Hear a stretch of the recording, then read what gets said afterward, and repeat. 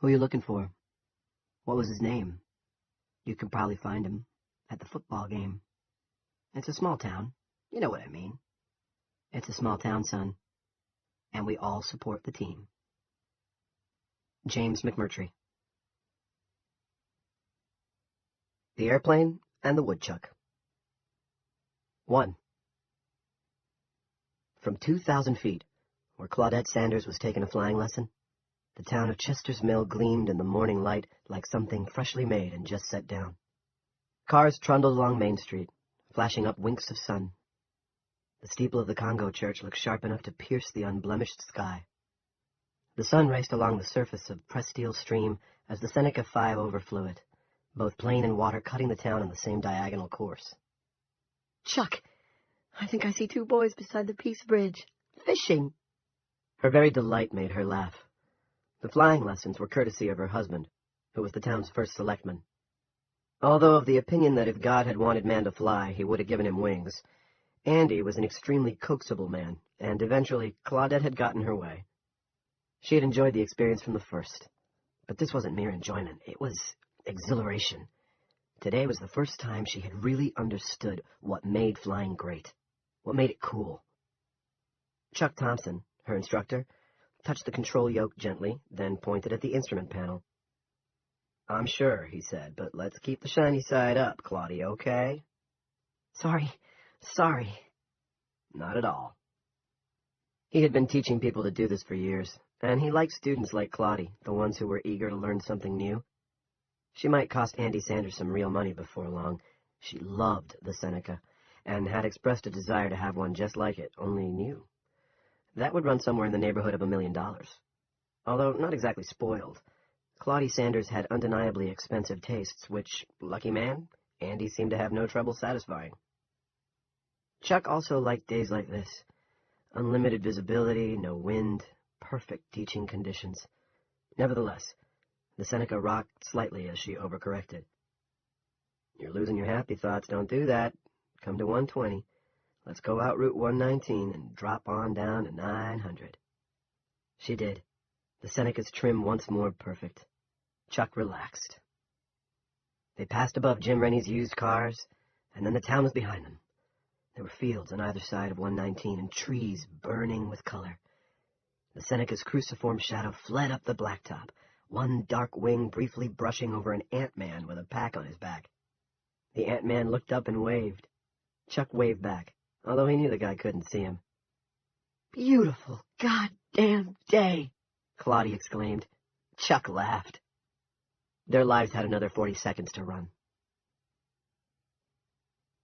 2. The Woodchuck came bumbling along the shoulder of Route 119, headed in the direction of Chester's Mill, although the town was still 1.5 miles away, and even Jim Rennie's used cars was only a series of twinkling sun flashes arranged in rows at the place where the highway curved to the left. The Chuck planned, so far as a woodchuck can be said to plan anything, to head back into the woods long before he got that far. But for now, the shoulder was fine. He'd come farther from his burrow than he meant to, but the sun had been warm on his back, and the smells were crisp in his nose, forming rudimentary images, not quite pictures, in his brain. He stopped and rose on his back paws for an instant. His eyes weren't as good as they used to be, but good enough to make out a human up there, walking in his direction on the other shoulder. The Chuck decided he'd go a little farther anyway. Humans sometimes left behind good things to eat. He was an old fellow, and a fat fellow. He had raided many garbage cans in his time, and knew the way to the Chester's Mill landfill as well as he knew the 3 tunnels of his own burrow. Always good things to eat at the landfill. He waddled a complacent old fellow's waddle, watching the human walking on the other side of the road. The man stopped. The Chuck realized he had been spotted. To his right, and just ahead, was a fallen birch. He would hide under there, wait for the man to go by, then investigate for any tasty... The Chuck got that far in his thoughts, and another 3 waddling steps, although he had been cut in 2. Then he fell apart on the edge of the road. Blood squirted and pumped. Guts tumbled into the dirt. His rear legs kicked rapidly, twice, then stopped. His last thought before the darkness that comes to us all, Chucks and humans alike. What happened? 3. All the needles on the control panel dropped dead. What the hell? Claudie Sanders said. She turned to Chuck. Her eyes were wide, but there was no panic in them, only bewilderment. There was no time for panic. Chuck never saw the control panel. He saw the Seneca's nose crumple toward him. Then he saw both propellers disintegrate. There was no time to see more. No time for anything. The Seneca exploded over Route 119 and rained fire on the countryside. It also rained body parts. A smoking forearm, Claudette's, landed with a thump beside the neatly divided woodchuck. It was October 21st. Barbie. 1.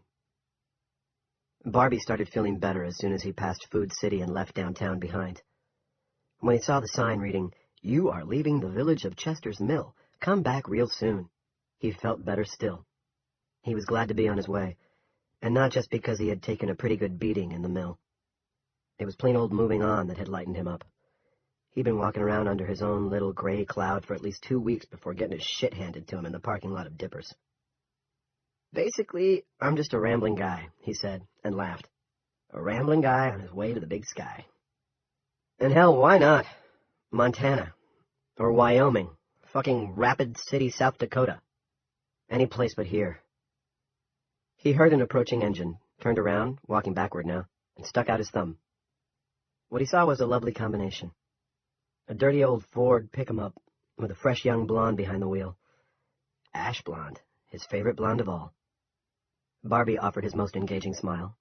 The girl driving the pick-em-up responded with one of her own, and oh my lord, if she was a tick-tock over 19, he'd eat his last paycheck from Sweetbriar Rose.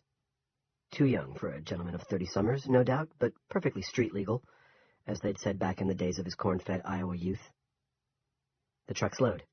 He started toward it, and then it sped up again. She gave him one more brief look as she went past. The smile was still on her face, but it had turned regretful. "I had a brain cramp there for a minute," the smile said, "but now sanity has reasserted itself." And Barbie thought he recognized her a little, although it was impossible to say with certainty. Sunday mornings in Sweetbriar were always a madhouse. But he thought he'd seen her with an older man, probably her dad, both of them with their faces mostly buried in sections of the Sunday Times. If he could have spoken to her as she rolled past, Barbie would have said, "If you trusted me to cook your sausage and eggs, surely you can trust me for a few miles in the shotgun seat." But, of course, he didn't get the chance. So he simply raised his hand in a little no-offense-taken salute. The truck's taillights flickered, as if she were reconsidering. Then they went out, and the truck sped up. During the following days, as things in the mill started going from bad to worse, he would replay this little moment in the warm October sun again and again. It was that second reconsidering flicker of the taillights he thought of, as if she had recognized him, after all. "That's the cook from Sweetbriar Rose, I'm almost sure. Maybe I ought to—" But maybe was a gulf better men than him had fallen into. If she had reconsidered, everything in his life thereafter would have changed, because she must have made it out. He never saw the fresh-faced blonde or the dirty old Ford F-150 again. She must have crossed over the Chester's Mill town line minutes, or even seconds, before the border slammed shut. If he'd been with her, he would have been out, and safe. Unless, of course, he'd think later, when sleep wouldn't come, the stop to pick me up was just long enough to be too long. In that case, I probably still wouldn't be here, and neither would she, because the speed limit out that way on 119 is 50 miles an hour, and at 50 miles an hour, at this point, he would always think of the plane. 2. The plane flew over him just after he passed Jim Rennie's used cars, a place for which Barbie had no love. Not that he'd bought a lemon there. He hadn't owned a car in over a year, had sold the last one in Punta Gorda, Florida. It was just that Jim Rennie Jr. had been one of the fellows that night in Dipper's parking lot. A frat boy with something to prove, and what he could not prove alone he would prove as part of a group. That was the way the Jim Juniors of the world did business, in Barbie's experience. But it was behind him now. Jim Rennie's, Jim Jr., Sweetbriar Rose, fried clams our specialty, always whole, never strips. Angie McCain, Andy Sanders, the whole deal, including Dippers. Beatings administered in the parking lot, our specialty, all behind him. And ahead of him, why, the gates of America. Goodbye, small-town Maine, hello, big sky.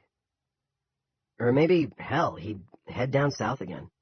No matter how beautiful this particular day, winter was lurking a page or two over on the calendar. The South might be good.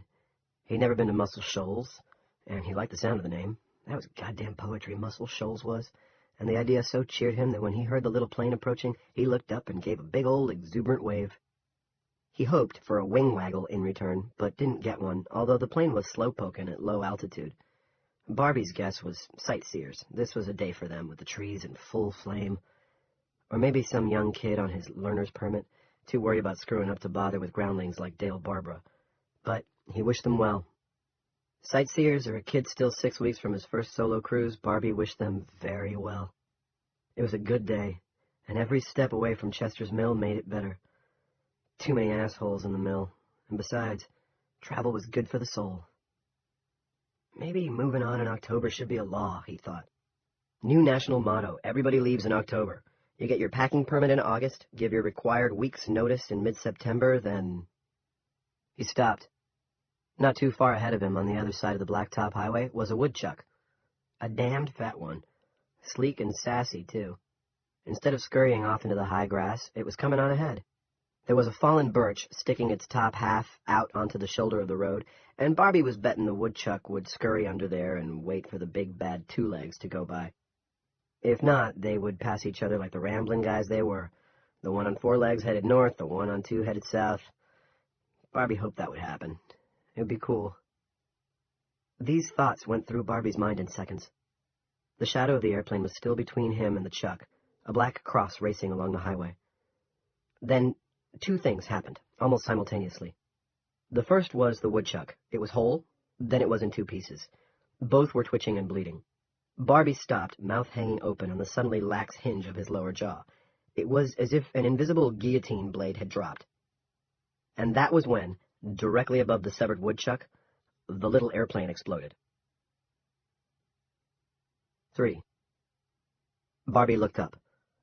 Falling from the sky was a squashed, bizarro world version of the pretty little airplane that had passed over him seconds before.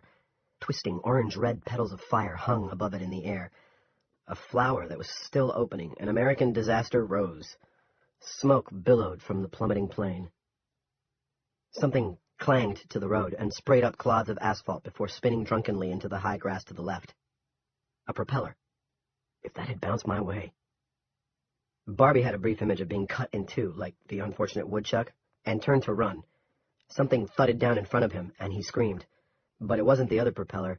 It was a man's leg dressed in denim. He could see no blood, but the side seam had been blown wide open, revealing white flesh and wiry black hair. There was no foot attached. Barbie ran in what felt like slow motion. He saw one of his own feet, clad in an old scuffed work boot, stride out and clop down. Then it disappeared behind him as his other foot strode out, all slow, slow, like watching the baseball replay of a guy trying to steal second. There was a tremendous hollow clang from behind him, followed by the boom of a secondary explosion, followed by a blast of heat that struck him from heels to nape. It shoved him on his way like a warm hand. Then all thoughts blew away, and there was nothing but the body's brute need to survive. Dale Barbara ran for his life. 4. 100 yards or so down the road, the big warm hand became a ghost hand. Although the smell of burning gas, plus a sweeter stench that had to be a mixture of melting plastic and roasting flesh, was strong, carried to him on a light breeze. Barbie ran another 60 yards, then stopped and turned around. He was panting. He didn't think it was the running. He didn't smoke, and he was in good shape. Well, fair. His ribs on the right side still hurt from the beating in Dipper's parking lot. He thought it was terror and dismay.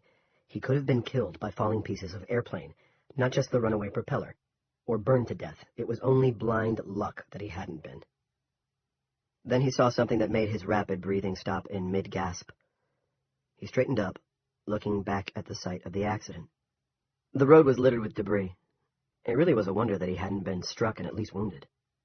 A twisted wing lay on the right. The other wing was poking out of the uncut timothy grass on the left, not far from where the runaway propeller had come to rest. In addition to the blue jeans-clad leg, He could see a severed hand and arm. The hand seemed to be pointing at a head, as if to say, "That's mine." A woman's head, judging from the hair. The power lines running beside the highway had been severed. They lay crackling and twisting on the shoulder. Beyond the head and arm was the twisted tube of the airplane's fuselage. Barbie could read NJ3. If there was more, it was torn away. But none of this was what had caught his eye and stopped his breath. The disaster rose was gone now, but there was still fire in the sky. Burning fuel, certainly, but it was running down the air in a thin sheet. Beyond it, and through it, Barbie could see the main countryside, still peaceful, not yet reacting, but in motion nevertheless, shimmering like the air over an incinerator or a burning barrel. It was as if someone had splashed gasoline over a pane of glass and then set it alight. Almost hypnotized, that was what it felt like anyway, Barbie started walking back toward the scene of the crash. 5. His first impulse was to cover the body parts, but there were too many. Now he could see another leg, this one in green slacks, and a female torso caught in a clump of juniper. He could pull off his shirt and drape it over the woman's head, but after that, well, there were 2 extra shirts in his backpack. Here came a car from the direction of Maughton, the next town to the south, one of the smaller SUVs, and moving fast. Someone had either heard the crash or seen the flash. Help. Thank God for help. Straddling the white line and standing well clear of the fire that was still running down from the sky in that weird water on a window pane way, Barbie waved his arms over his head, crossing them in big X's.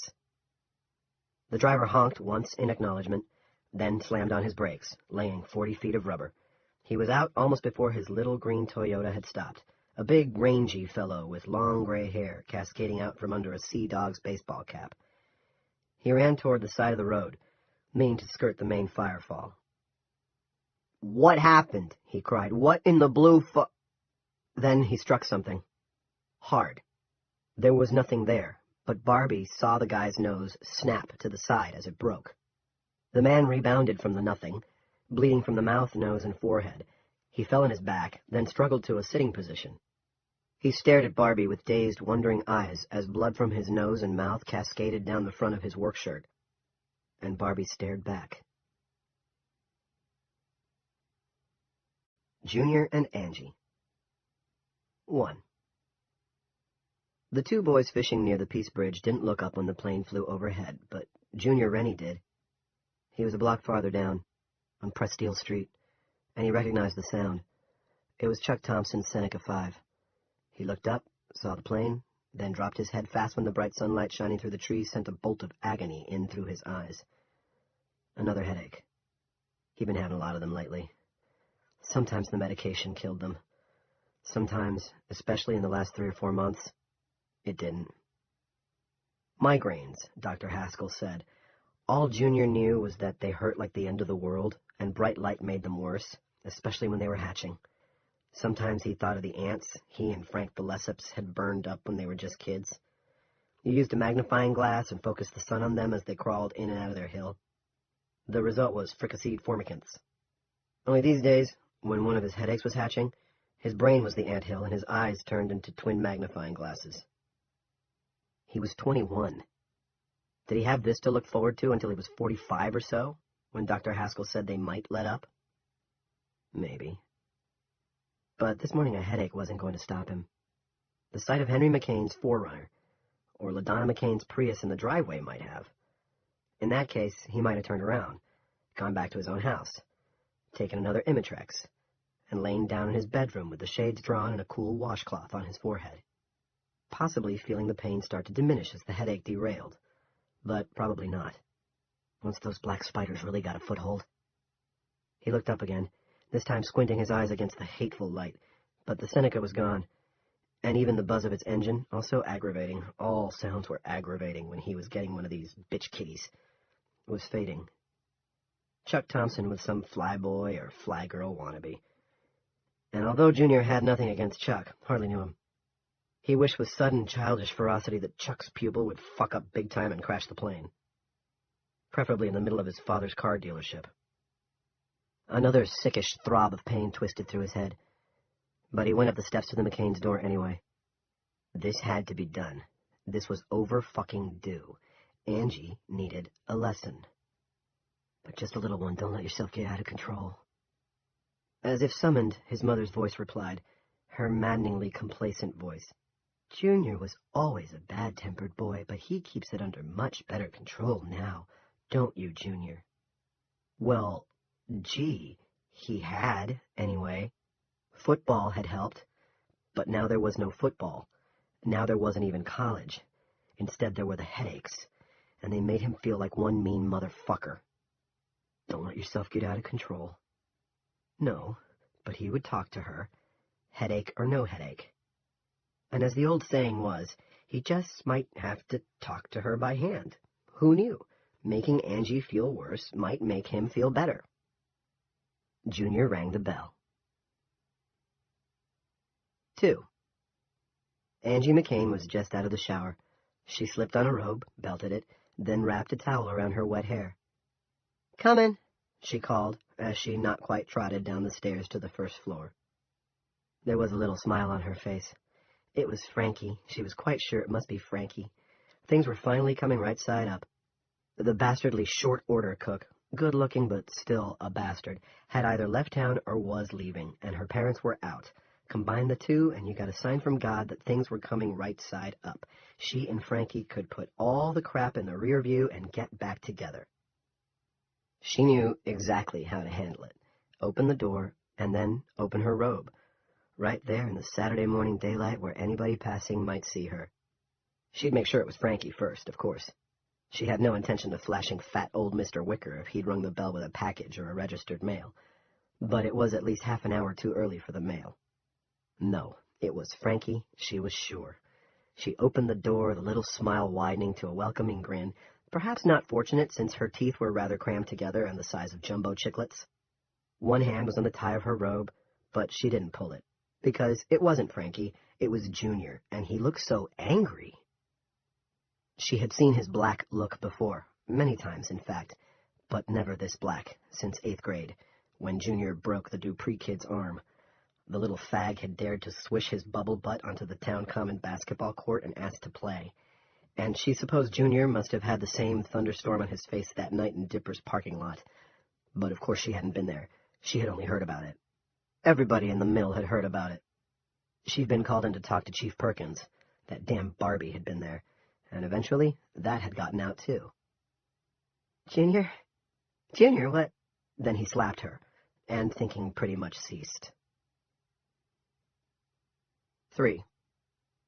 He didn't get much into that first one, because he was still in the doorway and there wasn't much room to swing. He could only draw his arm back to half cock.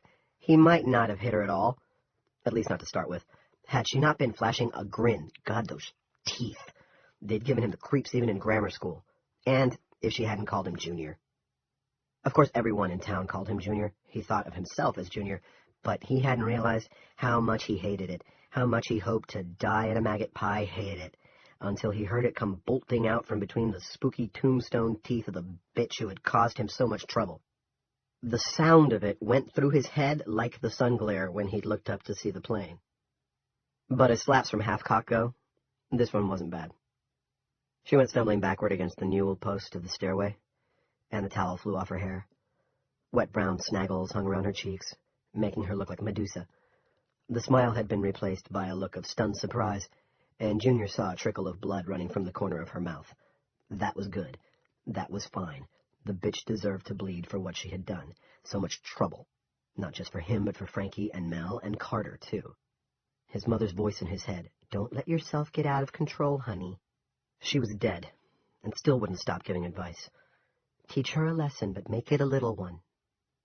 And he really might have managed to do that, but then her robe came open and she was naked underneath it. He could see the dark patch of hair over her breeding farm, her goddamn itchy breeding farm that was all the fucking trouble.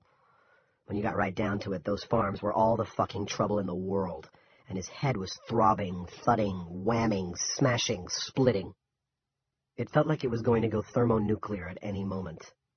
A perfect little mushroom cloud would shoot out of each ear just before everything exploded above the neck, and Junior Rennie, Who didn't know he had a brain tumor? Wheezy old Dr. Haskell had never even considered the possibility, not in an otherwise healthy young man, hardly out of his teens. Went crazy. It wasn't a lucky morning for Claudette Sanders or Chuck Thompson. In point of fact, it wasn't a lucky morning for anyone in Chester's Mill. But few were as unlucky as the ex-girlfriend of Frank de Lesseps. 4. She did have two more semi-coherent thoughts as she leaned against the newel post and looked at his bulging eyes and the way he was biting his tongue. Biting it so hard his teeth sunk into it. He's crazy. I have to call the police before he really hurts me. She turned to run down the front hall to the kitchen, where she would pull the handset off the wall phone, punch 911, and then just start screaming. She got 2 steps, then stumbled on the towel she'd wrapped around her hair. She regained her balance quickly. She had been a cheerleader in high school, and those skills hadn't left her. But it was still too late. Her head snapped back, and her feet flew out in front of her. He had grabbed her by her hair. He yanked her against his body. He was baking, as if with a high fever. She could feel his heartbeat, quick, running away with itself. "You lying bitch!" he screamed directly into her ear. It sent a spike of pain deep into her head. She screamed herself, but the sound seemed faint and inconsequential compared to his. Then his arms were wrapped around her waist, and she was being propelled down the hall at a manic speed, nothing but her toes touching the carpet. Something went through her mind about being the hood ornament on a runaway car, and then they were in the kitchen, which was filled with brilliant sunshine. Junior screamed again, this time not with rage, but pain. 5. The light was killing him. It was frying his howling brains, but he didn't let it stop him. Too late for that now. He ran her straight into the formica-topped kitchen table without slowing. It struck her in the stomach, then slid and slammed into the wall. The sugar bowl and the salt and pepper went flying. Her breath escaped her in a big woofing sound. Holding her around the waist with one hand and by the wet snaggles of her hair with the other, Junior whirled her and threw her against the cold spot. She struck it with a bang that knocked off most of the fridge magnets. Her face was dazed and paper pale. Now she was bleeding from her nose as well as her lower lip. The blood was brilliant against her white skin. He saw her eyes shift toward the butcher block filled with knives on the counter, and when she tried to rise, he brought his knee into the center of her face, hard. There was a muffled crunching sound, as if someone had dropped a big piece of china, a platter, maybe, in another room. It's what I should have done to Dale Barbara, he thought, and stepped back with the heels of his palms pressed against his throbbing temples. Tears from his watering eyes spilled down his cheeks. He had bitten his tongue badly. Blood was streaming down his chin and pattering on the floor, but Junior wasn't aware of it. The pain in his head was too intense.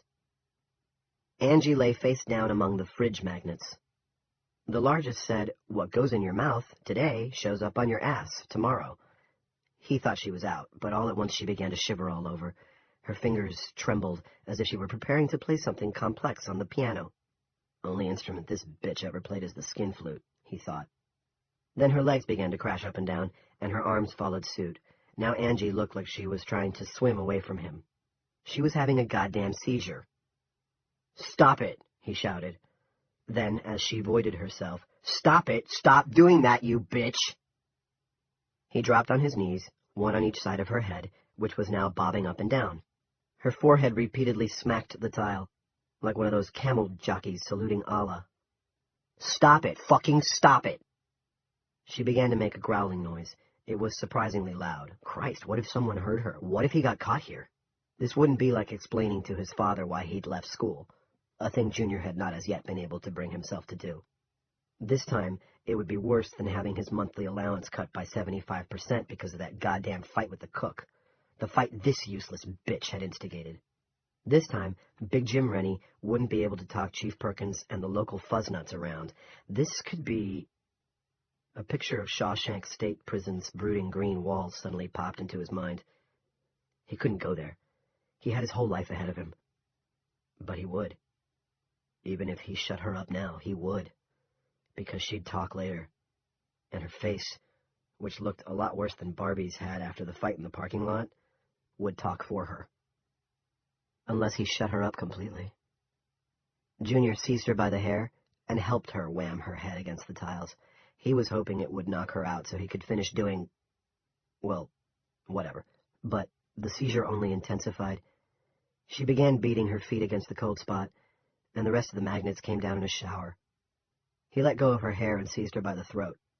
Said, "I'm sorry, Ange, it wasn't supposed to happen like this." But he wasn't sorry. He was only scared and in pain, and convinced that her struggles in this horribly bright kitchen would never end.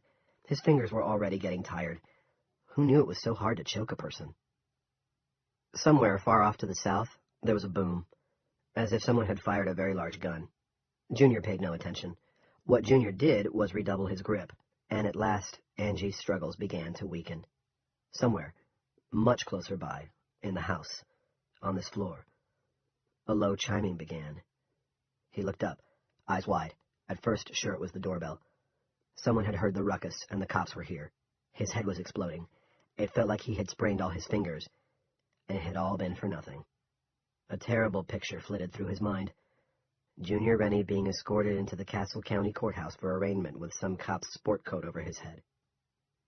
Then he recognized the sound. It was the same chiming his own computer made when the electricity went out, and it had to switch over to battery power. Bing, bing, bing. Room service. Send me up a room, he thought, and went on choking. She was still now, but he kept at it for another minute with his head turned to one side, trying to avoid the smell of her shit. How like her to leave such a nasty going-away present. How like them all. Women and their breeding farms. Nothing but anthills covered with hair. And they said men were the problem. 6. He was standing over her bloody, beshitted, and undoubtedly dead body, wondering what to do next, when there was another distant boom from the south. Not a gun. Much too big. An explosion. Maybe Chuck Thompson's fancy little airplane had crashed after all. It wasn't impossible. On a day when you set out just to shout at someone, read them the riot act a little, no more than that, and she ended up making you kill her, anything was possible. A police siren started yowling. Junior was sure it was for him. Someone had looked in the window and seen him choking her. It galvanized him into action. He started down the hall to the front door, got as far as the towel he'd knocked off her hair with that first slap, then stopped. They'd come that way. That was just the way they'd come. Pull up out front, those bright new LED flashers sending arrows of pain into the squalling meat of his poor brain. He turned around and ran back to the kitchen. He looked down before stepping over Angie's body. He couldn't help it. In first grade, he and Frank had sometimes pulled her braids, and she would stick her tongue out at them and cross her eyes. Now her eyes bulged from their sockets like ancient marbles, and her mouth was full of blood. Did I do that? Did I really? Yes, he had. And even that single fleeting look was enough to explain why. Her fucking teeth. Those humongous choppers. A second siren joined the first, then a third, but they were going away. Thank Christ, they were going away. They were heading south down Main Street, toward those booming sounds.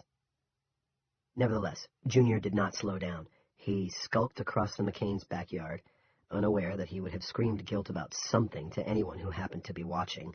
No one was. Beyond LaDonna's tomato plants was a high board fence and a gate. There was a padlock, but it was hanging open on the hasp. In his years of growing up and sometimes hanging out here, Junior had never seen it closed. He opened the gate.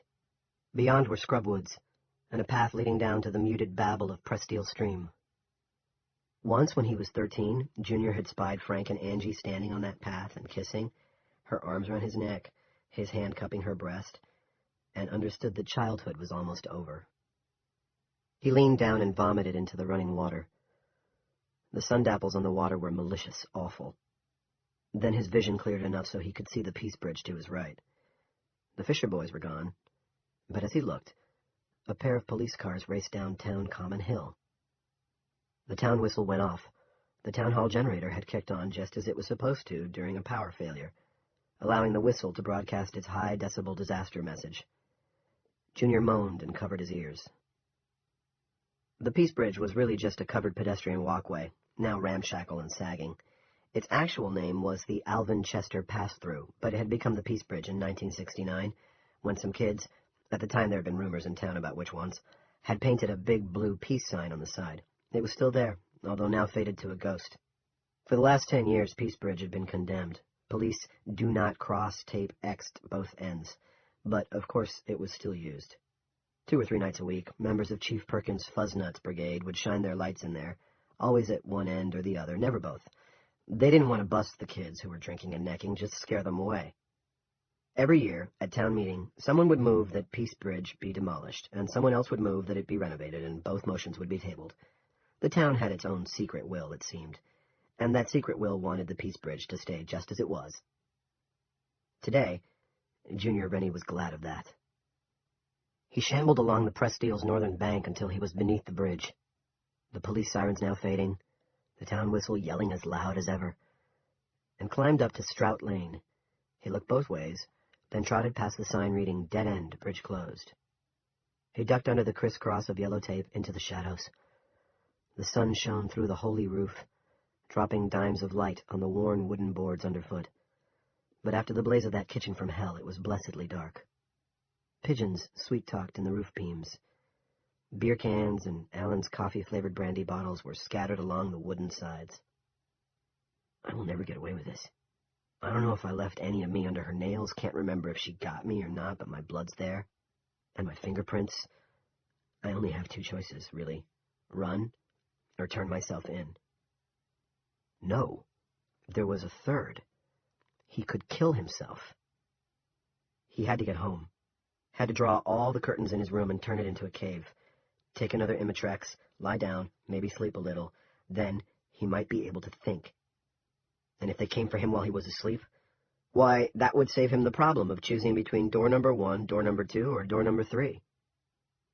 Junior crossed the town common, when someone, some old guy he only vaguely recognized, grabbed his arm and said, "What happened, Junior? What's going on?"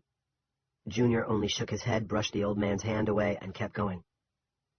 Behind him, the town whistle whooped like the end of the world. Highways and Byways. 1. There was a weekly newspaper in Chester's Mill called The Democrat, which was misinformation, since ownership and management, both hats worn by the formidable Julia Shumway, was Republican to the core. The masthead looked like this: The Chester's Mill Democrat, established 1890, serving the little town that looks like a boot. But the motto was misinformation, too. Chester's Mill didn't look like a boot. It looked like a kid's athletic sock, so filthy it was able to stand up on its own. Although touched by the much larger and more prosperous Castle Rock to the southwest, the heel of the sock, the mill was actually surrounded by 4 towns larger in area but smaller in population. Motton to the south and southeast, Harlow to the east and northeast, the unincorporated TR-90 to the north, and Tarker's Mills to the west. Chester's and Tarker's were sometimes known as the Twin Mills, and between them, in the days when central and western Maine textile mills were running full bore, had turned Presteel Stream into a polluted and fishless sump that changed color almost daily and according to location. In those days, you could start out by canoe in Tarker's running on green water, and be on bright yellow by the time you crossed out of Chester's Mill and into Motton. Plus, if your canoe was made of wood, the paint might be gone below the waterline. But the last of those profitable pollution factories had closed in 1979. The weird colors had left the Presteel, and the fish had returned, although whether or not they were fit for human consumption remained a matter of debate. The Democrat voted aye. The town's population was seasonal. Between Memorial Day and Labor Day, it was close to 15,000. The rest of the year, it was just a tad over or under 2, depending on the balance of births and deaths at Catherine Russell, which was considered to be the best hospital north of Lewiston. If you asked the summer people how many roads led in and out of the mill, most would say there were 2, Route 117, which led to Norway, South Paris, and Route 119, which went through downtown Castle Rock on its way to Lewiston. Residents of 10 years or so could have named at least 8 more, all 2-lane blacktop, from the Black Ridge and deep-cut roads that went into Harlow to the Pretty Valley Road, yes, just as pretty as its name, that wound north into TR-90. Residents of 30 years or more, if given time to mull it over, perhaps in the back room of Brownie's store where there was still a wood stove, could have named another dozen, with names both sacred, God Creek Road, and profane, Little Bitch Road, noted on local survey maps with nothing but a number. The oldest resident of Chester's Mill, on what came to be known as Dome Day, was Clayton Brassey. He was also the oldest resident of Castle County, and thus holder of the Boston Post cane. Unfortunately, he no longer knew what a Boston Post cane was, or even precisely who he was. He sometimes mistook his great-great-granddaughter, Nell, for his wife, who was 40 years dead, and the Democrat had stopped doing its yearly oldest resident interview with him 3 years previous.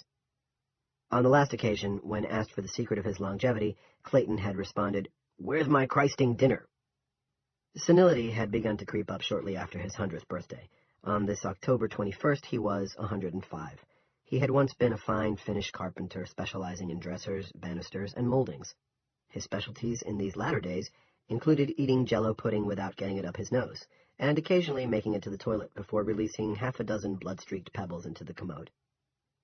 But in his prime, around the age of 85, say, he could have named almost all the roads leading in and out of Chester's Mill, and the total would have been 34. Most were dirt, many were forgotten, and almost all of the forgotten ones wound through deep tangles of second-growth forest owned by Diamond Match, Continental Paper Company, and American Timber. And shortly before noon on Dome Day, every one of them snapped closed. 2. On most of these roads, there was nothing so spectacular as the explosion of the Seneca 5 and the ensuing pulp truck disaster. But there was trouble. Of course there was. If the equivalent of an invisible stone wall suddenly goes up around an entire town, there is bound to be trouble. At the same exact moment the woodchuck fell in 2 pieces, a scarecrow did the same in Eddie Chalmers's pumpkin field, not far from Pretty Valley Road. The scarecrow stood directly on the town line dividing the mill from TR-90. Its divided stance had always amused Eddie, who called his bird frightener the Scarecrow Without a Country. Mr. Swack for short. Half of Mr. Swack fell in the mill. The other half fell on the TR, as the locals would have put it. Seconds later, a flight of crows bound for Eddie's pumpkins. The crows had never been afraid of Mr. Swack. Struck something where nothing had ever been before. Most broke their necks and fell in black clumps on Pretty Valley Road and the fields on both sides. Birds everywhere, on both sides of the dome, crashed and fell dead. Their bodies would be one of the ways the new barrier was eventually delineated. On God Creek Road, Bob Rue had been digging potatoes. He came in for lunch, more commonly known as dinner in those parts, sitting astride his old Deere tractor and listening to his brand-new iPod, a gift from his wife on what would prove to be his final birthday. His house was only half a mile from the field he'd been digging, but unfortunately for him, the field was in Motton, and the house was in Chester's Mill. He struck the barrier at 15 miles an hour while listening to James Blunt sing "You're Beautiful." He had the loosest of grips on the tractor's steering wheel because he could see the road all the way to his house, and there was nothing on it. So, when his tractor came to a smash halt, the potato digger rising up behind and then crashing back down, Bob was flung forward over the engine block and directly into the dome. His iPod exploded in the wide front pocket of his bib overalls, but he never felt it. He broke his neck and fractured his skull on the nothing he collided with, and died in the dirt shortly thereafter, by one tall wheel of his tractor, which was still idling. Nothing, runs like a deer. 3. At no point did the Motton Road actually run through Motton. It ran just inside the Chester's Mill town line. Here were new residential homes, in an area that had been called East Chester since 1975 or so. The owners were 30 and 40-somethings who commuted to Lewiston, Auburn, where they worked for good wages, mostly in white-collar jobs. All of these homes were in the mill, but many of their backyards were in Motton. This was the case with Jack and Myra Evans' home at 379 Motton Road. Myra had a vegetable garden behind their house, and although most of the goodies had been harvested, there were still a few fat Blue Hubbard squashes beyond the remaining and badly rotted pumpkins. She was reaching for one of these when the dome came down, and although her knees were in Chester's Mill, she happened to be reaching for a Blue Hubbard that was growing a foot or so across the Motton line. She didn't cry out because there was no pain. Not at first. It was too quick and sharp and clean for that. Jack Evans was in the kitchen, whipping eggs for a noontime frittata. LCD sound system was playing, North American Scum, and Jack was singing along when a small voice spoke his name from behind him.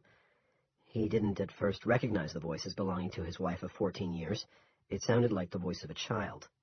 But when he turned, he saw it was indeed Myra. She was standing inside the doorway, holding her right arm across her middle. She had tracked mud onto the floor, which was very unlike her. Usually she took her garden shoes off on the stoop. Her left hand, clad in a filthy gardening glove, was cradling her right hand, and red stuff was running through the muddy fingers. At first he thought cranberry juice, but only for a second. It was blood. Jack dropped the bowl he'd been holding. It shattered on the floor. Myra said his name again in that same tiny, trembling child voice. "What happened, Myra? What happened to you?" "I had an accident," she said, and showed him her right hand. Only there was no muddy right gardening glove to match the left one, and no right hand. Only a spouting stump. She gave him a weak smile and said, "Whoops."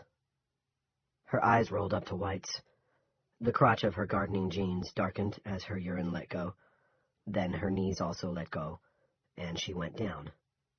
The blood gushing from her raw wrist, an anatomy lesson cutaway, mixed with the eggy batter splattered across the floor. When Jack dropped to his knees beside her, a shard from the bowl jabbed deep into his knee. He hardly noticed, although he would limp on that leg for the rest of his life. He seized her arm and squeezed.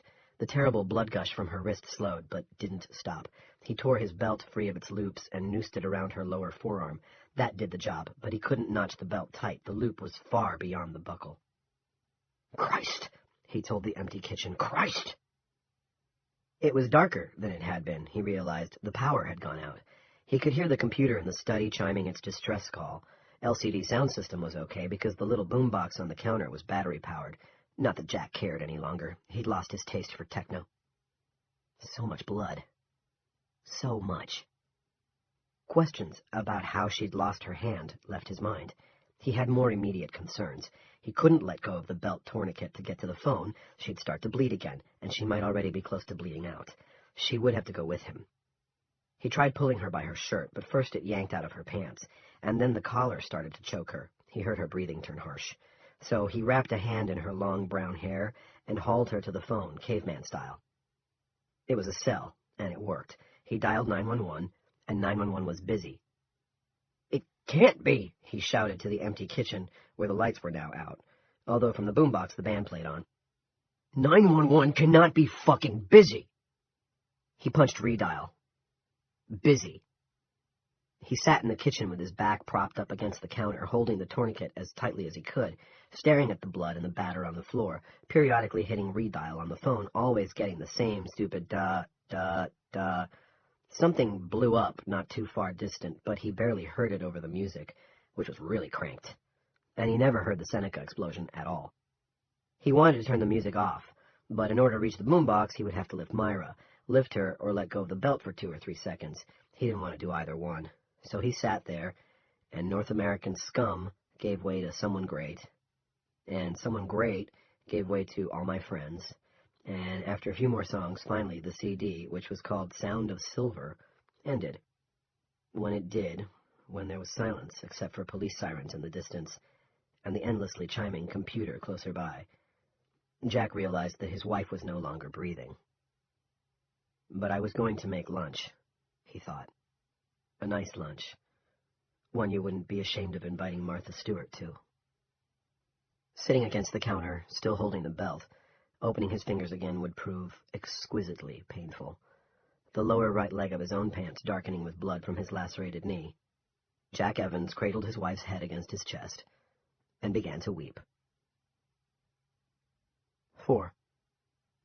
Not too far away, on an abandoned woods road not even old Clay Brassey would have remembered, a deer was foraging tender shoots at the edge of Presteel Marsh. Her neck happened to be stretched across the Motton town line, and when the dome dropped, her head tumbled off. It was severed so neatly that the deed might have been done with a guillotine blade. 5. We have toured the sock shape that is Chester's Mill and arrived back at Route 119.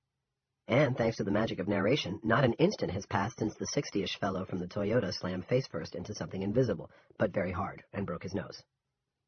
He's sitting up and staring at Dale Barbara in utter bewilderment.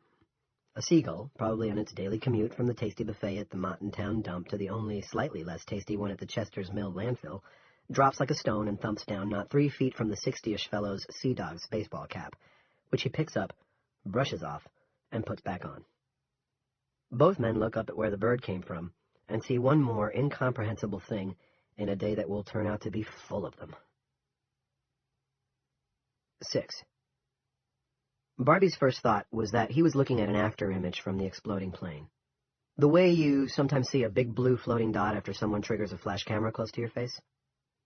Only this wasn't a dot, it wasn't blue, and instead of floating along when he looked in a different direction, in this case at his new acquaintance, the smudge hanging in the air stayed exactly where it was. Sea Dogs was looking up and rubbing his eyes. He seemed to have forgotten about his broken nose, swelling lips, and bleeding forehead. He got to his feet, almost losing his balance because he was craning his neck so severely. "What's that?" he said. "What the hell is that, mister?" A big black smear, candle flame-shaped, if you really used your imagination, discolored the blue sky. "Is it a cloud?" Sea Dogs asked. His doubtful tone suggested he already knew it wasn't. Barbie said, "I think..." He really didn't want to hear himself say this. "I think it's where the plane hit." "Say what?" Sea Dogs asked, but before Barbie could reply, a good-sized grackle swooped 50 feet overhead. It struck nothing they could see at any rate, and dropped not far from the gull. Sea Dogs said, "Did you see that?"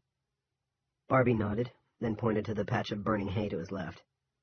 It, and the 2 or 3 patches on the right side of the road, were sending up thick columns of black smoke to join the smoke rising from the pieces of the dismembered Seneca. But the fire wasn't going far. There had been heavy rain the day before, and the hay was still damp. Lucky thing, or there would have been grass fires racing away in both directions. "Do you see that?" Barbie asked Sea Dogs. "I'll be dipped in shit," Sea Dogs said after taking a good long look. The fire had burned a patch of ground about 60 feet square, moving forward until it was almost opposite the place where Barbie and Sea Dogs were facing one another, and there it spread, west to the edge of the highway, east into some small dairy farmers' 4 acres of grazeland, not raggedly, not the way grass fires normally advance, with the fire a bit ahead in one place and falling a little behind somewhere else, but as if on a straight edge. Another gull came flying toward them, this one bound for Mott rather than the mill. "Look out," Sea Dog said. "Where that bird?" "Maybe it'll be okay," Barbie said, looking up and shading his eyes. "Maybe whatever it is only stops them if they're coming from the south." "Judging by yonder busted plane, I doubt that," Sea Dog said. He spoke in the musing tones of a man who is deeply perplexed. The outbound gull struck the barrier and fell directly into the largest chunk of the burning plane. "Stops them both ways," Sea Dog said.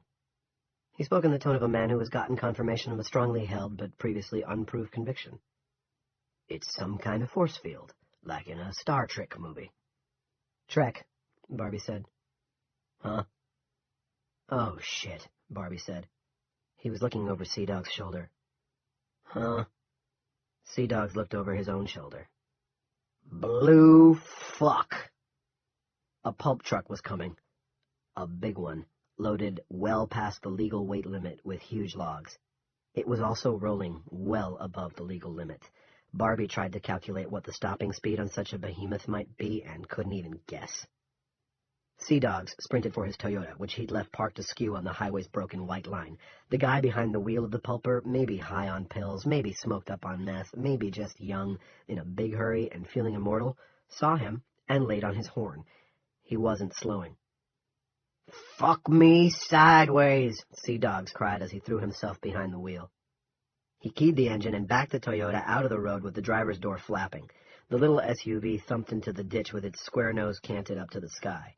Sea Dogs was out the next moment. He stumbled, landed on one knee, and then took off running into the field.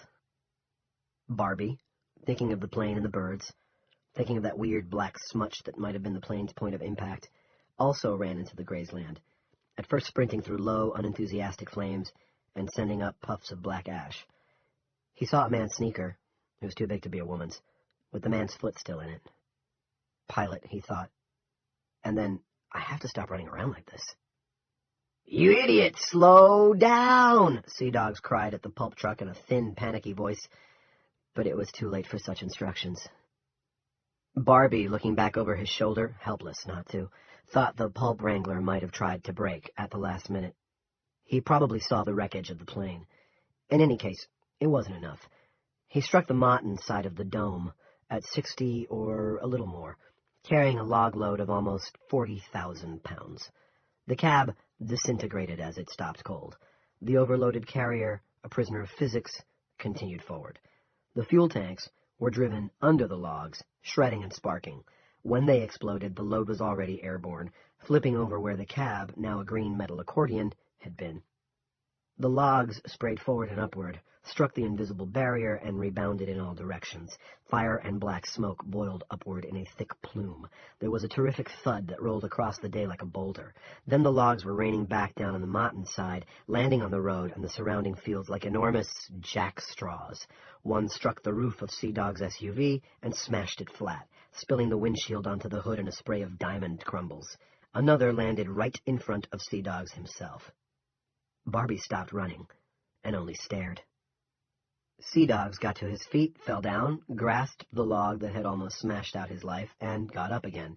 He stood swaying and wild-eyed. Barbie started toward him, and after 12 steps ran into something that felt like a brick wall. He staggered backward and felt warmth cascade from his nose and over his lips. He wiped away a palm load of blood, looked at it unbelievingly, and then smeared it on his shirt. Now cars were coming from both directions, Martin and Chester's Mill. 3 running figures, as yet still small, were cutting across the grazeland from a farmhouse at the other end. Several of the cars were honking their horns, as if that would somehow solve all problems. The first car to arrive on the Martin side pulled over to the shoulder well back from the burning truck. 2 women got out and gawked at the column of smoke and fire, shading their eyes. 7. "Fuck," Sea-Dog said. He spoke in a small, breathless voice. He approached Barbie through the field, cutting a prudent east-tending diagonal away from the blazing pyre. The trucker might have been overloaded and moving too fast, Barbie thought, but at least he was getting a Viking funeral. "Did you see where that one log landed? I was almost killed, squashed like a bug. Do you have a cell phone?" Barbie had to raise his voice to be heard over the furiously burning pulper. "In my truck," Sea-Dog said. "I'll try for it if you want." "No, wait," Barbie said. He realized, with sudden relief, that all this could be a dream. The irrational kind, where riding your bicycle underwater or talking of your sex life in some language you never studied seems normal. The first person to arrive on his side of the barrier was a chubby guy driving an old GMC pickup. Barbie recognized him from Sweetbriar Rose. Ernie Calvert, the previous manager of Food City, now retired. Ernie was staring at the burning clutter on the road with wide eyes, but he had his cell phone in his hand and was ratchet-jawing into it. Barbie could hardly hear him over the roar of the burning pulp truck, but he made out, "Looks like a bad one," and figured Ernie was talking to the police, or the fire department. If it was the FD, Barbie hoped it was the one in Castle Rock. There were 2 engines in the tidy little Chester's Mill fire barn, but Barbie had an idea that if they showed up here, the most they'd be able to do was douse a grass fire that was going to putter out on its own before much longer. The burning pulp truck was close, but Barbie didn't think they'd be able to get to it. "It's a dream," he told himself. "If you keep telling yourself that, you'll be able to operate." The 2 women on the Martin side had been joined by half a dozen men, also shading their eyes. Cars were now parked on both shoulders. More people were getting out and joining the crowd. The same thing was happening on Barbie's side. It was as if a couple of dueling flea markets, both full of juicy bargains, had opened up out here, one on the Martin side of the town line, one on the Chester's Mill side. The trio from the farm arrived, a farmer and his teenage sons. The boys were running easily, the farmer red-faced and panting. "Holy shit," the older boy said, and his father whapped him backside of the head. The boy didn't seem to notice. His eyes were bugging. The younger boy reached out his hand, and when the older boy took it, the younger boy started to cry. "What happened?" "Here," the farmer asked Barbie, pausing to whoop in a big, deep breath between happened and here. Barbie ignored him. He advanced slowly towards Sea-Dogs with his right hand held out in a stop gesture. Without speaking, Sea-Dogs did the same. As Barbie approached the place where he knew the barrier to be, he had only to look at that peculiar straight edge of burnt ground. He slowed down, He had already whammed his face. He didn't want to do it again. Suddenly, he was swept by horripilation. The goosebumps swept up from his ankles all the way to the nape of his neck, where the hair stirred and tried to lift. His balls tingled like tuning forks, and for a moment there was a sour, metallic taste in his mouth. 5 feet away from him, 5 feet in closing, Sea Dog's already wide eyes widened some more. "Did you feel that?" "Yes," Barbie said, "but it's gone now. You?" "Gone," Sea Dogs agreed. Their outstretched hands did not quite meet, and Barbie again thought of a pane of glass.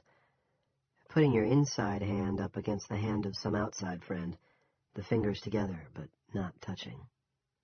He pulled his hand back.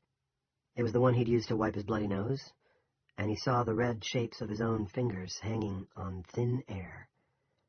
As he watched, the blood began to bead, just as it would on glass. "Holy God, what does it mean?" Sea Dogs whispered. Barbie had no answer. Before he could say anything, Ernie Calvert tapped him on the back. "I called the cops," he said. "They're coming, but no one answers at the fire department. I got a recording telling me to call Castle Rock." "Okay, do that," Barbie said. Then another bird dropped about 20 feet away, falling into the farmer's grazeland and disappearing. Seeing it brought a new idea into Barbie's mind, possibly sparked by the time he'd spent toting a gun on the other side of the world. "But first I think you better call the Air National Guard, up in Bangor." Ernie gaped at him. "The Guard?" "They're the only ones who can institute a no-fly zone over Chester's Mill," Barbie said. "And I think they better do it right away." A lot of dead birds. 1.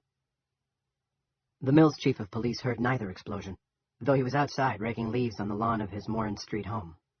The portable radio was sitting on the hood of his wife's Honda, playing sacred music on WCIK, call letter standing for Christ is King, and known by the town's younger denizens as Jesus Radio. Also, his hearing wasn't what it once had been. That 67 was anybody's. But he heard the first siren when it cut through the day. His ears were attuned to that sound just as a mother's are to the cries of her children. Howard Perkins even knew which car it was and who was driving. Only 3 and 4 still had the old warblers, but Johnny Trent had taken 3 over to Castle Rock with the FD, to that damn training exercise. A controlled burn, they called it, although what it really amounted to was grown men having fun. So it was car 4, one of their 2 remaining Dodges, and Henry Morrison would be driving. He stopped raking and stood, head cocked. The siren started to fade, and he started raking again. Brenda came out on the stoop.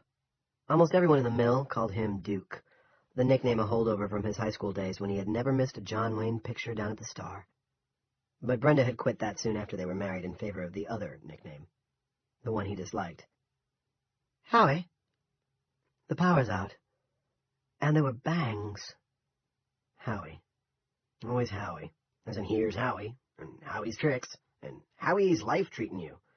They tried to be a Christian about it. Hell, he was a Christian about it, but sometimes he wondered if that nickname wasn't at least partially responsible for the little gadget he now carried around in his chest. "What?" She rolled her eyes, marched to the radio on the hood of her car, and pushed the power button, cutting off the Norman Luboff choir in the middle of What a Friend We Have in Jesus.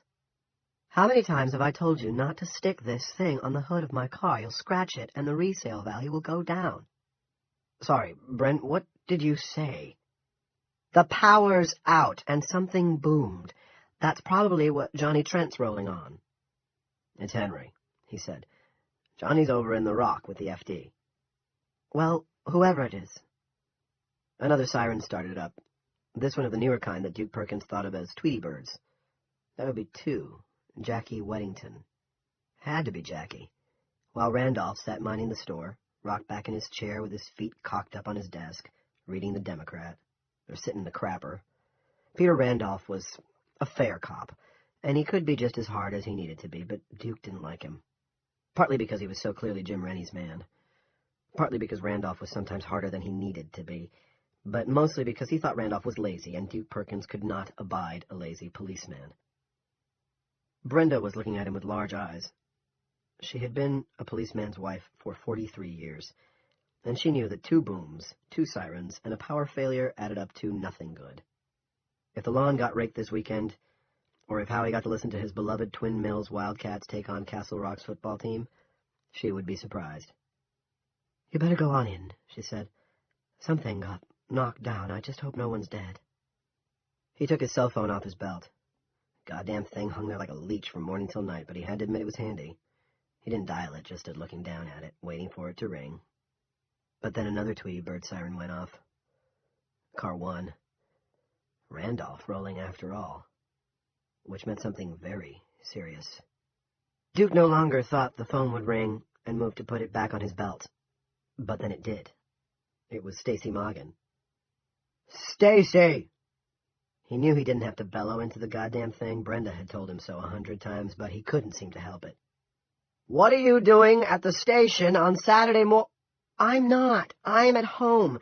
Peter called me and said to tell you it's out on 119 and it's bad. He said an airplane and a pulp truck collided." She sounded dubious. "I don't see how that can be, but..." A plane? Jesus, 5 minutes ago, or maybe a little longer. Well, he'd been raking leaves and singing along with How Great Thou Art. "Stacy, was it Chuck Thompson? I saw that new Piper of his flying over, pretty low." "I don't know, Chief. I've told you everything Peter told me." Brenda, no dummy, was already moving her car so he could back the forest green Chief's car down the driveway.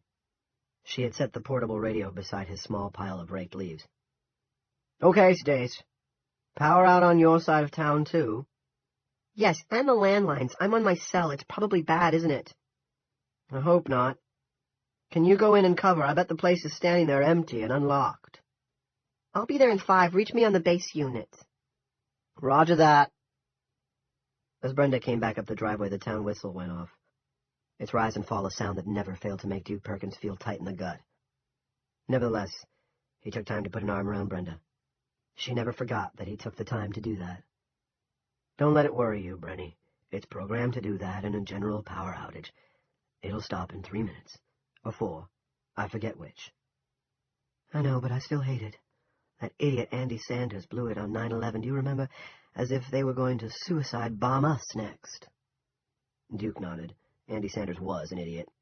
Unfortunately, he was also first selectman, the cheery Mortimer Snurd dummy that sat on big Jim Rennie's lap. "Honey, I have to go." "I know," but she followed him to the car. "What is it? Do you know yet?" "Stacy said a truck and an airplane collided out on 119. Brenda smiled tentatively.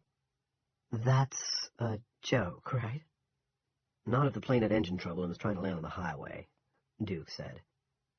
Her little smile faded and her fisted right hand came to rest just between her breasts. Body language he knew well.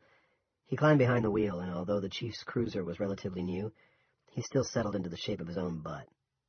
Duke Perkins was no lightweight. "On your day off," she cried. "Really, it's a shame. And when you could retire on a full P." "They'll just have to take me in my Saturday slops," he said, and grinned at her. It was work, that grin. This felt like it was going to be a long day. "Just as I am, Lord, just as I am. Stick me a sandwich or 2 in the fridge, will you?" "Just 1. You're getting too heavy. Even Dr. Haskell said so, and he never scolds anybody." "1, then." He put the shift in reverse, then put it back in park. He leaned out the window, and she realized he wanted a kiss. She gave him a good one, with the town whistle blowing across the crisp October air, and he caressed the side of her throat while their mouths were together, a thing that always gave her the shivers, and he hardly ever did anymore. His touch there in the sunshine. She never forgot that, either. As he rolled down the driveway, she called something after him. He caught part of it, but not all. He really was going to have to get his ears checked, let them fit him with a hearing aid if necessary, although that would probably be the final thing Randolph and Big Jim needed to kick him out on his aging ass. Duke braked and leaned out again. "Take care of my what?" "Your pacemaker," she practically screamed. Laughing, exasperated, still feeling his hand on her throat, stroking skin that had been smooth and firm, so it seemed to her, only yesterday. Or maybe it had been the day before, when they had listened to Casey and the Sunshine Band instead of Jesus Radio. "Oh, you bet," he called back, and drove away. The next time she saw him, he was dead. 2. Billy and Wanda DeBeck never heard the double boom because they were on Route 117 and because they were arguing. The fight had started simply enough, with Wanda observing it was a beautiful day, and Billy responding he had a headache and didn't know why they had to go to the Saturday flea market in Oxford Hills anyway. It would just be the usual pawed-over crap. Wanda said that he wouldn't have a headache if he hadn't sunk a dozen beers the night before. Billy asked her if she had counted the cans in the recycling bin. No matter how loaded he got, Billy did his drinking at home and always put the cans in the recycling bin. These things, along with his work as an electrician, were his pride. She said yes, she had. You bet she had, furthermore. They got as far as Patel's Market in Castle Rock, having progressed through, "You drink too much, Billy," and "You nag too much, Wanda," to "My mother told me not to marry you," and "Why do you have to be such a bitch?" This had become a fairly well-worn call-and response during the last 2 years of their 4-year marriage, but this morning Billy suddenly felt he had reached his limit. He swung into the market's wide, hot-top parking lot without signaling or slowing, and then back out onto 117 without a single glance into his rearview mirror, let alone over his shoulder. On the road behind him, Nora Robichaud honked. Her best friend Elsa Andrews tutted. The two women, both retired nurses, exchanged a glance, but not a single word. They had been friends too long for words to be necessary in such situations. Meanwhile, Wanda asked Billy where he thought he was going. Billy said back home to take a nap. She could go to the shit fair on her own. Wanda observed that he had almost hit those two old ladies. Said old ladies now dropping behind fast. Nora Robichaud felt that, lacking some damn good reason, speeds over 40 miles an hour were the devil's work. Billy observed that Wanda both looked and sounded like her mother. Wanda asked him to elucidate just what he meant by that. Billy said that both mother and daughter had fat asses and tongues that were hung in the middle and ran on both ends. Wanda told Billy he was hungover. Billy told Wanda she was ugly.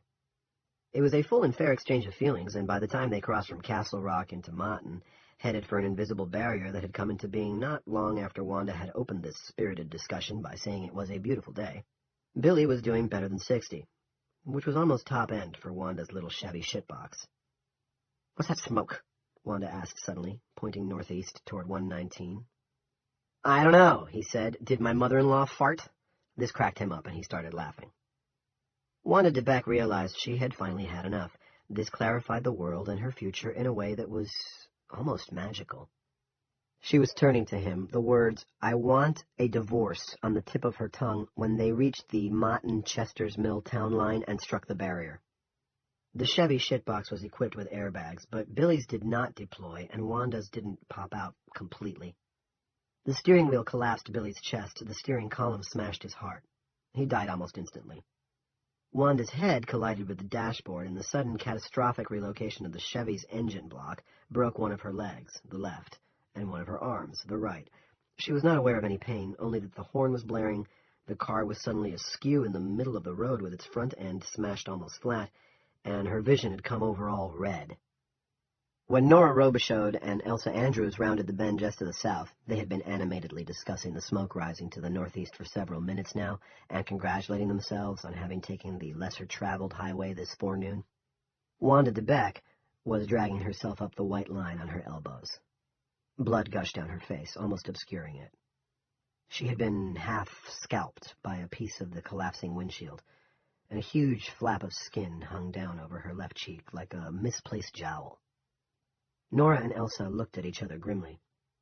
"Shit my pajamas," Nora said, and that was all the talk between them there was. Elsa got out the instant the car stopped and ran to the staggering woman. For an elderly lady, Elsa had just turned 70. She was remarkably fleet. Nora left the car idling in park and joined her friend. Together they supported Wanda to Norma's old but perfectly maintained Mercedes. Wanda's jacket had gone from brown to a muddy roan color. Her hands looked as if she had dipped them in red paint. "Where, Billy?" she asked, and Nora saw that most of the poor woman's teeth had been knocked out. 3 of them were stuck to the front of her bloody jacket. "Where, Billy? Here, eh? What happened?" "Billy's fine, and so are you," Nora said, then looked a question at Elsa. Elsa nodded and hurried toward the Chevy, now partly obscured by the steam escaping its ruptured radiator. One look through the gaping passenger door, which hung on one hinge, was enough to tell Elsa, who had been a nurse for almost 40 years. Final employer, Ron Haskell, M.D., the M.D. standing for medical doofus. that Billy was not fine at all. The young woman with half her hair hanging upside down beside her head was now a widow. Elsa returned to the Mercedes and got into the back seat next to the young woman, who had slipped into semi-consciousness. "He's dead, and she will be too if you don't get us to Kathy Russell. Hurry up, chop, chop," she told Nora. "Hang on, then," Nora said, and floored it. The Mercedes had a big engine, and it leaped forward. Nora swerved smartly around the DeBeck Chevrolet and crashed into the invisible barrier while still accelerating. For the first time in 20 years, Nora had neglected to fasten her seatbelt, and she went out through the windshield, where she broke her neck on the invisible barrier just as Bob Rue had. The young woman shot between the Mercedes' front bucket seats, out through the shattered windshield, and landed face down on the hood with her blood-spattered legs splayed. Her feet were bare. Her loafers, bought at the last Oxford Hills flea market she had attended, had come off in the first crash. Elsa Andrews hit the back of the driver's seat, then rebounded, dazed but essentially unhurt. Her door stuck at first, but popped open when she put her shoulder against it and rammed. She got out and looked around at the littered wreckage, the puddles of blood, the smashed-up Chevy shitbox still gently steaming. "What happened?" she asked. This had also been Wanda's question, although Elsa didn't remember that. She stood in a strew of chrome and bloody glass, then put the back of her left hand to her forehead as if checking for a fever. "What happened? What just happened? Nora Pye, where are you, dear?" Then she saw her friend and uttered a scream of grief and horror. A crow, watching from high in a pine tree on the mill side of the barrier, cawed once, a cry that sounded like a contemptuous snort of laughter. Elsa's legs turned rubbery. She backed until her bottom struck the crumpled nose of the Mercedes. "Nora Pye," she said. "Oh, honey." Something tickled the back of her neck. She wasn't sure, but thought it was probably a lock of the wounded girl's hair. Only now, of course, she was the dead girl. And poor, sweet Nora, with whom she'd sometimes shared illicit nips of gin or vodka in the laundry room at Kathy Russell, the two of them giggling like girls away at camp. Nora's eyes were open, staring up at the bright midday sun, and her head was cocked at a nasty angle, as if she'd died trying to look back over her shoulder and make sure Elsa was all right. Elsa, who was all right, just shaken up, as they'd said of certain lucky survivors back in their ER days, began to cry. She slid down the side of the car, ripping her own coat on a jag of metal, and sat on the asphalt of 117. She was still sitting there and still crying, when Barbie and his new friend in the Sea Dog's cap came upon her. 3. Sea Dogs turned out to be Paul Gendron, a car salesman from upstate who had retired to his late parents' farm in Motton 2 years before. Barbie learned this and a great deal more about Gendron between their departure from the crash scene on 119 and their discovery of another one, not quite so spectacular but still pretty horrific, at the place where Route 117 crossed into the mill. Barbie would have been more than willing to shake Gendron's hand, but such niceties would have to remain on hold until they found the place where the invisible barrier ended. Ernie Calvert had gotten through to the Air National Guard in Bangor, but had been put on hold before he had a chance to say why he was calling. Meanwhile, approaching sirens heralded the imminent arrival of the local law. "Just don't expect the fire department," said the farmer who'd come running across the field with his sons. His name was Alden Dinsmore, and he was still getting his breath back. "They're over to Castle Rock, burning down a house for practice. Could have gotten plenty of practice, right?" Then he saw his younger son approaching the place where Barbie's bloody handprint appeared to be drying on nothing more than sunny air. "Rory, get away from there!" Rory, agog with curiosity, ignored him. He reached out and knocked on the air just to the right of Barbie's handprint. But before he did, Barbie saw goosebumps rash out on the kid's arms, below the ragged sleeves of his cut-off Wildcat sweatshirt. There was something there, something that kicked in when you got close. The only place Barbie had ever gotten a similar sensation was close to the big power generator in Avon, Florida, where he'd once taken a girl necking. The sound of the kid's fist was like knuckles on the side of a Pyrex casserole dish. It silenced the little babbling crowd of spectators, who had been staring at the burning remains of the pulp truck, and in some cases taking pictures of it with their cell phones. "I'll be dipped in shit," someone said. Alden Dinsmore dragged his son away by the ragged collar of his sweatshirt, then whapped him backside of the head as he had the older brother not long before. "Don't you ever," Dinsmore cried, shaking the boy, "don't you ever, when you don't know what it is." "Pa, it's like a glass wall. It's—" Dinsmore shook him some more. He was still panting, and Barbie feared for his heart. "Don't you ever," he repeated, and pushed the kid at his older brother. "Hang on to this fool, Ollie." "Yes, sir," Ollie said, and smirked at his brother. Barbie looked toward the mill. He could now see the approaching flashers of a police car, but far ahead of it, as if escorting the cops by virtue of some higher authority, was a large black vehicle that looked like a rolling coffin. Big Jim Rennie's Hummer. Barbie's fading bumps and bruises from the fight in Dipper's parking lot seemed to give a sympathetic throb at the sight. Rennie Sr. hadn't been there, of course, but his son had been the prime instigator, and Big Jim had taken care of Junior. If that meant making life in the mill tough for a certain itinerant short-order cook, tough enough so that the short-order cook in question would decide to just haul steaks and leave town, even better. Barbie didn't want to be here when Big Jim arrived, especially not with the cops. Chief Perkins had treated him okay, but the other one, Randolph, had looked at him as if Dale Barbara were a piece of dog shit on a dress shoe. Barbie turned to Sea Dogs and said, "You interested in taking a little hike? You on your side, me on mine. See how far this thing goes. And get away from here before yonder gas bag arrives?" Gendron had also seen the oncoming Hummer. "My friend, you're on, east or west?" 4. They went west, toward Route 117, and they didn't find the end of the barrier. But they saw the wonders it had created when it came down. Tree branches had been sheared off, creating pathways to the sky where previously there had been none. Stumps had been cut in half, and there were feathered corpses everywhere. "A lot of dead birds," Gendron said. He resettled his cap on his head with hands that trembled slightly. His face was pale. "Never seen so many." "Are you all right?" Barbie asked. "Physically, yeah, I think so. Mentally, I feel like I've lost my frickin' mind. How about you?" "Same," Barbie said. 2 miles west of 119, they came to God Creek Road and the body of Bob Rue, lying beside his still idling tractor. Barbie moved instinctively toward the downed man and once again bumped the barrier, although this time he remembered at the last second and slowed in time to keep from bloodying his nose again. Gendron knelt and touched the farmer's grotesquely cocked neck. "Dead." "What's that littered all around him, those white scraps?" Gendron picked up the largest piece.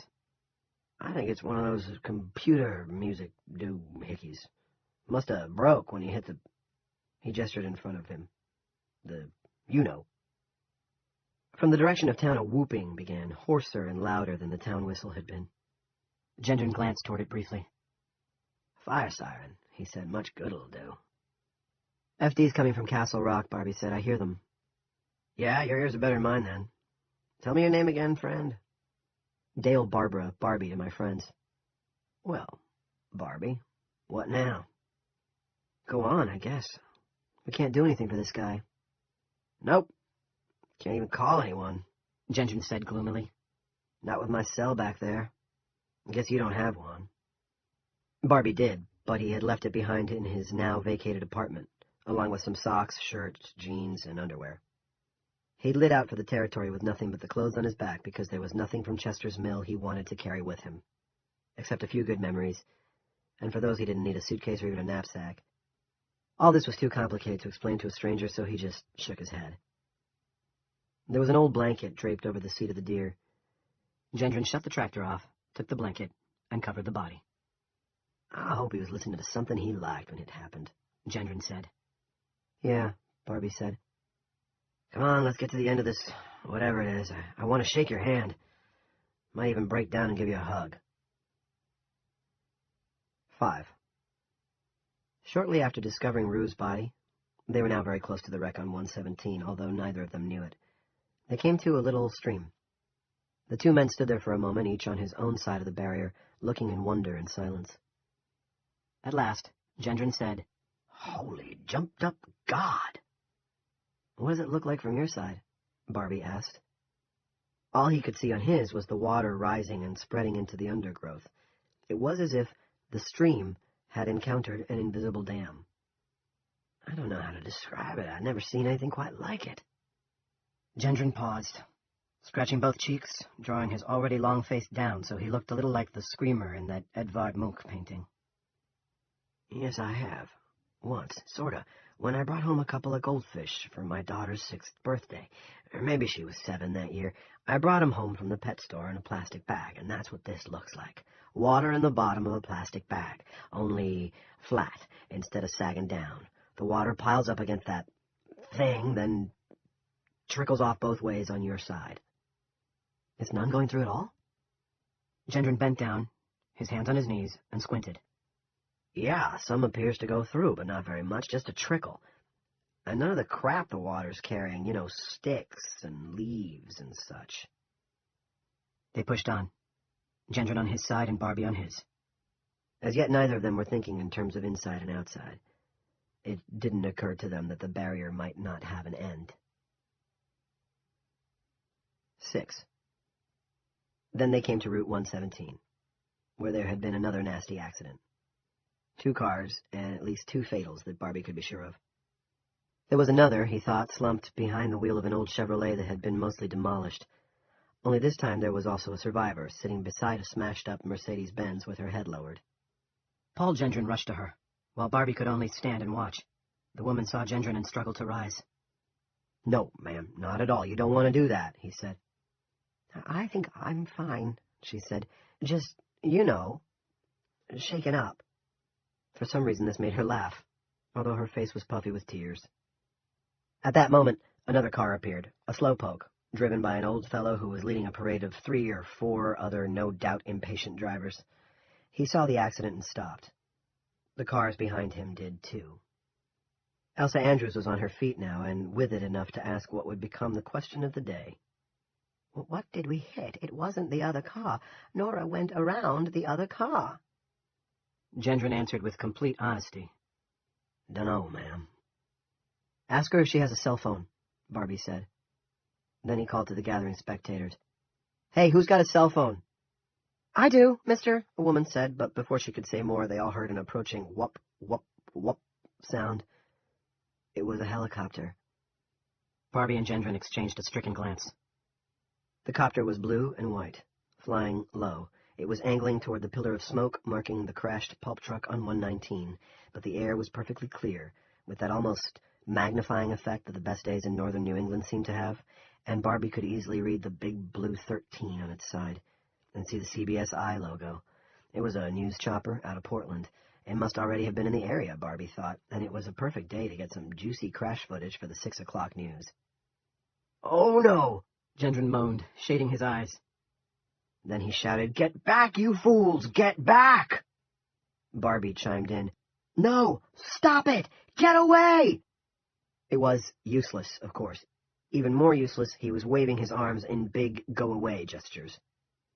Elsa looked from Gendron to Barbie, bewildered. The chopper dipped to treetop level and hovered. I think it's going to be okay, Gendron breathed. The people back there must have been waving him off, too. Pilot must have seen. But then the chopper swung north, meaning to hook in over Alden Dinsmore's grazeland for a different view, and it struck the barrier. Barbie saw one of the rotors break off. The helicopter dipped, dropped, and swerved, all at the same time. Then it exploded, showering fresh fire down on the road and fields on the other side of the barrier. Gendron's side. The outside. 7. Junior Rennie crept like a thief into the house where he had grown up. Or a ghost. It was empty, of course. His father would be out at his giant used car lot on Route 119, what Junior's friend Frank sometimes called the Holy Tabernacle of No Money Down.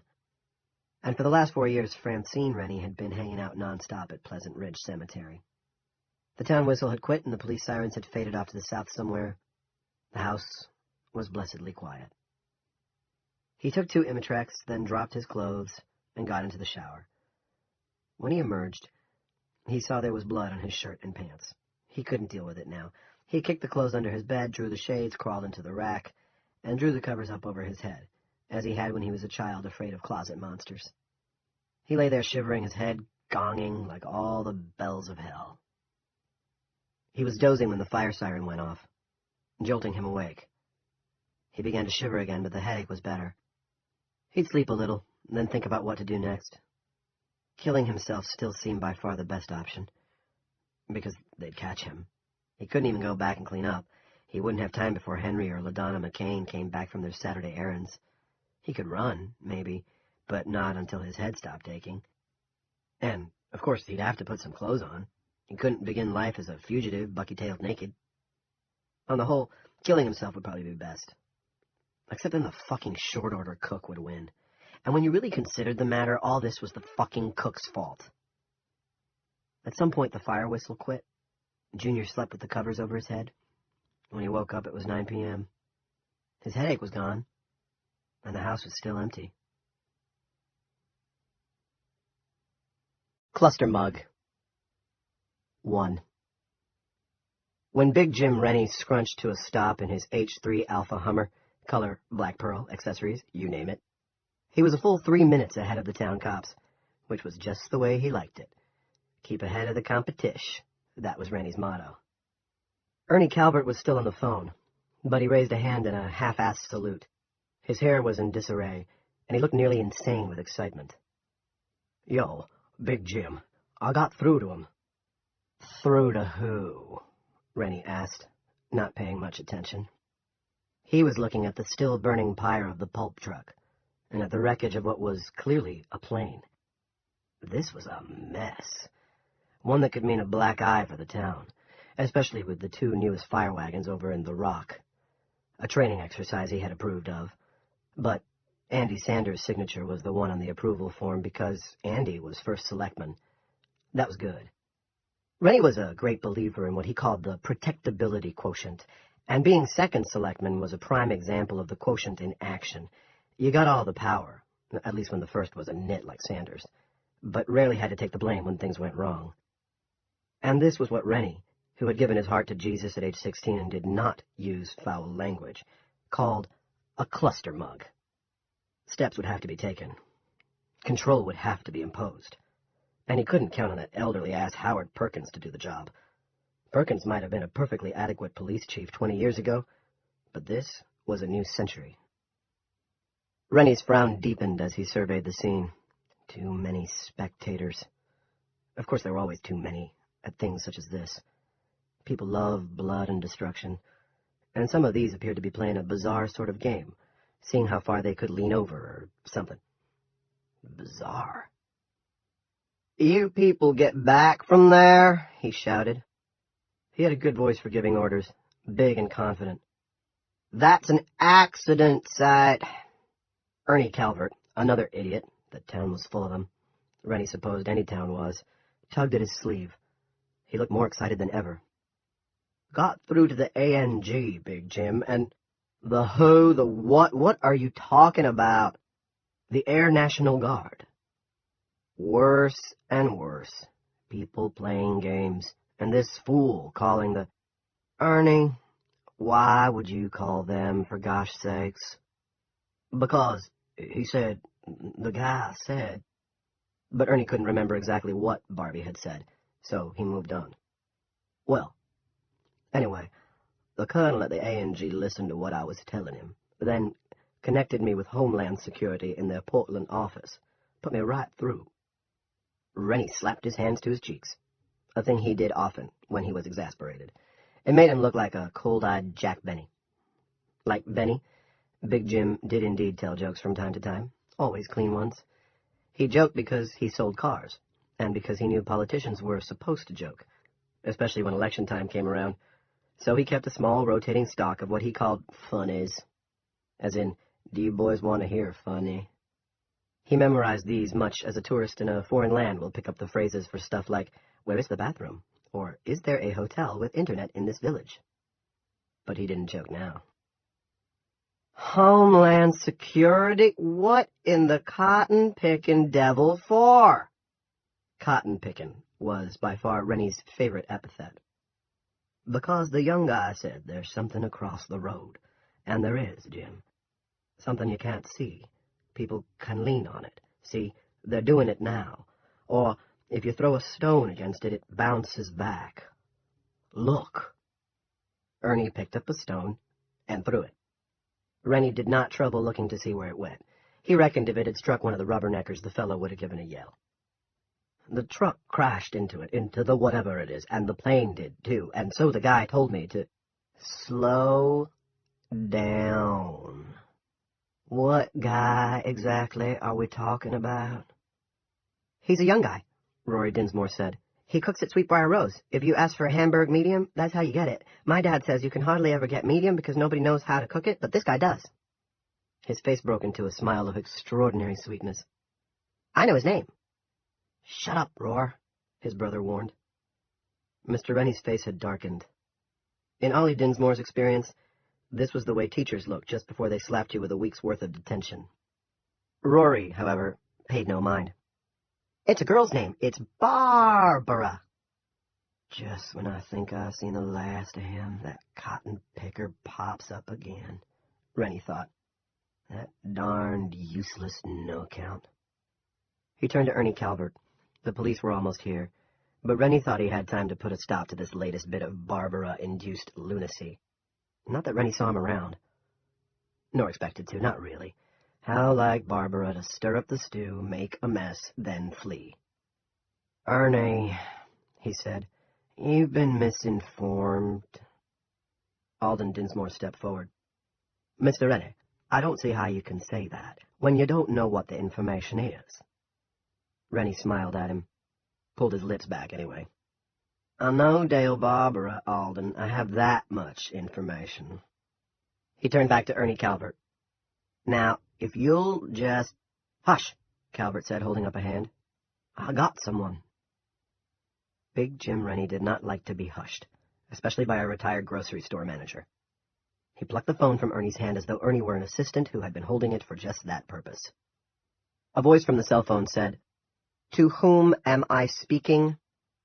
Less than half a dozen words, but they were enough to tell Rennie that he was dealing with a bureaucratic son of a buck. The Lord knew he'd dealt with enough of them in his 3 decades as a town official, and the feds were the worst. This is James Rennie, 2nd Selectman at Chester's Mill. Who are you, sir? Donald Wozniak, Homeland Security. I understand you have some sort of problem out there on Highway 119, an interdiction of some kind? Interdiction? What kind of Fed speak was that? You have been misinformed, sir, Rennie said. What we have is an airplane, a civilian plane, a local plane that tried to land on the road and hit a truck. The situation is completely under control. We do not require the aid of Homeland Security. Mr. Rennie, the farmer said, that is not what happened. Rennie flapped a hand at him and began walking around the first police cruiser. Hank Morrison was getting out. Big, 6'5" or so, but basically useless. And behind him, the gal with the big old titties. Weddington, her name was, and she was worse than useless, a smart mouth run by a dumb head. But behind her, Peter Randolph was pulling up.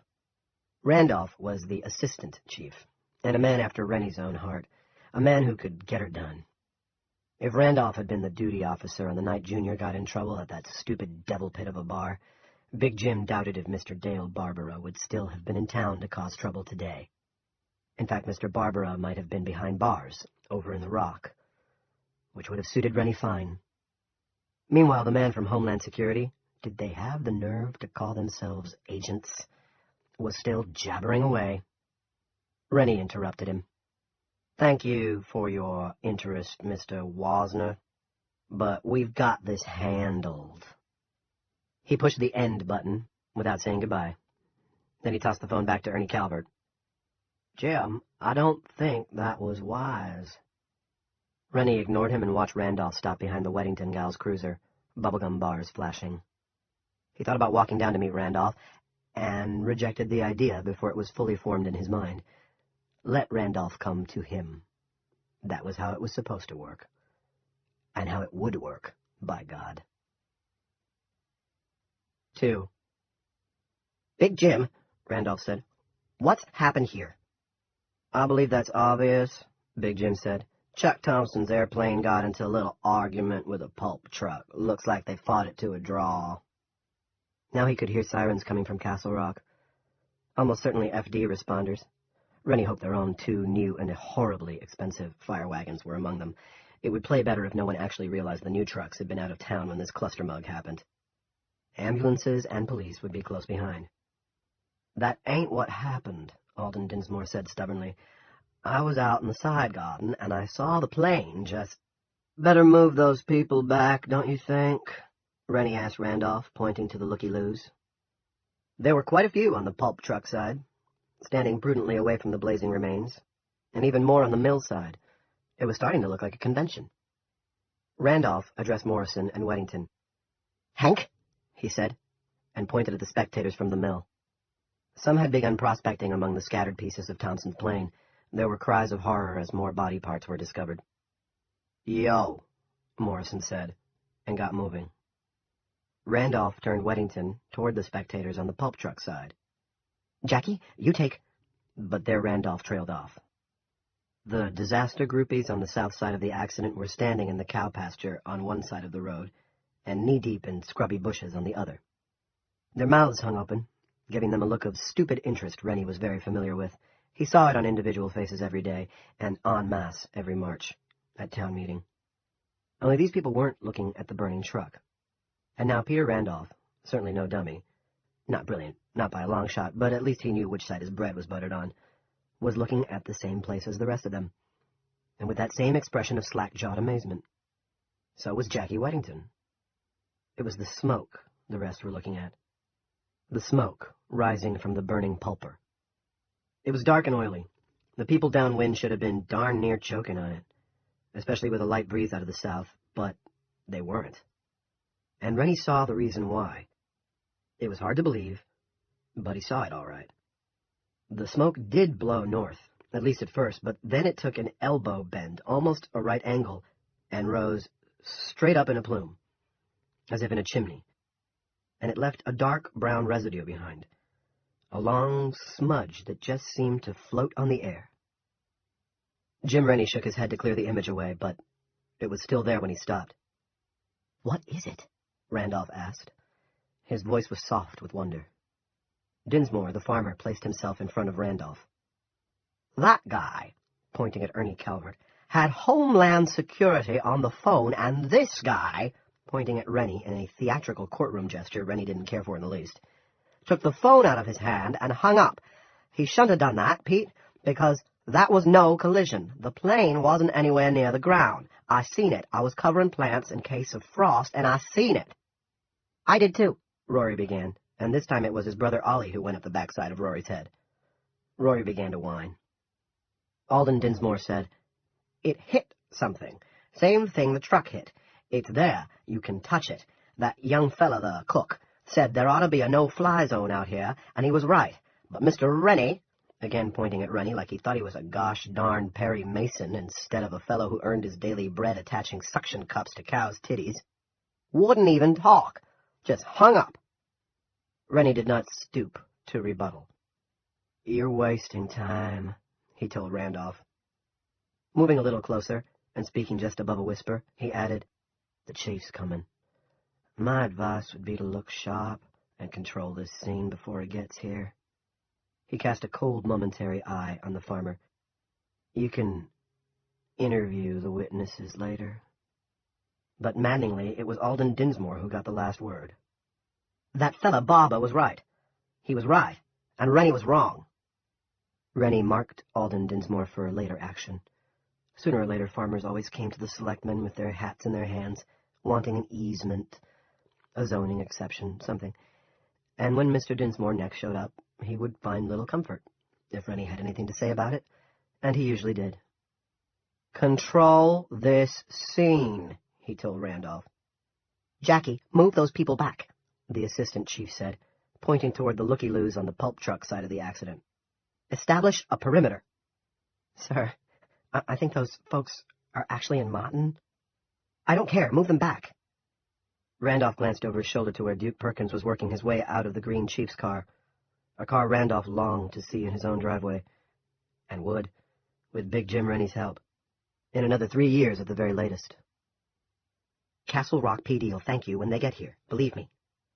What about... She pointed at the smoke smudge, which was still spreading. Seen through it, the October colorful trees looked a uniform dark gray, and the sky was an unhealthy shade of yellowy blue. Stay clear of it, Randolph said, then went to help Hank Morrison establish the perimeter on the Chester's Mill side. First, he needed to bring Perk up to speed. Jackie approached the people on the pulp truck side. The crowd over there was growing all the time as the early arrivals worked their cell phones.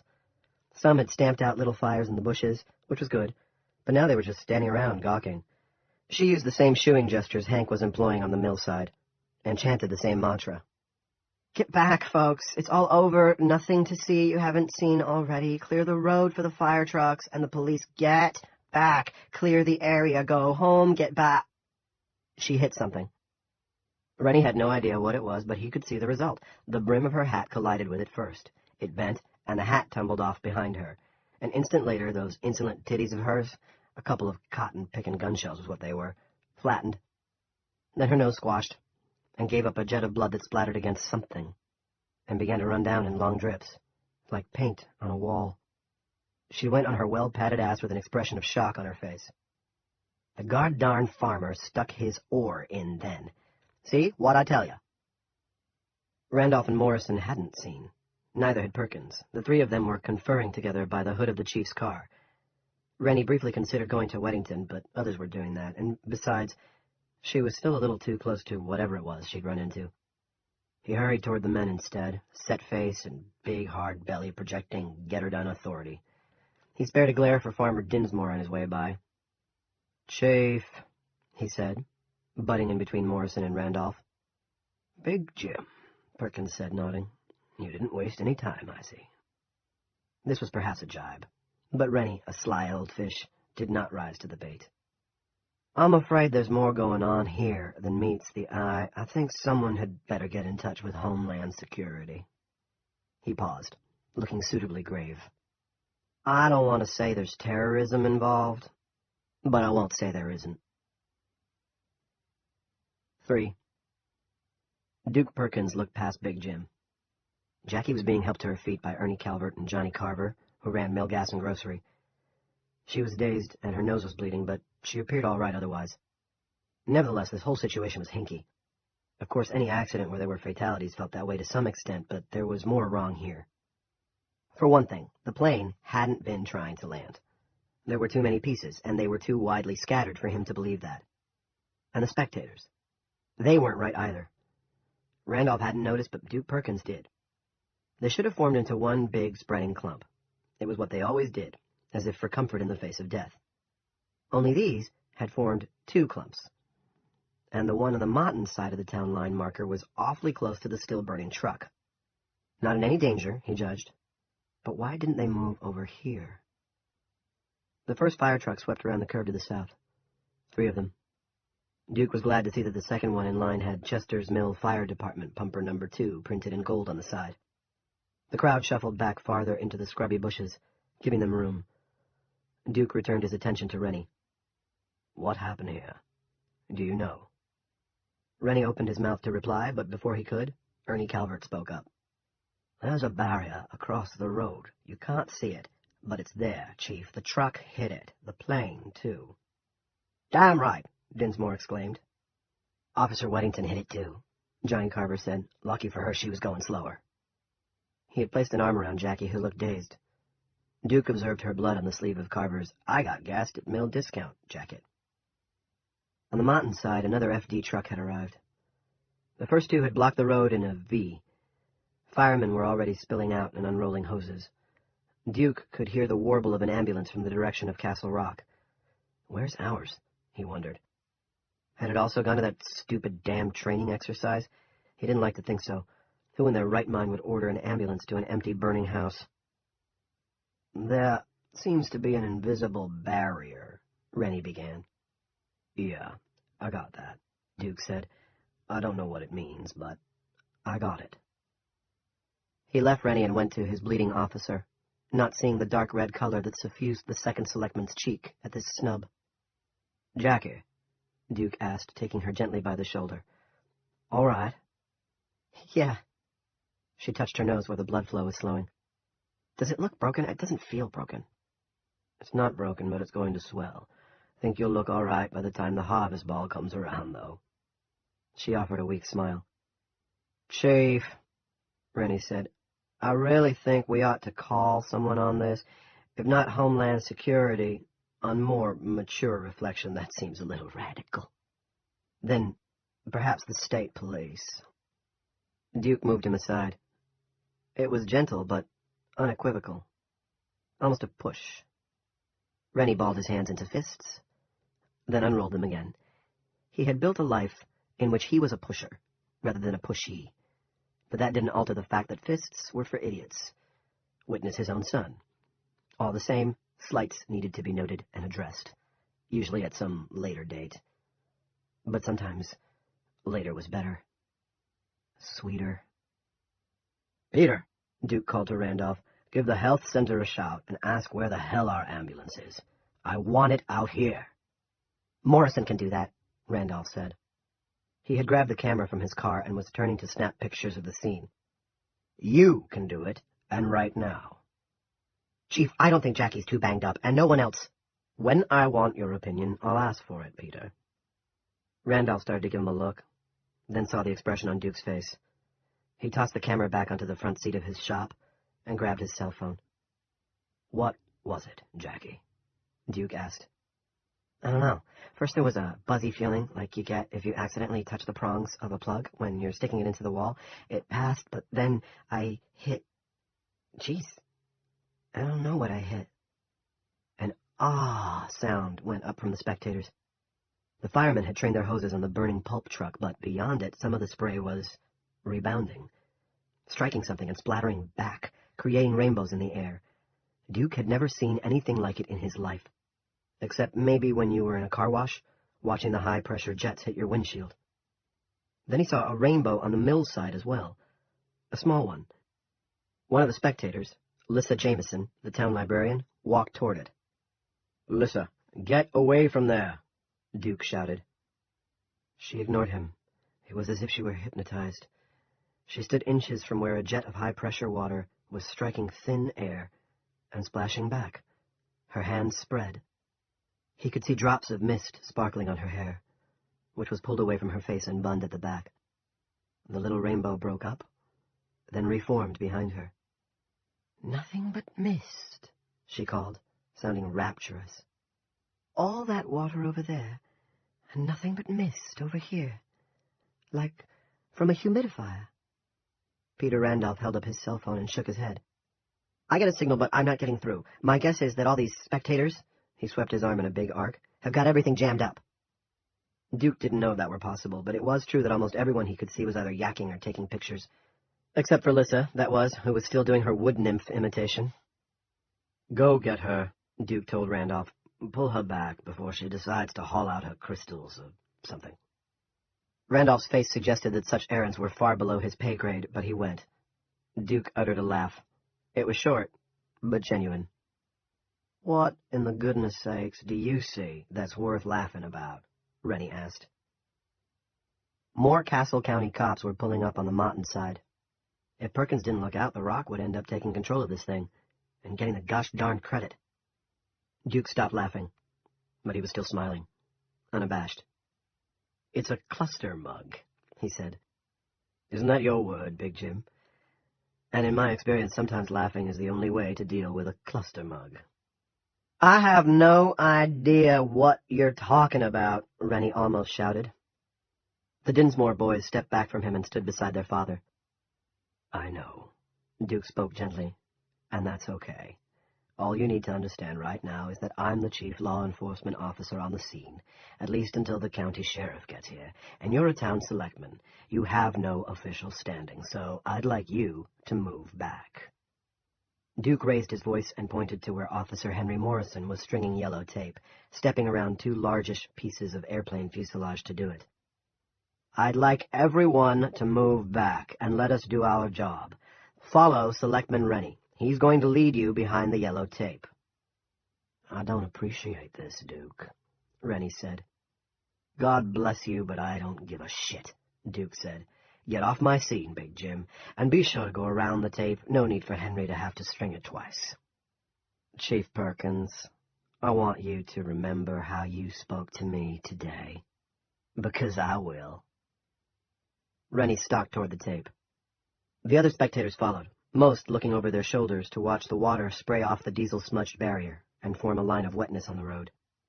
A couple of the sharper ones, Ernie Calvert, for instance, had already noticed that this line exactly mimicked the border between Mawton and the mill. Rennie felt a childish temptation to snap Hank Morrison's carefully strung tape with his chest, but he restrained himself. He would not, however, go around and get his Land's End slacks snagged in a mess of burdocks. They had cost him $60. He shuffled under, holding up the tape with one hand. His belly made serious ducking impossible. Behind him, Duke walked slowly toward the place where Jackie had suffered her collision. He held one hand outstretched before him like a blind man prospecting his way across an unfamiliar room. Here was where she had fallen down. And here... He felt the buzzing she had described, but instead of passing, it deepened to searing pain in the hollow of his left shoulder. He had just enough time to remember the last thing Brenda had said, "Take care of your pacemaker." And then it exploded in his chest with enough force to blow open his Wildcat sweatshirt, which he'd donned that morning in honor of this afternoon's game. Blood, scraps of cotton, and bits of flesh struck the barrier. The crowd awed. Duke tried to speak his wife's name and failed, but he saw her face clearly in his mind. She was smiling. Then, darkness. 4. The kid was Benny Drake, 14 and a razor.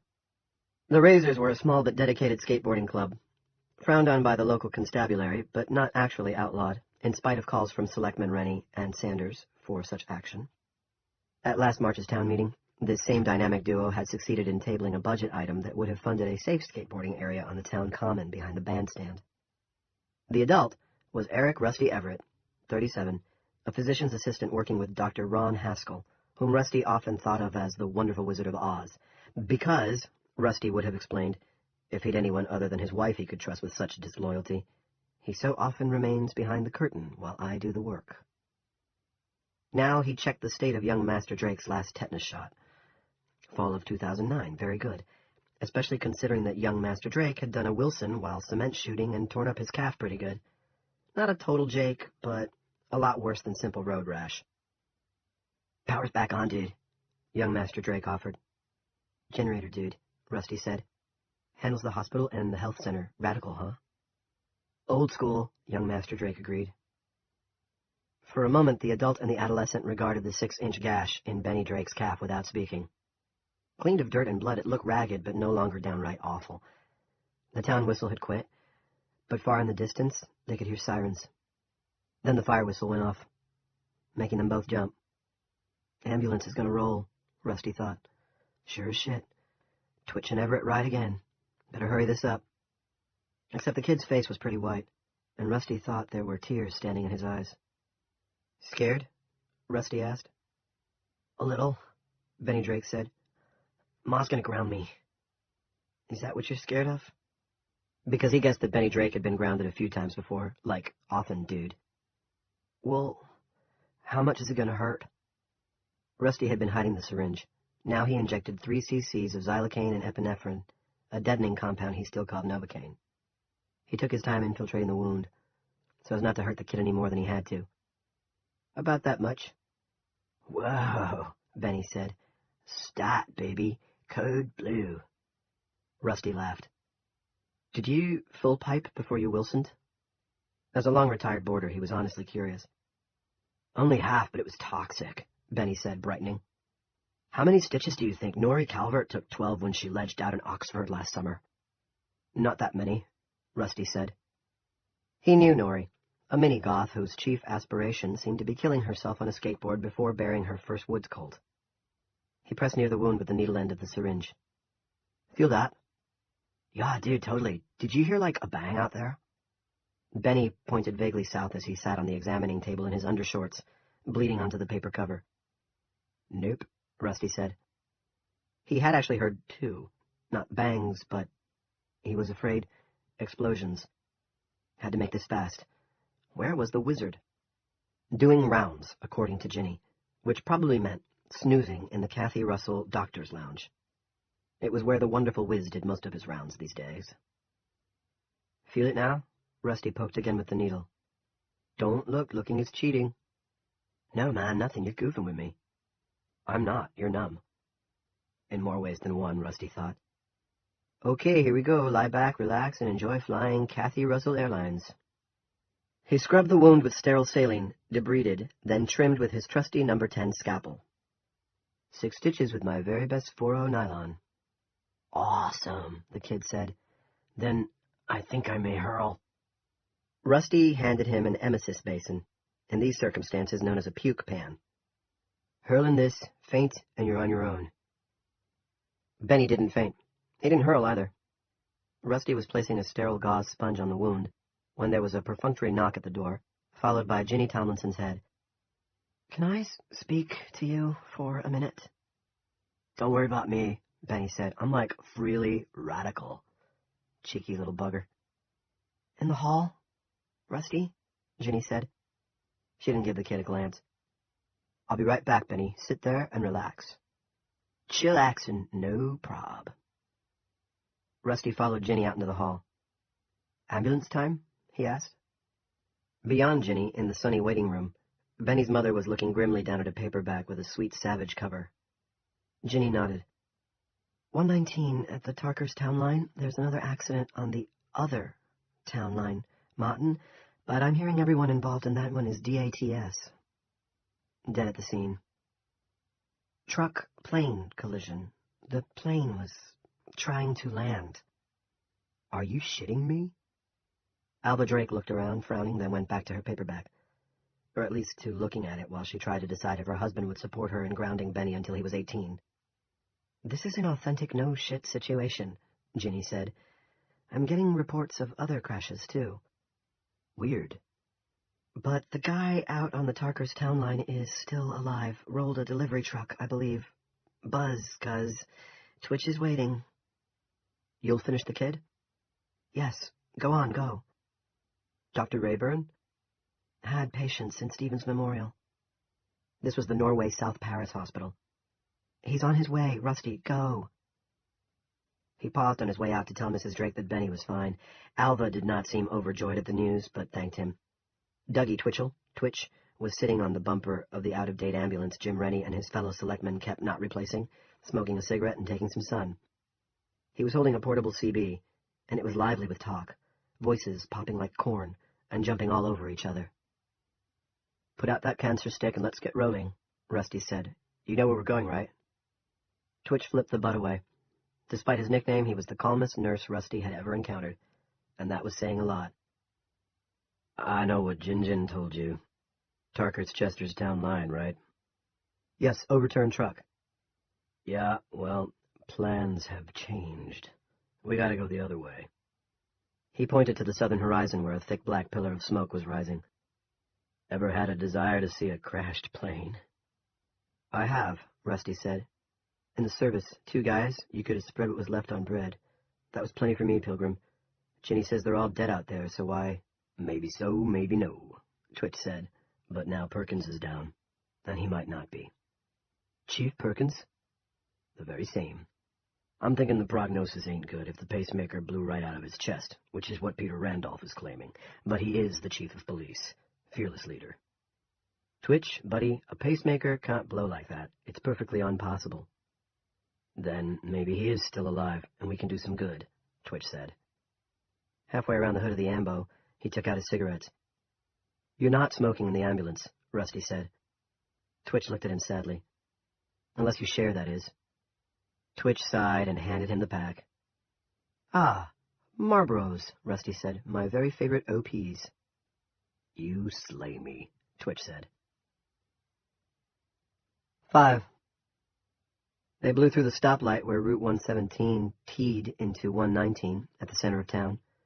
Siren blaring, both of them smoking like fiends, with the windows open, which was SOP, listening to the chatter from the radio. Rusty understood little of it, but he was clear on one thing. He was going to be working long past 4 o'clock. Man, I don't know what happened, Twitch said, But there's this. We're gonna see a genuine aircraft crash site. Post-crash, true, but beggars cannot be choosers. Twitch, you're one sick canine. There was a lot of traffic, mostly headed south. A few of these folks might have legitimate errands, but Rusty thought most were human flies being drawn to the smell of blood. Twitch passed a line of 4 with no problem. The northbound lane of 119 was oddly empty. Look, Twitch said, pointing. News chopper. We're going to be on the 6 o'clock news, Big Rusty. Heroic paramedics fight to... But that was where Dougie Twitchell's flight of fancy ended. Ahead of them, at the accident site, Rusty presumed, the helicopter did a button hook. For a moment he could read the number 13 on its side and see the CBS eye. Then it exploded, raining down fire from the cloudless early afternoon sky. Twitch cried out, Jesus, I'm sorry. I didn't mean it. And then childishly, hurting Rusty's heart even in his shock, I take it back. 6. I gotta go back, Gendron said. He took off his sea dog's cap and wiped his bloody, grimy, pallid face with it. His nose had swollen until it looked like a giant's thumb. His eyes peered out of dark circles. I'm sorry, but my schnoz is hurting like hell, and, well, I ain't as young as I used to be. Also, he raised his arms and dropped them. They were facing each other, and Barbie would have taken the guy in his arms and given him a pat on the back if it were possible. Shock to the system, isn't it? He asked Gendron. Gendron gave a bark of laughter. That copter was the final touch. And they both looked toward the fresh column of smoke. Barbie and Gendron had gone on from the accident site on 117 after making sure that the witnesses were getting help for Elsa Andrews, the sole survivor. At least she didn't seem badly hurt, although she was clearly heartbroken over the loss of her friend. Go on back then, slow, take your time. Rest when you need to. Pushing on? Yes. Still think you're going to find the end of it? Barbie was silent for a moment. At first, he'd been sure, but now... I hope so, he said. Well, good luck. Gendron tipped his cap to Barbie before putting it back on. I hope to shake your hand before the day's out. Me too, Barbie said. He paused. He had been thinking. Can you do something for me if you can get to your cell phone? Sure. Call the Army base at Fort Benning. Ask for the liaison officer and tell them you need to get in touch with Colonel James O. Cox. Tell them it's urgent, that you're calling for Captain Dale Barbara. Can you remember that? Dale Barbara, that's you. James Cox, that's him. Got it. If you reach him, I'm not sure you will, but if, tell him what's going on here. Tell him if no one's gotten in touch with Homeland Security, he's the man. Can you do that? Gendron nodded. If I can, I will. Good luck, soldier. Barbie could have done without ever having been called that again, but he touched a finger to his forehead. Then he went on, looking for what he no longer thought he would find. 7. He found a woods road that roughly paralleled the barrier. It was overgrown and disused, but much better than pushing through the pucker brush. Every now and then he diverted to the west, feeling for the wall between Chester's Mill and the outside world. He was always there. When Barbie came to where 119 crossed into the mill's sister town of Tarker's Mills, he stopped. The driver of the overturned delivery truck had been taken away by some Good Samaritan on the other side of the barrier, but the truck itself lay blocking the road like a big dead animal. The back doors had sprung open on impact. The tar was littered with devil dogs, ho-hos, ring-dings, Twinkies, and peanut butter crackers. A young man in a George Strait t-shirt sat on a stump, eating one of the latter. He had a cell phone in hand. He looked up at Barbie. Yo, did you come from... He pointed vaguely behind Barbie. He looked tired and scared and disillusioned. From the other side of town, Barbie said. Right. Invisible wall the whole way. Border closed. Yes. The young man nodded and hit a button on his cell. Dusty, you there yet? He listened some more, then said, Okay. He ended the call. My friend Dusty and I started east of here. Split up. He went south. We've been staying in touch by phone. When we can get through, that is. He's where the copter crashed now. Says it's getting crowded there. Barbie bet it was. No break in this thing anywhere on your side? The young man shook his head. He didn't say more, and didn't need to. They could have missed breaks. Barbie knew that was possible. Holes the size of windows or doors. But he doubted it. He thought they were cut off. We all support the team. 1. Barbie walked back down Route 119 into the center of town, a distance of about 3 miles. By the time he got there, it was 6 o'clock. Main Street was almost deserted, but alive with the roar of generators, dozens of them by the sound. The traffic light at the intersection of 119 and 117 was dark, but Sweetbriar Rose was lit and loaded. Looking through the big front window, Barbie saw that every table was taken. But when he walked in the door, he heard none of the usual big talk. Politics, the Red Sox, the local economy, the Patriots, newly acquired cars and pick-em-ups, the Celtics, the price of gas, the Bruins, newly acquired power tools, the Twin Mills Wildcats, none of the usual laughter, either. There was a TV over the counter, and everyone was watching it. Barbie observed, with that sense of disbelief and dislocation everyone who actually finds him or herself at the site of a major disaster must feel, that CNN's Anderson Cooper was standing out on Route 119 with the still smoldering hulk of the wrecked pulp truck in the background. Rose herself was waiting table, occasionally darting back to the counter to take an order. Wispy locks of hair were escaping her net and hanging around her face. She looked tired and harried. The counter was supposed to be Angie McCain's territory from 4 until closing, but Barbie saw no sign of her tonight. Perhaps she'd been out of town when the barrier slammed down. If that were the case, she might not be back behind the counter for a good long while. Anson Wheeler, whom Rosie usually just called the kid, although the guy had to be at least 25, was cooking, and Barbie dreaded to think what ants might do to anything more complicated than beans and franks, the traditional Saturday night special at Sweetbriar Rose. Woe to the fellow or gal who ordered breakfast for dinner and had to face Anson's nuclear fried eggs. Still, it was good he was here, because in addition to the missing Angie, there was also no sign of Dodie Sanders, although that particular drip didn't need a disaster to keep her away from work. She wasn't lazy exactly, but she was easily distracted, and when it came to brain power, geez, what could you say? Her father, Andy Sanders, the mill's first selectman, would never be a Mensa candidate, but Dodie made him look like Albert Einstein. On the TV, helicopters were landing behind Anderson Cooper, blowing his groovy white hair around and nearly drowning his voice. The copters looked like Pavelos. Barbie had ridden in his share during his time in Iraq. Now an Army officer walked into the picture, covered Cooper's mic with one gloved hand, and spoke in the reporter's ear. The assembled diners in Sweetbriar Rose murmured among themselves. Barbie understood their disquiet. He felt it himself. When a man in a uniform covered a famous TV reporter's mic without so much as a by your leave, it was surely the end of days. The Army guy, a colonel, but not his colonel, seeing Cox would have completed Barbie's sense of mental dislocation, finished what he had to say.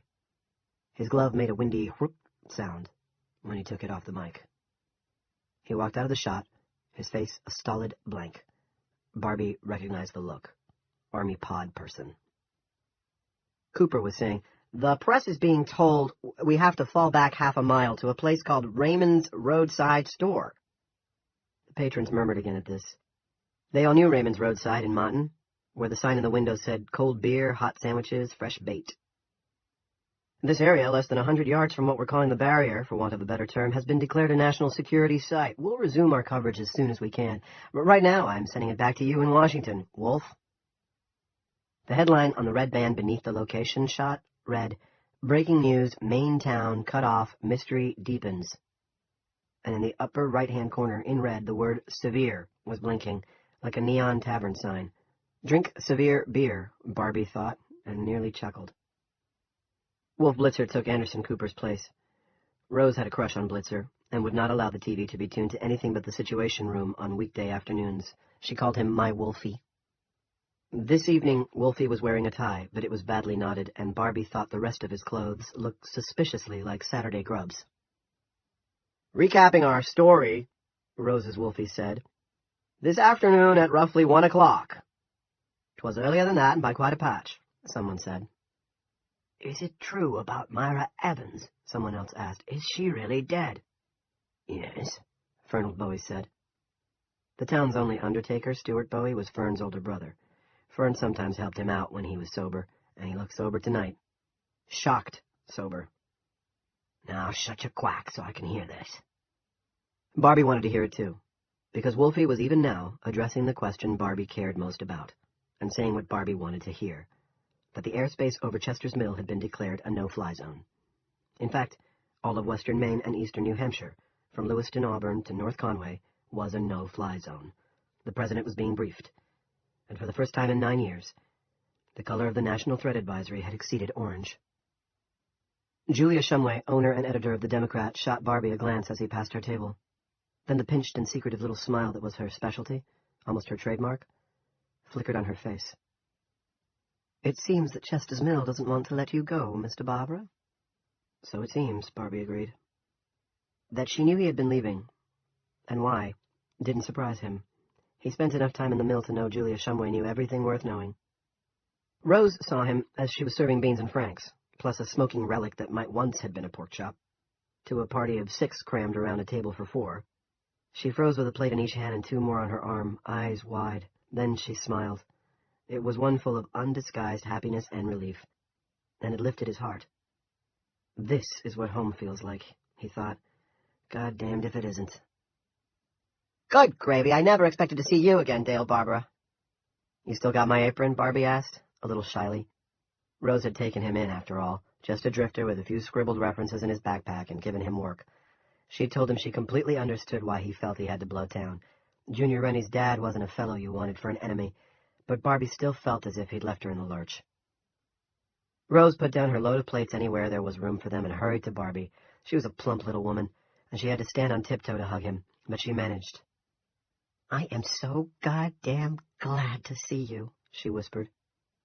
Barbie hugged her back and kissed the top of her head. Big Jim and Junior won't be, he said. But at least neither Rennie was here. There was that to be grateful for. Barbie was aware that, for the time being at least, he had become even more interesting to the assembled Millites than their very own town on national TV.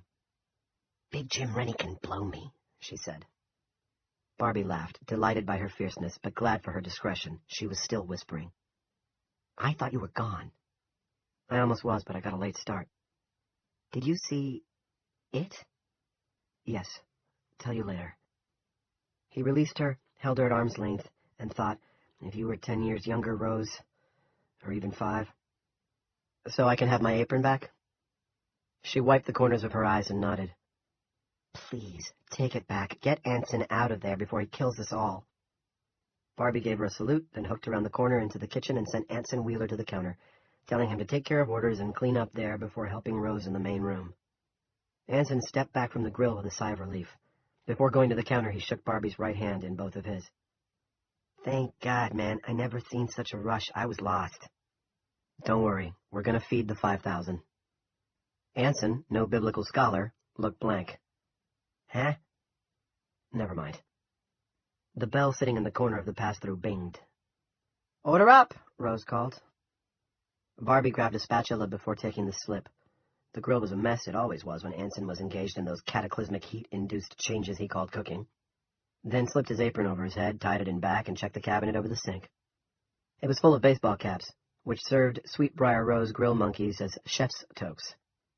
He selected a Sea Dog's cap in honor of Paul Gendron, now in the bosom of his nearest and dearest, Barbie hoped, yanked it on backward, and cracked his knuckles. Then he grabbed the first slip and went to work. 2. By 9:15, more than an hour after their usual Saturday night closing time, Rose ushered the final patrons out. Barbie locked the door and turned the sign from open to closed.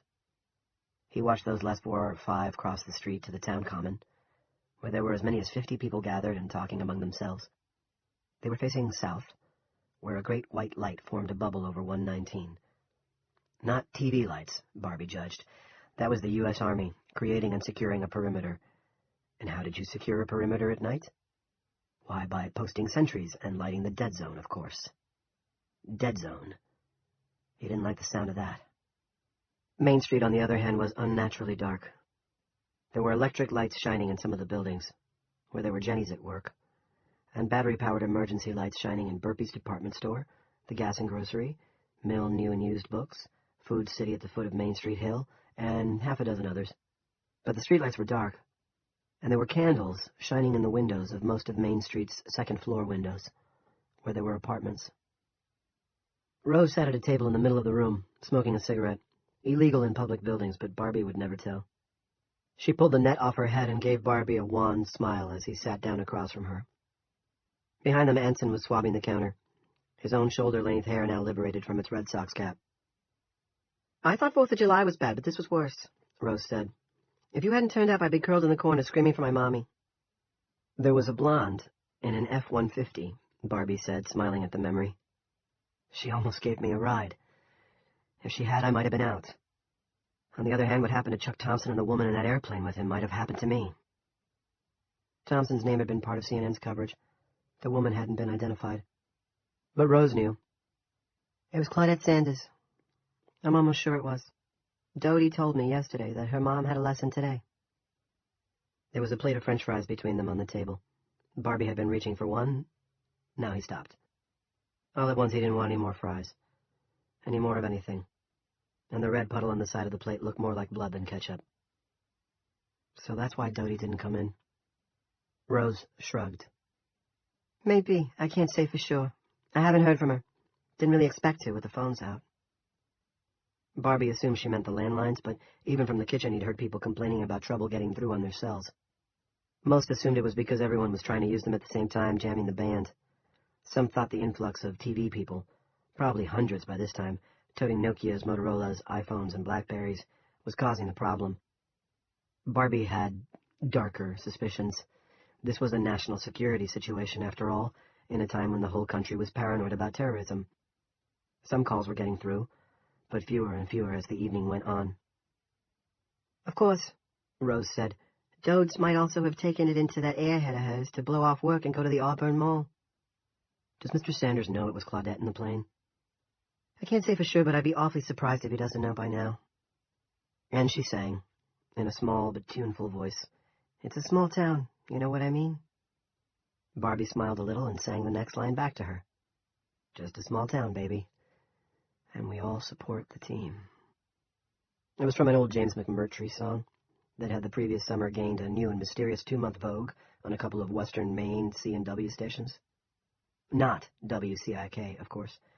James McMurtry was not the sort of artist Jesus Radio supported. Rose pointed to the French fries. "You gonna eat any more of those?" "Nope. Lost my appetite." Barbie had no great love for either the endlessly grinning Andy Sanders or for Dodie the Dim, who had almost certainly helped her good friend Angie spread the rumor that had caused Barbie's trouble at Dippers. But the idea that those body parts, it was the green-clad leg his mind's eye kept trying to look at, had belonged to Dodie's mother, the first selectman's wife. "Me too," Rose said, and put her cigarette out in the ketchup. It made a sound, and for one awful moment Barbie thought he was going to throw up. He turned his head and gazed out the window onto Main Street, although there was nothing to see from in here. From in here it was all dark. "President's going to speak at midnight," Anson announced from the counter. From behind him came the low, constant groan of the dishwasher.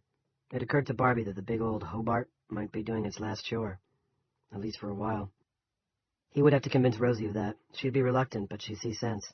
She was a bright and practical woman. Dodie Sanders' mother, Jesus, what are the odds? He realized that the odds were actually not that bad. If it hadn't been Mrs. Sanders, it might well have been someone else he knew. It's a small town, baby, and we all support the team. "No president for me tonight," Rose said. "He'll have to God Bless America on his own. 5 o'clock comes early." Sweetbriar Rose didn't open until 7 on Sunday mornings, but there was prep, always prep, and on Sundays that included cinnamon rolls.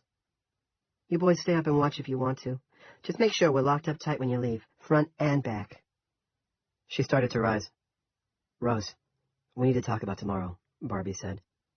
"Fiddle-dee-dee, tomorrow is another day. Let it go for now, Barbie, all in good time." But she must have seen something on his face because she sat back down. "All right, why the grim look? When's the last time you got propane?" "Last week, we're almost full. Is that all you're worried about?" It wasn't, but it was where his worries started. Barbie calculated. Sweetbriar Rose had 2 tanks hooked together. Each tank had a capacity of either 325 or 350 gallons. He couldn't remember which.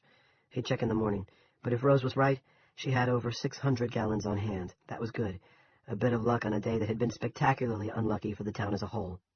But there was no way of knowing how much bad luck could still be ahead. And 600 gallons of propane wouldn't last forever. "What's the burn rate?" he asked her. "Any idea?" "Why does that matter?" "Because right now your generator is running this place. Lights, stoves, fridges, pumps. The furnace, too, if it gets cold enough to kick on tonight. And the Jenny is eating propane to do it." They were quiet for a moment, listening to the steady roar of the almost new Honda behind the restaurant. Anson Wheeler came over and sat down.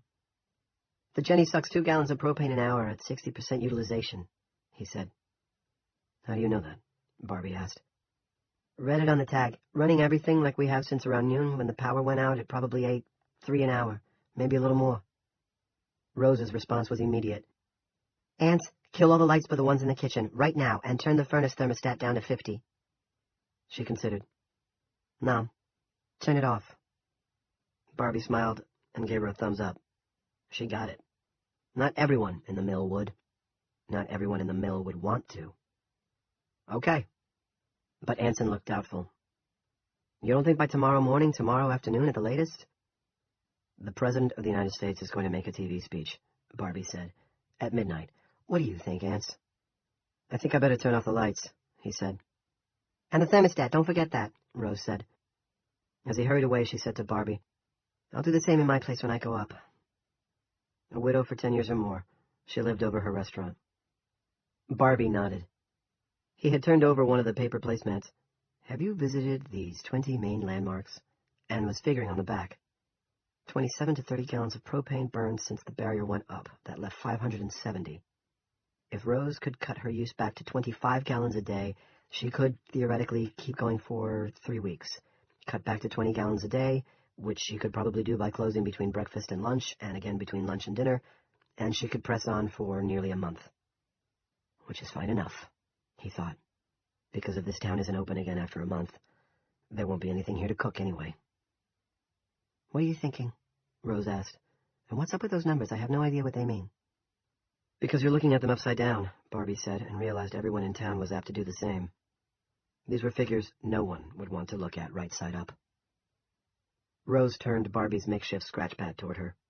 She ran the numbers for herself. Then she raised her head and looked at Barbie, shocked. At that moment, Anson turned most of the lights out, and the two of them were staring at each other in a gloom that was, to Barbie at least, horribly persuasive. They could be in real trouble here.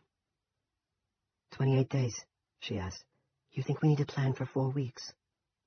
"I don't know if we do or not, but when I was in Iraq, someone gave me a copy of Chairman Mao's little red book. I carried it around in my pocket, read it cover to cover. Most of it makes more sense than our politicians do on their sanest days. One thing that stuck with me was this: wish for sunshine but build dikes. I think that's what we...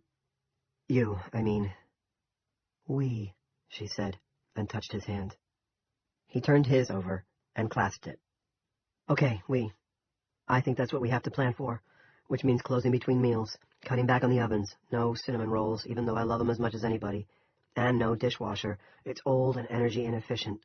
I know Dodie and Anson won't love the idea of washing dishes by hand. I don't think we can count on Dodie coming back soon, maybe not at all, not with her mother dead." Rose sighed. "I almost hope she did go to the Auburn Mall. Although I suppose it'll be in the papers tomorrow." Maybe. Barbie had no idea how much information was going to come out of or into Chester's Mill if this situation didn't resolve quickly, and with some rational explanation. Probably not much. He thought Maxwell Smart's fabled cone of silence would descend soon, if it hadn't already. Anson came back to the table where Barbie and Rose were sitting. He had his jacket on. "Is it okay for me to go now, Rose?" "Sure," she said. 6 tomorrow? Isn't that a little late?" He grinned and added, "Not that I'm complaining." "We're going to open late." She hesitated. "And close between meals." "Really? Cool." His gaze shifted to Barbie. "You got a place to stay tonight? Because you can stay with me. Seda went to Derry to visit her folks." Seda was Anson's wife. Barbie, in fact, did have a place to go. Almost directly across the street. "Thanks, but I'll go back to my apartment. I'm paid up until the end of the month, so why not? I dropped off the keys with Petra Searles in the drugstore before I left this morning, but I still have a dupe on my keyring." Okay, see you in the morning, Rose. Will you be here, Bobby? Wouldn't miss it. Anson's grin widened. Excellent. When he was gone, Rose rubbed her eyes, then looked at Barbie grimly. How long is this going to go on? Best guess. I don't have a best guess because I don't know what happened, or when it will stop happening. Very low, Rose said, Bobby, you're scaring me. I'm scaring myself. We both need to go to bed. Things will look better in the morning. After this discussion, I'll probably need an Ambien to get to sleep, she said, tired as I am, but thank God you came back. Barbie remembered what he'd been thinking about supplies. One other thing. If Food City opens tomorrow, it's always open on Sundays 10 to 6. If it opens tomorrow, you need to go shopping. But Cisco delivers on... She broke off and stared at him dismally. On Tuesdays. But we can't count on that, can we? Of course not. No, he said. Even if what's wrong suddenly becomes right, the Army's apt to quarantine this burg. At least for a while. What should I buy? Everything, but especially meat. Meat. If the store opens, I'm not sure it will. Jim Rennie may persuade whoever manages it now. Jack Cale, he took over when Ernie Calvert retired last year. Well, Rennie may persuade him to close until further notice, or get Chief Perkins to order the place closed. You don't know, Rose asked, and at his blank look. You don't. Duke Perkins is dead, Bobby. He died out there. She gestured south. Barbie stared at her, stunned. Anson had neglected to turn off the television, and behind them, Rose's Wolfie was again telling the world that an unexplained force had cut off a small town in western Maine. The area had been isolated by the armed forces. The Joint Chiefs were meeting in Washington. The president would address the nation at midnight. But in the meantime, he was asking the American people to unite their prayers for the people of Chester's Mill with his own. 3. Dad. Junior Rennie stood at the top of the stairs, head cocked, listening. There was no response, and the TV was silent. His dad was always home from work, and in front of the TV by now. On Saturday nights, he forewent CNN and Fox News for either Animal Planet or the History Channel. Not tonight, though. Junior listened to his watch to make sure it was still ticking. It was. And what it said sort of made sense, because it was dark outside. A terrible thought occurred to him. Big Jim might be with Chief Perkins. The two of them could at this minute be discussing how to arrest Junior with the least possible fuss. And why had they waited so long? So they could spirit him out of town under cover of darkness. Take him to the county jail over in Castle Rock, then a trial, and then Shawshank. After a few years there, he'd probably just call it the Shank, like the rest of the murderers, robbers, and sodomites. That's stupid, he whispered. But was it? He'd awakened thinking that killing Angie had just been a dream. Must have been, because he would never kill anyone. Beat them up, maybe, but kill? Ridiculous. He was, a regular person. Then he'd looked at the clothes under the bed, seen the blood on them, and it all came back. The towel falling off her hair, her pussy patch somehow goading him, the complicated crunching sound from behind her face when he'd gotten her with his knee, the rain of fridge magnets, and the way she had thrashed. But that wasn't me, it was the headache. Yes, true, but who'd believe that? He'd have better luck if he said the butler did it. Dad! Nothing. Not here. Not at the police station, conspiring against him either. Not his dad. He wouldn't. His dad always said family came first. But did family come first? Of course he said that. He was a Christian after all and half owner of WCIK. But Junior had an idea that for his dad, Jim Rennie's used cars might come before family, and that being the town's first selectman might come before the holy tabernacle of no money down. Junior could be, it was possible, third in line. He realized for the first time in his life it was a genuine flash of insight, that he was only guessing, that he might not really know his father at all. He went back to his room and turned on the overhead. It cast an odd, unsteady light, waxing bright, and then dim. For a moment, Junior thought something was wrong with his eyes. Then he realized he could hear their generator running out back. And not just theirs, either. The town's power was out. He felt a surge of relief. A big power outage explained everything. It meant his father was likely in the town hall conference room, discussing matters with those other two idiots, Sanders and Grinnell.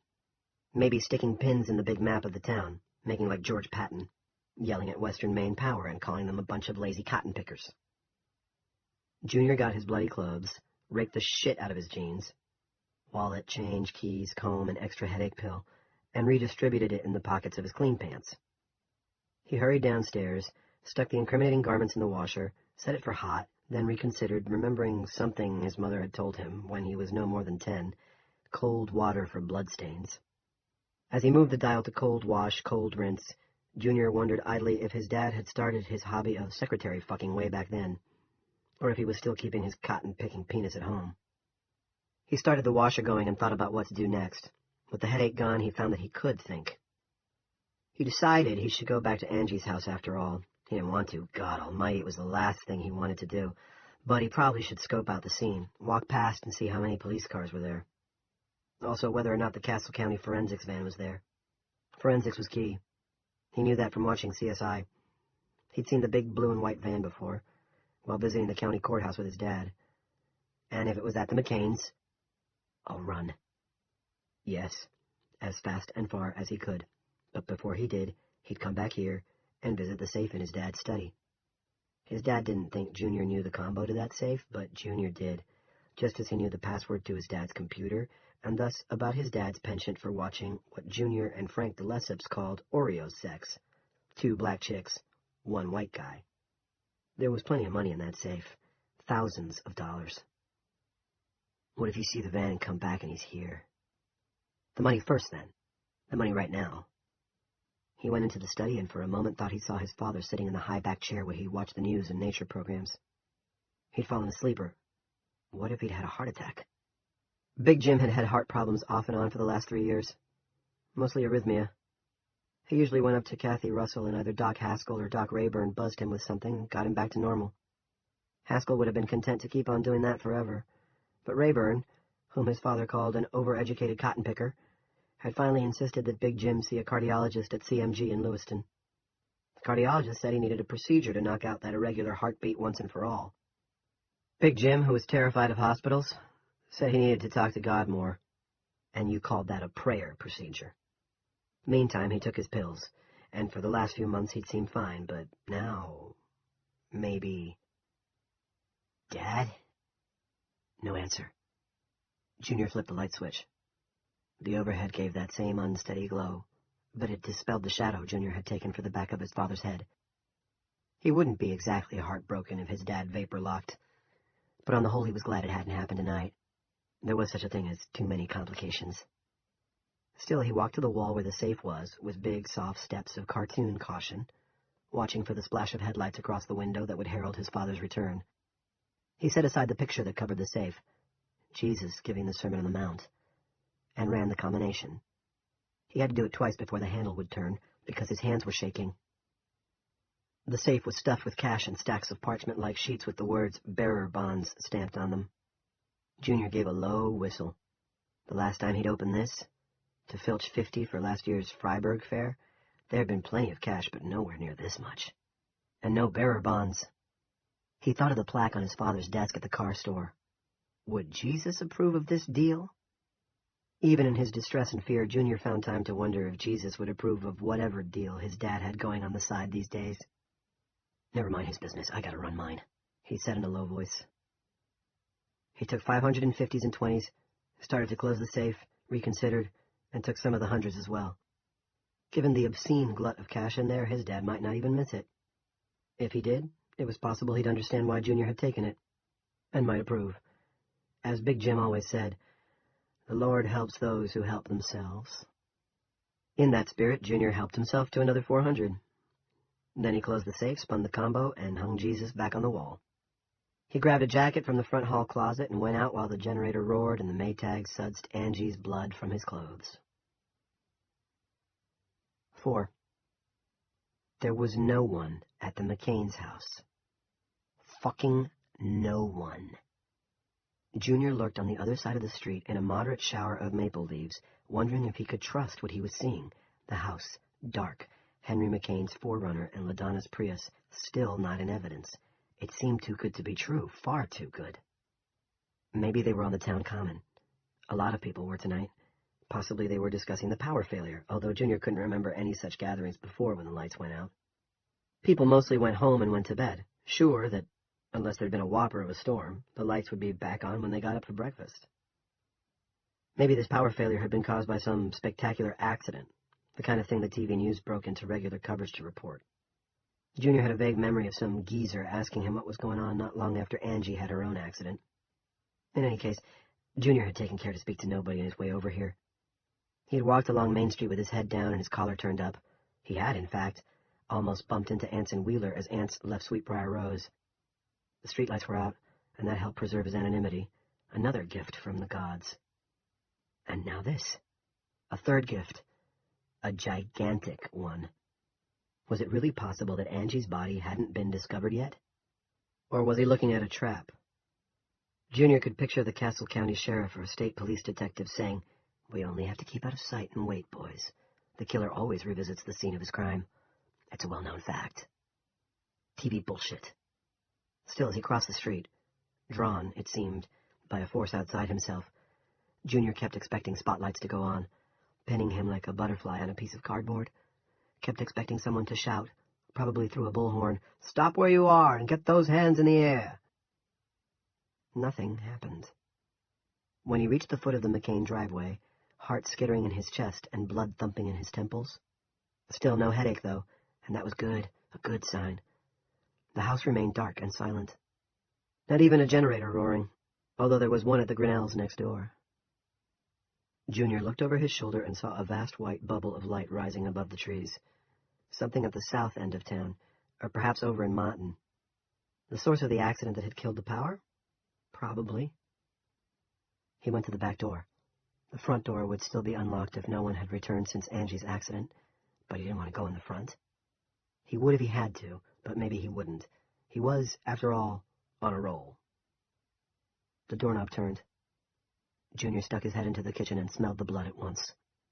An odor a little like spray starch, only gone stale. He said, "Hi. Hello. Anybody home?"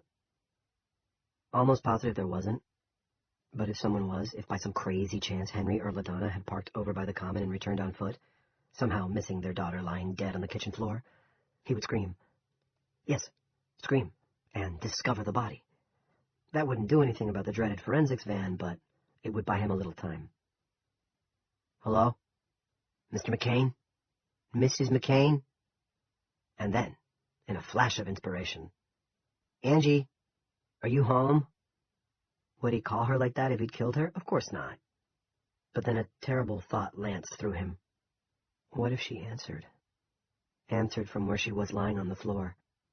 Answered through a throat full of blood. "Get a grip," he muttered. Yes, he had to, but it was hard. Especially in the dark. Besides, in the Bible, stuff like that happened all the time. In the Bible, people sometimes return to life like the zombies in Night of the Living Dead. "Anybody home?" Zip. Nada. His eyes had adjusted to the gloom, but not enough. He needed a light. He should have brought a flashlight from the house, but it was easy to forget stuff like that when you were used to just flipping a switch. Junior crossed the kitchen, stepping over Angie's body, and opened the first of two doors on the far side. It was a pantry. He could just make out the shelves of bottled and canned goods. He tried the other door and had better luck. It was the laundry. And unless he was mistaken about the shape of the thing standing on the shelf just to his right, he was still on a roll. He wasn't mistaken. It was a flashlight, a nice bright one. He'd have to be careful about shining it around the kitchen. Easing down the shades would be an excellent idea. But in the laundry room he could shine it around to his heart's content. In here he was fine. Soap powder, bleach, fabric softener, a bucket, and a Swiffer. Good. With no generator, there'd only be cold water, but there would probably be enough to fill one bucket from the taps, and then, of course, there were the various toilet tanks. And cold was what he wanted. Cold for blood. He would clean like the demon housekeeper his mother had once been, mindful of her husband's exhortation. Clean house, clean hands, clean heart. He would clean up the blood. Then he'd wipe everything he could remember touching and everything he might have touched without remembering. But first, the body. He had to do something with the body. Junior decided the pantry would do for the time being. He dragged her in by the arms, then let them go. Flump. After that he set to work. He sang under his breath as he first replaced the fridge magnets, then drew the shades. He had filled the bucket almost to the top before the faucet started spitting. Another bonus. He was still scrubbing, the work well begun, but nowhere near done, when the knock came at the front door. Junior looked up, eyes wide, lips drawn back in a humorless grin of horror. Angie? It was a girl, and she was sobbing. Angie? Are you there? More knocking, and then the door opened. His role, it seemed, was over. Angie, please be here. I saw your car in the garage. Shit, the garage. He never checked the fucking garage. Angie? Sobbing again. Someone he knew. Oh, God, was it that idiot Dodie Sanders? It was. Angie, she said my mom's dead. Mrs. Shumway said that she died. Junior hoped she'd go upstairs first, check Angie's room, but she came down the hall toward the kitchen instead, moving slowly and tentatively in the dark. Angie, are you in the kitchen? I thought I saw a light. Junior's head was starting to ache again, and it was this interfering, dope-smoking cunt's fault. Whatever happened next, that would be her fault, too. 5. Dodie Sanders was still a little stoned and a little drunk. She was hungover. Her mother was dead. She was fumbling up the hall of her best friend's house in the dark. She stepped on something that slid away under her foot and almost went ass over teapot. She grabbed at the stair railing, bent 2 of her fingers painfully back, and cried out. She sort of understood all this was happening to her, but at the same time, it was impossible to believe. She felt as if she'd wandered into some parallel dimension, like in a science fiction movie. She bent to see what had nearly spilled her. It looked like a towel. Some fool had left a towel on the front hall floor. Then she thought she heard someone moving in the darkness up ahead, in the kitchen. Angie, is that you? Nothing. She still felt someone was there, but maybe not. Angie? She shuffled forward again, holding her throbbing right hand. Her fingers were going to swell. She thought they were swelling already, against her side. She held her left hand out before her, feeling the dark air. Angie, please, be there. My mother's dead. It's not a joke. Mrs. Shumway told me, and she doesn't joke. I need you. The day had started so well. She'd been up early. Well, 10, early for her. And she'd had no intention of blowing off work. Then Samantha Bushy had called to say she'd gotten some new brats on eBay, and to ask if Dodie wanted to come over and help torture them. Brats torture was something they'd gotten into in high school. Buy them at yard sales, then hang them, pound nails into their stupid little heads, douse them with lighter fluid, and set them on fire. And Dodie knew they should have grown out of it. They were adults now. Or almost. It was kid stuff. Also a little creepy, when you really thought about it. But the thing was, Sammy had her own place out on the Motton Road. Just a trailer, but all hers since her husband had taken off in the spring. And little Walter slept practically all day. Plus Sammy usually had bitchin' weed. Dodie guessed she got it from the guys she partied with. Her trailer was a popular place on the weekends. But the thing was, Dodie had sworn off weed. Never again, not since all that trouble with the cook. Never again. Had lasted over a week on the day Sammy called. "You can have Jade and Yasmin," Sammy coaxed. "Also, I've got some great you-know." She always said that, as if someone listening in wouldn't know what she was talking about. "Also, we can, you know." Dodie knew what that you-know was, too. And she felt a little tingle down there, in her you-know, even though that was also kid stuff, and they should have left it behind long ago. I don't think so, Sam. I have to be at work at 2, and...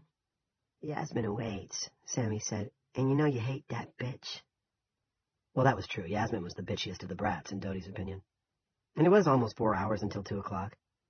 Further, and if she was a little late, so what? Was Rose going to fire her? Who else would work that shit job? "Okay, but just for a little while, and only because I hate Yasmin." Sammy giggled. "But I don't, you know, anymore. Either you know." "Not a problem," Sammy said. "Come quick." So Dodie had driven out, and of course she discovered Brat's torture was no fun if you weren't a little high. So she got a little high, and so did Sammy. They collaborated on giving Yasmin some drain cleaner plastic surgery, which was pretty hilarious. Then Sammy wanted to show her this sweet new camisole she'd gotten at Deb, and although Sam was getting a little bit of a potbelly, she still looked good to Dodie, perhaps because they were a little bit stoned. Wrecked, in fact. And since little Walter was still asleep, His father had insisted on naming the kid after some old blues man, and all that sleeping yow, Dodie had an idea little Walter was retarded, which would be no surprise, given the amount of rope Sam had smoked while carrying him. They ended up getting into Sammy's bed and doing a little of the old you-know. Afterward, they'd fallen asleep, and when Dodie woke up, little Walter was blatting. Holy shit, call News Center 6, and it was past 5. Really too late to go into work, and besides, Sam had produced a bottle of Johnny Walker Black, and they had 1 shot, 2 shot, 3 shot, 4, and Sammy decided she wanted to see what happened to a baby Bratz in the microwave. Only the power was out. Dodie had crept back to town at roughly 16 miles an hour, still high and paranoid as hell, constantly checking the rearview mirror for cops, knowing if she did get stopped, it would be by that red-haired bitch, Jackie Weddington. Or her father would be taking a break from the store and he'd smell the booze on her breath. Or her mother would be home, so tired out from her stupid flying lesson that she had decided to stay home from the Eastern Star bingo. Please, God, she prayed, please get me through this and I'll never, again. Either, never in this life. God heard her prayer. Nobody was home. The power was out here, too, but in her altered state, Dodie hardly noticed. She crept upstairs to her room, shucked out of her pants and shirt, and laid down in her bed. Just for a few minutes, she told herself. Then she put her clothes, which smelled of ganja, in the washer and put herself in the shower. She smelled of Sammy's perfume, which she must buy a gallon at a time down at Burpee's. Only she couldn't set the alarm with the power out, and when the knocking at the door woke her up, it was dark. She grabbed her robe and went downstairs, suddenly sure that it would be the red-headed cop with the big boobs, ready to put her under arrest for driving under the influence. Maybe for crack snacking, too. Dodie didn't think that particular was against the law, but she wasn't entirely sure. It wasn't Jackie Weddington, it was Julia Shumway, the editor-publisher of the Democrat. She had a flashlight in one hand. She shined it in Dodie's face, which was probably puffed with sleep, her eyes surely still red, and her hair a haystack, and then lowered it again. Enough light kicked up to show Julia's own face, and Dodie saw a sympathy there that made her feel confused and afraid. Poor kid, Julia said. You don't know, do you? Don't know what? Dodie had asked. It was around then that the parallel universe feeling had started. Don't know what? And Julia Shumway had told her. 6. Angie, please. Fumbling her way up the hall, hand throbbing, head throbbing, she could have looked for her father. Mrs. Shumway had offered to take her, starting at Bowie Funeral Home, but her blood ran cold at the thought of that place. Besides, it was Angie that she wanted, Angie who would hug her tight with no interest in the Angie who was her best friend. A shadow came out of the kitchen and moved swiftly toward her. There you are, thank God. She began to sob harder and hurried toward the figure with her arms outstretched. Oh, it's awful. I'm being punished for being a bad girl. I know I am. The dark figure stretched out its own arms, but they did not enfold Dodie in a hug. Instead, the hands at the end of those arms closed around her throat. The good of the town, the good of the people. 1. Andy Sanders was indeed at the Bowie Funeral Home. He had walked there, toting a heavy load, bewilderment, grief, a broken heart. He was sitting in Remembrance Parlor 1, his only company in the coffin at the front of the room. Gertrude Evans, 87, or maybe 88, had died of congestive heart failure 2 days before.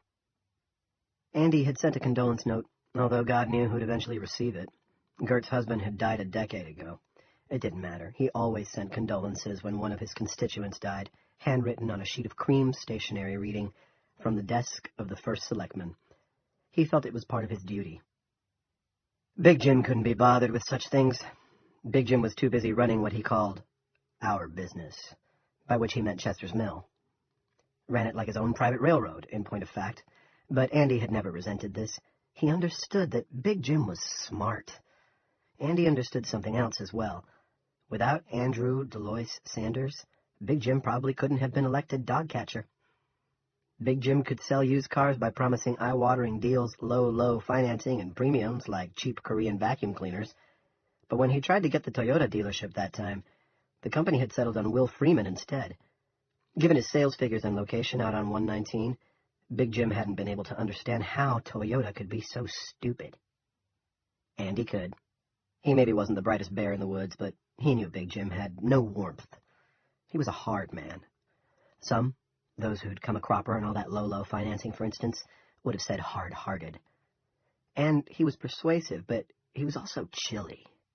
Andy, on the other hand, had warmth to spare. When he went around town at election time, Andy told folks that he and Big Jim were like the Doublemint twins, or Click and Clack, or Peanut Butter and Jelly, and Chester's Mill wouldn't be the same without both of them in harness, along with whichever third happened to be currently along for the ride.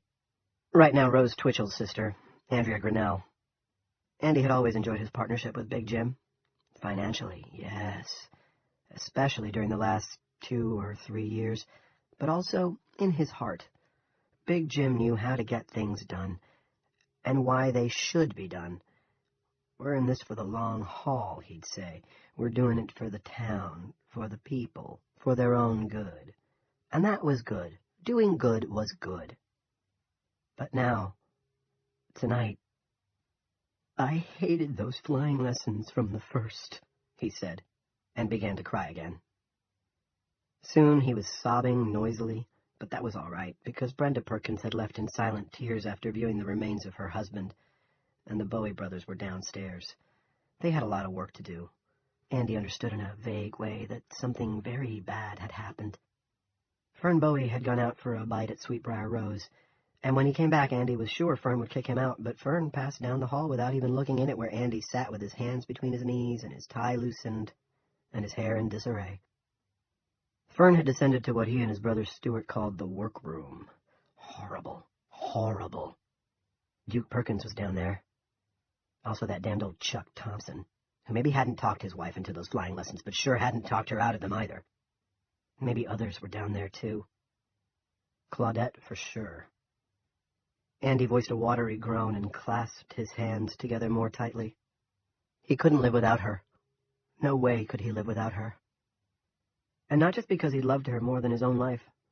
It was Claudette, along with regular unreported and ever larger cash infusions from Jim Rennie, who kept the drugstore going. On his own, Andy would have run it into bankruptcy before the turn of the century. His specialty was people, not accounts and ledgers. His wife was the numbers specialist. Or had been. As the past perfect clanged in his mind, Andy groaned again. Claudette and Big Jim had even collaborated on fixing up the town's books that time when the state audited them. It was supposed to be a surprise audit, but Big Jim had gotten advance word. Not much, just enough for them to go to work with the computer program Claudette called Mr. Clean. They called it that because it always produced clean numbers. They'd come out of that audit shiny side up, instead of going to jail, which wouldn't have been fair, since most of what they were doing, almost all, in fact, was for the town's own good. The truth about Claudette Sanders was this. She'd been a prettier Jim Rennie, a kinder Jim Rennie, one he could sleep with, and tell his secrets to, and life without her was unthinkable. Andy started to tear up again, and that was when Big Jim himself put a hand on his shoulder and squeezed. Andy hadn't heard him come in, but he didn't jump. He had almost expected the hand, because its owner always seemed to turn up when Andy needed him the most. "I thought I'd find you here," Big Jim said. "Andy, pal, I'm just so sorry." Andy lurched to his feet, groped his arms around Big Jim's bulk, and began to sob against Big Jim's jacket. "I told her those lessons were dangerous. I told her Chuck Thompson was a jackass, just like his father." Big Jim rubbed his back with a soothing palm. "I know, but she's in a better place now, Andy. She had dinner with Jesus Christ tonight. Roast beef, fresh peas, mashed with gravy. How's that for an awesome thought? You hang on to that. Think we should pray?" "Yes," Andy sobbed. "Yes, Big Jim. Pray with me." They got on their knees, and Big Jim prayed long and hard for the soul of Claudette Sanders. Below them in the workroom, Stuart Bowie heard, looked up at the ceiling, and observed, "That man shits from both ends." After 4 or 5 minutes of "We see through a glass darkly," and "When I was a child I spake as a child," Andy didn't quite see the relevance of that one, but didn't care. It was comforting just to be knee-bound with Big Jim. Rennie finished up, "For Jesus' sake, amen," and helped Andy to his feet. Face to face and bosom to bosom, Big Jim grasped Andy by the upper arms and looked into his eyes. "So, partner," he said. He always called Andy partner when the situation was serious. Are you ready to go to work? Andy stared at him dumbly. Big Jim nodded as if Andy had made a reasonable, under the circumstances, protest. I know it's hard, not fair, inappropriate time to ask you, and you'd be within your rights. God knows you would, if you were to bust me one right in the cotton-picking chops. But sometimes we have to put the welfare of others first. Isn't that true? The good of the town, Andy said. For the first time since getting the news about Claudia, he saw a sliver of light. Big Jim nodded. His face was solemn, but his eyes were shining. Andy had a strange thought. He looks 10 years younger. Right you are. We're custodians, partner. Custodians of the common good. Not always easy, but never unnecessary. I sent the Weddington woman to hunt up Andrea. Told her to bring Andrea to the conference room, in handcuffs if that's what it takes. Big Jim laughed. She'll be there. And Pete Randolph's making a list of all the available town cops. Aren't enough. We've got to address that, partner. If this situation goes on, authority's going to be key. So what do you say? Can you suit up for me? Andy nodded. He thought it might take his mind off this. Even if it didn't, he needed to make like a bee and buzz. Looking at Gert Evans' coffin was beginning to give him the willies. The silent tears of the chief's widow had given him the willies, too. And it wouldn't be hard. All he really needed to do was sit there at the conference table and raise his hand when Big Jim raised his. Andrea Grinnell, who never seemed entirely awake, would do the same. If emergency measures of some sort needed to be implemented, Big Jim would see that they were. Big Jim would take care of everything. Let's go, Andy replied. Big Jim clapped him on the back, slung an arm over Andy's thin shoulders, and led him out of the remembrance parlor. It was a heavy arm, meaty, but it felt good. He never even thought of his daughter. In his grief, Andy Sanders had forgotten her entirely. 2. Julia Shumway walked slowly down Commonwealth Street, home of the town's wealthiest residents, toward Main Street. Happily divorced for 10 years, she lived over the offices of the Democrat with Horace, her elderly Welsh corgi. She had named him after the great Mr. Greeley, who was remembered for a single bon mot, "Go west, young man, go west," but whose real claim to fame, in Julia's mind, was his work as a newspaper editor. If Julia could do work half as good as Greeley's on the New York Trib, she would consider herself a success. Of course, her Horace always considered her a success, which made him the nicest dog on earth, in Julia's book. She would walk him as soon as she got home, then enhance herself further in his eyes by scattering a few pieces of last night's steak on top of his kibble. That would make them both feel good. And she wanted to feel good about something, anything, because she was troubled. This was not a new state for her. She had lived in the mill for all of her 43 years, and in the last 10, she liked what she saw in her hometown less and less. She worried about the inexplicable decay of the town's sewer system and waste treatment plant in spite of all the money that had been poured into them. She worried about the impending closure of Cloud Top, the town's ski resort. She worried that James Rennie was stealing even more from the town till than she suspected, and she suspected he had been stealing a great deal for decades. And of course she was worried about this new thing, which seemed to her almost too big to comprehend.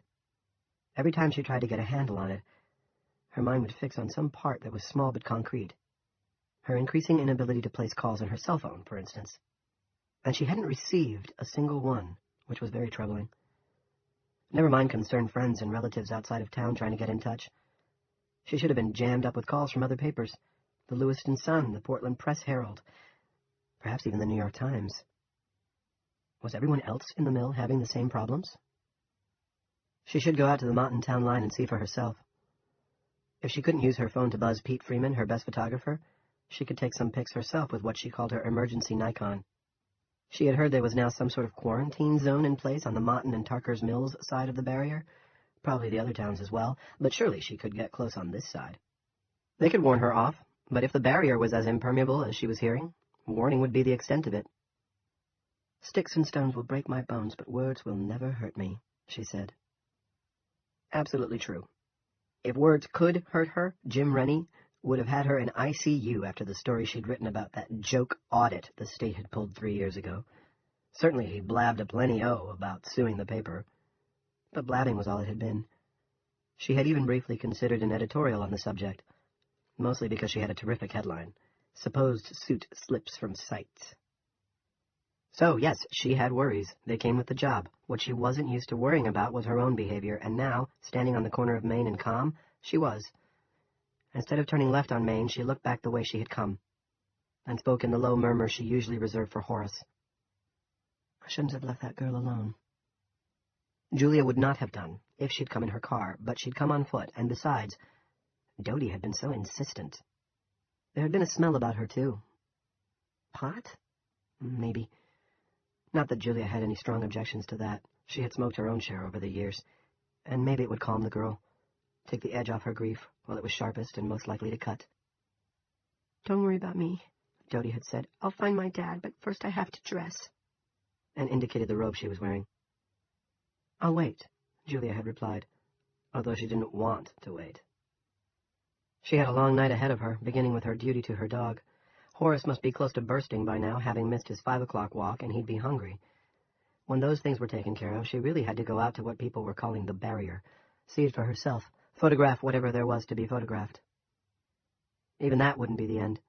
She'd have to see about putting out some sort of extra edition of the Democrat. It was important to her, and she thought it might be important to the town. Of course, all this might be over tomorrow, but Julia had a feeling, partly in her head, partly in her heart, that it wouldn't be. And yet, Dodie Sanders should not have been left alone. She'd seemed to be holding herself together, but that might only have been shock and denial masquerading as calm. And the dope, of course. But she had been coherent. "You don't need to wait. I don't want you to wait." "I don't know if being alone right now is wise, dear." "I'll go to Angie's," Dodie said, and seemed to brighten a little at the thought, even as the tears continued to roll down her cheeks. "She'll go with me to find Daddy," she nodded. "Angie's the one I want." In Julia's opinion, the McCain girl had only marginally more sense than this one, who had inherited her mother's looks, but unfortunately her father's brains. Angie was a friend, though, and if ever there was a friend in need who needed a friend indeed, it was Dodie Sanders tonight. "I could go with you." Not wanting to, knowing that even in her current state of fresh bereavement, the girl could probably see that. "No, it's only a few blocks." "Well, Miss Shumway, are you sure? Are you sure, my mother?" Very reluctantly, Julia had nodded. She had gotten confirmation of the airplane's tail number from Ernie Calvert. She had gotten something else from him as well, a thing that should more properly have gone to the police. Julia might have insisted that Ernie take it to them, but for the dismaying news that Duke Perkins was dead, and that incompetent weasel Randolph was in charge. What Ernie gave her was Claudette's blood-stained driver's license. It had been in Julia's pocket as she stood on the Sanders stoop, and in her pocket it had stayed. She'd give it either to Andy or to this pale, mussy-haired girl when the right time came. But this was not the time. "Thank you," Dodie had said in a sadly formal tone of voice. "Now please go away. I don't mean to be crappy about it, but—" She never finished the thought, only closed the door on it. And what had Julia Shumway done? Obeyed the command of a grief-stricken 20-year-old girl who might be too stoned to be fully responsible for herself. But there were other responsibilities tonight, hard as that was.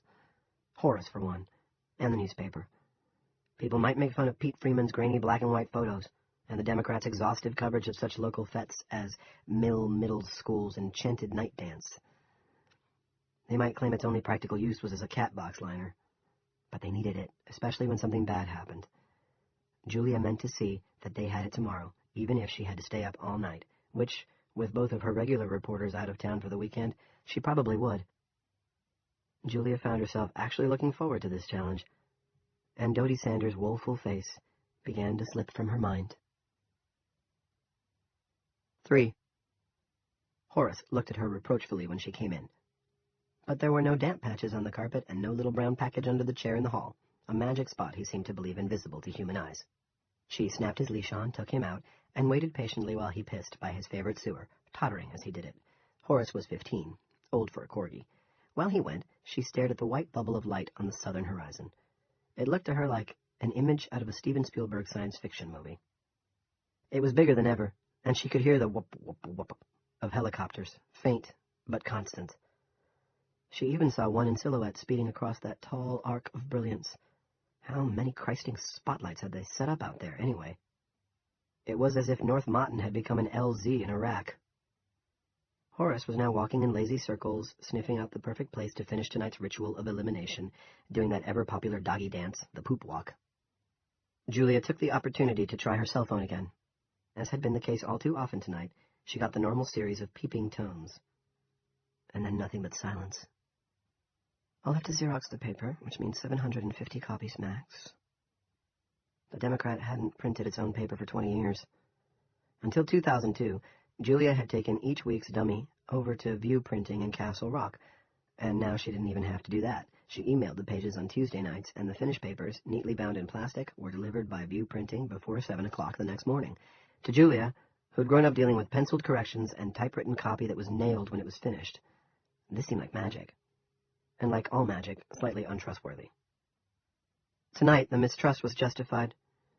She might still be able to email comps to View Printing, but no one would be able to deliver the finished papers in the morning.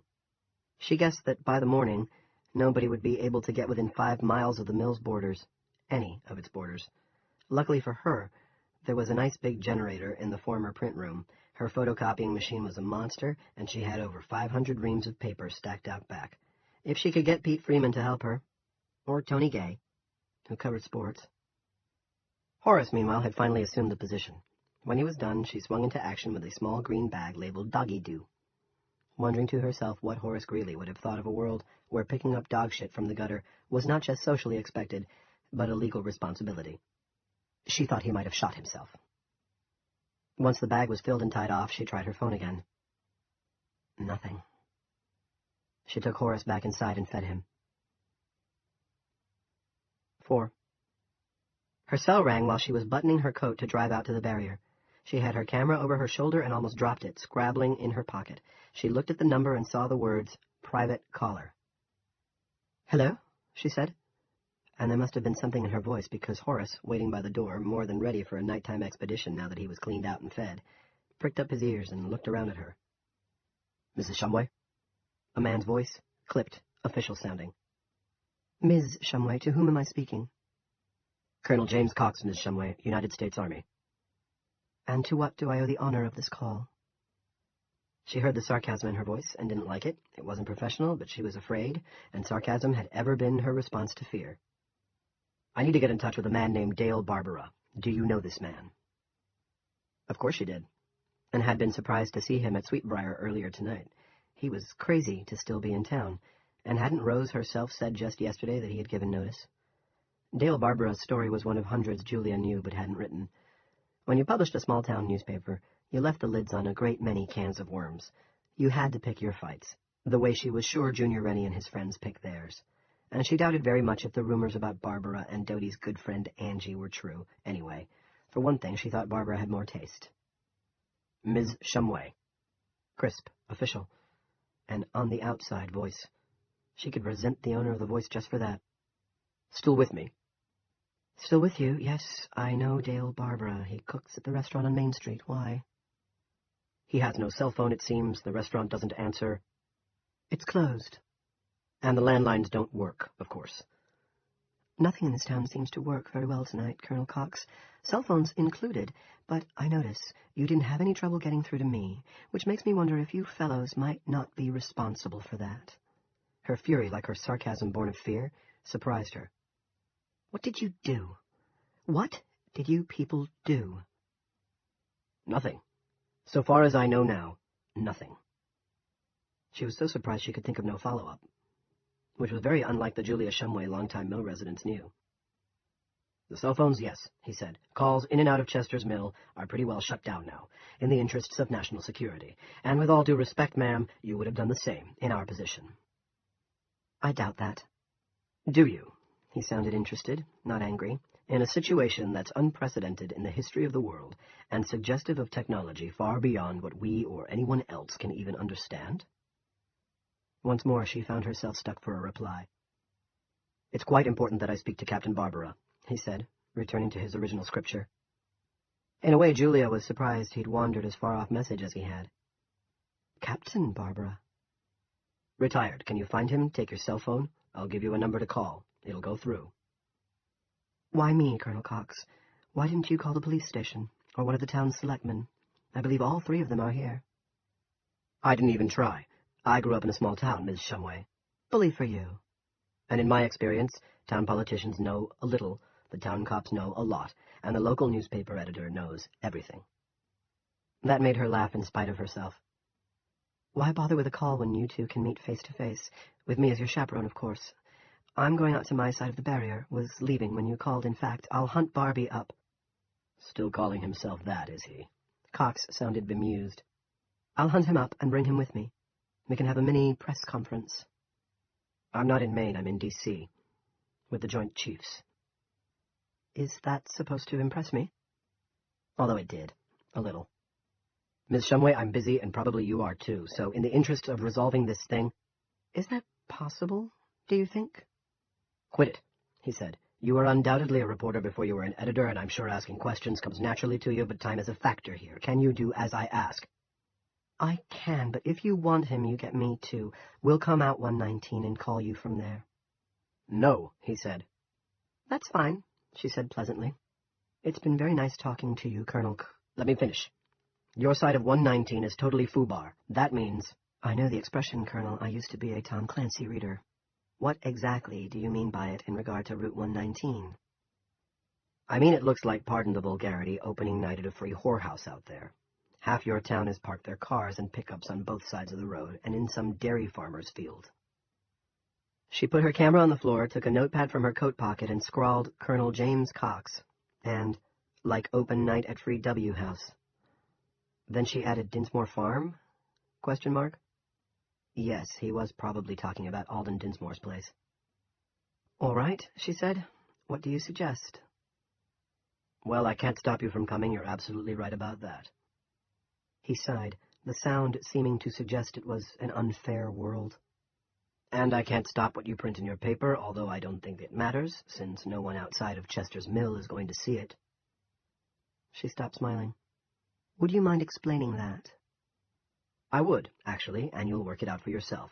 My suggestion is that if you want to see the barrier, although you can't actually see it, as I'm sure you've been told, you bring Captain Barbara out to where it cuts Town Road number 3. Do you know Town Road number 3? For a moment she didn't. Then she realized what he was talking about and laughed. Something amusing, Ms. Shumway? In the mill, folks call that one Little Bitch Road, because in mud season it's one little bitch. Very colorful. No crowds out on Little Bitch, I take it. No one at all right now. All right. She put the pad in her pocket and picked up the camera. Horace continued waiting patiently by the door.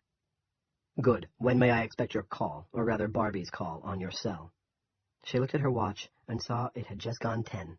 How in God's name had it gotten that late so early? We'll be out there by 10:30, assuming I can find him. And I think I can. That's fine. Tell him Ken says hello. That's a joke? Yes, I get it. Will someone meet us? There was a pause. When he spoke again, she sensed reluctance. There will be lights and sentries and soldiers manning a roadblock, but they have been instructed not to speak to the residents. Not to... Why? In God's name, why? If the situation doesn't resolve, Ms. Shumway, all these things will become clear to you. Most you really will figure out on your own. You sound like a very bright lady. Well, fuck you very much, Colonel, she cried, stung. At the door, Horace pricked up his ears. Cox laughed, a big unoffended laugh. Yes, ma'am. Receiving you 5 by 5. 10:30? She was tempted to tell him no, but of course there was no way she could do that. 10:30, assuming I can hunt him up, and I call you? Either you or him, but it's him I need to speak with.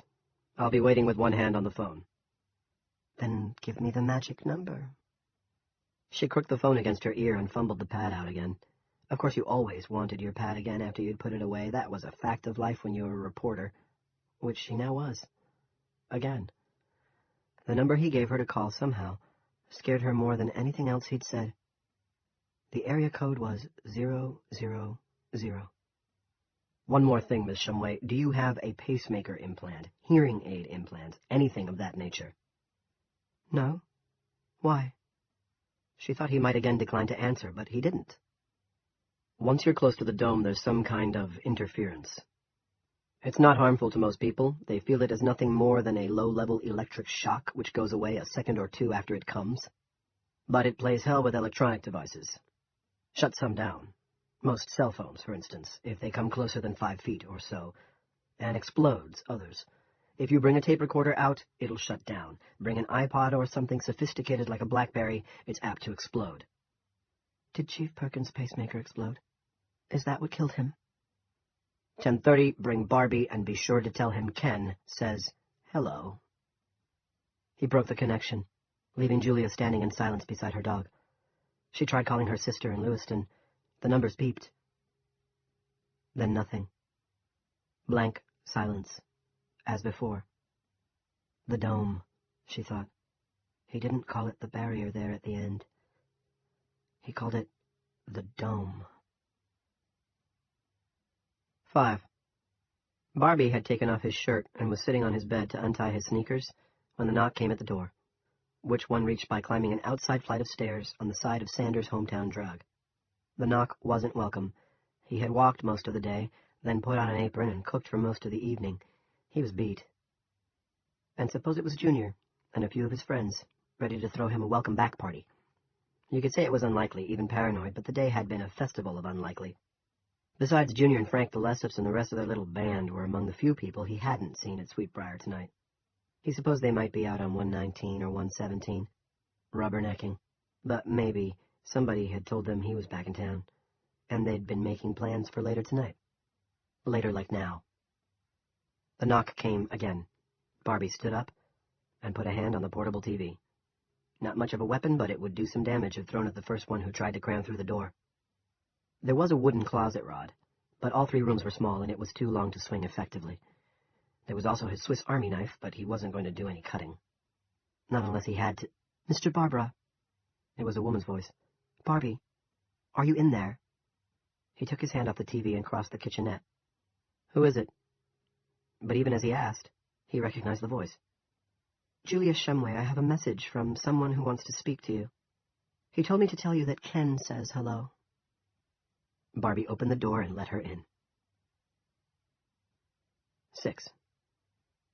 In the pine-paneled basement conference room of the Chester's Mill Town Hall, the roar of the generator out back, an elderly Kelvinator, was no more than a dim drone. The table in the center of the room was handsome red maple, polished to a high gleam, 12 feet long. Most of the chairs surrounding it were empty that night.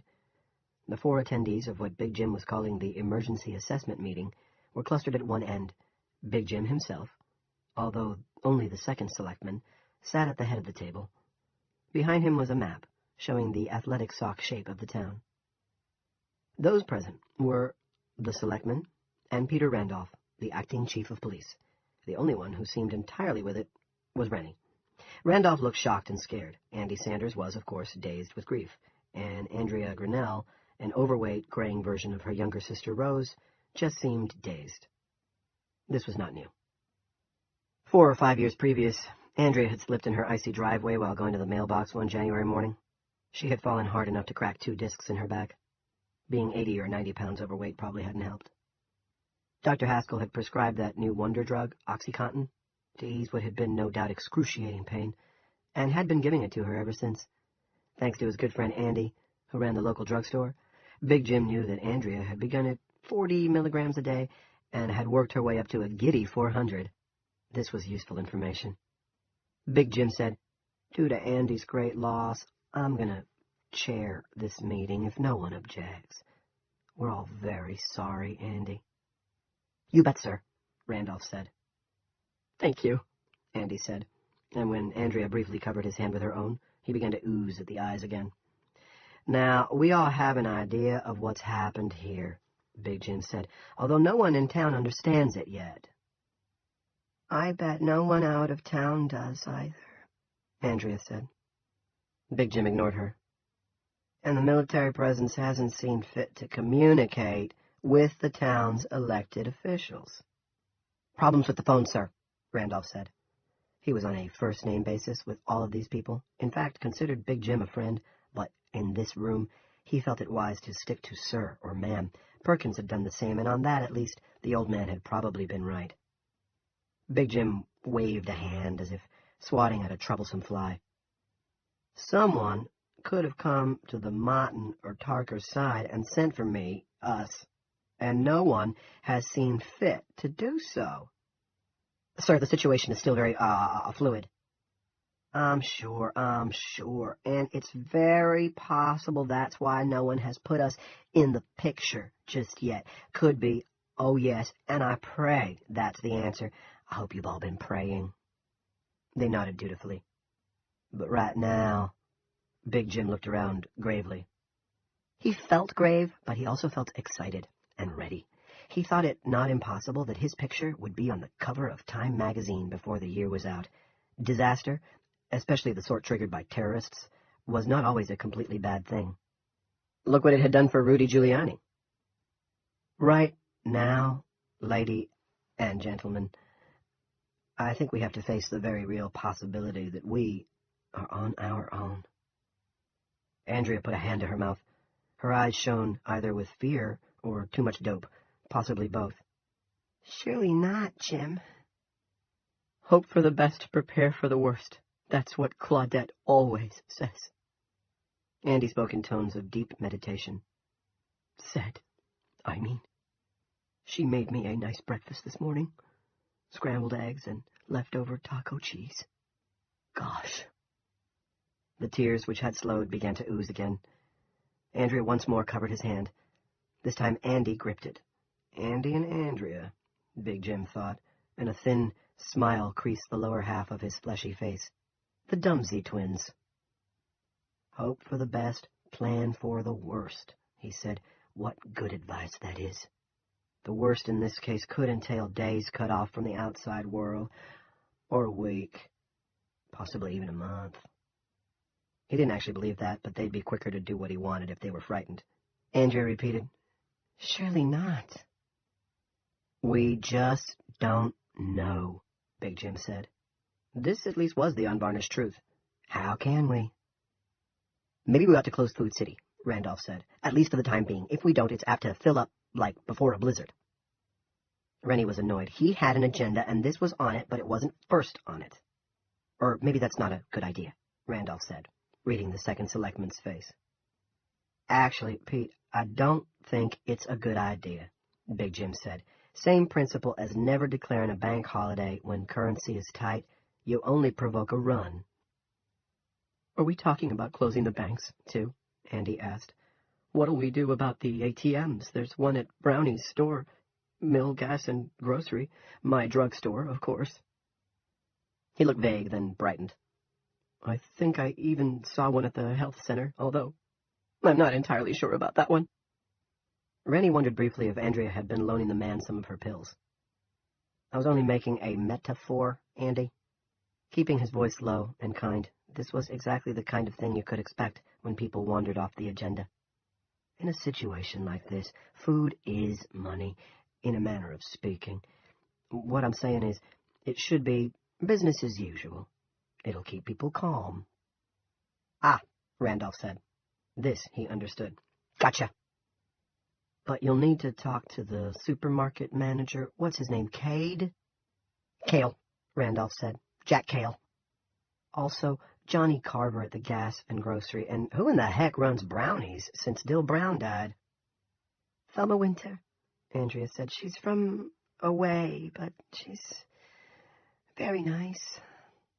Rennie was pleased to see Randolph writing the names down in his pocket notebook. Tell those 3 people that beer and liquor sales are off until further notice. His face cramped in a rather frightening expression of pleasure.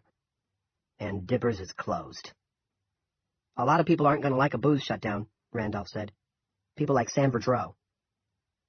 Verdreau was the town's most notorious tosspot, a perfect example, in Big Jim's opinion, of why the Volstead Act should never have been repealed. Sam and the others like him will just have to suffer once their current supplies of beer and coffee brandy are gone. We can't have half the town getting drunk like it was New Year's Eve. Why not? Andrea asked. They'll use up the supplies, and that'll be the end of it. And if they riot in the meantime? Andrea was silent. She couldn't see what people would have to riot about, not if they had food. But arguing with Jim Rennie, she had found, was usually unproductive and always wearying. "I'll send a couple of the guys out to talk to them," Randolph said. "Talk to Tommy and Willow Anderson personally. The Andersons ran dippers. They can be troublesome." He lowered his voice. "Wing nuts." Randolph nodded. "Left-wing nuts. Got a picture of Uncle Barack over the bar." "That's it exactly." And, he didn't need to say, Duke Perkins let those two hippie cotton pickers get a foothold with their dancing and loud rock and roll and drinking until 1 in the morning, protected them, and look at the trouble it led to for my son and his friends. He turned to Andy Sanders. "Also, you've got to put all the prescription drugs under lock and key. Oh, not Nasonex and Lyrica, that sort of thing. You know the stuff I mean." "Anything people might use to get high," Andy said, "is already under lock and key." He seemed uneasy at this turn of the conversation. Rennie knew why, but he wasn't concerned about their various sales endeavors just now. They had more pressing business. Better take extra precautions, just the same. Andrea was looking alarmed. Andy patted her hand. "Don't worry," he said. "We always have enough to take care of those in real need." Andrea smiled at him.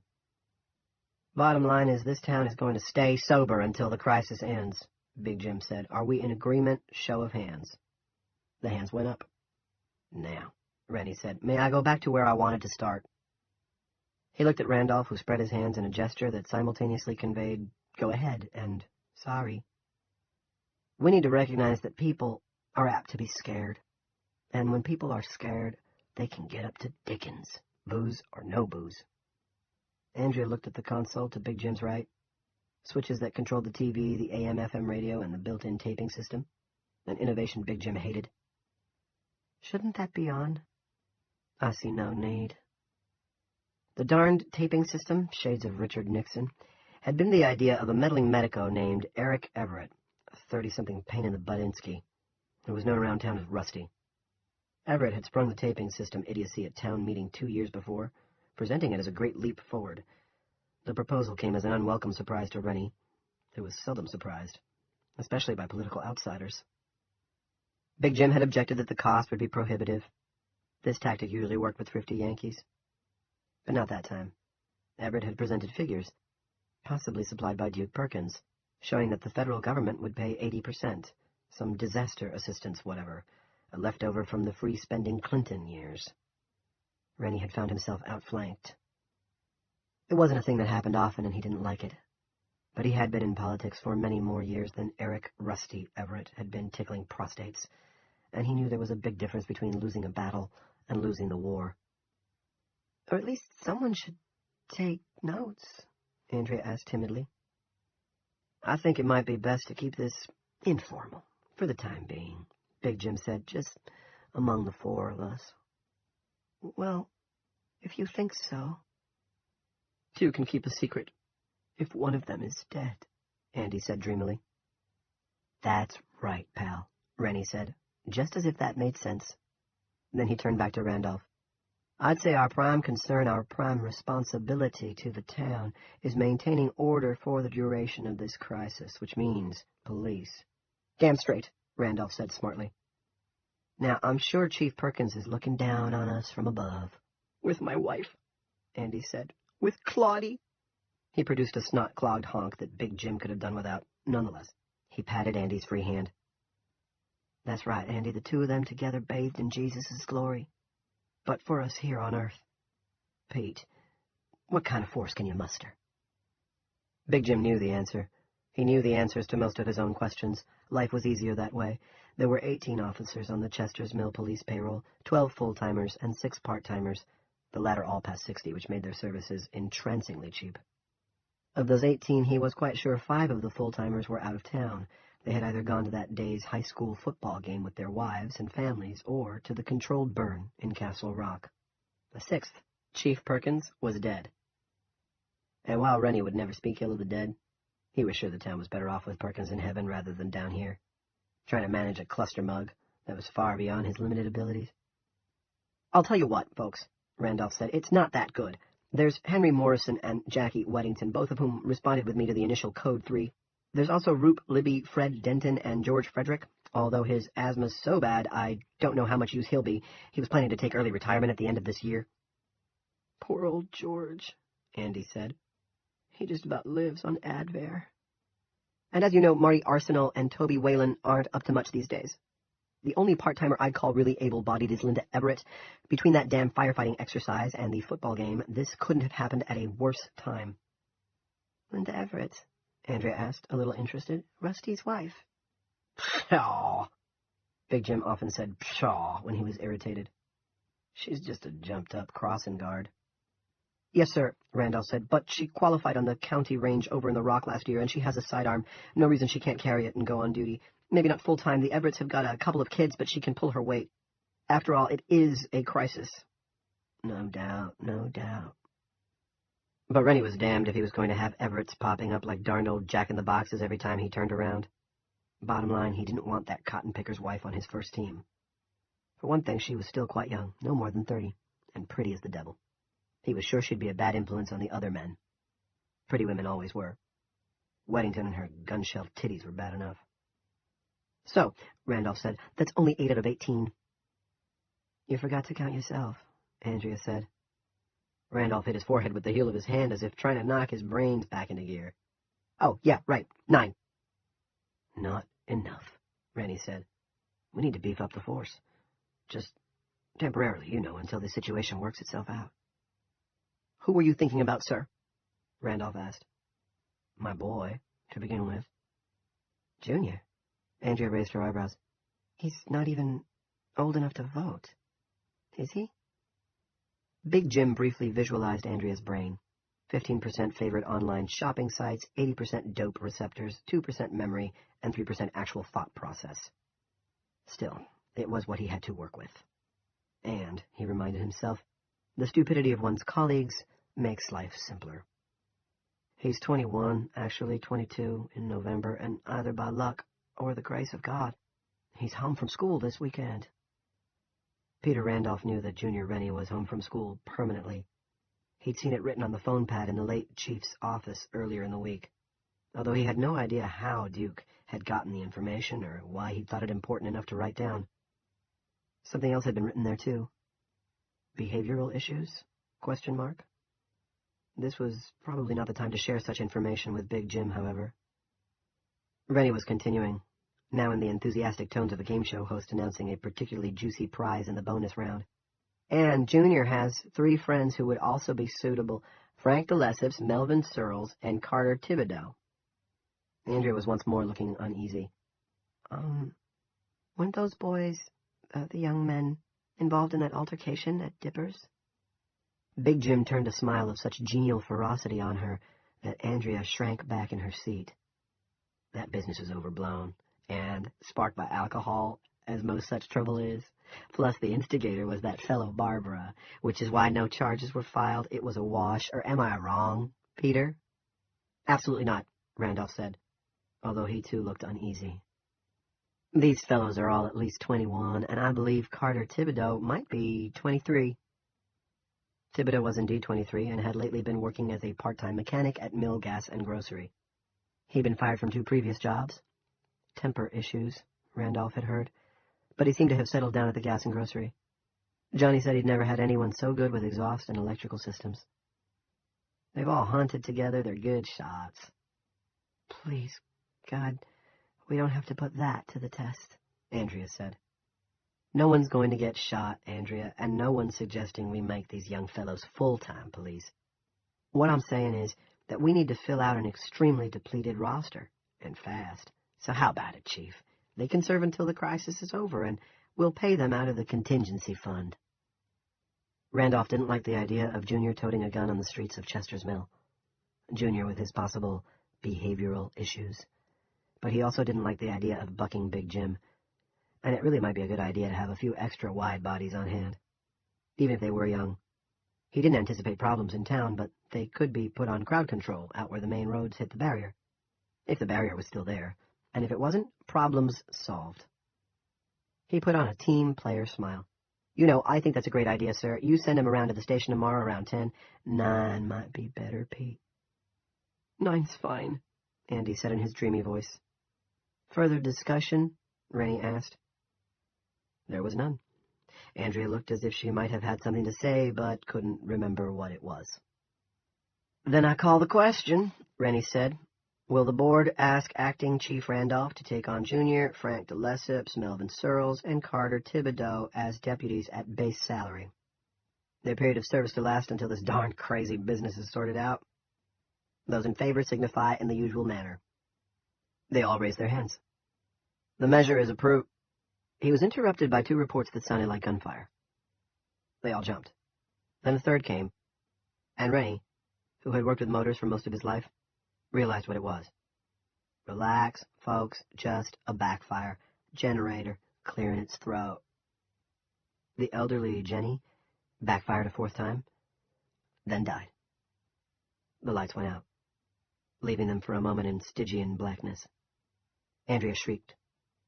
On his left, Andy Sanders said, "Oh my gosh, Jim, the propane." Rennie reached out with his free hand and grabbed Andy's arm. Andy shut up. As Rennie was relaxing his grip, light crept back into the long, pine-paneled room. Not the bright overheads, but the emergency box lights mounted in the 4 corners. In their weak glow, the faces clustered at the conference table's north end looked yellow and years older. They looked frightened. Even Big Jim Rennie looked frightened. "No problem," Randolph said with a cheeriness that sounded manufactured rather than organic. "Tank just ran dry, that's all. Plenty more in the town supply barn." Andy shot Big Jim a look. It was no more than a shifting of the eyes. But Rennie had an idea Andrea saw it. What she might eventually make of it was another question. She'll forget it after her next dose of oxy, he told himself. By morning, for sure. And in the meantime, the town's supplies of propane, or lack thereof, didn't concern him much. He would take care of that situation when it became necessary.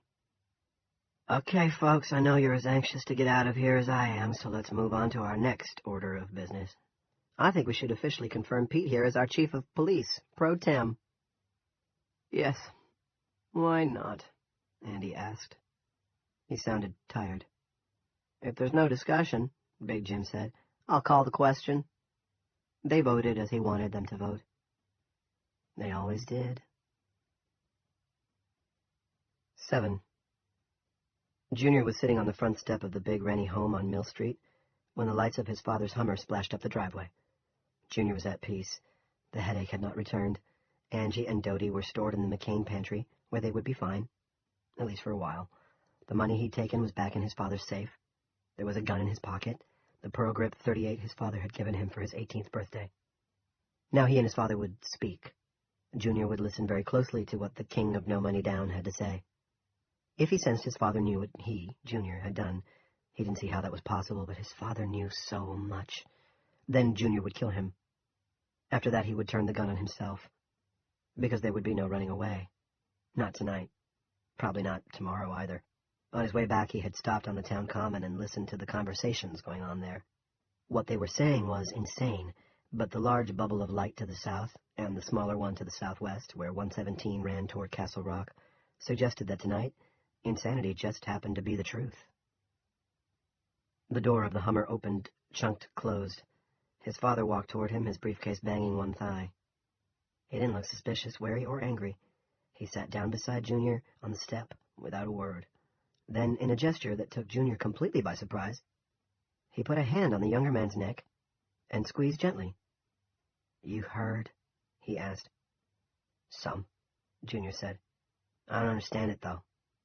"None of us do. I think there are going to be some hard days ahead while this gets sorted out. So I have to ask you something." "What's that?" Junior's hand closed around the butt of the pistol. "Will you play your part, you and your friends, Frankie, Carter, and the Searles boy?" Junior was silent, waiting. What was this shit? Peter Randolph's acting chief now. He's going to need some men to fill out the police roster. Good men. Are you willing to serve as a deputy until this damn cluster mug is over? Junior felt a wild urge to scream with laughter, or triumph, or both. Big Jim's hand was still on the nape of his neck, not squeezing, not pinching, almost caressing. Junior took his hand off the gun in his pocket. It occurred to him that he was still on a roll. The roll of all rolls. Today, he had killed 2 girls he'd known since childhood. Tomorrow, he was going to be a town cop. "Sure, Dad," he said. "If you need us, we are there." And for the first time in maybe 4 years, it could have been longer, he kissed his father's cheek. Prayers. 1. Barbie and Julia Shumway didn't talk much. There wasn't much to say. Theirs was, as far as Barbie could see, the only car on the road. But light streamed from most of the farmhouse windows once they cleared town. Out here, where there were always chores to be done and no one fully trusted Western Maine Power, almost everyone had a Jenny. When they passed the WCIK radio tower, the 2 red lights at the top were flashing, as they always did. The electric cross in front of the little studio building was also lit, a gleaming white beacon in the dark. Above it, the stars spilled across the sky in their usual extravagant profusion, a never-ending cataract of energy that needed no generator to power it. "Used to come fishing out this way," Barbie said. "It's peaceful." "Any luck?" "Plenty, but sometimes the air smells like the dirty underwear of the gods, fertilizer or something. I never dared to eat what I caught." "Not fertilizer, bullshit. Also known as the smell of self-righteousness." "I beg your pardon?" She pointed at a dark steeple shape blocking out the stars. "Christ the Holy Redeemer Church," she said. "They own WCIK just back the road. Sometimes known as Jesus Radio." He shrugged. "I guess maybe I have seen the steeple. And I know the station. Can't very well miss it if you live around here and own a radio." "Fundamentalist?" "They make the hard-shell Baptists look soft. I go to the Congo myself. Can't stand Lester Coggins. Hate all the ha-ha, you're going to hell and we're not stuff. Different strokes for different folks, I guess. Although I have often wondered how they afford a 50,000-watt radio station." "Love offerings?" She snorted. "Maybe I ought to ask Jim Rennie. He's a deacon." Julia drove a trim Prius hybrid, a car Barbie would not have expected of a staunch Republican newspaper owner, although he supposed it did fit a worshiper at the First Congregational. But it was quiet, and the radio worked. The only problem was that out here on the western side of town, CIK's signal was so powerful it wiped out everything on the FM band. And tonight, it was broadcasting some holy accordion shit that hurt Barbie's head. It sounded like polka music played by an orchestra dying of bubonic plague. "Try the AM band, why don't you?" she said. He did, and got only nighttime gabble, until he hit a sports station near the bottom of the dial. Here, he heard that before the Red Sox-Mariners playoff game at Fenway Park, there had been a moment of silence for the victims of what the announcer called the Western Maine event. "Event," Julia said. "A sports radio term if I ever heard one. Might as well turn it off." A mile or so past the church, they began to see a glow through the trees. They came around a curve and into the glare of lights almost the size of Hollywood premiere Klieg's. 2 pointed in their direction. 2 more were tilted straight up. Every pothole in the road stood out in stark relief. The trunks of the birches looked like narrow ghosts. Barbie felt as if they were driving into a noir movie from the late 1940s. "Stop, stop, stop," he said. "This is as close as you want to go. Looks like there's nothing there, but take my word for it, there is. It would likely blow the electronics in your little car, if nothing else." She stopped and they got out. For a moment they just stood in front of the car, squinting into the bright light. Julia raised one hand to shield her eyes. Parked beyond the lights, nose to nose, were 2 brown canvas-back military trucks. Sawhorses had been placed on the road for good measure, their feet braced with sandbags. Motors roared steadily in the darkness, not one generator, but several. Barbie saw thick electrical cables snaking away from the spotlights and into the woods, where other lights glared through the trees. "They're going to light the perimeter," he said, and twirled one finger in the air like an ump signaling a home run. "Lights around the whole town, shining in and shining up." "Why up?" "The up one's to warn away air traffic. If any gets through, that is. I'd guess it's mostly tonight they're worried about. By tomorrow they'll have the airspace over the mill sewn up like one of Uncle Scrooge's money bags." On the dark side of the spotlights, but visible in their backsplash, were 6 armed soldiers. standing at parade rest with their backs turned. They must have heard the approach of the car, quiet as it was, but not one of them so much as looked around. Julia called, "Hello, fellas." No one turned. Barbie didn't expect it. On their way out, Julia had told Barbie what Cox had told her, but he had to try, and because he could read their insignia, he knew what to try. The Army might be running this show. Cox's involvement suggested that, but these fellows weren't Army. "Yo, Marines," he called. Nothing. Barbie stepped closer. He saw a dark horizontal line hanging on the air above the road, but ignored it for the time being. He was more interested in the men guarding the barrier, or the dome. Shumway had said Cox called it the dome. "I'm surprised to see you Force Recon boys stateside," he said, walking a little closer. "That little Afghanistan problem over, is it?" Nothing. He walked closer. The grit of the hardpan under his shoes seemed very loud. "A remarkably high number of pussies in Force Recon, or so I've heard. I'm relieved, actually. If this situation was really bad, they would have sent in the Rangers." "Pokey bait," one of them muttered. It wasn't much, but Barbie was encouraged. "Stand easy, fellas. Stand easy, and let's talk this over." More nothing. And he was as close to the barrier, or the dome, as he wanted to go. His skin didn't rash out in goosebumps, and the hair on his neck didn't try to stand up, but he knew the thing was there. He sensed it, and could see it, that stripe hanging on the air. He didn't know what color it would be in daylight, but he was guessing red, the color of danger. It was spray paint, and he would have bet the entire contents of his bank account, currently just over $5,000, that it went all the way around the barrier. Like a stripe on a shirt sleeve, he thought. He balled a fist and rapped on his side of the stripe, once more producing that knuckles-on-glass sound. One of the Marines jumped. Julia began, "I'm not sure that's a good—" Barbie ignored her. He was starting to be angry. Part of him had been waiting to be angry all day, and here was his chance. He knew it would do no good to go off on these guys. They were only spear carriers, but it was hard to bite back. "Yo, Marines, help a brother out." "Quit it, pal." Although the speaker didn't turn around, Barbie knew it was the CO of this happy little band. He recognized the tone, had used it himself, many times. "We've got our orders, so you help a brother out. Another time, another place. I'd be happy to buy you a beer or kick your ass, but not here, not tonight, so what do you say?" "I say okay," Barbie said. "But seeing as how we're all on the same side, I don't have to like it." He turned to Julia. "Got your phone?" She held it up. "You should get one. They're the coming thing." "I have one," Barbie said. "A disposable Best Buy special. Hardly ever use it. Left it in a drawer when I tried to blow town. Saw no reason not to leave it there tonight." She handed him hers. "You'll have to punch the number, I'm afraid. I've got work to do." She raised her voice so the soldiers standing beyond the glaring lights could hear her. "I'm the editor of the local newspaper, after all, and I want to get some pics."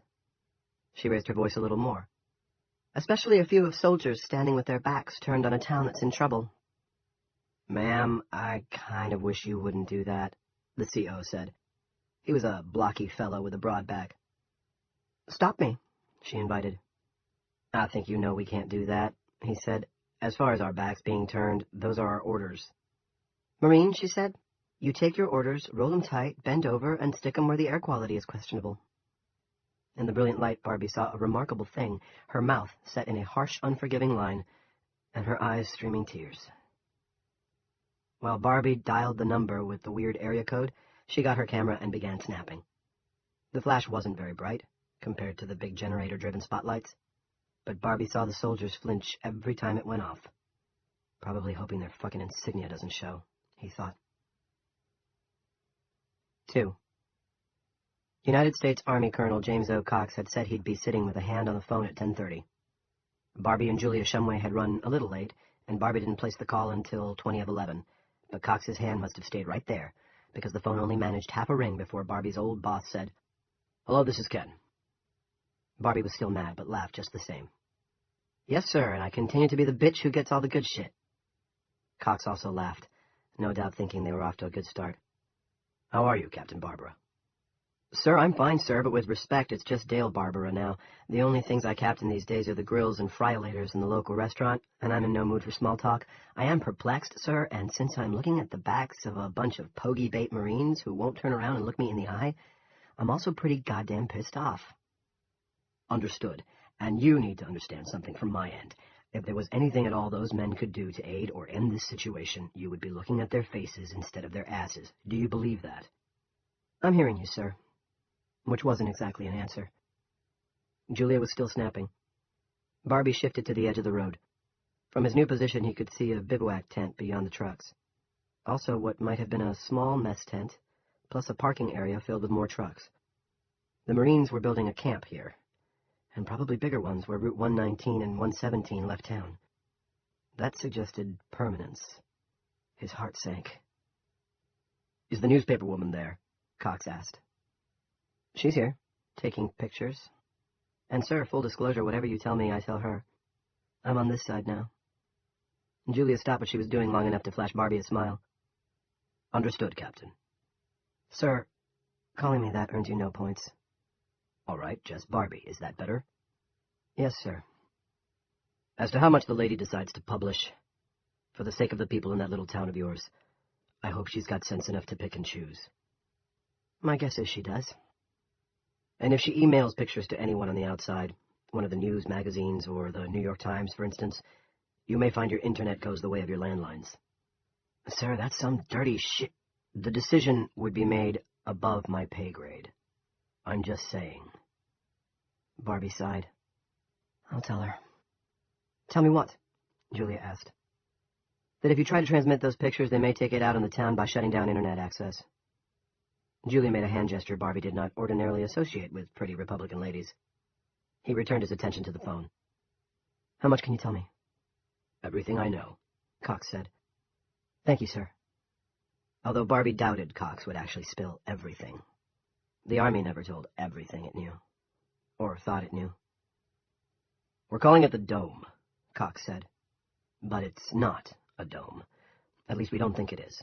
We think it's a capsule, whose edges conform exactly to the borders of the town. And I do mean exactly. Do you know how high it goes? It appears to top out at 47,000 and change. We don't know if the top is flat or rounded. At least not yet. Barbie said nothing. He was flabbergasted. As to how deep, who knows? All we can say now is more than 100 feet. That's the current depth of an excavation we're making on the border between Chester's Mill and the unincorporated township to the north. TR-90. To Barbie's ears, his voice sounded dull and listless. Whatever. We started in a gravel pit that was already dug down to 40 feet or so. I've seen spectrographic images that blow my mind. Long sheets of metamorphic rock that have been sheared in two. There's no gap, but you can see a shift where the northern part of the sheet dropped a little. We've checked seismographic reports from the Portland Meteorological Station, and bingo, there was a bump at 11:44 a.m., 2.1 on the Richter. So, that's when it happened. Great, Barbie said. He supposed he was being sarcastic, but he was too amazed and perplexed to be sure. None of this is conclusive, but it's persuasive. Of course, the exploring has just started, but right now it does look as if the thing is down, as well as up. And if it goes up 5 miles... How do you know that? Radar? Negative. This thing doesn't show on radar. There's no way of telling it's there until you hit it. Or until you're so close you can't stop. The human toll when the thing went up was remarkably low, but you've got one hell of a bird kill around the edges. Inside and outside. I know, I've seen them. Julia was done with her pictures now. She was standing next to him listening to Barbie's end of the conversation. So, how do you know how high it is? Lasers? No, they also shoot right through. We've been using missiles with dummy warheads. We've been flying F-15A sorties out of Bangor since 4 this afternoon. Surprised you didn't hear them. I might have heard something, Barbie said, but my mind was occupied with other things. Like the airplane, and the pulp truck, the dead people out on Route 117, part of the remarkably low human toll. They kept bouncing off. And then at 47,000 plus, just zippity-zoom, up, up, and away. Between you and me, I'm surprised we didn't lose any of those fighter jocks. Have you actually overflown it yet? Less than 2 hours ago. Mission successful. Who did it, Colonel? We don't know. Was it us? Is this an experiment that went wrong? Or, God help us, some kind of test? You owe me the truth. You owe this town the truth. These people are goddamn terrified. Understood. But it wasn't us. Would you know if it was? Cox hesitated. When he next spoke, his voice was lower. We have good sources in my department. When they fart in the NSA, we hear it. The same is true about Group 9 at Langley, and a couple of other little deals you never heard of. It was possible that Cox was telling the truth, and it was possible he wasn't. He was a creature of his calling, after all. If he had been drawing sentry duty out here in the chilly autumn dark with the rest of the Pogey Bait Marines, Cox, too, would have been standing with his back turned. He wouldn't have liked it, but orders were orders. Any chance it's some sort of natural phenomenon? Barbie asked. One that conforms exactly to the man-made borders of a whole town, every nook and fucking cranny. What do you think? I had to ask, is it permeable, do you know? Water goes through, Cox said. A little, anyway.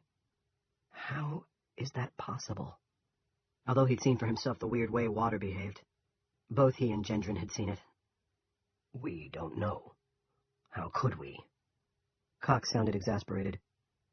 We've been working on this less than 12 hours. People here are slapping themselves in the back just for figuring out how high it goes.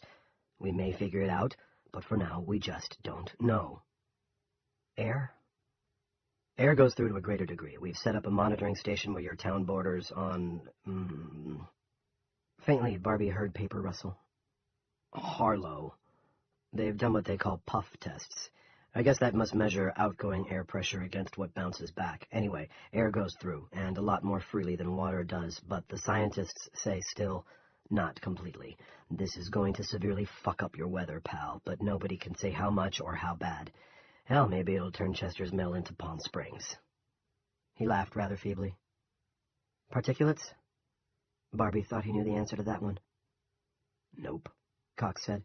Particulate matter doesn't go through, at least we don't think so, and you want to be aware that works both ways. If particulate matter doesn't get in, it won't get out.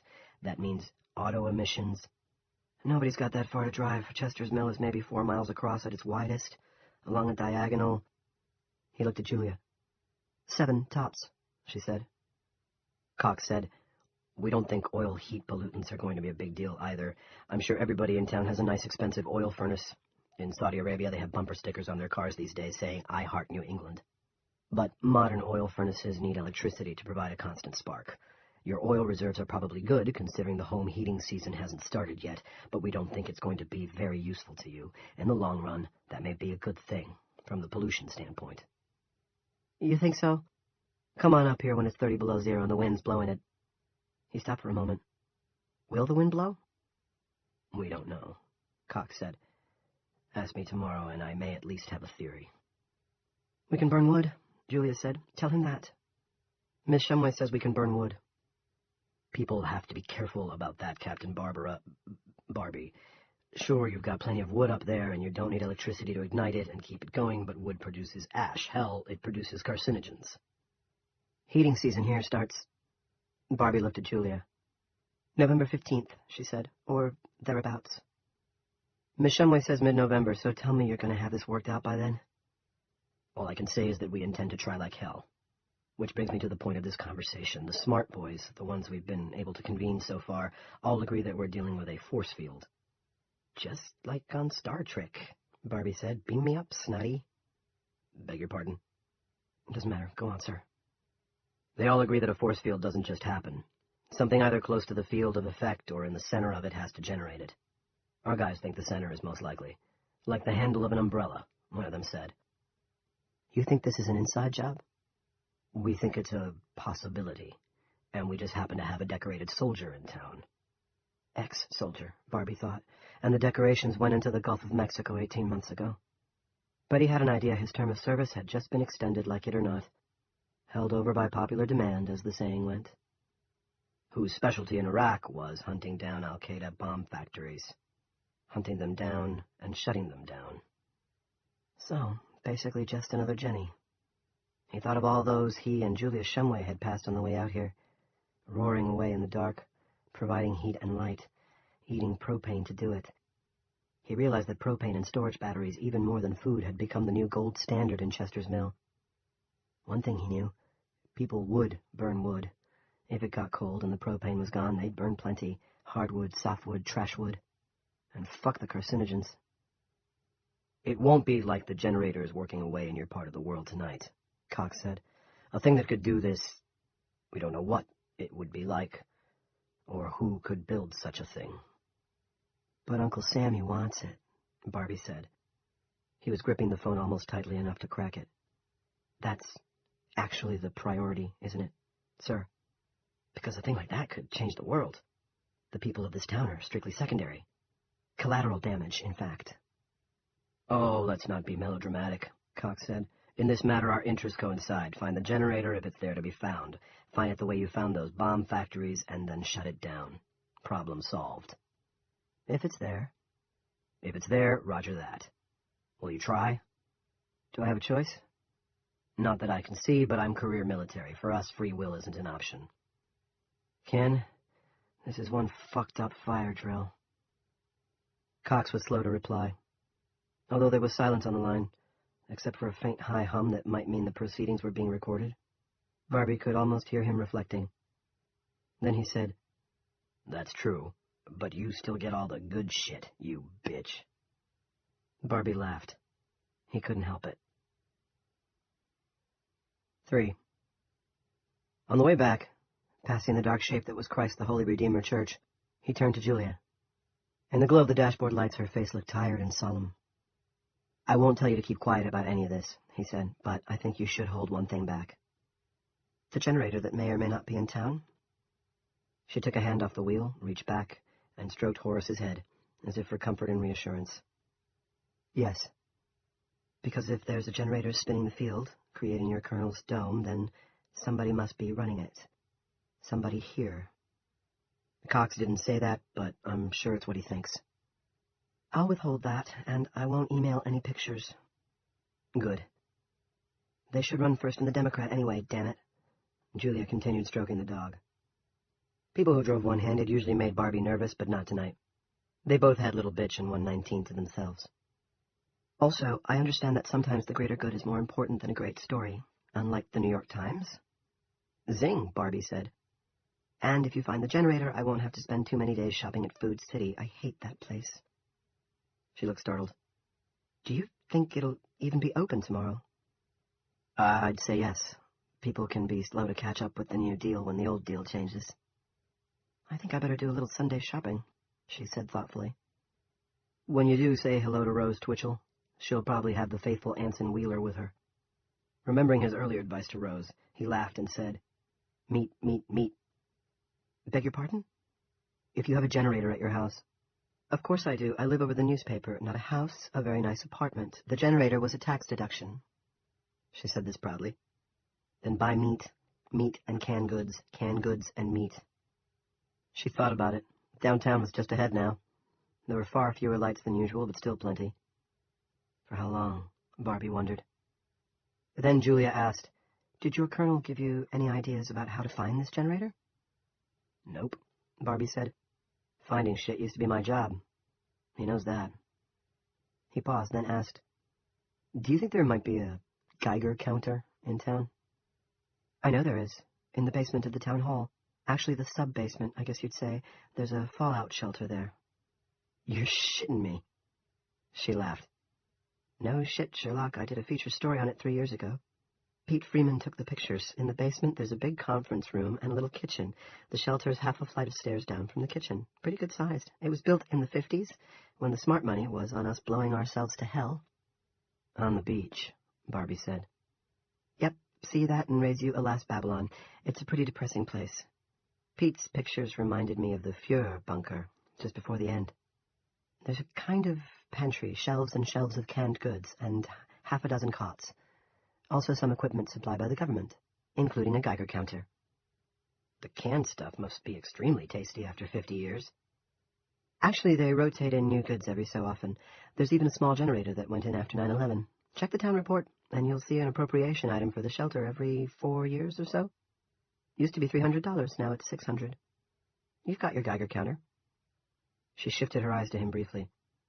Of course, James Rennie sees all things town hall, from the attic to the fallout shelter, as his personal property, so he'll want to know why you want it. Big Jim Rennie isn't going to know, he said. She accepted this without comment. Would you like to come back to the office with me? Watch the president's speech while I start comping the paper? It'll be a quick and dirty job, I can tell you that. One story, half a dozen pictures for local consumption, no Burpee's Autumn Sales Day circular. Barbie considered it. He was going to be busy tomorrow, not just cooking, but asking questions. Starting the old job, all over again, in the old way. On the other hand, if he went back to his place over the drugstore, would he be able to sleep? Okay, and I probably shouldn't be telling you this, but I have excellent office boy skills. I also make a mean cup of coffee. Mister, you are on. She raised her right hand off the wheel and Barbie slapped her 5. Can I ask you one more question, strictly not for publication? Sure, he said. This sci-fi generator, do you think you'll find it? Barbie thought it over as she pulled in beside the storefront that housed the Democrats' offices. No, he said at last. That would be too easy. She sighed and nodded. Then she grasped his fingers. Would it help, do you think, if I prayed for your success? Couldn't hurt, Barbie said. 4. There were only 2 churches in Chester's Mill on Dome Day. Both purveyed the Protestant brand of goods, although in very different ways. Catholics went to Our Lady of Serene Waters in Motton, and the town's dozen or so Jews attended Congregation Beth Shalom in Castle Rock when they felt in need of spiritual consolation. Once there'd been a Unitarian church, but it had died of neglect in the late 80s. Everyone agreed it had been sort of hippy-dippy anyway. The building now housed Mill new and used books.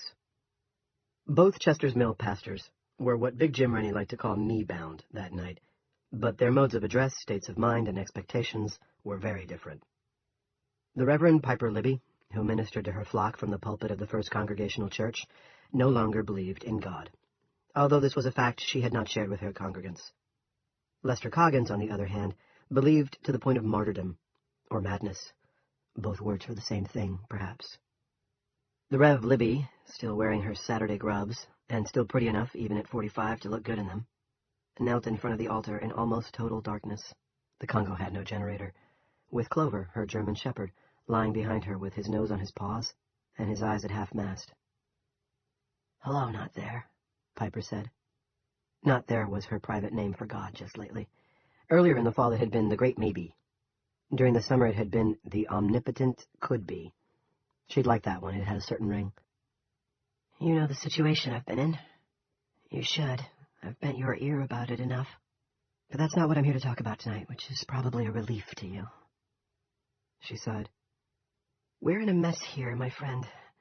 I hope you understand it, because I sure don't. But we both know this place is going to be full of people tomorrow, looking for heavenly disaster assistance." It was quiet inside the church. Quiet outside, too. Too quiet, as they said in the old movies.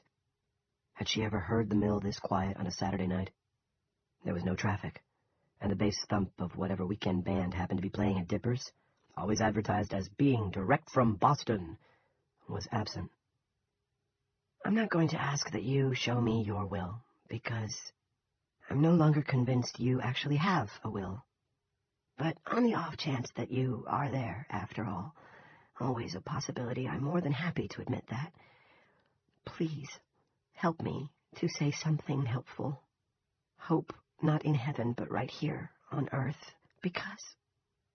She was not surprised to find that she had started to cry. She bawled so often now, although always in private. New Englanders strongly disapproved of public tears from ministers and politicians. Clover, sensing her distress, whined. Piper told him to hush, then turned back to the altar. She often thought of the cross there as the religious version of the Chevrolet bow tie, a logo that had come into being for no other reason than because some guy saw it on the wallpaper of a Paris hotel room 100 years ago and liked it. If you saw such symbols as divine, you were probably a lunatic. Nevertheless, she persevered. "Because, as I'm sure you know, Earth is what we have, what we're sure of. I want to help my people, that's my job, and I still want to do it. Assuming you're there and that you care. Shaky assumptions, I admit. Then please help me. Amen." She stood up. She had no flashlight, but anticipated no trouble finding her way outside with unbarked shins. She knew this place step for step, and obstacle for obstacle. Loved it, too. She didn't fool herself about either her lack of faith or her stubborn love of the idea itself. "Come on, Clove," she said. "President in half an hour. The other great not there. We can listen on the car radio." Clover followed placidly, untroubled by questions of faith. 5. Out on Little Bitch Road, always referred to as Number 3 by Holy Redeemer worshippers, a far more dynamic scene was taking place, and under bright electric lights. Lester Coggins' house of worship possessed a generator new enough for the shipping tags still to be pasted on its bright orange side. It had its own shed, also painted orange, next to the storage barn behind the church. Lester was a man of 50, so well-maintained, by genetics as well as his own strenuous efforts to take care of the temple of his body, that he looked no more than 35. Judicious applications of Just for Men helped in this regard. He wore nothing tonight but a pair of gym shorts, with Oral Roberts' Golden Eagles printed on the right leg, and almost every muscle on his body stood out. During services, of which there were 5 each week, Lester prayed in an ecstatic televangelist tremolo, turning the big fellow's name into something that sounded as if it could have come from an overamped wah-wah pedal. Not God, but God. In his private prayers, he sometimes fell into these same cadences without realizing it. But when he was deeply troubled, when he really needed to take counsel with the God of Moses and Abraham, he who traveled as a pillar of smoke by day and a pillar of fire by night, Lester held up his end of the conversation in a deep growl that made him sound like a dog on the verge of attacking an intruder. He wasn't aware of this because there was no one in his life to hear him pray. Piper Libby was a widow who had lost her husband and both young sons in an accident 3 years before. Lester Coggins was a lifelong bachelor who as an adolescent had suffered nightmares of masturbating and looking up to see Mary Magdalene standing in his bedroom doorway. The church was almost as new as the generator, and constructed of expensive red maple. It was also plain to the point of starkness. Behind Lester's bare back stretched a triple rank of pews beneath a beamed ceiling. Ahead of him was the pulpit, nothing but a lectern with a Bible on it, and a large redwood cross hanging on a drape of royal purple. The choir loft was above and to the right, with musical instruments, including the Stratocaster Lester himself sometimes played, clustered at one end. "God, hear my prayer," Lester said in his growly, "I'm really praying" voice. In one hand he held a heavy length of rope that had been knotted 12 times, one knot for each disciple. The 9th knot, the one signifying Judas, had been painted black. "God, hear my prayer. I ask it in the name of the crucified and risen Jesus." He began to whip himself across the back with the rope, first over the left shoulder and then over the right, his arm rising and flexing smoothly. His not inconsiderable biceps and delts began to pop a sweat. When it struck his already well-scarred skin, the knotted rope made a carpet-beater sound. He had done this many times before, but never with such force. "God, hear my prayer. God, hear my prayer. God, hear my prayer. God, hear my prayer." Whack and whack and whack and whack, the sting like fire, like nettles, sinking in along the turnpikes and byroads of his miserable human nerves, both terrible and terribly satisfying. "Lord, we have sinned in this town, and I am chief among sinners. I listened to Jim Rennie, and believed his lies. Yea, I believed, and here is the price. And it is now as it was of old. It's not just the one that pays for the sin of one, but the many.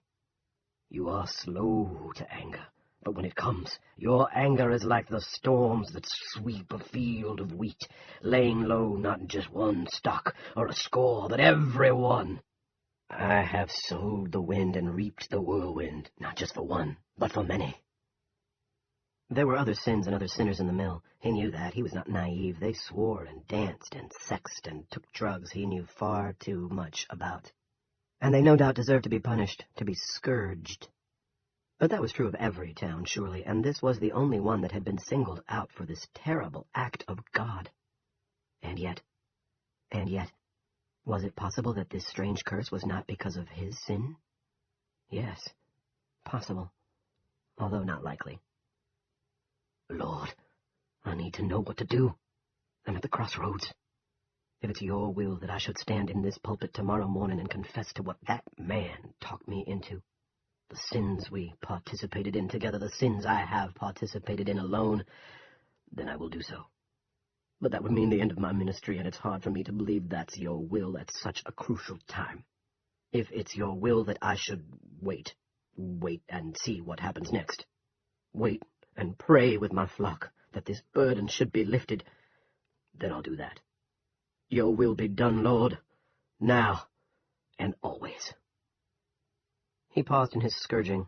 He could feel warm and comforting trickles running down his bare back. Several of the rope knots had begun to turn red, and turned his tear-stained face up toward the beamed roof. Because these folks need me, Lord. You know they do, now more than ever. So, if it's your will that this cup should be removed from my lips, please, give me a sign. He waited. And behold, the Lord God said unto Lester Coggins, I will shew you a sign.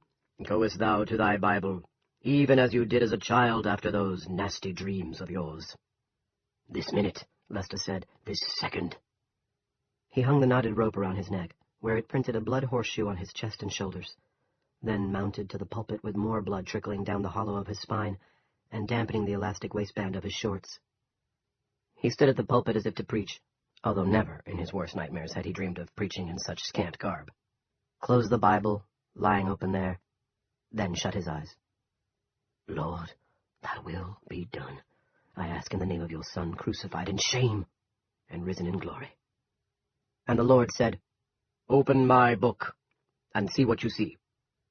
Lester did as instructed, taking care not to open the big Bible too close to the middle. This was an Old Testament job, if ever there had been one. He plunged his finger down to the unseen page, then opened his eyes and bent to look. It was the 2nd chapter of Deuteronomy, the 28th verse. He read, The Lord shall smite thee with madness and blindness and astonishment of the heart. Astonishment of the heart was probably good, but on the whole this wasn't encouraging or clear. Then the Lord spake again, saying, Don't stop there, Lester.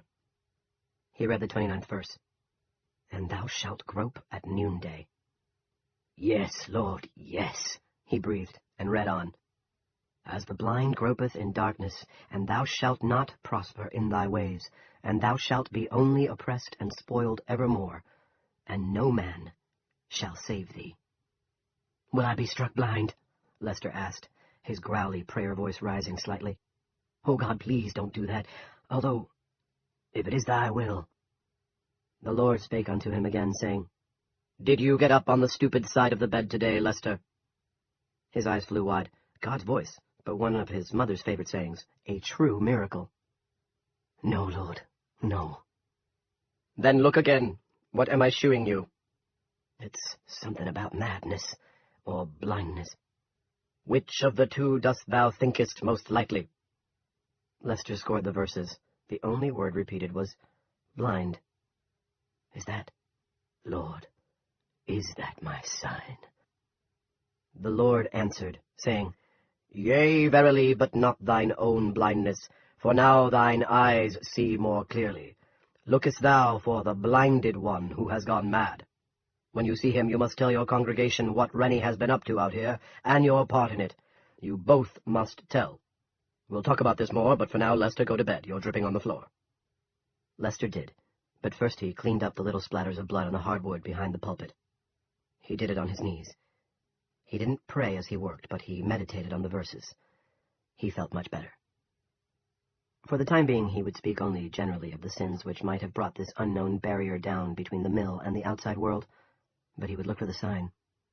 For a blind man or woman who had gone crazy, yea, verily. 6. Brenda Perkins listened to WCIK because her husband liked it. Had liked it. But she would never have set foot inside the Holy Redeemer Church. She was Congo to the core, and she made sure her husband went with her. Had made sure. Howie would only be in the Congo church once more. Would lie there unknowing, while Piper Libby preached his eulogy. This realization, so stark and immutable, struck home. For the first time since she'd gotten the news, Brenda let loose and wailed. Perhaps because now she could. Now she was alone. On the television, the president, looking solemn and frighteningly old, was saying, "My fellow Americans, you want answers, and I pledge to give them to you as soon as I have them. There will be no secrecy on this issue. My window on events will be your window. That is my solemn promise." "Yeah, and you've got a bridge you want to sell me," Brenda said, and that made her cry harder because it was one of Howie's faves. She snapped off the TV, then dropped the remote on the floor. She felt like stepping on it and breaking it, but didn't, mostly because she could see Howie shaking his head and telling her not to be silly. She went into his little study instead, wanting to touch him somehow while his presence here was still fresh, needing to touch him. Out back their generator purred. Fat and happy, Howie would have said. She'd hated the expense of that thing when Howie ordered it after 9/11. Just to be on the safe side, he'd told her. But now she regretted every sniping word she'd said about it. Missing him in the dark would have been even more terrible, more lonely. His desk was bare, except for his laptop, which was standing open. His screensaver was a picture from a long-ago Little League game. Both Howie and Chip, then 11 or 12, were wearing the green jerseys of the Sanders hometown drug monarchs. The picture had been taken the year Howie and Rusty Everett had taken the Sanders team to the state finals. Chip had his arms around his father, and Brenda had her arms around both of them. A good day, but fragile. As fragile as a crystal goblet. Who knew such things at the time, when it still might be possible to hold on a little? She hadn't been able to get hold of Chip yet, and the thought of that call, supposing she could make it, undid her completely. Sobbing, she got down on her knees beside her husband's desk. She didn't fold her hands, but put them together palm to palm, as she had as a child, kneeling in flannel pajamas beside her bed and reciting the mantra of God bless Mom, God bless Dad, God bless my goldfish who doesn't have a name yet. God, this is Brenda. I don't want him back. Well, I do, but I know you can't do that. Only give me the strength to bear this, okay?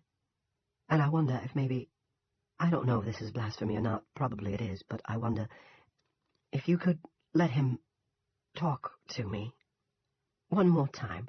Maybe let him touch me one more time like he did this morning. At the thought of it, his fingers on her skin in the sunshine, she cried even harder. I know you don't deal in ghosts, except of course for the Holy One, but maybe in a dream.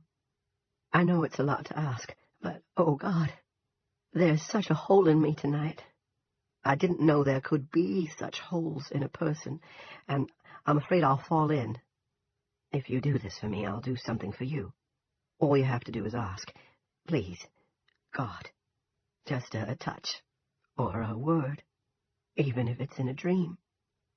She took a deep, wet breath. Thank you. That will be done, of course, whether I like it or not. She laughed weakly. Amen. She opened her eyes and got up, holding the desk for support. One hand nudged the computer, and the screen brightened at once. He was always forgetting to turn it off. But at least he kept it plugged in so the battery wouldn't run down. And he kept his electronic desktop far neater than she did. Hers was always cluttered with downloads and electronic sticky notes. On Howie's desktop, always just 3 files stacked neatly below the hard disk icon. Current, where he kept reports of ongoing investigations. Court, where he kept a list of who, including himself, was down to testify, and where, and why. The third file was Morin Street Manse, where he kept everything having to do with the house. It occurred to her that if she opened that one, she might find something about the generator, and she needed to know about that so she could keep it running as long as possible. Henry Morrison from the PD would probably be happy to change the current propane canister, but what if there were no spares? If that were the case, she should buy more at Burpee's or the gas and grocery before they were all gone. She put her fingertip on the mousepad, then paused. There was a 4th file on the screen lurking way down in the left-hand corner. She had never seen it before. Brenda tried to remember the last time she'd happened to look at the desktop of this computer and couldn't. Vader, the file name read. Well, there was only one person in town Howie referred to as Vader, as in Darth. Big Jim Rennie. Curious, she moved the cursor to the file and double-clicked it, wondering if it was password protected. It was. She tried Wildcats, which opened his current file. He hadn't bothered to protect Court. And it worked. In the file were 2 documents. One was labeled Ongoing Investigation, The other was a PDF doc titled Letter from SMAG.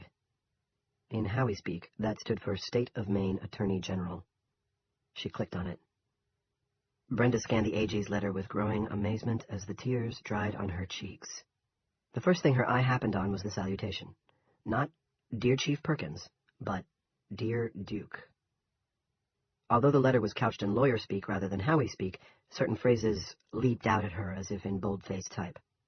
Misappropriation of town goods and services was the first. Selectman Sanders' involvement seems all but certain was the next. Then, this malfeasance is wider and deeper than we could have imagined 3 months ago. And near the bottom, seeming not just in boldface, but in capital letters, manufacture and sale of illegal drugs. It appeared that her prayer had been answered, and in a completely unexpected way. Brenda sat down in Howie's chair, clicked Ongoing Investigation in the Vader file, and let her late husband talk to her. 7. The President's speech, long on comfort, short on information, wrapped up at 12:21 a.m. Rusty Everett watched it in the third-floor lounge of the hospital, made a final check of the charts, and went home.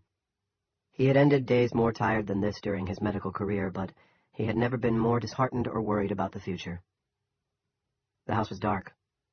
He and Linda had discussed buying a generator last year, and the year before, because Chester's Mills always lost its power 4 or 5 days each winter, and usually a couple of times in the summer as well.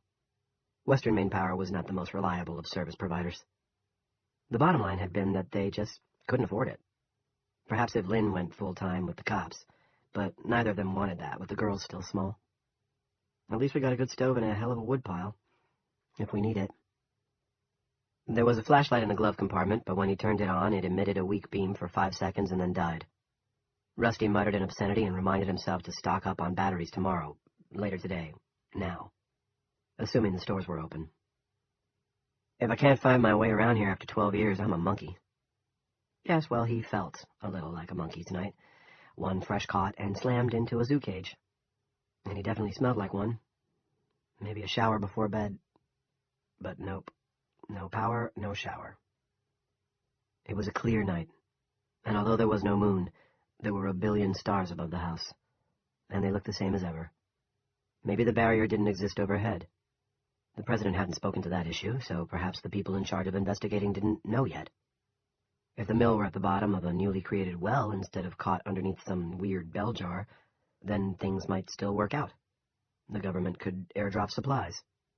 Surely if the country could spend hundreds of billions for corporate bailouts, then it could afford to parachute in extra Pop-Tarts and a few lousy generators. He mounted the porch steps, taking out his house key, but when he got to the door he saw something hanging over the lock plate. He bent closer, squinting, and smiled. It was a mini flashlight. At Burpee's end-of-summer blowout sale, Linda had bought 6 for $5. At the time, he'd thought it a foolish expenditure. He even remembered thinking, women buy stuff at sales for the same reason men climb mountains, because they're there. A small metal loop stuck out on the bottom of the light. Threaded through it was the lace from one of his old tennis shoes. A note had been taped to the lace. He took it off and trained the light on it. Hello, sweet man. Hope you're okay. The 2 J's are finally down for the night, both worried and upset, but finally corked off. I have duty all day tomorrow, and I do mean all day, from 7 to 7, Peter Randolph says. Our new chief groaned. Marta Edmonds said she'd take the girls, so God bless Marta. Try not to wake me, although I may not be asleep. We are in for hard days, I fear, but we'll get through this. Plenty to eat in pantry, thank God. Sweetie, I know you're tired, but will you walk Audrey? She's still doing that weird whining thing of hers. Is it possible she knew this was coming? They say dogs can sense earthquakes, so maybe... Judy and Janny say they love their daddy.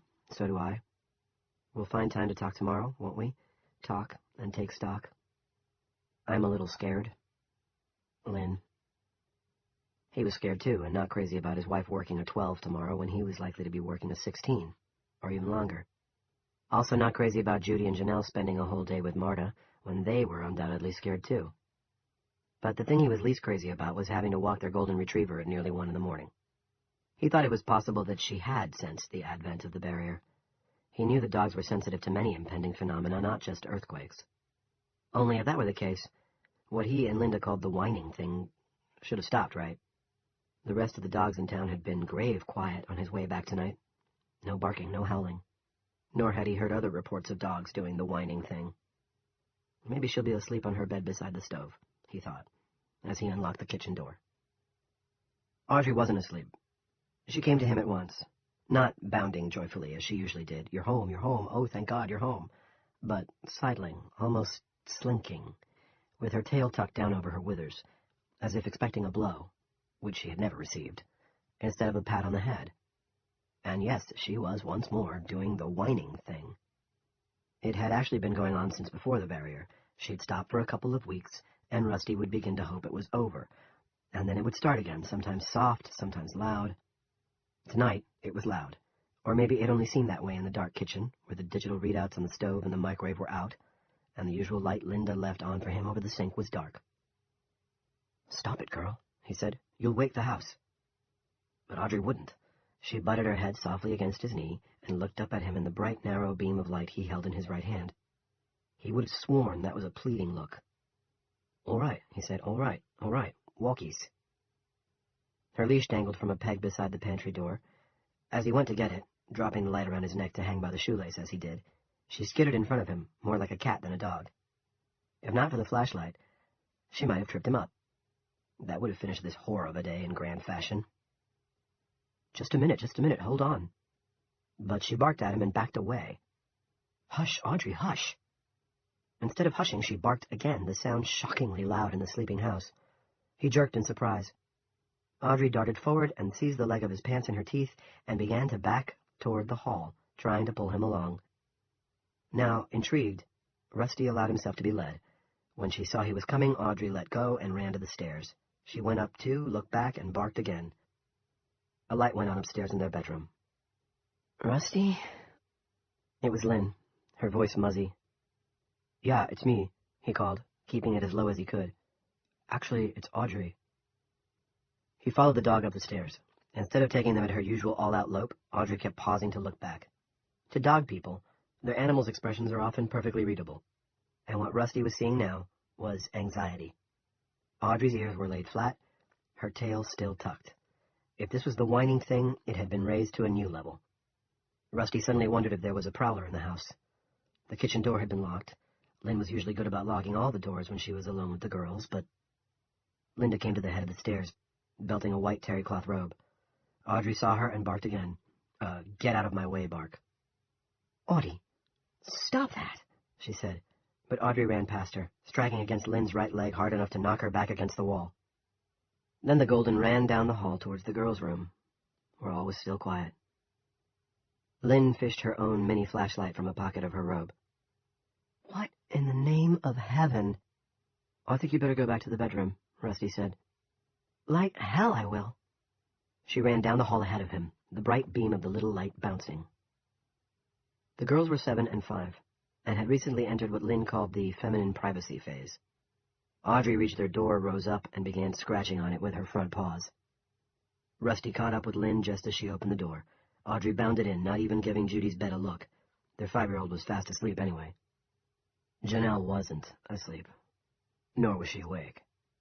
Rusty understood everything the moment the 2 flashlight beams converged on her, and cursed himself for not realizing earlier what was happening, what must have been happening since August, or maybe even July, because the behavior Audrey had been exhibiting, the whining thing, was well documented. He just hadn't seen the truth when it was staring him in the face. Janelle, eyes open but showing only whites, wasn't convulsing, thank God for that, but she was trembling all over. She had pushed the covers down with her feet, probably at onset, and in the double flashlight beams he could see a damp patch on her pajama bottoms. Her fingertips wiggled, as if she were loosening up to play the piano. Audrey sat by the bed, looking up at her little mistress with rapt attention. "What's happening to her?" Linda screamed. In the other bed, Judy stirred and spoke. "Mama, is it breakfast? Did I miss the bus?" "She's having a seizure," Rusty said. "Well, help her," Linda cried. "Do something. Is she dying?" "No," Rusty said. The part of his brain that remained analytical knew this was almost certainly just Petty Moll, as the others must have been, or they would have known about this already. But it was different when it was one of your own. Judy sat bolt upright in bed, spilling stuffed animals everywhere. Her eyes were wide and terrified, nor was she much comforted when Linda tore the child out of bed and clasped her in her arms. Make her stop, Rusty.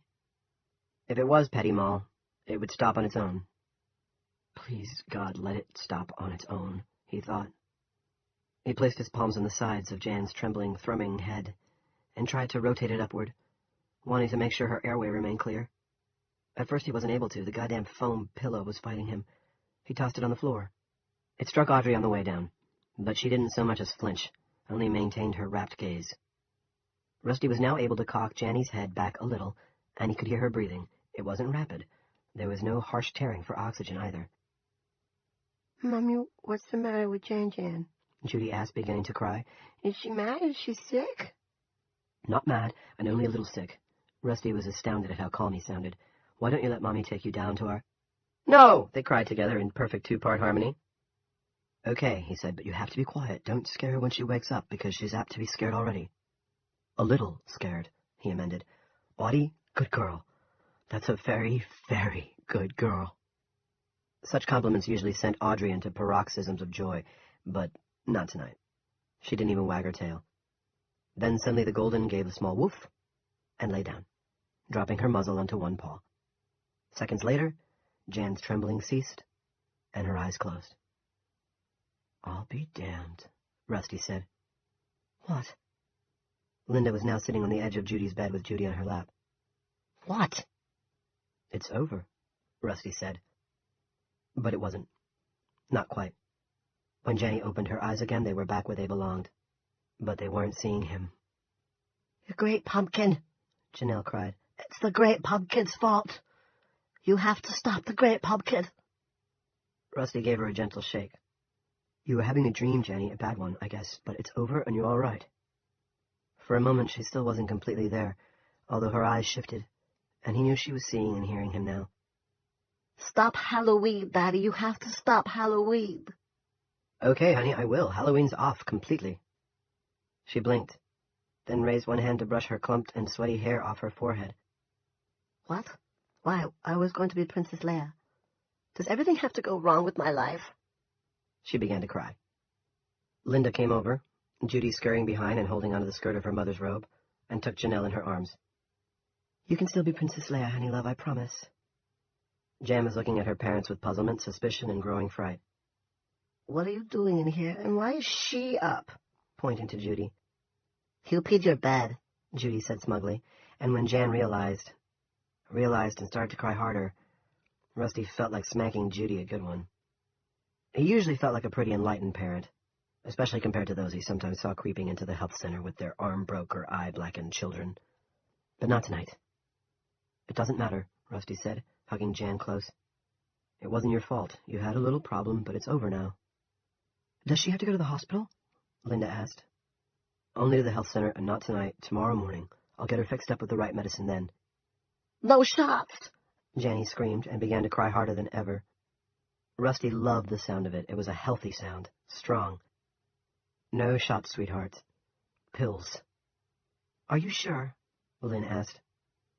Rusty looked at their dog, now lying peacefully with her snout on her paw, oblivious of all the drama. Audrey's sure, he said, but she ought to sleep in here with the girls for tonight. Yay! Judy cried. She fell to her knees and hugged Audie extravagantly. Rusty put an arm around his wife. She laid her head on his shoulder, as if too weary to hold it up any longer. Why now? She asked. Why now? I don't know, just be grateful it was only Petty Moll. On that score, his prayer had been answered. Madness, blindness, astonishment of the heart. 1. Scarecrow Joe wasn't up early. He was up late. All night, in fact. This would be Joseph McClatchy, age 13, also known as King of the Geeks and Skeletor, residing at 19 Mill Street. Standing 6'2" and weighing 150, he was indeed skeletal, and he was a bona fide brain. Joe remained in the 8th grade only because his parents were adamantly opposed to the practice of skipping forward. Joe didn't mind. His friends, he had a surprising number for a scrawny 13-year-old genius, were there. Also, the work was a tit, and there were plenty of computers to goof with, In Maine, every middle school kid got one. Some of the better websites were blocked, of course, but it hadn't taken Joe long to conquer such minor annoyances. He was happy to share the information with his homies, two of whom were those dauntless board benders Norrie Calvert and Benny Drake. Benny particularly enjoyed surfing the Blondes in White Panties site during his daily library period. This sharing no doubt explained some of Joe's popularity, but not all. Kids just thought he was cool. The bumper sticker plastered on his backpack probably came closest to explaining why. It read, "Fight the powers that be." Joe was a straight-A student, a dependable and sometimes brilliant basketball center on the middle school team, varsity as a 7th grader, and a foxy good soccer player. He could tickle the piano keys, and 2 years previous had won second prize in the annual town Christmas talent competition with a hilariously laid-back dance routine to Gretchen Wilson's Redneck Woman. It had the adults in attendance applauding and screaming with laughter. Alyssa Jameson, the town's head librarian, said he could make a living doing that if he wanted to. But growing up to be Napoleon Dynamite was not Joe's ambition. "The fix was in," Sam McClatchy had said, gloomily fingering his son's second-place medal. It was probably true. The winner that year had been Dougie Twitchell, who happened to be the 3rd selectman's brother. Twitch had juggled half a dozen Indian clubs while singing Moon River. Joe didn't care if the fix was in or not. He had lost interest in dancing the way he lost interest in most things once he had to some degree mastered them. Even his love of basketball, which as a 5th grader he had assumed to be eternal, was fading. Only his passion for the internet, that electronic galaxy of endless possibilities, did not seem to pall for him. His ambition, unexpressed even to his parents, was to become President of the United States. Maybe, he sometimes thought, I'll do the Napoleon Dynamite thing at my inaugural. That shit would be on YouTube for eternity. Joe spent the entire first night the dome was in place on the internet. The McClatchys had no generator, but Joe's laptop was juiced and ready to go. Also, he had half a dozen spare batteries. He had urged the other 7 or 8 kids in his informal computer club to also keep spares on hand, and he knew where there were more, if they were needed. They might not be. The school had a kick-ass generator, and he thought he could recharge there with no trouble. Even if Mill Middle went into lockdown, Mr. Allnut, the janitor, would no doubt hook him up. Mr. Allnut was also a fan of blondesandwhitepanties.com, not to mention country music downloads, which Scarecrow Joe saw he got for free. Joe all but wore out his Wi-Fi connection that first night, going from blog to blog with the jitter-jive agility of a toad hopping on hot rocks. Each blog was more dire than the last. The facts were thin, the conspiracy theories lush. Joe agreed with his dad and mom, who called the weirder conspiracy theorist who lived on and for the internet the tinfoil hat folks. But he was also a believer in the idea that if you were seeing a lot of horse shit, there had to be a pony in the vicinity. As Dome Day became Day 2, all the blogs were suggesting the same thing. The pony in this case was not terrorists, invaders from space, or Great Cthulhu, but the good old military-industrial complex. The specifics varied from site to site, but 3 basic theories ran through all of them. One was that the dome was some sort of heartless experiment with the people of Chester's Mill serving as guinea pigs. Another was that it was an experiment that had gone wrong and out of control. Exactly like in that movie The Mist, one blogger wrote. And third was that it wasn't an experiment at all, but a coldly created pretext to justify war with America's stated enemies. "And we'll win," Told You So 87 wrote, "because with this new weapon who can stand against us? My friends, we have become the New England Patriots of nations." Joe didn't know which, if any, of these theories was the truth. He didn't really care. What he cared about was the expressed common denominator, which was the government. It was time for a demonstration, which he, of course, would lead. Not in town either, but on Route 119, where they could stick it directly to the man. It might only be Joe's guys at first, but it would grow. He had no doubt of that. The man was probably still keeping the press corps away, but even at 13, Joe was wise enough to know that didn't necessarily matter, because there were people inside those uniforms and thinking brains behind at least some of those expressionless faces. The military presence as a whole might constitute the man, but there would be individuals hiding in the hole, and some of them would be secret bloggers. They'd get the word out, and some would probably accompany the reports with camera phone pictures. Joe McClatchy and his friends carrying signs reading, "End the secrecy," "Stop the experiment," "Free Chester's Mill," etc., etc. "Need to post signs around town, too," he murmured. But that would be no problem. All of his guys had printers. And bikes. Scarecrow Joe began sending emails by the dawn's early light. Soon he'd make the rounds on his own bike and enlist Benny Drake to help him. Maybe Norrie Calvert, too. Ordinarily, the members of Joe's posse were late weekend risers, but Joe thought everyone in town would be up early this morning. No doubt the man would shut down the internet soon, as he had the phones, but for now it was Joe's weapon, the weapon of the people. It was time to fight the power. 2. "Fellas, raise your hands," Peter Randolph said. He was tired and baggy-eyed as he stood in front of his new recruits, but he also felt a certain grim happiness. The green Chief's car was parked in the motor pool parking lot, freshly gassed and ready to go. It was his now. The new recruits, Randolph intended to call them special deputies in his formal report to the selectmen, obediently raised their hands. There were actually 5 of them, and one was not a fella, but a stocky young woman named Georgia Rue. She was an unemployed hairdresser and Carter Thibodeau's girlfriend. Junior had suggested to his father that they probably ought to add a female just to keep everybody happy, and Big Jim had concurred at once. Randolph initially resisted the idea, but when Big Jim favored the new chief with his fiercest smile, Randolph had given in. And he had to admit as he administered the oath, with some of his regular force looking on, they certainly looked tough enough. Junior had lost some pounds over the previous summer, and was nowhere near his weight as a high school offensive lineman, but he still had to go 190, and the others, even the girl, were authentic bruisers. They stood repeating the words after him, phrase for phrase. Junior on the far left, next to his friend Frankie de Lesseps, then Thibodeau and the Rue girl, Melvin Searles on the end. Searles was wearing a vacant going-to-the-country fair grin. Randolph would have wiped that shit off his face in a hurry if he'd had 3 weeks to train these kids. Hell, even 1. But he didn't. The only thing on which he hadn't caved to Big Jim was the issue of sidearms.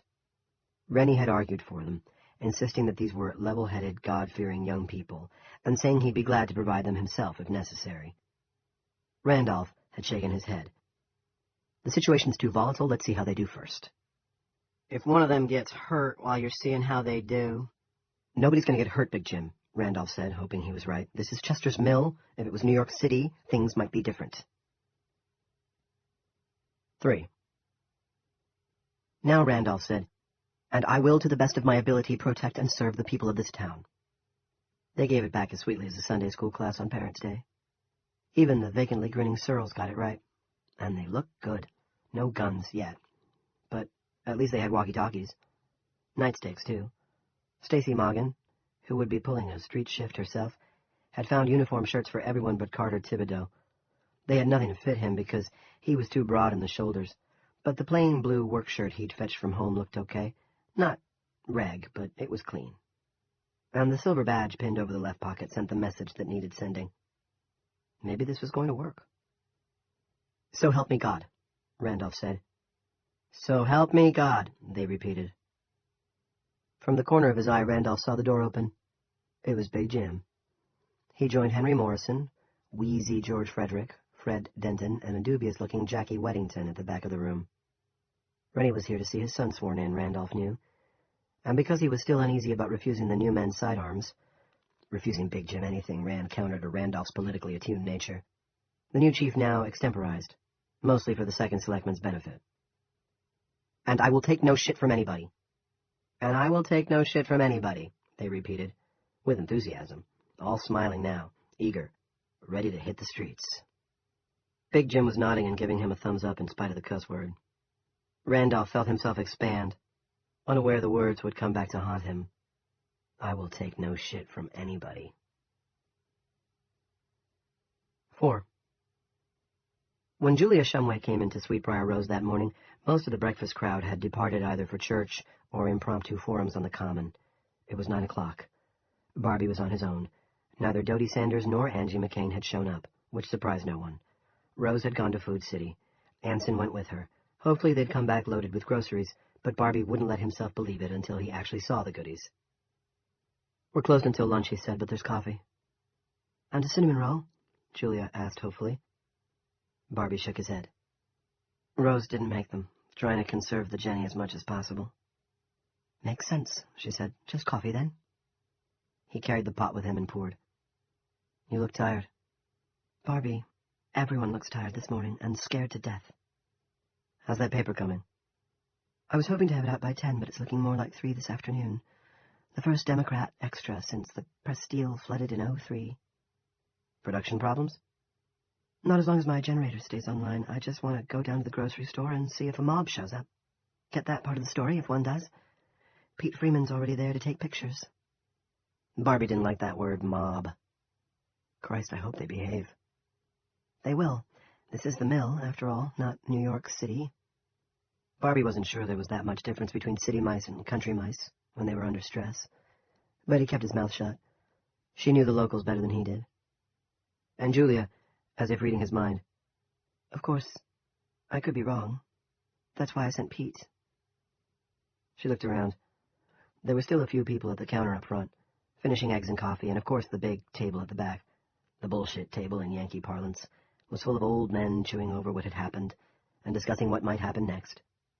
The center of the restaurant, however, she and Barbie had to themselves. "Couple of things to tell you," she said in a lower voice. "Stop hovering like Willie the waiter and sit down." Barbie did so and poured his own cup of coffee. It was the bottom of the pot and tasted like diesel. But of course the bottom of the pot was where the caffeine motherlode was. Julia reached into the pocket of her dress, brought out her cell, and slid it across to him. "Your man Cox called again at 7 this morning. Guess he didn't get much sleep last night either. Asked me to give you this. Doesn't know you have one of your own." Barbie let the phone stay where it was. If he expects a report already, he's seriously overestimated my abilities.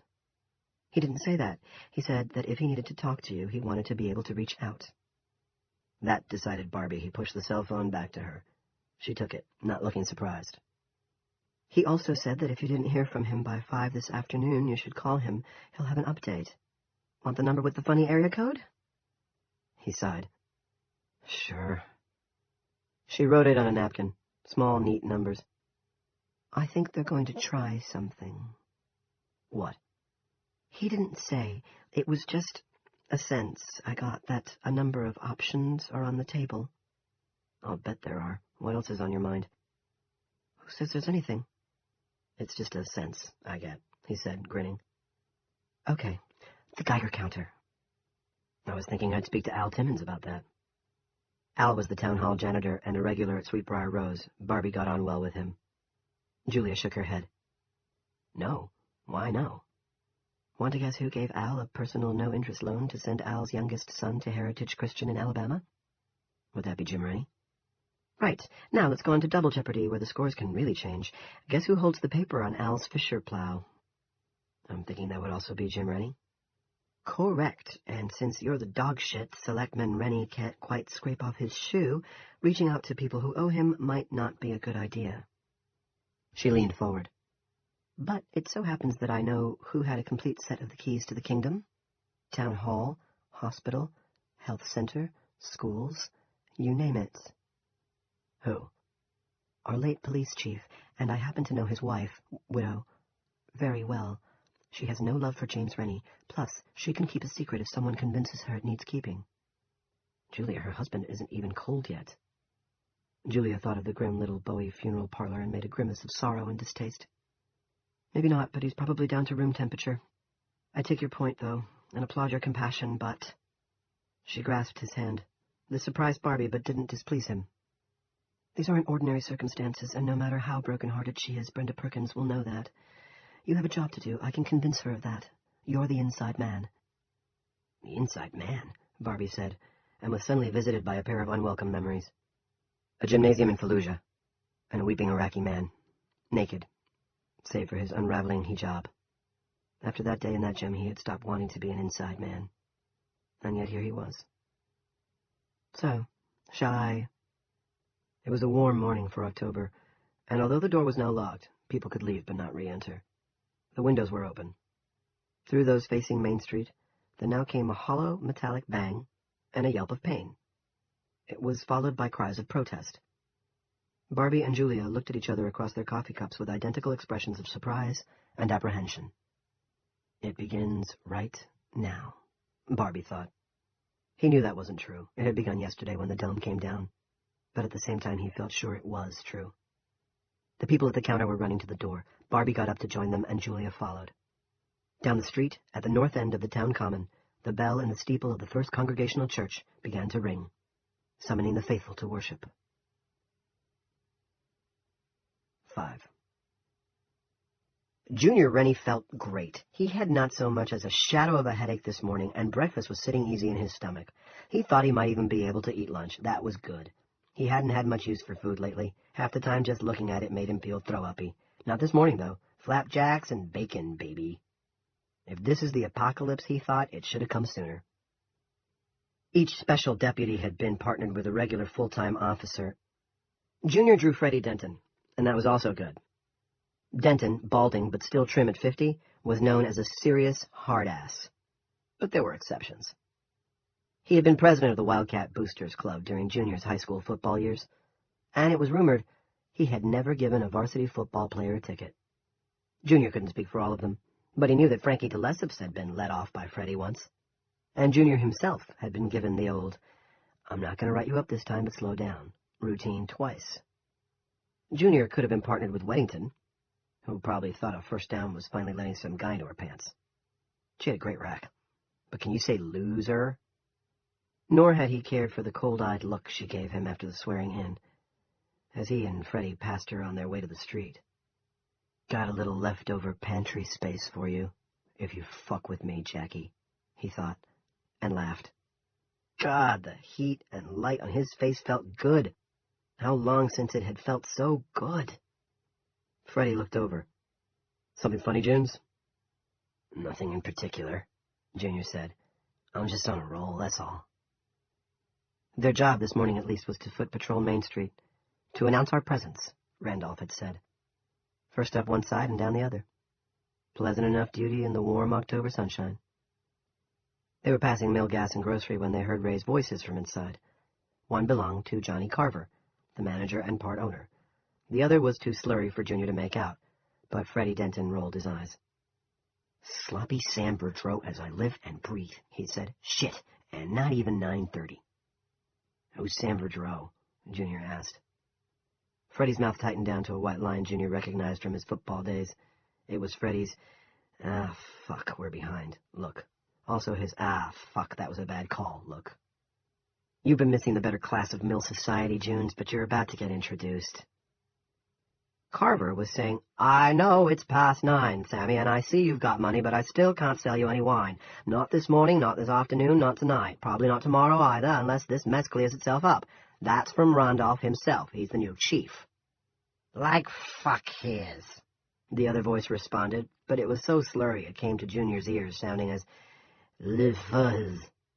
Pete Randolph ain't but shit-lint on Duke Perkins' asshole. Duke's dead and Randolph says no booze sales. I'm sorry, Sam."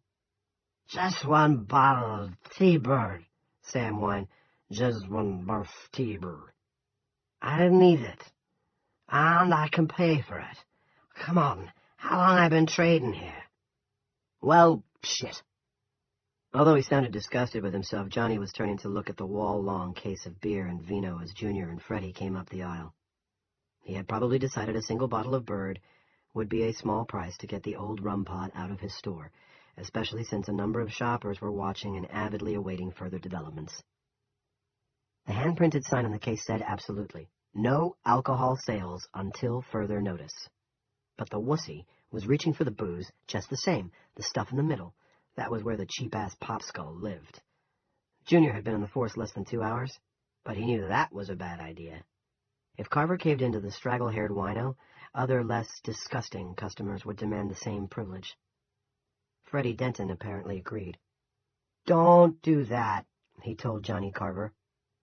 And to Boudreau, who was looking at him with the red eyes of a mole caught in a brush fire, "I don't know if you have enough working brain cells left to read the sign, but I know you heard the man, no alcohol today, so get in the breeze, quit smelling up the place." "You can't do that, officer," Sam said, drawing himself up to his full 5.5 feet. He was wearing filthy chinos, a Led Zeppelin t-shirt, and old slippers with busted backs.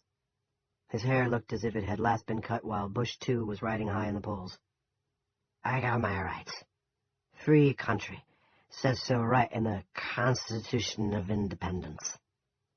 "The Constitution's been canceled in the mill," Junior said. with absolutely no idea that he was speaking prophecy. So, put an egg in your shoe and beat it. God, how fine he felt. In barely a day he had gone from doom and gloom to boom and zoom. Bah! Sam stood there for a moment with his lower lip trembling, trying to muster more arguments. Junior observed with disgust and fascination that the old fuck's eyes were getting wet. Sam held out his hands, which were trembling far worse than his loose mouth. He only had one more argument to make, but it was a hard one to bring out in front of an audience. Because he had to. He did. I really need it, Johnny. No joke, just a little to stop the shakes. I'll make it last. And I won't get up to no Dickens. Swear on my mother's name, I'll just go home. Home for Sloppy Sam was a shack sitting in a gruesomely bald dooryard, dotted with old auto parts. Maybe I ought to, Johnny Carver began. Freddie ignored him. Sloppy, you never made a bottle last in your life. Don't you call me that, Sam Verdreau cried. The tears overspilled his eyes and slid down his cheeks. Your fly's unzipped, old-timer, Junior said, and when Sam looked down at the crotch of his grimy chinos, Junior stroked a finger up the flabby underside of the old man's chin, and then tweaked his beak. A grammar school trick, sure, but it hadn't lost its charm. Junior even said what they'd said back then. Dirty clothes got your nose. Freddie Denton laughed. So did a couple of other people. Even Johnny Carver smiled, although he didn't look as if he really wanted to. Get out of here, Sloppy, Freddie said. It's a nice day. You don't want to spend it in a cell. But something, maybe being called sloppy, maybe having his nose tweaked, maybe both, had relit some of the rage that had awed and frightened Sam's mates when he'd been a lumberjockey on the Canadian side of the Miramichi 40 years before. The tremble disappeared from his lips and hands, at least temporarily. His eyes lighted on Junior, and he made a phlegmy but undeniably contemptuous throat-clearing sound. When he spoke, the slur had left his voice. Fuck you, kid. You ain't no cop, and you was never much of a football player. Couldn't even make the college B team is what I heard. His gaze switched to Officer Denton. And you, deputy dog. Sunday sales legal after 9 o'clock. Has been since the 70s, and that's the end of that tale. Now it was Johnny Carver he was looking at. Johnny's smile was gone, and the watching customers had grown very silent. One woman had a hand to her throat. I got money, coin of the realm, and I'm taking what's mine. He started around the counter. Junior grabbed him by the back of the shirt and the seat of the pants, whirled him around, and ran him toward the front of the store. Hey! Sam shouted as his feet bicycled above the old oiled boards. Take your hands off me! Take your fucking hands! Out through the door and down the steps, Junior holding the old man out in front of him. He was light as a bag of feathers, and Christ, he was farting! Pow, pow, pow, like a damn machine gun. Stubby Norman's panel truck was parked at the curb, the one with furniture bought and sold, and top prices for antiques on the side. Stubby himself stood beside it with his mouth open. Junior didn't hesitate. He ran the blabbering old drunk head first into the side of the truck. The thin metal gave out a mellow bong. It didn't occur to Junior that he might have killed the smelly fuck, until Sloppy Sam dropped like a rock, half on the sidewalk and half in the gutter. But it took more than a smack against the side of an old truck to kill Sam Verdreau, or silence him. He cried out, then just began to cry. He got to his knees. Scarlet was pouring down his face from his scalp where the skin had split. He wiped some away, looked at it with disbelief, then held out his dripping fingers. Foot traffic on the sidewalk had halted so completely that someone might have called a game of statues. Pedestrians stared with wide eyes at the kneeling man holding out a palm full of blood. I'll sue this whole fucking town for police brutality, Sam bawled. And I'll win. Freddie came down the store steps and stood beside Junior.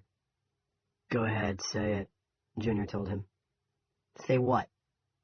I overreacted. The fuck you did. You heard what Pete said. Take no shit from anybody. Partner, that deal starts here and now. Partner. Junior's heart lifted at the word. You can't throw me out when I got money, Sam raved. You can't beat me up. I'm an American citizen. I'll see you in court. Good luck on that one, Freddie said. The courthouse is in Castle Rock, and from what I hear, the road going there is closed. He hauled the old man to his feet. Sam's nose was also bleeding, and the flow had turned his shirt into a red bib. Freddie reached around to the small of his back for a set of his plastic cuffs. Gotta get me some of those, Junior thought admiringly. A moment later, they were on Sam's wrists. Freddie looked around at the witnesses, those on the street, those crowding the doorway of the gas and grocery. This man is being arrested for public disturbance, interfering with police officers, and attempted assault, he said in a bugling voice Junior remembered well from his days on the football field. Hectoring from the sidelines, it had never failed to irritate him. Now it sounded delightful. Guess I'm growing up, Junior thought. He is also being arrested for violating the new no-alcohol rule instituted by Chief Randolph. Take a good look. Freddie shook Sam. Blood flew from Sam's face and filthy hair. We've got a crisis situation here, folks, but there's a new sheriff in town and he intends to handle it. Get used to it, deal with it, learn to love it. That's my advice. Follow it, and I'm sure we'll get through this situation just fine. Go against it and... He pointed to Sam's hands, plastic cuffed behind him. A couple of people actually applauded. For Junior Rennie, the sound was like cold water on a hot day. Then, as Freddie began to frog march the bleeding old man up the street, Junior felt eyes on him. The sensation so clear it might have been fingers poking the nape of his neck. He turned, and there was Dale Barbara, standing with the newspaper editor, and looking at him with flat eyes. Barbara, who had beaten him up pretty good that night in the parking lot, who had marked all three of them, before sheer weight of numbers had finally begun to turn things around. Junior's good feelings began to depart. He could almost feel them flying up through the top of his head like birds, or bats from a belfry. "What are you doing here?" he asked Barbara. "I've a better question," Julia Shumway said. She was wearing her tight little smile. "What are you doing, brutalizing a man who's a quarter your weight and 3 times your age?" Junior could think of nothing to say. He felt blood rush into his face and fan out on his cheeks. He suddenly saw the newspaper bitch in the McCain pantry, keeping Angie and Dodie company. Barbara, too. Maybe lying on top of the newspaper bitch, as if he were enjoying a little of the old something-something. Freddie came to Junior's rescue. He spoke calmly. He wore the stolid policeman's face known the world over. "Any questions about police policy should go to the new chief, ma'am. In the meantime, you'd do well to remember that, for the time being, we're on our own. Sometimes, when people are on their own, examples have to be made." "Sometimes when people are on their own, they do things they regret later," Julia replied, "usually when the investigations start." The corners of Freddie's mouth turned down. Then he hauled Sam down the sidewalk. Junior looked at Barbie a moment longer, then said, "You want to watch your mouth around me, and your step."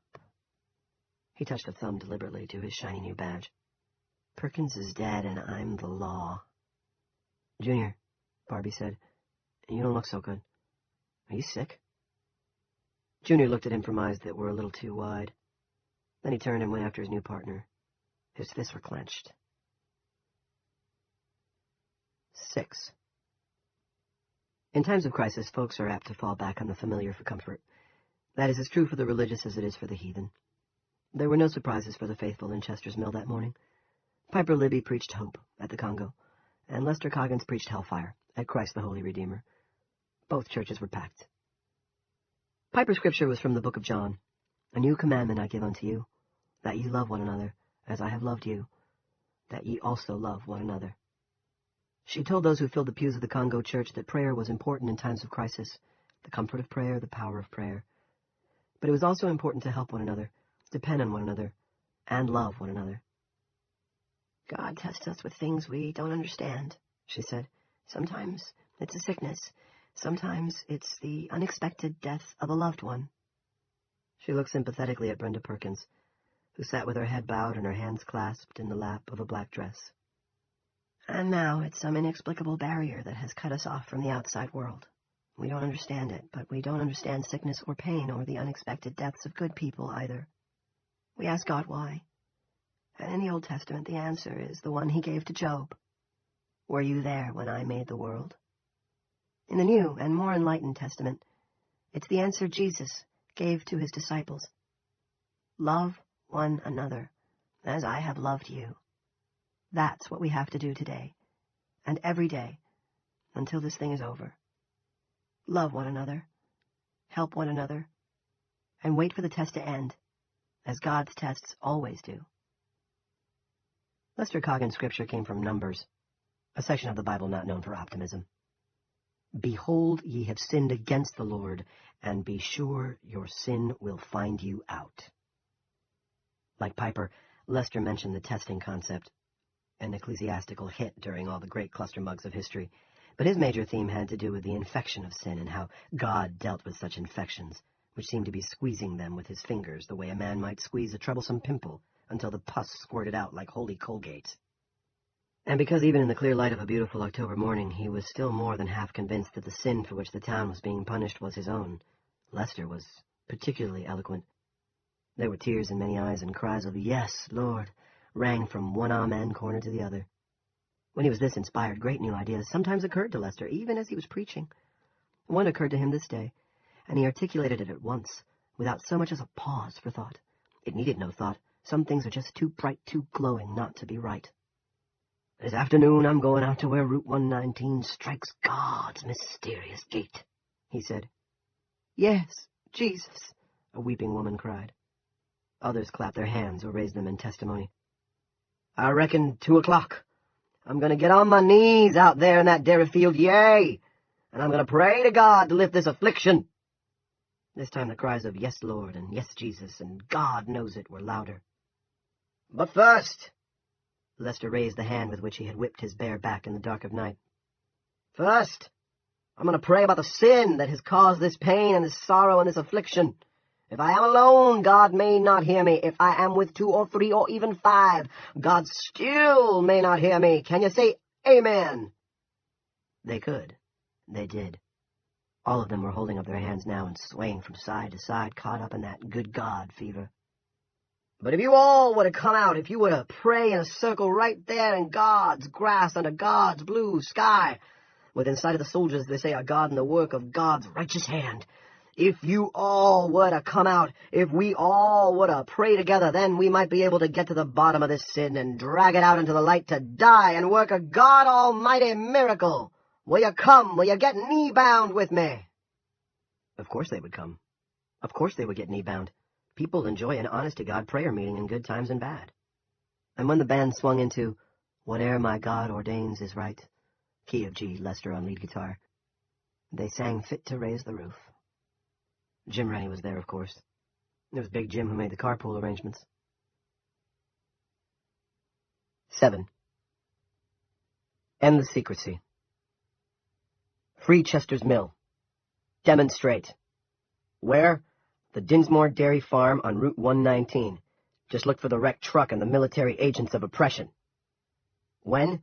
2 p.m. EOT, Eastern Oppression Time. Who? You and every friend you can bring. Tell them we want to tell our story to the media. Tell them we want to know who did this to us. And why. Most of all, tell them we want out. This is our town. We need to fight for it. We need to take it back. Some signs available, but be sure and bring your own, and remember that profanity is counterproductive. Fight the power. Stick it to the man. The Committee to Free Chester's Mill.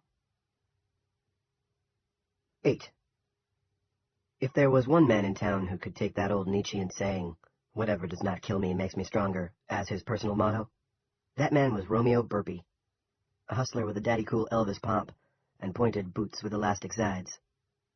He owed his first name to a romantic Franco-American mother, his last to a hard-assed Yankee father who was practical to his dry, pinch-penny core. Romeo had survived a childhood of merciless taunts, plus the occasional beating, to become the richest man in town. Well, no, Big Jim was the richest man in town, but much of his wealth was of necessity hidden. Romy owned the largest and most profitable indie department store in the entire state. Back in the 80s, his potential backers in the venture had told him he was mad to go with such a frankly ugly name as Burpee's.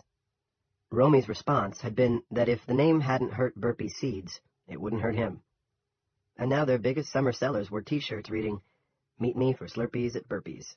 Take that, you imagination-challenged bankers." He had succeeded in large measure by recognizing the main chance and pursuing it ruthlessly.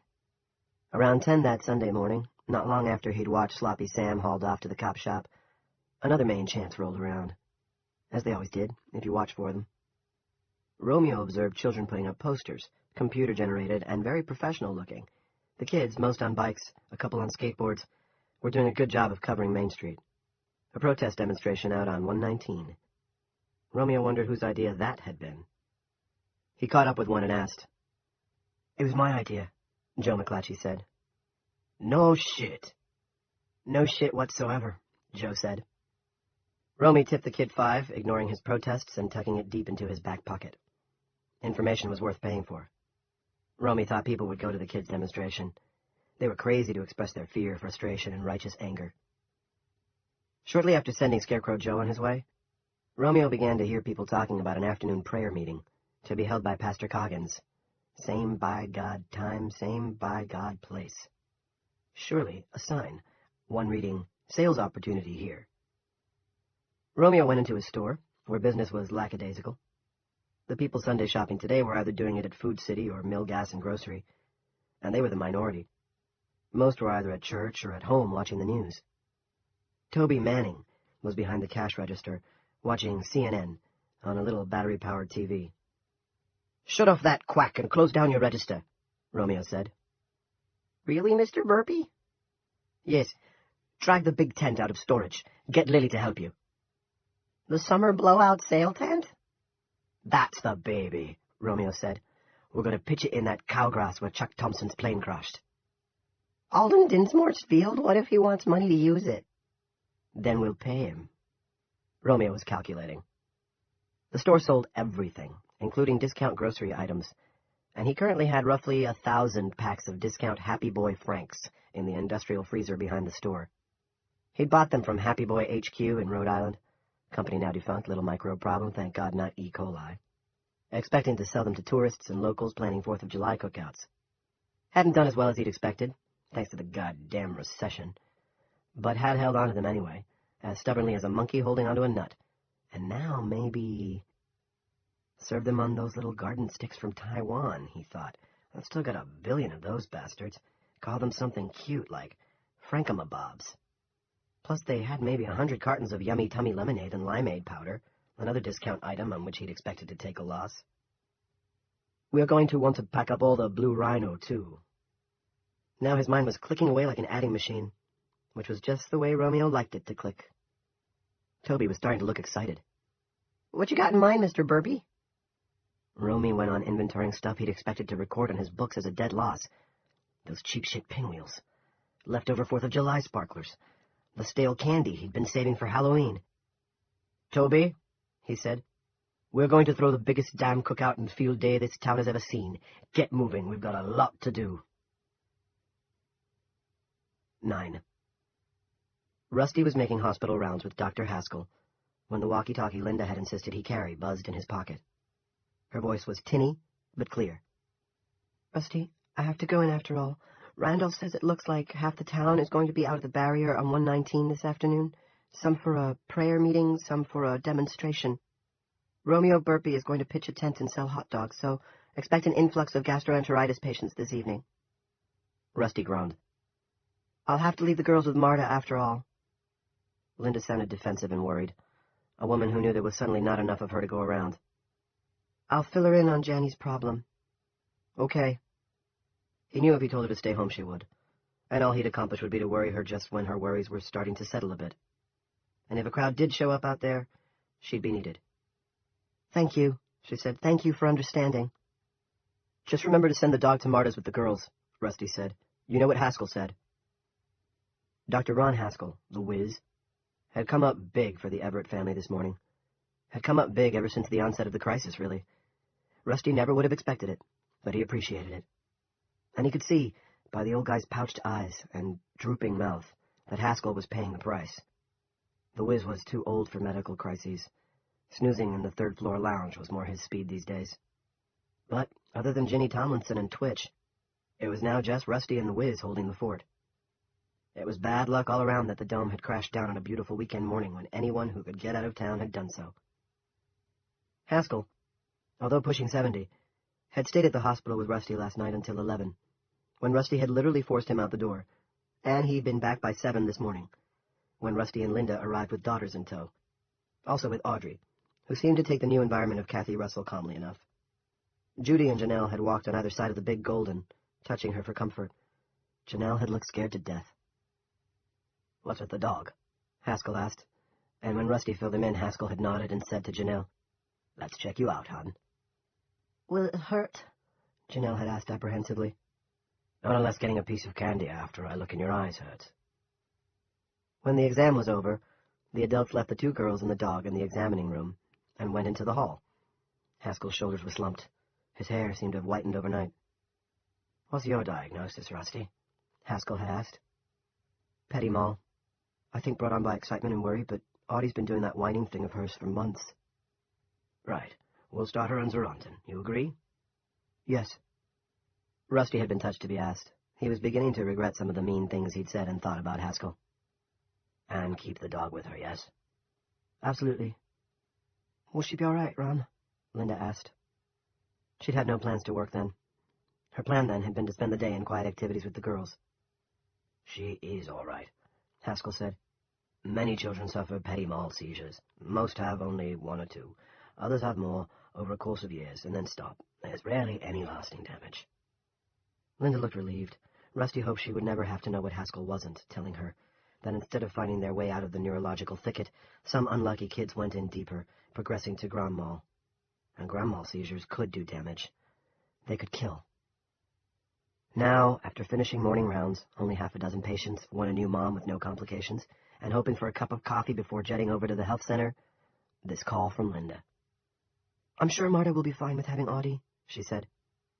"Good. You'll have your cop walkie while you're on duty, right?" "Yes, of course." "Then give your personal walkie to Marta. Agree on a comm channel. If something should go wrong with Janelle, I'll come on the run." "All right. Thanks, Honey Bunch. Is there any chance you could get out there this afternoon?" As Rusty considered that, he saw Dougie Twitchell coming down the hall.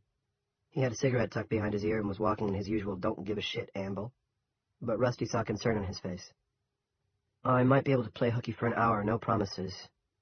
"I understand, but it would be so great to see you." "You too. Be careful out there and tell folks not to eat the hot dogs. Burpy's probably had them in cold storage for 10,000 years. "Those are his mastodon steaks," Linda said. "Over and out, sweet man. I'll look for you." Rusty stuck the walkie in the pocket of his white coat and turned to Twitch. "What's up? And get that cigarette out from behind your ear. This is a hospital." Twitch plucked the cigarette from its resting place and looked at it. "I was going to smoke it out by the storage shed." "Not a good idea," Rusty said. "That's where the extra propane's stored." "That's what I came to tell you. Most of the tanks are gone." "Bullshit, those things are huge. I can't remember if they hold 3,000 gallons each or 5,000. "So what are you saying? I forgot to look behind the door?" Rusty began to rub his temples. "If it takes them, whoever they are, more than 3 or 4 days to short out that force field, we're going to need mucho, LP." "Tell me something I don't know," Twitch said. "According to the inventory card on the door, there's supposed to be 7 of those puppies, but there are only 2. He stowed the cigarette in the pocket of his own white coat. "I checked the other shed, just to make sure. Thought somebody might have moved the tanks." "Why would anyone do that?" "I don't know, oh great one. Anyway, the other shed's for the really important hospital supplies, gardening and landscaping shit. In that one, the tools are present and accounted for, but the fucking fertilizer's gone." Rusty didn't care about the fertilizer. He cared about the propane. "Well, if push comes to shove, we'll get some from the town supplies." "You'll get a fight from Rennie." "When Kathy Russell might be his only option if that ticker of his vapor locks, I doubt it. You think there's any chance I can get away for a while this afternoon?" "That'd be up to the whiz. He now appears to be the ranking officer." "Where is he?" "Sleeping in the lounge. Snores like a mad bastard, too. You want to wake him up?" "No," Rusty said. "Let him sleep. And I'm not going to call him the whiz anymore. Given how hard he's worked since this shit came down, I think he deserves better." "Ah, so, Sensei, you have reached a new level of enlightenment." "Blow me, Grasshopper," Rusty said. 10. Now see this. See it very well. It's 2:40 p.m. on another eye-bustingly gorgeous autumn day in Chester's Mill. If the press were not being kept away, they'd be in photo-op heaven. And not just because the trees are in full flame. The imprisoned people of the town have migrated to Alden Dinsmore's dairy field en masse. Alden has struck a use fee deal with Romeo Burpee. $600. Both men are happy. The farmer because he jacked the businessman up considerable from Burpee's starting offer of $200. Romeo because he would have gone to 1,000, if pressed. From the protesters and Jesus shouters, Alden collected not a single crying dime. That doesn't mean he isn't charging them, however. Farmer Dinsmore was born at night, but not last night. When this opportunity came along, he marked out a large parking area just north of the place where the fragments of Chuck Thompson's plane came to rest the day before, and there he had stationed his wife, Shelley, his older son, Ollie, you remember Ollie, and his hired man, Manuel Ortega, a no-green-card Yankee who can eye-eye with the best of them. Alden's knocking down $5 a car, a fortune for a shirt-tailed dairyman who for the last 2 years has been keeping his farm out of Keyhole Bank's hands by the skin of his teeth. There are complaints about the fee, but not many. They charge more to park at the Freiburg Fair, and unless folks want to park by the side of the road, which has already been lined on both sides by early arrivals, and then walk half a mile to where all the excitement is, they have no choice. And what a strange and varied scene. A three-ring circus for sure, with the ordinary citizens of the mill and all the starring roles. When Barbie arrives with Rose and Ance Wheeler, the restaurant is closed again. We'll reopen for supper, just cold sandwiches, no grill orders. They stare in open-mouthed silence. Both Julia Shumway and Pete Freeman are taking pictures. Julia stops long enough to give Barbie her attractive but somehow inward-turning smile. Some show, wouldn't you say? Barbie grins. Yes'm. In the first ring of this circus, we have the townsfolk who have responded to the posters put up by Scarecrow Joe and his cadre.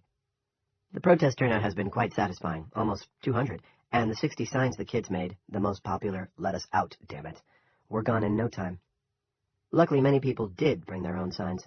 Joe's favorite is the one with prison bars inked over a map of the mill. Lissa Jameson is not just holding it, but pumping it aggressively up and down. Jack Evans is there, looking pale and grim. His sign is a collage of photographs featuring the woman who bled to death the day before. "Who killed my wife?" it screams. Scarecrow Joe feels sorry for him. But what an awesome sign. If the press could see that one, they'd fill their collective pants with joy shit. Joe organized the protesters into a big circle that rotates just in front of the dome, which is marked by a line of dead birds on the Chester's Mill side. Those on the Moughton side have been removed by the military personnel. The circle gives all of Joe's people, for so he thinks of them, a chance to wave their signs at the posted guards, who stand with their backs resolutely and maddeningly turned. And Joe also gave out printed chant sheets. He wrote these with Benny Drake's skateboarding idol, Norrie Calvert. Besides being balls to the wall on her blitz deck, Norrie's rhymes are simple but tight, yo. One chant goes, "Ha ha ha, he, Chester's Mill must be set free." Another, you did it, come on out and just admit it." Joe has, with real reluctance, vetoed another Norrie masterpiece that goes, take off the gags, let us talk to the press, you fags." "We have to be politically correct about this," he told her. What he's wondering just now is if Norrie Calvert is too young to kiss, and if she would slip him any tongue if he did. He has never kissed a girl, but if they're all going to die like starving bugs trapped under a Tupperware bowl, he probably should kiss this one while there's still time. In the second ring is Pastor Coggan's prayer circle. They are really getting God sent. And, in a fine show of ecclesiastical détente, the Holy Redeemer Choir has been joined by a dozen men and women from the Congo Church Choir. They're singing "A Mighty Fortress is Our God," and a good number of unaffiliated townsfolk who know the words have joined in. Their voices rise to the blameless blue sky, with Lester's shrill exhortations and the prayer circle's supporting cries of Amen and Hallelujah, weaving in and out of the singing in perfect counterpoint. Although not harmony, that would be going too far. The prayer circle keeps growing as other townsfolk drop to their knees and join in, laying their signs temporarily aside so they can raise their clasped hands in supplication. The soldiers have turned their backs. Perhaps God has not. But the center ring of this circus is the biggest and most bodacious. Romeo Burpee pitched the end-of-summer blowout sail tent well back from the dome and 60 yards east of the prayer circle, calculating the location by testing the faint gasp of breeze that's blowing. He wants to make sure that the smoke from his rank of hibachis reaches both those praying and those protesting. His only concession to the afternoon's religious aspect is to make Toby Manning turn off his boombox, which was blaring that James McMurtry song about living in a small town. It didn't mix well with How Great Thou Art, and Won't You Come to Jesus. Business is good and will only get better. Of this Romeo is sure. The hot dogs, thawing even as they cook, may gripe some bellies later, but they smell perfect in the warm afternoon sun, like a county fair instead of chow time in prison. Kids race around waving pinwheels and threatening to set Dinsmore's grass on fire with leftover 4th of July sparklers. Empty paper cups that held either citrus powder drinks, foul, or hastily brewed coffee, fouler still, are littered everywhere. Later on, Romeo will have Toby Manning pay some kid, maybe Dinsmore's $10 to pick up the litter. Community relations always important. Right now, though, Romeo's totally focused on his jackleg cash register, a carton that once contained Charmin toilet paper. He takes in long green and returns short silver. It's the way America does business, honey bunch. He's charging $4 per dog, and he's goddamn if people aren't paying it. He expects to clear at least $3K by sundown, maybe a lot more. And look, here's Rusty Everett. He got away after all. Good for him. He almost wishes he'd stopped to get the girls. They would surely enjoy this. And it might allay their fears to see so many people having a good time. But it might be a little too much excitement for Janny. He spots Linda at the same time she spots him and starts waving frantically, practically jumping up and down. With her hair done in the stubby, fearless police girl braids she almost always wears when she's working, Lynn looks like a junior high school cheerleader. She is standing with Twitch's sister, Rose, and the young man who short orders at the restaurant. Rusty's a little surprised. He thought Barbara had left town. Got on Big Jim Rennie's bad side. A bar fight is what Rusty heard, although he wasn't on duty when the participants came in to get patched up. Fine by Rusty. He's patched up his share of Dipper's customers. He hugs his wife, kisses her mouth, then plants a kiss on Rose's cheek, shakes hands with the cook, and gets reintroduced. Look at all these hot dogs, Rusty mourns. Oh, dear. Better line up the bedpans, Doc, Barbie says, and they all laugh. It's amazing to be laughing under these circumstances. But they aren't the only ones, and good God, why not? If you can't laugh when things go bad, laugh and put on a little carnival. Then you're either dead or wishing you were. This is fun, Rose says, unaware of how soon the fun is going to end. A frisbee floats past. She plucks it out of the air and wings it back to Benny Drake, who leaps to catch it, and then spins to throw it onto Norrie Calvert, who catches it behind her back. Show off. The prayer circle prays. The mixed choir, really finding its voice now, has moved on to that all-time chart-topper, Onward Christian Soldiers. A child no more than Judy's age bops past, skirt flapping around her chubby knees, a sparkler clutched in one hand, and a cup of the awful limeade in the other. The protesters turn and turn in a widening gyre, chanting, "Ha ha ha, he, Chester's Mill must be set free." Overhead, puffy clouds with shady bottoms float northward from Moughton, and then divide as they near the soldiers, skirting around the dome. The sky directly overhead is a cloudless, flawless blue. There are those in Dinsmore's field who study those clouds and wonder about the future of rain in Chester's Mill. But nobody speaks of this aloud. I wonder if we'll still be having fun next Sunday, Barbie says. Linda Everett looks at him. It's not a friendly look. Surely you think before then... Rose interrupts her. Look over there, that kid shouldn't be driving that damn rig so fast. He'll tip it over. I hate those ATVs. They all look at the little vehicle with the fat balloon tires and watch as it cuts a diagonal through the October white hay. Not toward them, exactly, but certainly toward the dome. It's going too fast. A couple of the soldiers hear the approaching engine and finally turn around. Oh, Christ, don't let him crash, Linda Everett moaned. Rory Dinsmore doesn't crash. It would have been better if he had. 11. An idea is like a cold germ. Sooner or later, someone always catches it. The Joint Chiefs had already caught this one.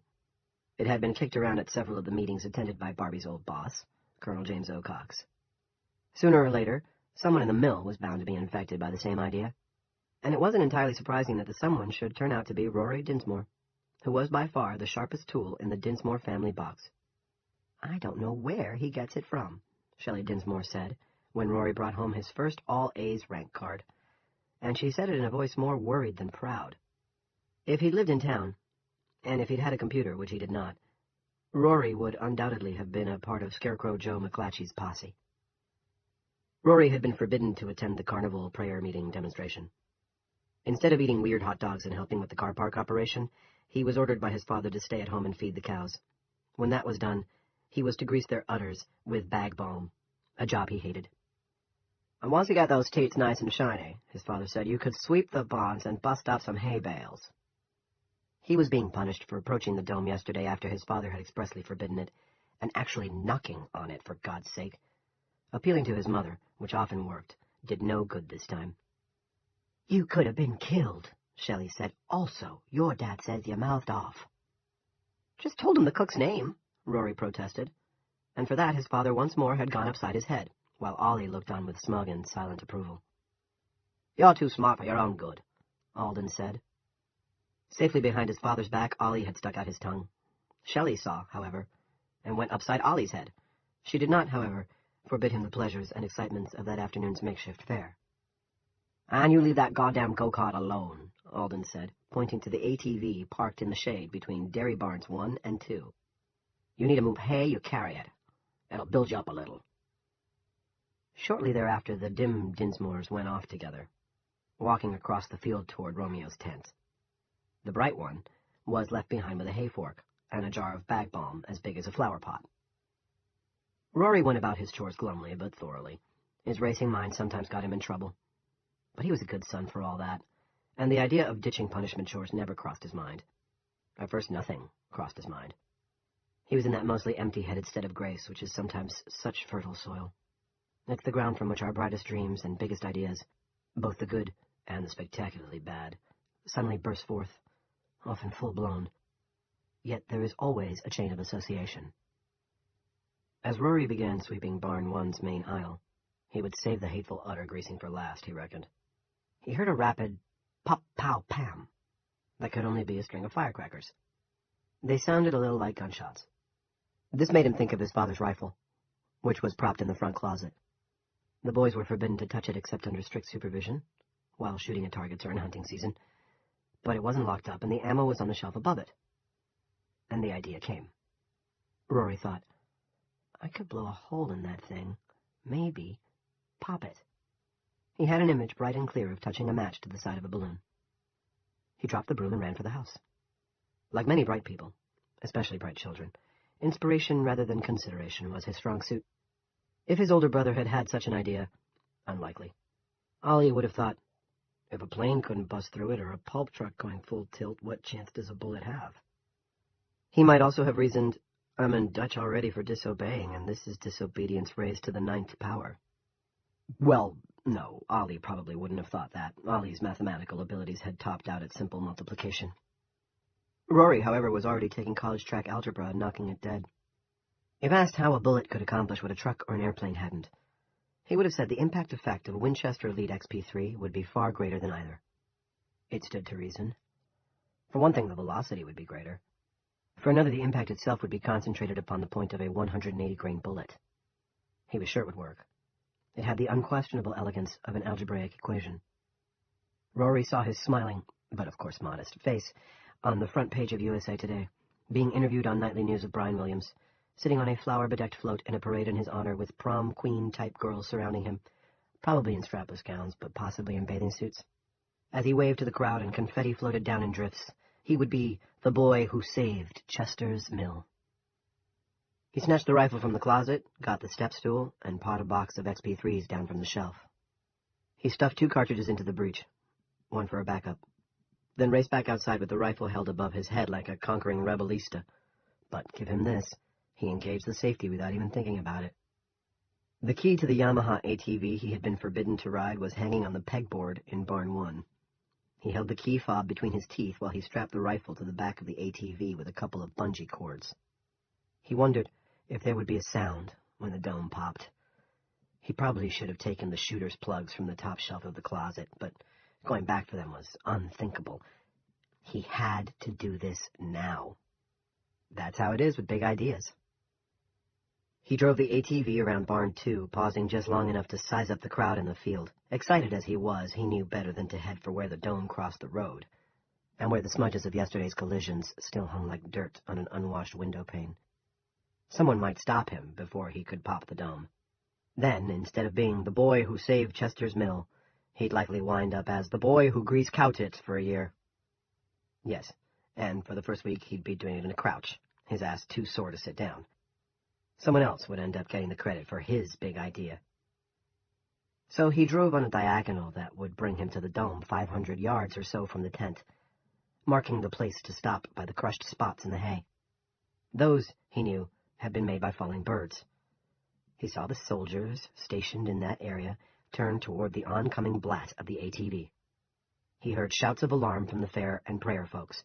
The hymn singing came to a discordant halt. Worst of all, he saw his father waving his dirty John Deere cap at him and bawling, "Rory, oh God damn it, you stop!" Rory was in too deep to stop, and, good son or not, he didn't want to stop. The ATV struck a hummock, and he bounced clear of the seat, holding on with his hands and laughing like a loon. His own deer cap was spun around backward, and he didn't even remember doing it. The ATV tilted, then decided to stay up. Almost there now, and one of the fatigues-clad soldiers was also shouting at him to stop. Rory did, and so suddenly he almost somersaulted over the Yamaha's handlebars. He forgot to put the darn thing in neutral, and it lurched forward, actually striking the dome before stalling out. Rory heard the crimp of metal and the tinkle of the headlight as it shattered. The soldiers, afraid of being hit by the ATV, the eye which sees nothing to block an oncoming object triggers powerful instincts, fell off to either side, leaving a nice big hole and sparing Rory the need of telling them to move away from a possible explosive blowout. He wanted to be a hero, but didn't want to hurt or kill anybody to do it. He had to hurry. The people closest to his stopping point were the ones in the parking lot and clustered around the summer blowout sale tent, and they were running like hell. His father and brother were among them, both screaming at him to not do whatever he was planning to do. Rory yanked the rifle free of the bungee cords, socked the butt plate into his shoulder, and aimed at the invisible barrier 5 feet above a trio of dead sparrows. "No, kid, bad idea," one of the soldiers shouted. Rory paid him no mind, because it was a good idea. The people from the tent and the parking lot were close, now.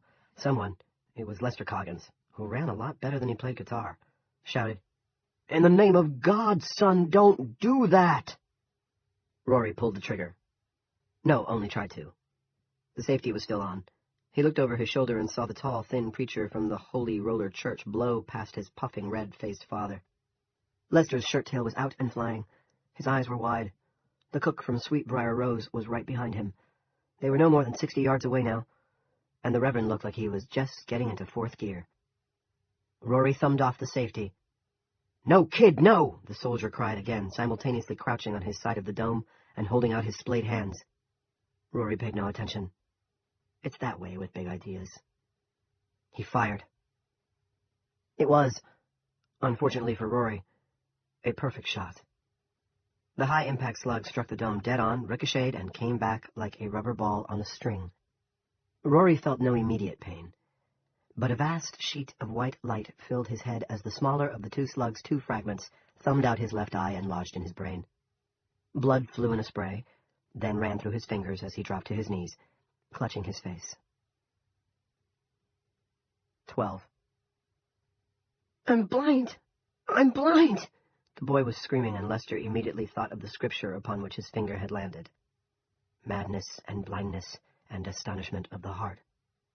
"I'm blind! I'm blind!" Lester pried away the boy's hands and saw the red welling socket. The remains of the eye itself were dangling on Rory's cheek. As he turned his head up to Lester, the splattered remains plopped into the grass. Lester had a moment to cradle the child in his arms before the father arrived and tore him away. That was all right. That was as it should be.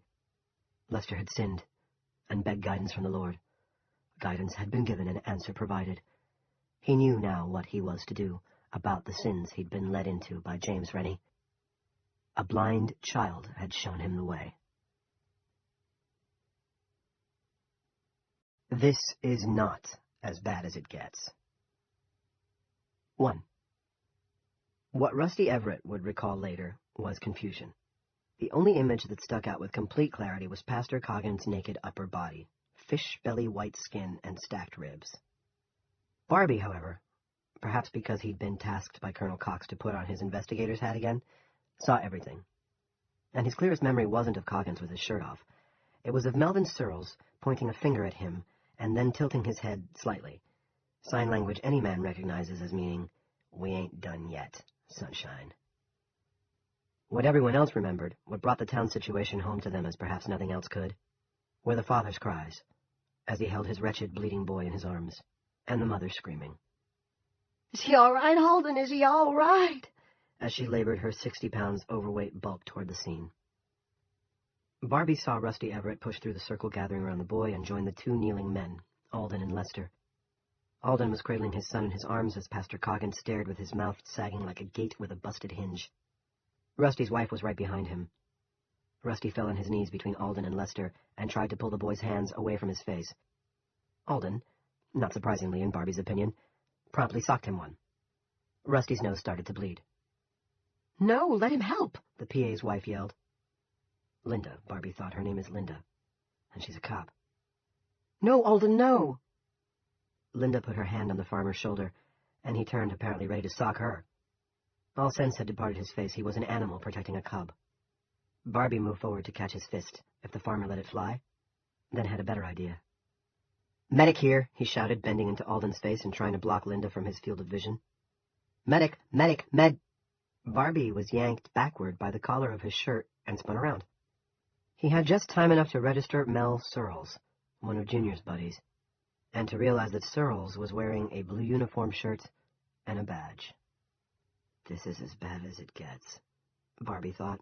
But as if to prove him wrong, Searles socked him in the face, just as he had that night in Dipper's parking lot. He missed Barbie's nose, which had probably been his target, but mashed Barbie's lips back against his teeth. Searles drew back his fist to do it again, but Jackie Weddington, Mel's unwilling partner that day, grabbed his arm before he could. "Don't do it," she shouted. "Officer, don't do it." For a moment the issue was in doubt. Then Ollie Dinsmore, closely followed by his sobbing, gasping mother, passed between them, knocking Searles back a step. Searles lowered his fist.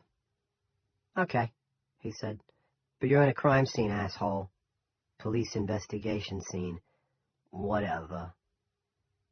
Barbie wiped his bleeding mouth with the heel of his hand and thought, this is not as bad as it gets. That's the hell of it. It's not. 2. The only part of this Rusty heard was Barbie shouting, "Medic." Now he said it himself. "Medic, Mr. Dinsmore, Rusty Everett, you know me. Let me look at your boy." "Let him, Alden," Shelley cried. "Let him take care of Rory." Alden relaxed his grip on the kid, who was swaying back and forth on his knees, his blue jeans soaked with blood. Rory had covered his face with his hands again. Rusty took hold of them, gently does it, and pulled them down. He had hoped it wouldn't be as bad as he feared, but the socket was raw and empty, pouring blood, and the brain behind that socket was hurt plenty. The news was in how the remaining eye cocked senselessly skyward, bulging at nothing. Rusty started to pull his shirt off, but the preacher was already holding out his own. Coggins' upper body, thin and white in front, striped with criss-crossing red welts in back, was running with sweat. He held the shirt out. "No," Rusty said. "Rip it, rip it." For a moment, Lester didn't get it. Then he tore the shirt down the middle. The rest of the police contingent was arriving now, and some of the regular cops, Henry Morrison, George Frederick, Jackie Weddington, Freddie Denton, were yelling at the new special deputies to help move the crowd back, make some space. The new hires did so, and enthusiastically. Some of the rubberneckers were knocked down, including that famous Bratz torturer, Samantha Bushy. Sammy had little Walter in a papoose carrier, and when she went on her ass, both of them began to squall. Junior Rennie stepped over her without so much as a look, and grabbed Rory's mom, almost pulling the wounded boy's mother off her feet before Freddie Denton stopped him. "No, Junior, no, it's the kid's mother. Let her loose." "Police brutality," Sammy Bushy yelled from where she lay in the grass. "Police brutality." Georgia Rue, the newest hire in what had become Peter Randolph's police department, arrived with Carter Thibodeau, holding his hand, actually.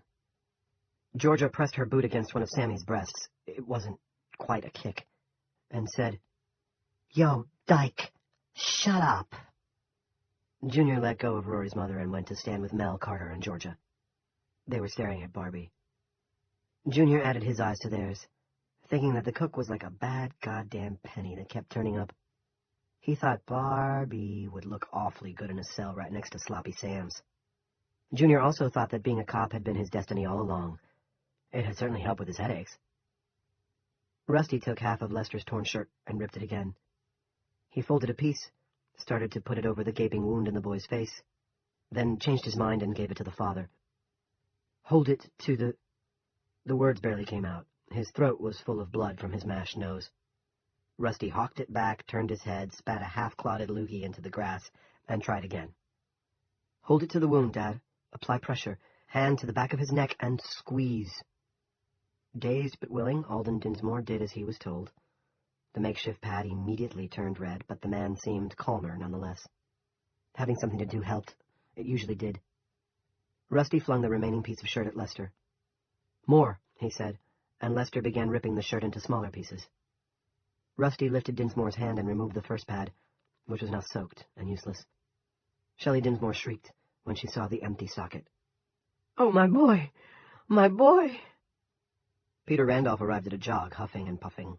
Still, he was far ahead of Big Jim, who, mindful of his substandard ticker, was plodding down the slope of the field on grass the rest of the crowd had trampled into a broad path. He was thinking of what a cluster mug this had turned out to be. Town gatherings would have to be by permit only in the future, and if he had anything to do with it, he would. He always did. Permits would be hard to come by. "Move these people back further," Randolph snarled at Officer Morrison. And as Henry turned to do so, "Move it back, folks! Give 'em some air!" Morrison bawled, "Officers, form a line! Push 'em back! Anyone who resists, put 'em in cuffs!"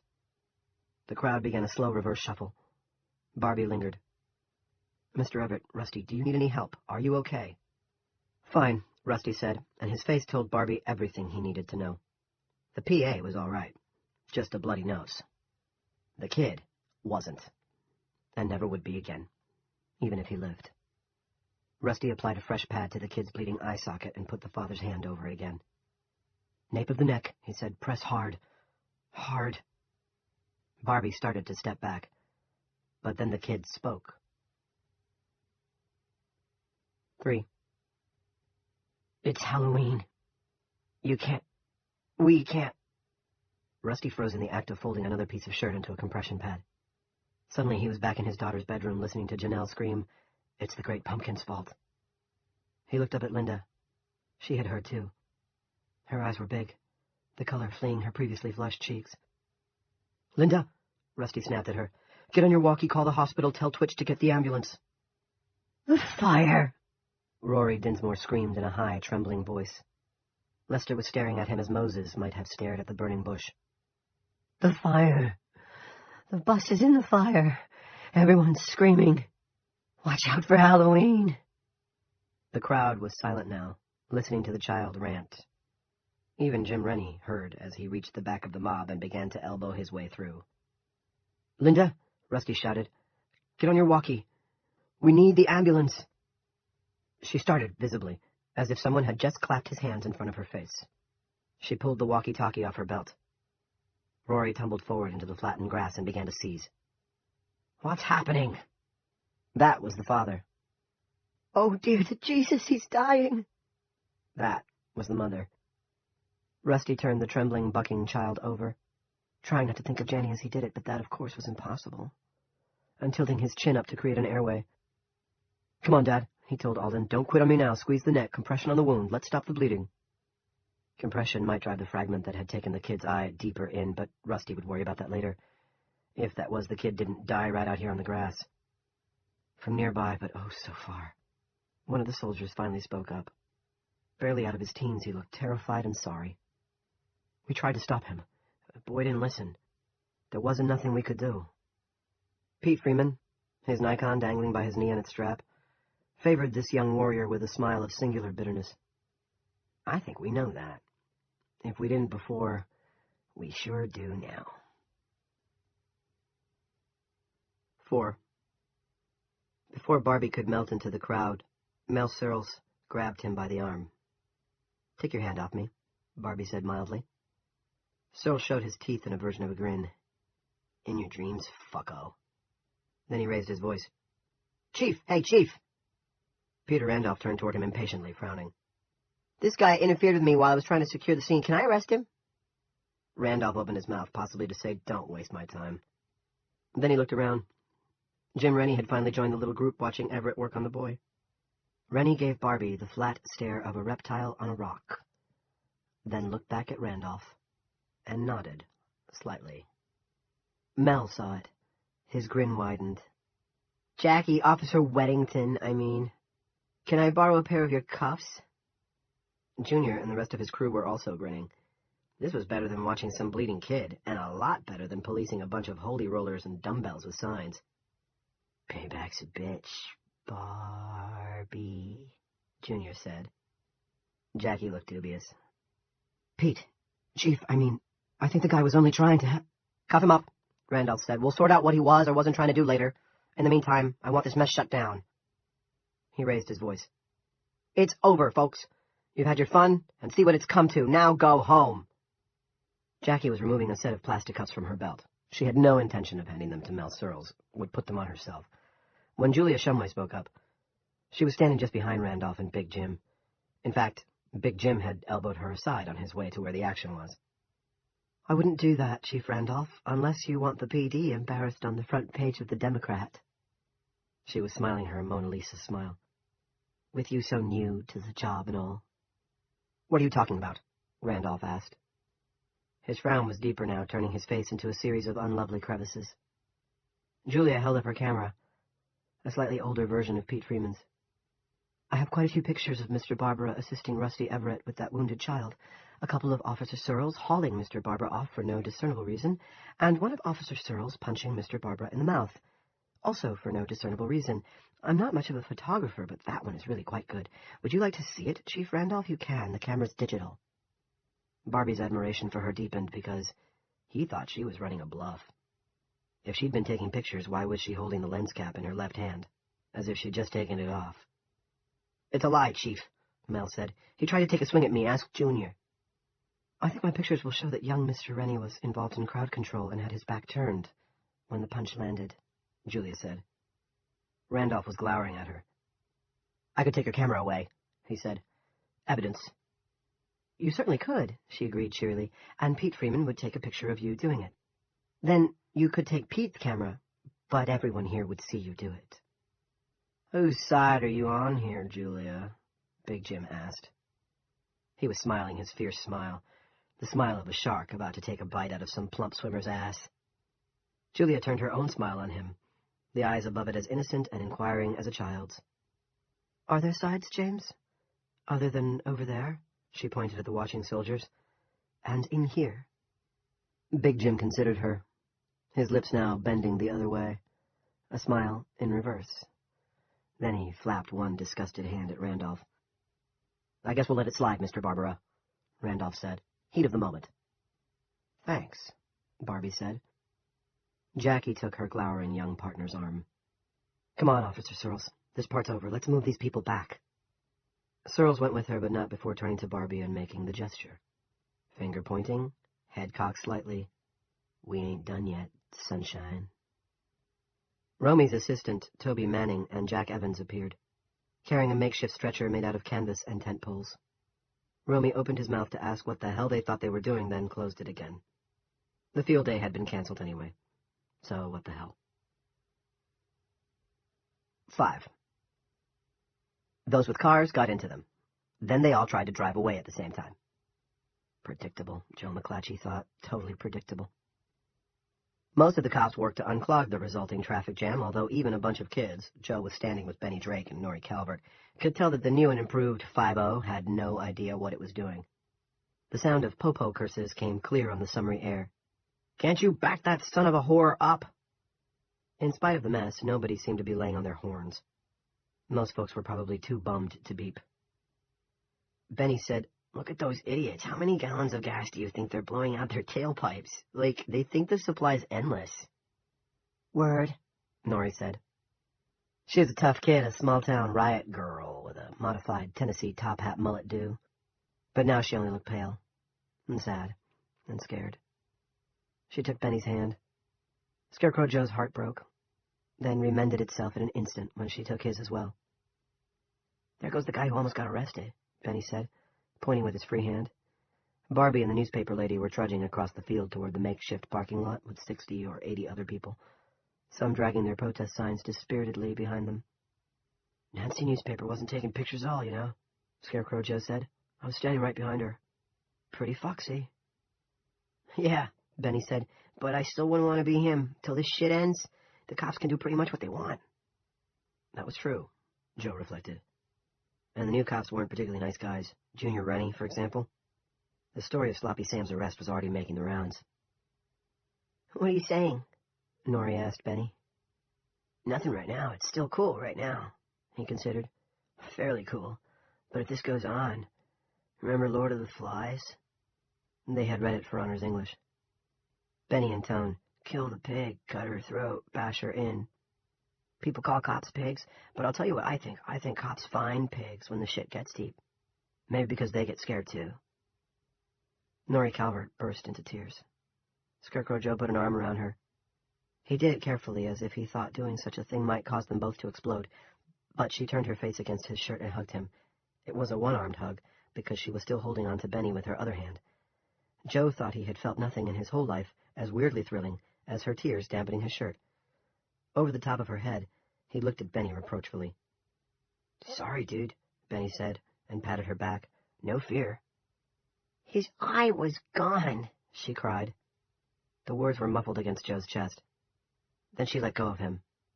This isn't fun anymore. This is not fun. No. Joe spoke as if discovering a great truth. It isn't. Look, Benny said. It was the ambulance. Twitch was bumping across Dinsmore's field with the red roof lights flashing. His sister, the woman who owned Sweetbriar Rose, was walking ahead of him, guiding him around the worst potholes. An ambulance in a hayfield, under a bright afternoon sky in October. It was the final touch.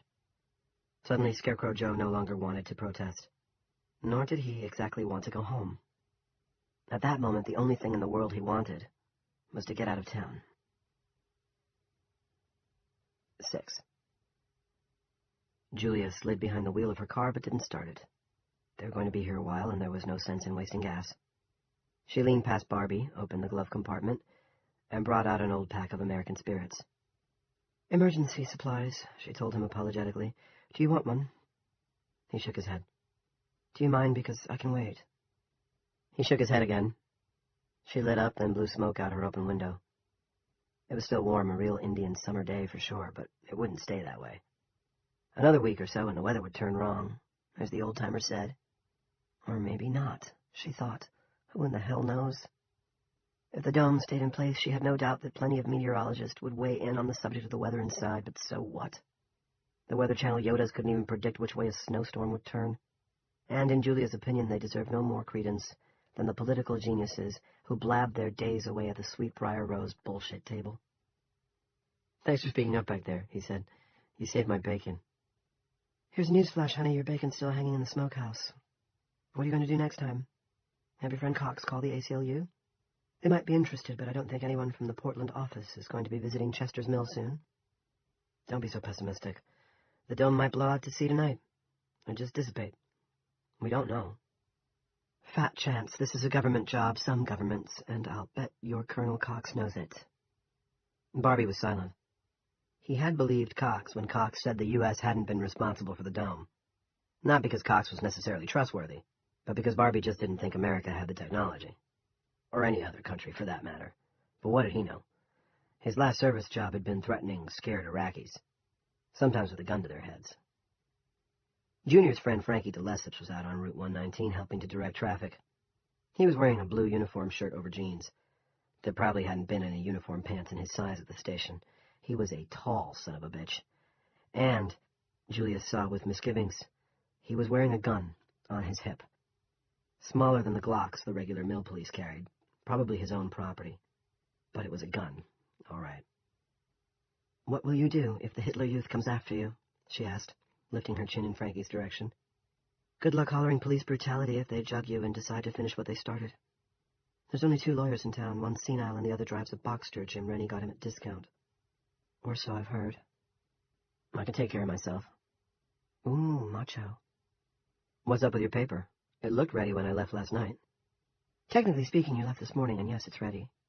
Pete and I and a few friends will make sure it gets distributed. I just didn't see any point in starting while the town was 3/4 empty. Want to be a volunteer newsboy? I would, but I've got a zillion sandwiches to make. Strictly cold food at the restaurant tonight. Maybe I'll drop by. She tossed her cigarette, only half-smoked, from the window. Then, after a moment's consideration, she got out and stepped on it. Starting a grass fire out here would not be cool. Not with the town's new fire truck stranded in Castle Rock. I swung by Chief Perkins' house earlier, she said as she got back behind the wheel. Except, of course, it's just Brenda's now. How is she? Terrible. But when I said you wanted to see her and that it was important, although I didn't say what it was about, she agreed. After dark might be best. I suppose your friend will be impatient. Stop calling Cox my friend. He is not my friend. They watched silently as the wounded boy was loaded into the back of the ambulance. The soldiers were still watching, too. Probably against orders, and that made Julia feel a little better about them. The ambulance began to buck its way back across the field, lights flashing. This is terrible, she said, in a thin voice. Barbie put an arm around her shoulders. She tensed for a moment, then relaxed. Looking straight ahead, at the ambulance, which was now turning into a cleared lane in the middle of Route 119, she said, "What if they shut me down, my friend? What if Rennie and his pet police decide to shut my little newspaper down?" "That's not going to happen," Barbie said. But he wondered. If this went on long enough, he supposed every day in Chester's Mill would become anything can happen day. She had something else in her mind, Julia Shumway said. Mrs. Perkins? Yes, it was in many ways a very strange conversation. She's grieving for her husband, Barbie said. Grief makes people strange. I said hello to Jack Evans. His wife died yesterday when the dome came down, and he looked at me as if he didn't know me, although I've been serving him my famous Wednesday meatloaf since last spring. I've known Brenda Perkins since she was Brenda Morse, Julia said. Almost 40 years. I thought she might tell me what was troubling her, but she didn't. Barbie pointed at the road. I think you can go now. As Julia started the engine, her cell phone trilled. She almost dropped her bag in her hurry to dig it out. She listened, then handed it to Barbie with her ironic smile. It's for you, boss. It was Cox, and Cox had something to say, quite a lot, actually. Barbie interrupted long enough to tell Cox what had happened to the boy, now headed to Kathy Russell. But Cox either didn't relate Rory Dinsmore's story to what he was saying, or didn't want to. He listened politely enough, then went on. When he finished, he asked Barbie a question that would have been in order had Barbie still been in uniform and under his command. Sir, I understand what you're asking, but you don't understand that... I guess you'd call it the political situation here, and my little part in it. I had some trouble before this dome thing, and... We all know about that, Cox said. An altercation with the second selectman's son and some of his friends. You were almost arrested, according to what I've got in my folder. A folder? Now he's got a folder. God help me. That's fine intel as far as it goes, Barbie said, but let me give you a little more. 1, the police chief who kept me from being arrested died out on 119, not far from where I'm talking to you, in fact. Faintly, in a world he could not now visit, Barbie heard paper rattle. He suddenly felt he would like to kill Colonel James O. Cox with his bare hands, simply because Colonel James O. Cox could go out for Mickey D's any time he wanted, and he, Dale Barbara, could not. We know about that, too, Cox said. A pacemaker problem. 2, Barbie went on, the new chief, who is asshole buddies with the only powerful member of this town's board of selectmen, has hired some new deputies. They're the guys who tried to beat my head off my shoulders in the parking lot of the local nightclub. Oh, you'll have to rise above that, won't you, Colonel? Why are you calling me Colonel? You're the Colonel. Congratulations, Cox said. Not only have you re-enlisted in your country's service, you've gotten an absolutely dizzying promotion. No, Barbie shouted. Julia was looking at him with concern, but he was hardly aware of it. No, I don't want it. Yeah, but you got it, Cox said calmly. I'm going to email a copy of the essential paperwork to your editor, friend, before we shut down your unfortunate little town's internet capacity. Shut it down? You can't shut it down. The paperwork is signed by the president himself. You going to say no to him? I understand he can be a tad grumpy when he's crossed. Barbie didn't reply. His mind was whirling. You need to visit the selectmen and the police chief, Cox said. You need to tell them the president has invoked martial law in Chester's Mill, and you're the officer in charge. I'm sure you'll encounter some initial resistance, but the information I've just given you should help establish you as the town's conduit to the outside world. And I know your powers of persuasion. Saw them firsthand in Iraq. Sir, he said, you have so misread the situation here. He ran a hand through his hair. His ear was throbbing from the goddamn cell phone. It's as if you can comprehend the idea of the dome, but not what's happening in this town as a result of it. And it's been less than 30 hours. Help me understand, then. You say the president wants me to do this. Suppose I were to call him up and tell him he can kiss my rosy red ass. Julia was looking at him horrified, and this actually inspired him. Suppose, in fact, I said I was a sleeper Al-Qaeda agent, and I was planning to kill him. Pow, one to the head. How about that? Lieutenant Barbara. Colonel Barbara, I mean, you've said enough. Barbie did not feel this was so. Could he send the FBI to come and grab me? The Secret Service? The goddamn Red Army? No, sir, he could not. We have plans to change that, as I have just explained. Cox no longer sounded loose and good-humored, just one old grunt talking to another. And if it works, feel free to have the federal agency of your choice come and arrest me, but if we stay cut off, who in here is going to listen to me? Get it through your head. This town has seceded. Not just from America, but from the whole world. There's nothing we can do about it, and nothing you can do about it either. Quietly, Cox said, We're trying to help you guys. You say that, and I almost believe you. Will anybody else around here? When they look to see what kind of help their taxes are buying them, they see soldiers standing guard with their backs turned. That sends a hell of a message. You're talking a whole lot for someone who's saying no. I'm not saying no, but I'm only about 9 feet from being arrested, and proclaiming myself the Commandant Pro Tem won't help. Suppose I were to call the first selectman, what's his name, Sanders, and tell him. That's what I mean by how little you know. It's like Iraq all over again, only this time you're in Washington instead of boots on the ground, and you seem as clueless as the rest of the desk soldiers. Read my lips, sir. Some intelligence is worse than no intelligence at all. A little learning is a dangerous thing, Julia said dreamily. If not Sanders, then who? James Rennie, the second selectman. He's the boss hog around here. There was a pause. Then Cox said, Maybe we can give you the internet. Some of us are of the opinion that cutting it off's just a knee-jerk reaction anyway. Why would you think that? Barbie asked. Don't you guys know that if you let us stay on the net, Aunt Sarah's cranberry bread recipe is sure to get out sooner or later? Julia sat up straight-mouthed. They're trying to cut the internet? Barbie raised one finger toward her. Wait. Just hear me out, Barbie. Suppose we call this Rennie and tell him the internet's got to go. So sorry, crisis situation, extreme measures, etc., etc. Then you can convince him of your usefulness by changing our minds. Barbie considered. It might work, for a while, anyway. Or it might not. Plus, Cox said brightly, you'll be giving them this other information. Maybe saving some lives, but saving people the scare of their lives, for sure. Barbie said, Phones stay up as well as internet. That's hard. I might be able to keep the net for you, but listen, man, there are at least 5 Curtis LeMay types sitting on the committee presiding over this mess. And as far as they're concerned, everyone in Chester's Mill is a terrorist until proved otherwise. What can these hypothetical terrorists do to harm America? Suicide bomb the Congo church? Barbie, you're preaching to the choir. Of course, that was probably the truth. Will you do it? I'll have to get back to you on that. Wait for my call before you do anything. I have to talk to the late police chief's widow first. Cox persisted. Will you keep the horse trading part of this conversation to yourself? Again, Barbie was struck by how little even Cox, a free thinker by military standards, understood about the changes the Dome had already wrought. And here, the Cox brand of secrecy no longer mattered. Us against them, Barbie thought. Now it's us against them. Unless their crazy idea works, that is. Sir, I really will have to get back to you on that. This phone is suffering a bad case of low battery. A lie he told with no remorse. And you need to wait to hear from me before you talk to anybody else. Just remember, the Big Bang's scheduled for 1300 tomorrow. If you want to maintain viability on this, you better stay out front. Maintain viability, another meaningless phrase under the Dome. Unless it applied to keeping your Jenny supplied with propane. We'll talk, Barbie said. He closed the phone before Cox could say more. 119 was almost clear now, although de Lesseps was still there, leaning against his vintage muscle car with his arms folded.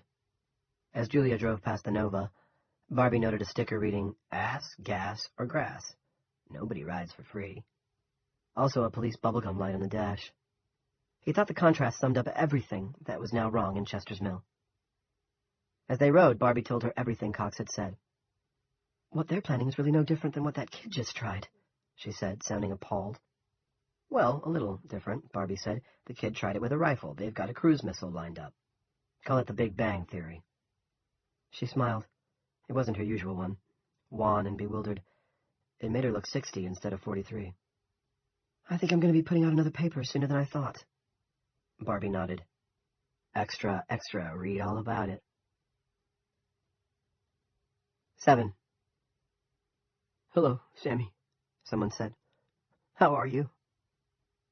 Samantha Bushy didn't recognize the voice, and turned toward it warily, hitching up the papoose carrier as she did. Little Walter was asleep and he weighed a ton. Her butt hurt from falling on it.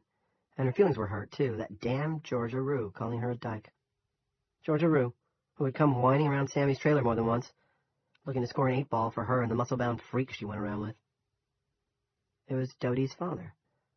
Sammy had spoken with him thousands of times, but she hadn't recognized his voice. She hardly recognized him. He looked old and sad, broken somehow. He didn't even scope out her boobs, which was a first. "Hi, Mr. Sanders. Gee, I didn't even see you at the..." She flapped her hand back toward the flattened-down field in the big tent, now half collapsed and looking forlorn, although not as forlorn as Mr. Sanders. "I was sitting in the shade." That same hesitant voice, coming through an apologetic, hurting smile that was hard to look at. "I had something to drink, though. Wasn't it warm for October? Golly, yes. I thought it was a good afternoon, a real town afternoon, until that boy..." "Oh, crispy crackers," he was crying. "I'm awful sorry about your wife, Mr. Sanders." "Thank you, Sammy, that's very kind. Can I carry your baby back to your car for you? I think you can go now. The road's almost clear." That was an offer Sammy couldn't refuse, even if he was crying. She scooped little Walter out of the papoose. It was like picking up a big clump of warm bread dough, and handed him over. Little Walter opened his eyes, smiled glassily, belched, then went back to sleep. "I think he might have a package in his diaper," Mr. Sanders said. "Yeah, he's a regular shit machine. Good old little Walter." "Walter's a very nice old-fashioned name." "Thanks." Telling him that her baby's first name was actually Little didn't seem worth the trouble, and she was sure she'd had that conversation with him before anyway. He just didn't remember. Walking with him like this, even though he was carrying the baby, was the perfect bummer end to a perfect bummer afternoon. At least he was right about the traffic. The automotive mosh pit had finally cleared out. Sammy wondered how long it would be before the whole town was riding bicycles again. "I never liked the idea of her in that plane," Mr. Sanders said. He seemed to be picking up the thread of some interior conversation. "Sometimes I even wondered if Claudia was sleeping with that guy." Dodie's mom sleeping with Chuck Thompson? Sammy was both shocked and intrigued. "Probably not," he said, and sighed. "In any case, it doesn't matter now. Have you seen Dodie? She didn't come home last night." Sammy almost said sure yesterday afternoon. But if the Dodester hadn't slept at home last night, saying that would only worry the Dodester's dadster, and let Sammy in for a long conversation with a guy who had tears streaming down his face and a snot runner hanging from one nostril. That would not be cool. They had reached her car, an old Chevrolet with cancer of the rocker panels. She took little Walter and grimaced at the smell. That wasn't just mail in his diaper, that was UPS and Federal Express combined.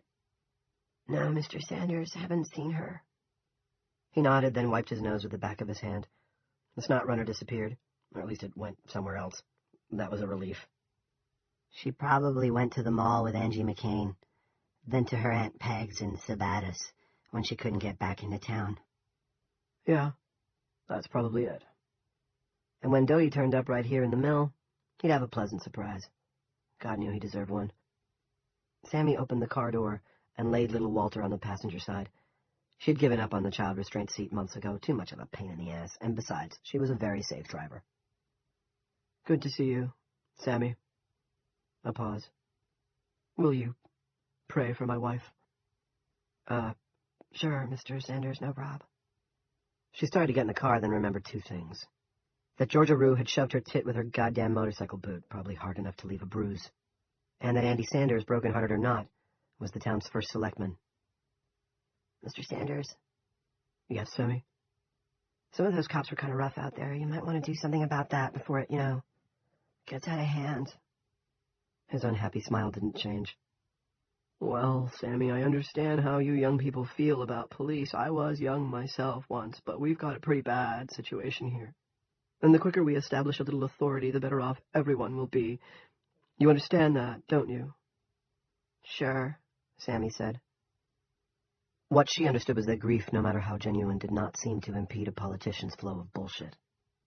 "Well, I'll see you." "They're a good team," Andy said vaguely.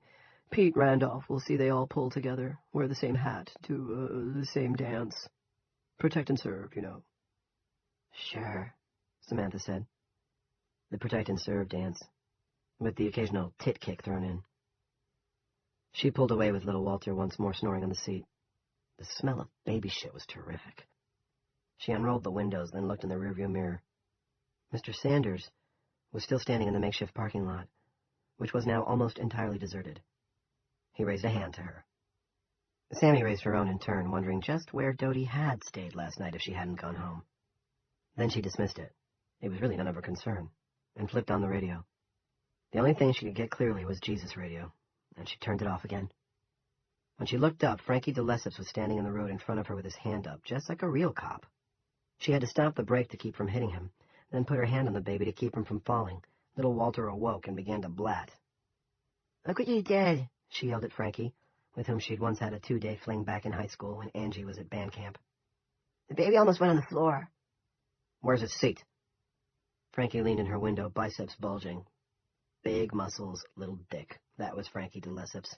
As far as Sammy was concerned, Angie could have him. "None of your beeswax." A real cop might have written her up, for the lip as much as the child restraint law, but Frankie only smirked. "You seen Angie?" "No." This time it was the truth. "She probably got caught out of town." Although it seemed to Sammy that the ones in town were the ones who'd gotten caught. "What about Dodie?" Sammy once again said no. She practically had to, because Frankie might talk to Mr. Sanders. "Angie's car's at her house," Frankie said. "I looked in the garage." "Big whoop, they probably went off somewhere in Dodie's Kia." He seemed to consider this. They were almost alone now. The traffic jam was just a memory. Then he said, "Did Georgia hurt your boobie, baby?" And before she could answer, he reached in and grabbed it. Not gently, either. "Want me to kiss it all better?" She slapped his hand. On her right, little Walter blatted and blatted. Sometimes she wondered why God had made men in the first place. She really did. Always blatting or grabbing or blatting. Frankie wasn't smiling now. "You want to watch that shit?" he said. "Things are different now." "What are you going to do, arrest me?" "I'd think of something better than that," he said. "Go on, get out of here, and if you do see Angie, tell her I want to see her." She drove away, mad. And she didn't like to admit this to herself, but it was true. A little frightened. Half a mile down the road, she pulled over and changed little Walter's diaper. There was a used diaper bag in back, but she was too mad to bother. She threw the shitty pamper onto the shoulder of the road instead, not far from the big sign reading, "Jim Rennie's Used Cars. Foreign and domestic. Ask us for credit. You'll be wheelin' because Big Jim is dealin'." She passed some kids on bikes and wondered again how long it would be before everyone was riding them. Except it wouldn't come to that. Someone would figure things out before it did. Just like in one of those disaster movies she enjoyed watching on TV while she was stoned. Volcanoes erupting in L.A., zombies in New York. And when things went back to normal, Frankie and Carter Thibodeau would revert to what they'd been before. Small-town losers with little or no jingle in their pockets. In the meantime, though, she might do well to keep a low profile. All in all, she was glad she'd kept her mouth shut about Dodie. 8. Rusty listened to the blood pressure monitor begin its urgent beeping and knew they were losing the boy. Actually, they'd been losing him ever since the ambulance, hell, from the moment the ricochet struck him. But the sound of the monitor turned the truth into a headline. Rory should have been life-flighted to CMG immediately, right from where he'd been so grievously wounded. Instead, he was in an under-equipped operating room that was too warm. The air conditioning had been turned off to conserve the generator. Being operated on by a doctor who should have retired years ago, a physician's assistant who had never assisted in a neurosurgery case, and a single exhausted nurse who spoke up now. "V-fib, Dr. Haskell." The heart monitor had joined in. Now it was a chorus. "I know, Ginny, I'm not deaf." He paused. "Deaf. Christ." For a moment, he and Rusty looked at each other over the boy's sheet-swaddled form. Haskell's eyes were clear, and with it, this was not the same stethoscope-equipped time server who had been plodding through the rooms and corridors of Kathy Russell for the last couple of years like a dull ghost. But he looked terribly old and frail. "We tried," Rusty said. In truth, Haskell had done more than try. He'd reminded Rusty of one of those sports novels he'd loved as a kid, where the aging pitcher comes out of the bullpen for one more shot at glory in the 7th game of the World Series. But only Rusty and Ginny Tomlinson had been in the stands for this performance, and this time there would be no happy ending for the old warhorse. Rusty had started the saline drip, adding mannitol to reduce brain swelling. Haskell had left the OR at an actual run to do the blood work in the lab down the hall. A complete CBC. It had to be Haskell. Rusty was unqualified, and there were no lab techs. Catherine Russell was now hideously understaffed. Rusty thought the Dinsmore boy might be only a down payment on the price the town would eventually have to pay for that lack of personnel. It got worse. The boy was A-negative, and they had none in their small blood supply. They did, however, have O-negative, the universal donor, and had given Rory 4 units, which left exactly 9 more in supply. Giving it to the boy had probably been tantamount to pouring it down the scrub room drain, but none of them had said so. While the blood ran into him, Haskell sent Ginny down to the closet-sized cubicle that served as the hospital's library. She came back with a tattered copy of On Neurosurgery, a brief overview. Haskell operated with the book beside him, an otoscope laid across the pages to hold them down. Rusty thought he would never forget the whine of the saw, the smell of the bone dust in the unnaturally warm air, or the clot of jellied blood that oozed out after Haskell removed the bone plug. For a few minutes, Rusty had actually allowed himself to hope. With the pressure of the hematoma relieved by the burr hole, Rory's vital signs had stabilized, or tried to. Then, while Haskell was attempting to determine if the bullet fragment was within his reach, everything had started going downhill again, and fast. Rusty thought of the parents waiting and hoping against hope. Now, instead of wheeling Rory to the left outside the OR, toward Kathy Russell's ICU, where his folks might be allowed to creep in and see him, it looked like Rory would be taking a right, toward the morgue. If this were an ordinary situation, I'd maintain life support and ask the parents about organ donation, Haskell said. But of course, if this were an ordinary situation, he wouldn't be here. And even if he was, I wouldn't be trying to operate on him using a goddamn Toyota manual. He picked up the otoscope and threw it across the OR. It struck the green tiles, chipped one, and fell to the floor. Do you want to administer epi, Doctor? Ginny asked. Calm, cool, and collected, but she looked tired enough to drop in her tracks. Was I not clear? I won't prolong this boy's agony. Haskell reached toward the red switch on the back of the respirator. Some wit, Twitch perhaps, had put a small sticker there that read, Booyah. Do you want to express a contrary opinion, Rusty? Rusty considered the question, then slowly shook his head. The Babinski test had been positive, indicating major brain damage. But the main thing was that there was just no chance. Never had been, really. Haskell flipped the switch. Rory Dinsmore took one labored breath on his own, appeared to try for a second one, and then gave up. I make it. Haskell looked at the big clock on the wall. 5:15 p.m. Will you note that as the TOD, Ginny? Yes, Doctor. Haskell pulled down his mask, and Rusty noted with concern that the old man's lips were blue. Let's get out of here, he said. The heat is killing me. But it wasn't the heat. His heart was doing that.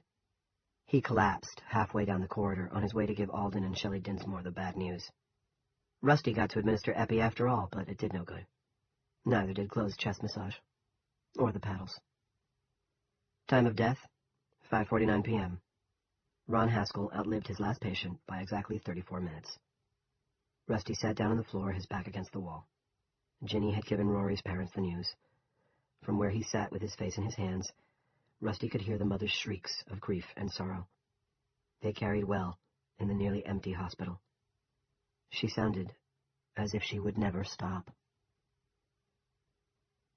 9. Barbie thought that the chief's widow must once have been an extremely beautiful woman.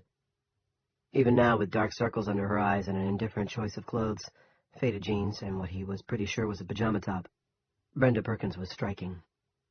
He thought maybe smart people rarely lost their good looks. If they had good ones to begin with, that was. And he saw the clear light of intelligence in her eyes. Something else, too. She might be in mourning, but it hadn't killed her curiosity. And right now the object of her curiosity was him. She looked over his shoulder at Julia's car backing down the driveway and raised her hands to it. Where are you going? Julia leaned out the window and called, I have to make sure the paper gets out. I also have to go by Sweetbriar Rose and give Ensign Wheeler the bad news. He's on sandwich detail tonight. Don't worry, Bren. Barbie's safe. And before Brenda could reply or remonstrate, Julia was off down Morin Street, a woman on a mission. Barbie wished he were with her, his only objective the creation of 40 ham and cheese and 40 tuna sandwiches. With Julia gone, Brenda resumed her inspection. They were on opposite sides of the screen door. Barbie felt like a job applicant facing a tough interview. "Are you?" Brenda asked. "Beg your pardon, ma'am?" "Are you safe?" Barbie considered it. 2 days ago he would have said yes, of course he was. But on this afternoon he felt more like the soldier of Fallujah than the cook of Chester's Mill. He settled for saying he was housebroken, which made her smile. "Well, I'll have to make my own judgment on that," she said, "even though right now my judgment isn't the best. I've suffered a loss." "I know, ma'am. I'm very sorry." "Thank you. He's being buried tomorrow, out of that cheesy little Bowie funeral home that continues to stagger along somehow, even though almost everyone in town uses Crosman's in Castle Rock. Folks call Stuart Bowie's establishment Bowie's Burying Barn. Stuart's an idiot and his brother Fernald's worse. But now they're all we have. All I have." She sighed like a woman confronting some vast chore. And why not, Barbie thought. The death of a loved one may be many things, but work is certainly one of them. She surprised him by stepping out onto the stoop with him. "Walk round back with me, Mr. Barbara. I may invite you in later on, but not until I'm sure of you. Ordinarily, I'd take a character reference from Julia like a shot, but these are not ordinary times." She was leading him along the side of the house over nicely clipped grass raked clear of autumn leaves. On the right was a board fence separating the Perkins home from its next-door neighbor, and on the left were nicely kept flower beds. "The flowers were my husband's bailiwick. I suppose you think that's a strange hobby for a law enforcement officer." "Actually, I don't." "I never did either, which makes us in the minority. Small towns harbor small imaginations. Grace Metalius and Sherwood Anderson were right about that. Also," she said as they rounded the rear corner of the house and entered a commodious backyard, "it will stay light out here longer. I have a generator, but it died this morning. Out of fuel, I believe. There's a spare tank, but I don't know how to change it. I used to nag Howie about the generator. He wanted to teach me how to maintain it. I refused to learn, mostly out of spite." A tear overspilled one eye and trickled down her cheek. She wiped it away absently. "I'd apologize to him now if I could. Admit he was right. I can't do that, can I?" Barbie knew a rhetorical question when he heard one. "If it's just the canister," he said, "I can change it out." "Thank you," she said, leading him to a patio table with an igloo cooler sitting beside it. "I was going to ask Henry Morrison to do it, and I was going to get more canisters of Burpee's, too, but by the time I got down to the High Street this afternoon, Burpee's was closed, and Henry was out at Dinsmore's Field along with everyone else. Do you think I'll be able to get extra canisters tomorrow?" "Maybe," Barbie said. In truth, he doubted it. "I heard about the little boy," she said. "Gina Buffalino from next door came over and told me. I'm terribly sorry. Will he live?" "I don't know." And because intuition told him honesty would be the most direct route to this woman's trust, provisional though that might be, he added, "I don't think so." "No." She sighed and wiped at her eyes again. "No. It sounded very bad." She opened the igloo. "I have water and Diet Coke. That was the only soft drink I allowed Howie to have. Which do you prefer?" "Water, ma'am." She opened 2 bottles of Poland Spring and they drank. She looked at him with her sadly curious eyes. "Julia told me you want a key to the town hall. I understand why you want it. I also understand why you don't want Jim Rennie to know." "He may have to. The situation's changed. You see..." She held up her hand and shook her head. Barbie ceased. "Before you tell me that, I want you to tell me about the trouble you had with Junior and his friends." "Ma'am, didn't your husband..." "Howie rarely talked about his cases, but this one he did talk about. It troubled him, I think. I want to see if your story matches his. If it does, we can talk about other matters. If it doesn't, I'll invite you to leave, although you may take your bottle of water with you." Barbie pointed to the little red shed by the left corner of the house. "That your Jenny?" "Yes." "If I change out the canister while we talk, will you be able to hear me?" "Yes." "And you want the whole deal, right?" "Yes, indeed. And if you call me ma'am again, I may have to brain you." The door of the little generator shed was held shut with a hook and eye of shiny brass. The man who had lived here until yesterday had taken care of his things, although it was a shame about that lone canister. Barbie decided that no matter how this conversation went, he would take it upon himself to try and get her a few more tomorrow. In the meantime, he told himself, tell her everything she wants to know about that night. But it would be easier to tell with his back turned. He didn't like saying the trouble had happened because Angie McCain had seen him as a slightly overage boy toy. Sunshine rule, he reminded himself, and told his tale. 10.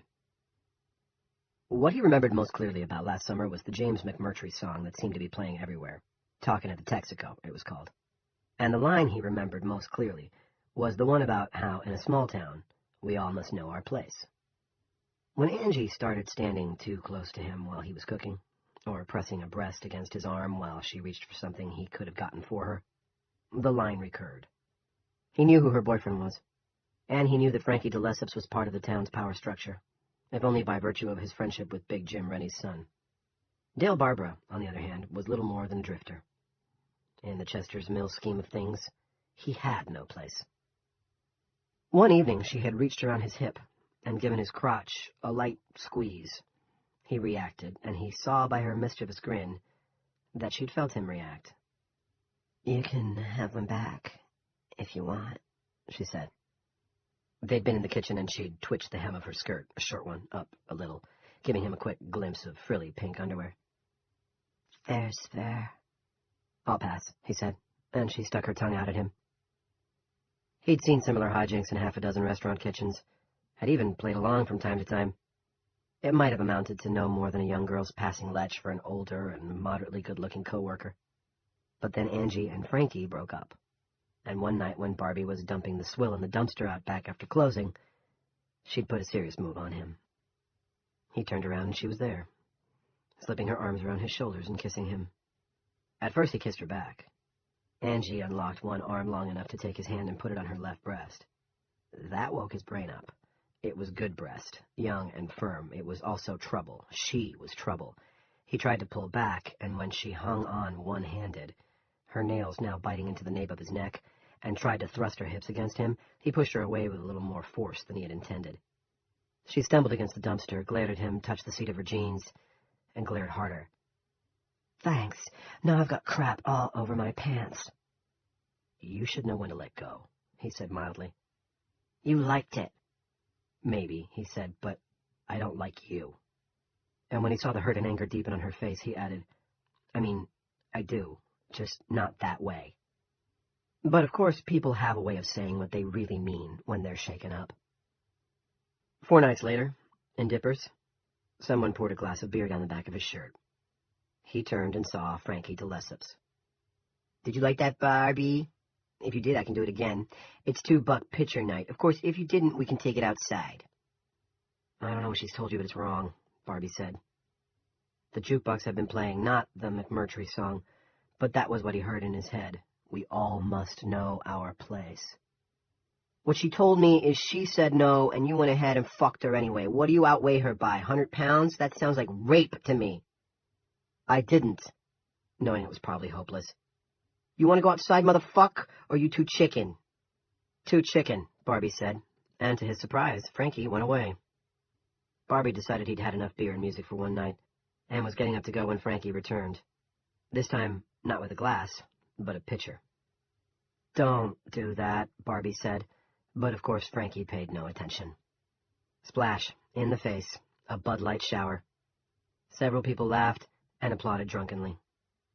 "You can come out now and settle this," Frankie said, "or I can wait.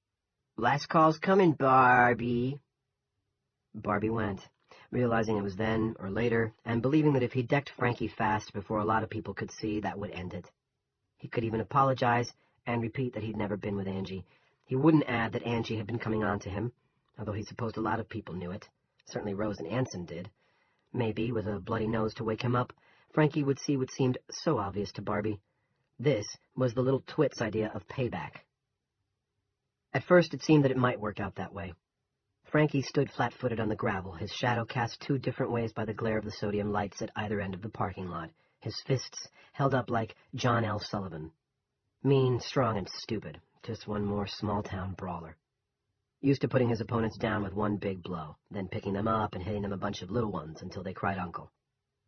He shuffled forward and uncorked his not-so-secret weapon, an uppercut Barbie avoided by the simple expedient of cocking his head slightly to one side. Barbie countered with a straight jab to the solar plexus. Frankie went down with a stunned expression on his face. "We don't have to," Barbie began, and that was when Junior Rennie hit him from behind, in the kidneys, probably with his hands laced together to make one big fist. Barbie stumbled forward. Carter Thibodeau was there to meet him, stepping from between two parked cars and throwing a roundhouse. It might have broken Barbie's jaw if it had connected, but Barbie got his arm up in time. That accounted for the worst of his bruises, still an unlovely yellow when he tried to leave town on Dome Day. He twisted to one side, understanding this had been a planned ambush, knowing he had to get out before someone was really hurt. Not necessarily him. He was willing to run. He wasn't proud. He got 3 steps before Melvin Searles tripped him up. Barbie sprawled in the gravel on his belly, and the kicking started. He covered his head, but a squall of boot leather pounded his legs, ass, and arms. One caught him high in the rib cage, just before he managed to knee-scramble behind Stubby Norman's used furniture panel truck. His good sense left him then, and he stopped thinking about running away. He got up, faced them, then held out his hands to them, palms up and fingers wiggling, beckoning. The slot he was standing in was narrow. They'd have to come one by one. Junior tried first. His enthusiasm was rewarded with a kick in the belly. Barbie was wearing Nikes rather than boots, but it was a hard kick, and Junior folded up beside the panel truck, woofing for breath. Frankie scrambled over him, and Barbie popped him twice in the face, stinging shots, but not quite hard enough to break anything. Good sense had begun to reassert itself. Gravel crunched. He turned in time to catch incoming from Thibodeau, who had cut behind him. The blow connected with his temple. Barbie saw stars. Or maybe one was a comet, he told Brenda, opening the valves on the new gas canister. Thibodeau moved in. Barbie pistoned a hard kick to his ankle, and Thibodeau's grin turned to a grimace. He dropped to one knee, looking like a football player holding the ball for a field goal attempt, except ball holders usually don't clutch their ankles. Absurdly, Carter Thibodeau cried, "Fucking dirty fighter!" "Look who's top!" Barbie got that far before Melvin Searles locked an elbow around his throat. Barbie drove his own elbow back into Searles' midsection and heard the grunt of escaping air. Smelled it, too. Beer, cigarettes, Slim Jims. He was turning, knowing that Thibodeau would probably be on him again before he could fight his way entirely clear of the aisle between vehicles into which he had retreated, no longer caring. His face was throbbing, his ribs were throbbing, and he suddenly decided, it seemed quite reasonable, that he was going to put all 4 of them in the hospital. They could discuss what constituted dirty fighting and what did not, as they signed each other's casts. That was when Chief Perkins, called by either Tommy or Willow Anderson, the roadhouse proprietors, drove into the parking lot with his jackpots lit and his headlights winking back and forth. The combatants were illuminated like actors on a stage. Perkins hit the siren once. It blipped half a whoop and died. Then he got out, hitching his belt up over his considerable girth. "A little early in the week for this, isn't it, fellas?" To which Junior Rennie replied, 11. Brenda didn't need Barbie to tell her that. She'd heard it from Howie, and hadn't been surprised. Even as a child, Big Jim's boy had been a fluent confabulator, especially when his self-interest was at stake. To which he replied, "The cook started it. Am I right?" "Yep." Barbie pushed the Jenny start button, and it roared into life. He smiled at her, although he could feel a flush warming his cheeks. What he'd just told was not his favorite story, although he supposed he'd pick it over the one of the Jim in Fallujah any day. "There you go. Lights, camera, action." "Thank you. How long will it last?" "Only a couple of days, but this may be over by then." "Or not. I suppose you know what saved you from a trip to the county lockup that night." "Sure," Barbie said. "Your husband saw it happening, 4-on-1. It was kind of hard to miss." Any other cop might not have seen it, even if it was right in front of his eyes, and it was just luck Howie was on that night. George Frederick was supposed to have the duty, but he called him the stomach flu. She paused. "You might call it providence instead of luck." "So I might," Barbie agreed. "Would you like to come inside, Mr. Barbara?" "Why don't we sit out here, if you don't mind? It's pleasant." "Fine by me. The weather will turn cold soon enough." "Or will it?" Barbie said he didn't know. "When Howie got you all to the station, the Lessups told Howie that you raped Angie McCain. Isn't that how it went?" "That was his first story. Then he said maybe it wasn't quite rape, but when she got scared and told me to stop, I wouldn't. That would make it Rape in the second degree, I guess. She smiled briefly. Don't let any feminists hear you say there are degrees of rape. I guess I better not. Anyway, your husband put me in the interrogation room, which seems to be a broom closet when it's doing its day job. Brenda actually laughed. Then hauled Angie in, sat her where she had to look me in the eye. Hell, we were almost rubbing elbows. It takes mental preparation to lie about something big, especially for a young person. I found that out in the Army. Your husband knew it, too. Told her it would go to court. Explained the penalties for perjury. Long story short, she recanted, said there'd been no intercourse, let alone rape. Howie had a motto, reason before law. It was the basis for the way he handled things. It will not be the way Peter Randolph handles things. Partially because he's a foggy thinker, but mostly because he won't be able to handle Rennie. My husband could. Howie said that when news of your altercation got back to Mr. Rennie, he insisted that you be tried for something. He was furious. Did you know that? No, but he wasn't surprised. Howie told Mr. Rennie that if any of it made it into court, he'd see that all of it made it into court, including the 4-on-1 in the parking lot. He added that a good defense attorney might even be able to get some of Frankie and Junior's high school escapades into the record. There were several, although nothing quite like what happened to you. She shook her head. Junior Rennie was never a great kid, but he used to be relatively harmless. Over the last year or so, he's changed. Howie saw it and was troubled by it. I've discovered that Howie knew things about both the son and the father. She trailed off. Barbie could see her debating whether or not to go on and deciding not to. She had learned discretion as the wife of a small-town police official, and it was a hard habit to unlearn. Howie advised you to leave town before Rennie found some other way to make trouble for you, didn't he? I imagine you got caught by this dome thing before you could do it. Yes to both. Can I have that Diet Coke now, Mrs. Perkins? Call me Brenda, and I'll call you Barbie if that's what you go by. Please, help yourself to a soft drink. Barbie did. You want a key to the fallout shelter so you can get the Geiger counter. I can and will help you there. But it sounded like you were saying Jim Rennie has to know. And with that idea I have trouble. Maybe it's grief clouding my mind, but I don't understand why you'd want to get into any kind of headbutting contest with him. Big Jim freaks out when anybody challenges his authority, and you he doesn't like to begin with. Nor does he owe you any favors. If my husband was still chief, maybe the two of you could go see Rennie together. I would have rather enjoyed that, I think. She leaned forward, looking at him earnestly from her dark-circled eyes. But Howie's gone, and you're apt to wind up in a cell instead of looking around for some mystery generator. I know all that, but something new has been added. The Air Force is going to shoot a cruise missile at the dome tomorrow at 1300 hours. Oh, my Jesus.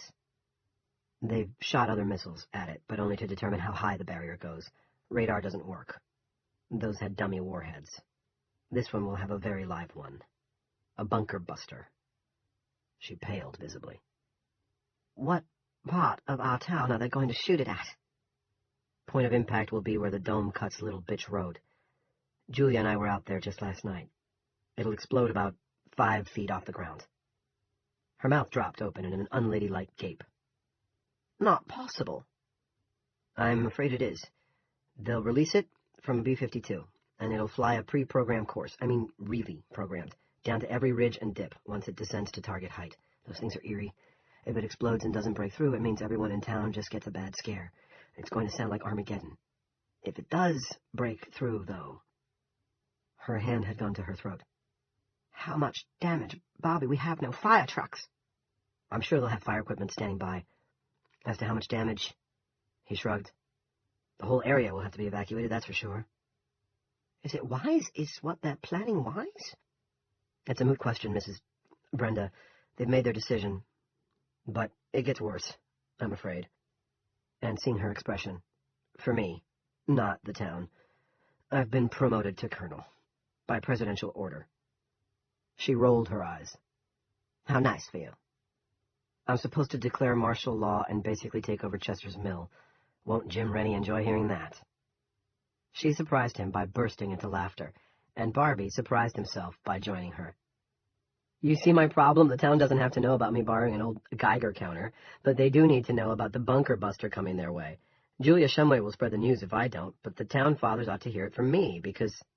I know why. Thanks to the reddening sun, Brenda's face had lost its pallor, but she was rubbing her arms absently. If you're to establish any authority here, which is what your superior wants you to do. I guess Cox is more like my colleague now, Barbie said. She sighed. Andrea Grinnell. We'll take this to her. Then we'll talk to Rennie and Andy Sanders together. At least we'll outnumber them, 3-2. Rose's sister, why? You don't know she's the town's third selectman? And when he shook his head, don't look so chagrined. Many don't, although she's held the job for several years. She's usually little more than a rubber stamp for the two men, which means for Rennie, since Andy Sanders is a rubber stamp himself, and she has problems. But there's a core of toughness there. Or was. What problems? He thought she might keep that to herself, too, but she didn't. Drug dependency, pain pills. I don't know how bad it is. And I suppose she gets her scripts filled at Sanders' pharmacy. Yes, I know it's not a perfect solution and you'll have to be very careful, but Jim Rennie may be forced by simple expediency to accept your input for a while. Your actual leadership. She shook her head. He'll wipe his bottom with any declaration of martial law, whether it's signed by the president or not. She ceased. Her eyes were looking past him and widening. Mrs. Perkins, Brenda, what is it? Oh, she said. Oh, my God. Barbie turned to look, and was stunned to silence himself. The sun was going down red, as it often did after warm, fair days, unsullied by late showers. But never, in his life, had he seen a sunset like this one. He had an idea. The only people who ever had were those in the vicinity of violent volcanic eruptions.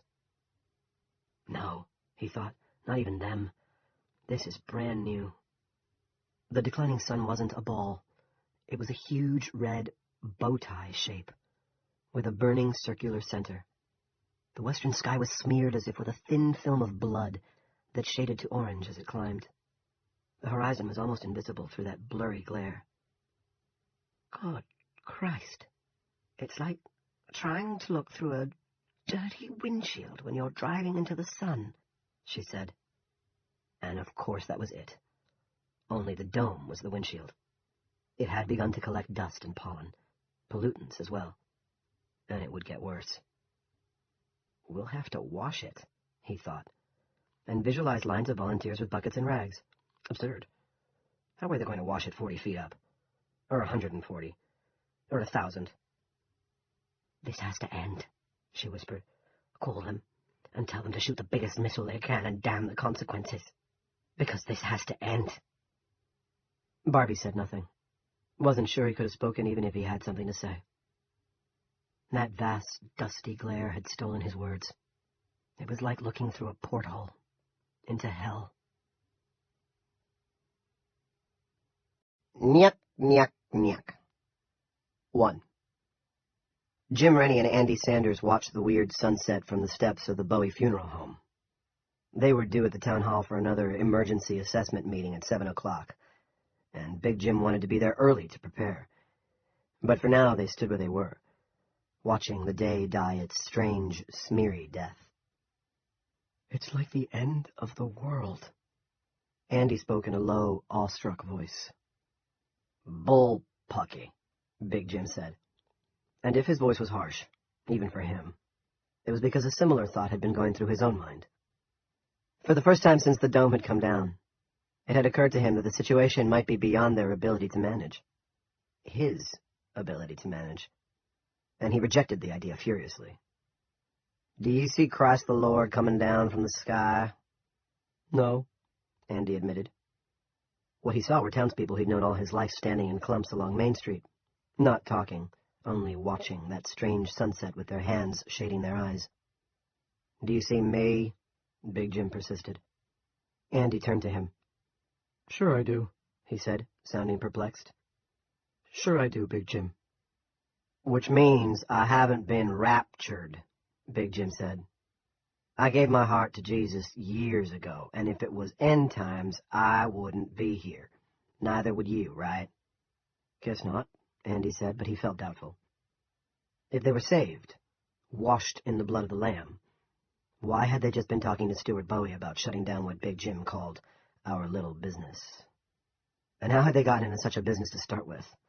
What did running a meth factory have to do with being saved? If he asked Big Jim, Andy knew what the answer would be. The ends sometimes justify the means. The ends in this case had seemed admirable, once upon a time. The new Holy Redeemer Church, the old one, had been little more than a clapboard shack with a wooden cross on top. The radio station that had saved only God knew how many souls. The 10% they tithed, prudently the contribution checks issued from a bank in the Cayman Islands, to the Lord Jesus Missionary Society, to help what Pastor Coggins liked to call the Little Brown Brothers. But looking at that huge, blurry sunset that seemed to suggest all human affairs were tiny and unimportant, Andy had to admit those things were no more than justifications. Without the cash income from the meth, his drugstore would have gone under 6 years ago. The same with the funeral home. The same, probably, although the man beside him would never admit it, with Jim Rennie's used cars. "I know what you're thinking, pal," Big Jim said. Andy looked up timidly. Big Jim was smiling. But not the fierce one. This one was gentle, understanding. Andy smiled back, or tried to. He owed Big Jim a lot. Only now things like the drugstore and Claudie's BMW seemed a lot less important. What good was a BMW, even one with self-parking and a voice-activated sound system, to a dead wife? When this is over and Dodie comes back, I'll give the Beamer to her, Andy decided. It's what Claudie would have wanted. Big Jim raised a blunt-fingered hand to the declining sun that seemed to be spreading across the western sky like a great poisoned egg. "You think all this is our fault, somehow. That God is punishing us for propping up the town when times were hard. That's just not true, pal. This isn't God's work. If you wanted to say getting beat in Vietnam was God's work, God's warning that America was losing her spiritual way, I'd have to agree with you. If you were to say that 9/11 was the Supreme Being's response to our Supreme Court telling little children they could no longer start their day with a prayer to the God who made them, I'd have to go along. But God punishing Chester's Mill because we didn't want to end up just another moribund wide spot in the road, like Jay or Millinocket?" He shook his head. "No, sir. No. We also put some pretty good change in our own pockets," Andy said timidly. This was true. They had done more than prop up their own businesses and extend a helping hand to the Little Brown Brothers.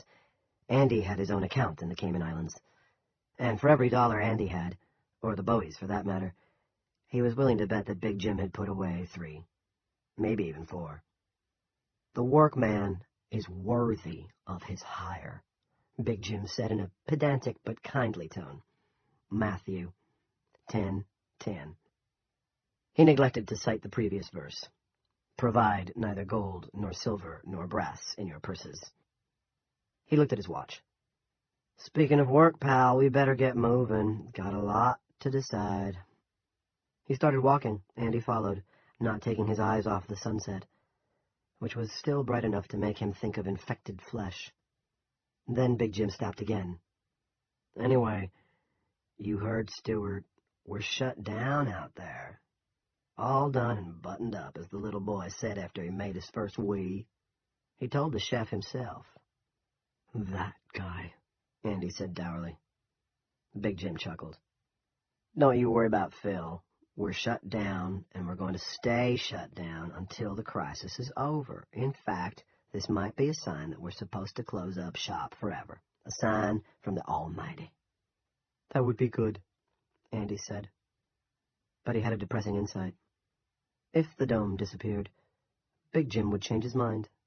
And when he did, Andy would go along. Stuart Bowie and his brother Fernald would, too, eagerly, partly because the money was so unbelievable, not to mention tax-free, and partly because they were in too deep. He remembered something some long-ago movie star had said. "By the time I discovered I didn't like acting, I was too rich to quit." "Don't worry so much," Big Jim said. "We'll start moving the propane back into town in a couple of weeks, whether this dome situation resolves itself or not. We'll use the town sand trucks. You can drive a standard shift, can't you? Yes, Andy said glumly.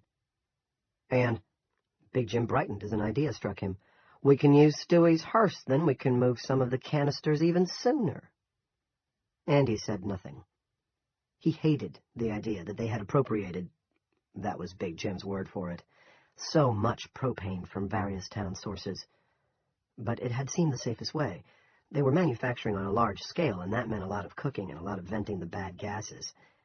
Big Jim had pointed out that buying propane in large amounts could raise questions, just as buying large amounts of the various over-the-counter drugs that went into the crap might be noticed and cause trouble.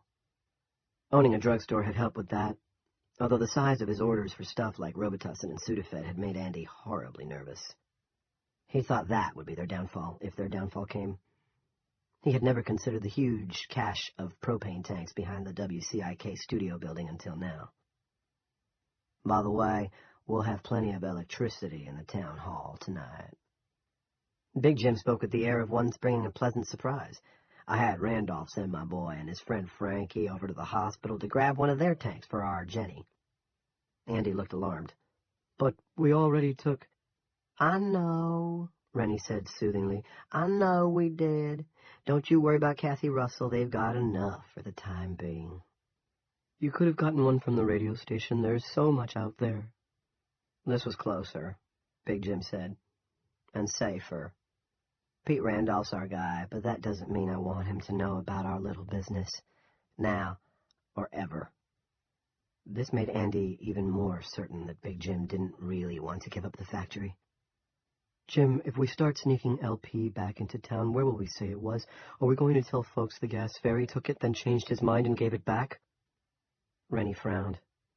Do you think this is funny, pal? No, I think it's scary. I've got a plan.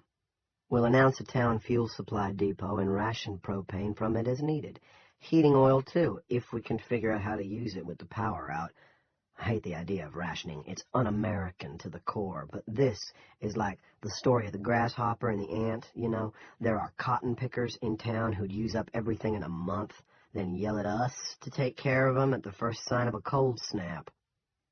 You don't really think this will go on for a month, do you? Of course not, but you know what the old-timers say. Hope for the best, prepare for the worst. Andy thought of pointing out that they'd already used a fair amount of the town's supplies to make crystal meth. But he knew what Big Jim would say. How could we possibly have known? They couldn't have, of course. Who in their right mind would ever have expected this sudden contraction of all resources? You planned for more than enough. It was the American way. Not nearly enough was an insult to the mind and the spirit. Andy said, You're not the only one who won't like the idea of rationing. That's why we have a police force. I know we all mourn Howie Perkins passing, but he's with Jesus now, and we got Pete Randolph, who's going to be better for the town in this situation, because he listens. He pointed a finger at Andy. The people in a town like this, people everywhere, really, aren't much more than children when it comes to their own self-interest. How many times have I said that? Lots, Andy said, and sighed. And what do you have to make children do? Eat their vegetables if they want their dessert. Yes, and sometimes that means cracking the whip. That reminds me of something else, Andy said. I was talking to Sammy Bushy out at Dinsmore's field, one of Dodie's friends. She said some of the cops were pretty rough out there, darn rough. We might want to talk to Chief Randolph about that. Jim frowned at him. What did you expect, pal? Kid gloves? There was darn near a riot out there. We almost had a cotton-picking riot right here in Chester's Mill. I know, you're right, it's just that... I know the Bushy girl. Knew her whole family. Drug users, car thieves, scofflaws, loan dodgers, and tax dodgers. What we used to call poor white trash, before it became politically incorrect. Those are the people we have to watch out for right now. The very people. They're the ones who'll tear this town apart, given half a chance. Is that what you want? No, of course not. But Big Jim was in full flight. Every town has its ants, which is good, and its grasshoppers, which aren't so good, but we can live with them because we understand them and can make them do what's in their own best interests. even if we have to squeeze 'em a little. But every town also has its locusts, just like in the Bible, and that's what people like the Bushes are. On them, we got to bring the hammer down. You might not like it, and I might not like it, but personal freedom's going to have to take a hike until this is over. And we'll sacrifice, too. Aren't we going to shut down our little business? Andy didn't want to point out that they really had no choice, since they had no way of shipping the stuff out of town anyway, but settled for a simple yes. He didn't want to discuss things any further, and he dreaded the upcoming meeting, which might drag on until midnight. All he wanted was to go home to his empty house and have a stiff drink, and then lie down and think about Claudie and cry himself to sleep. What matters right now, pal, is keeping things on an even keel. That means law and order and oversight. Our oversight, because we're not grasshoppers. We're ants. Soldier ants. Big Jim considered. When he spoke again, his tone was all business.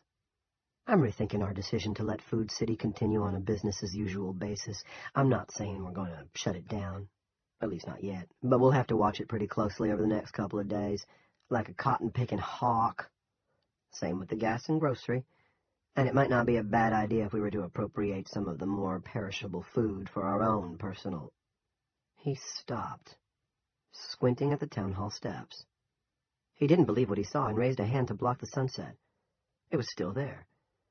Brenda Perkins and that gosh darn troublemaker Dale Barbara. Not side by side, either. Sitting between them, and talking animatedly to Chief Perkins' widow, was Andrea Grinnell, the third selectman. They appeared to be passing sheets of paper from hand to hand. Big Jim did not like this. At all. 2. He started forward, meaning to put a stop to the conversation no matter the subject. Before he could get half a dozen steps, a kid ran up to him. It was one of the Killian boys.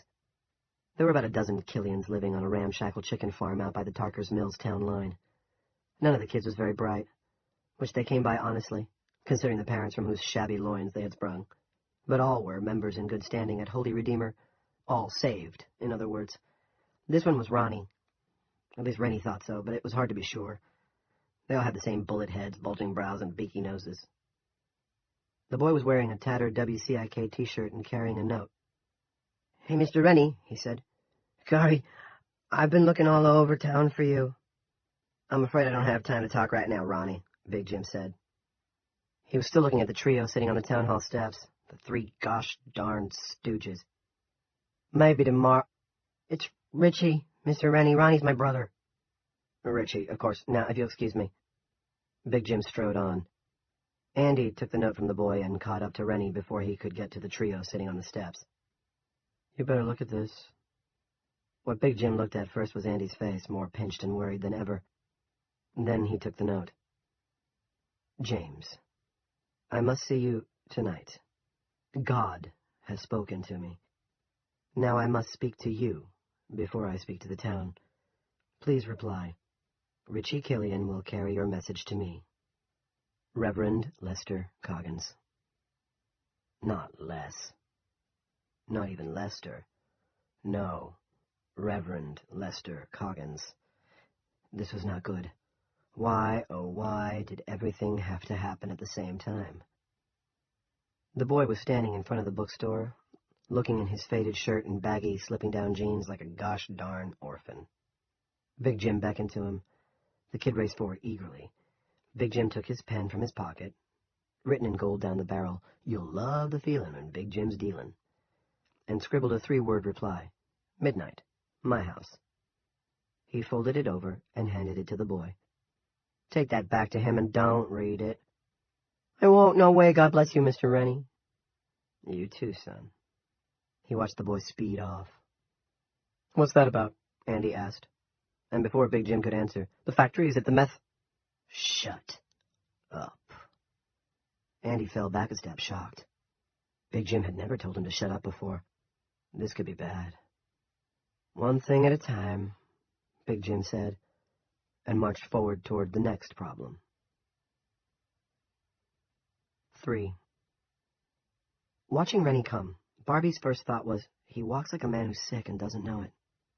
He also walked like a man who has spent his life kicking ass. He was wearing his most carnivorously sociable smile as he took Brenda's hands and gave them a squeeze. She allowed this with calm, good grace. "Brenda," he said, "my deepest condolences. I would have been over to see you before now, and of course I'll be at the funeral, but I've been a little busy.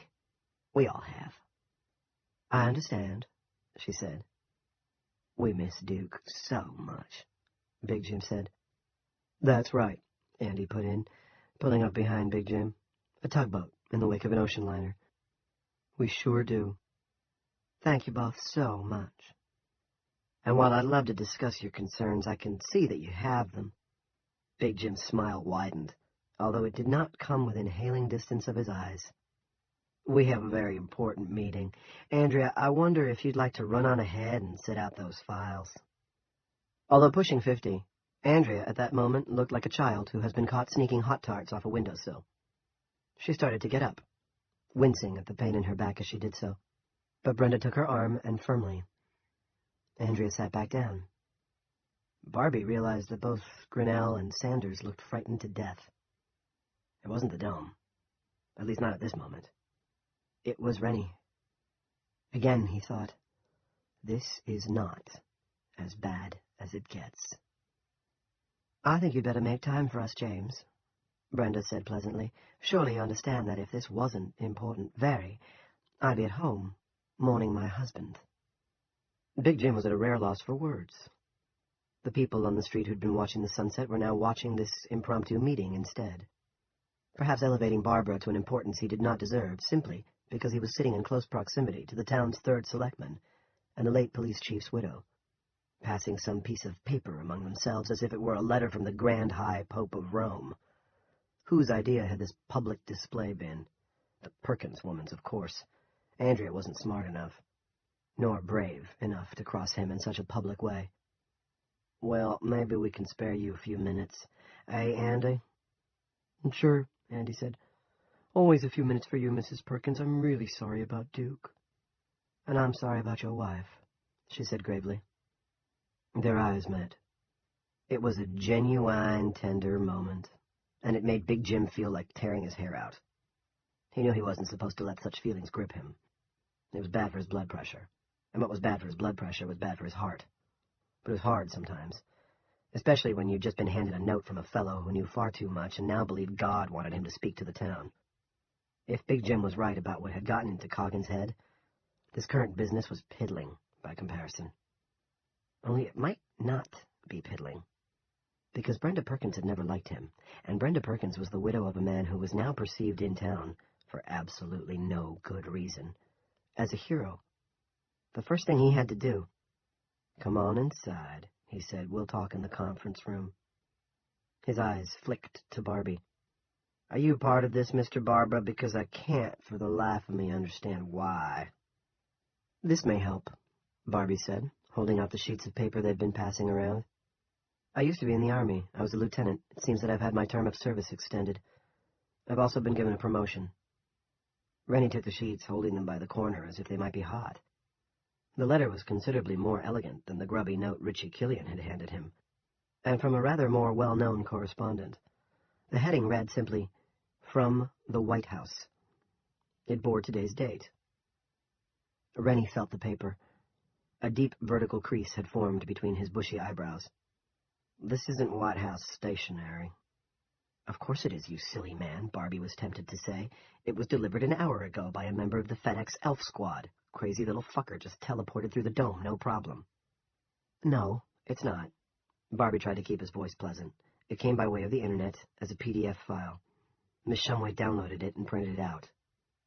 Julia Shumway. Another troublemaker.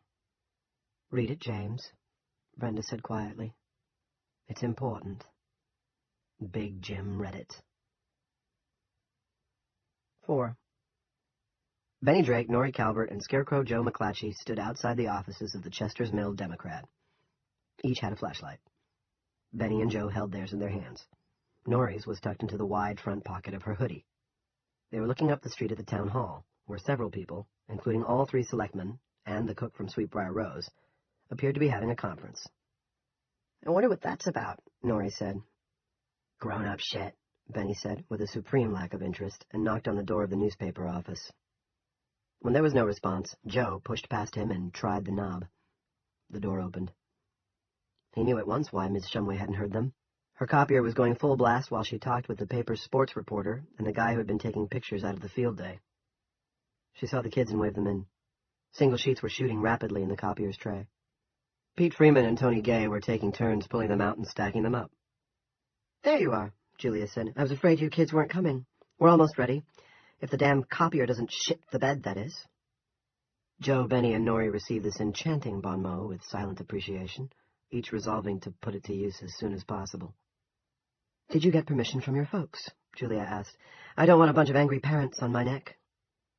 "Yes, ma'am," Norrie said. "All of us did." Freeman was tying up a bundle of sheets with twine. Doing a bad job of it, too, Norrie observed.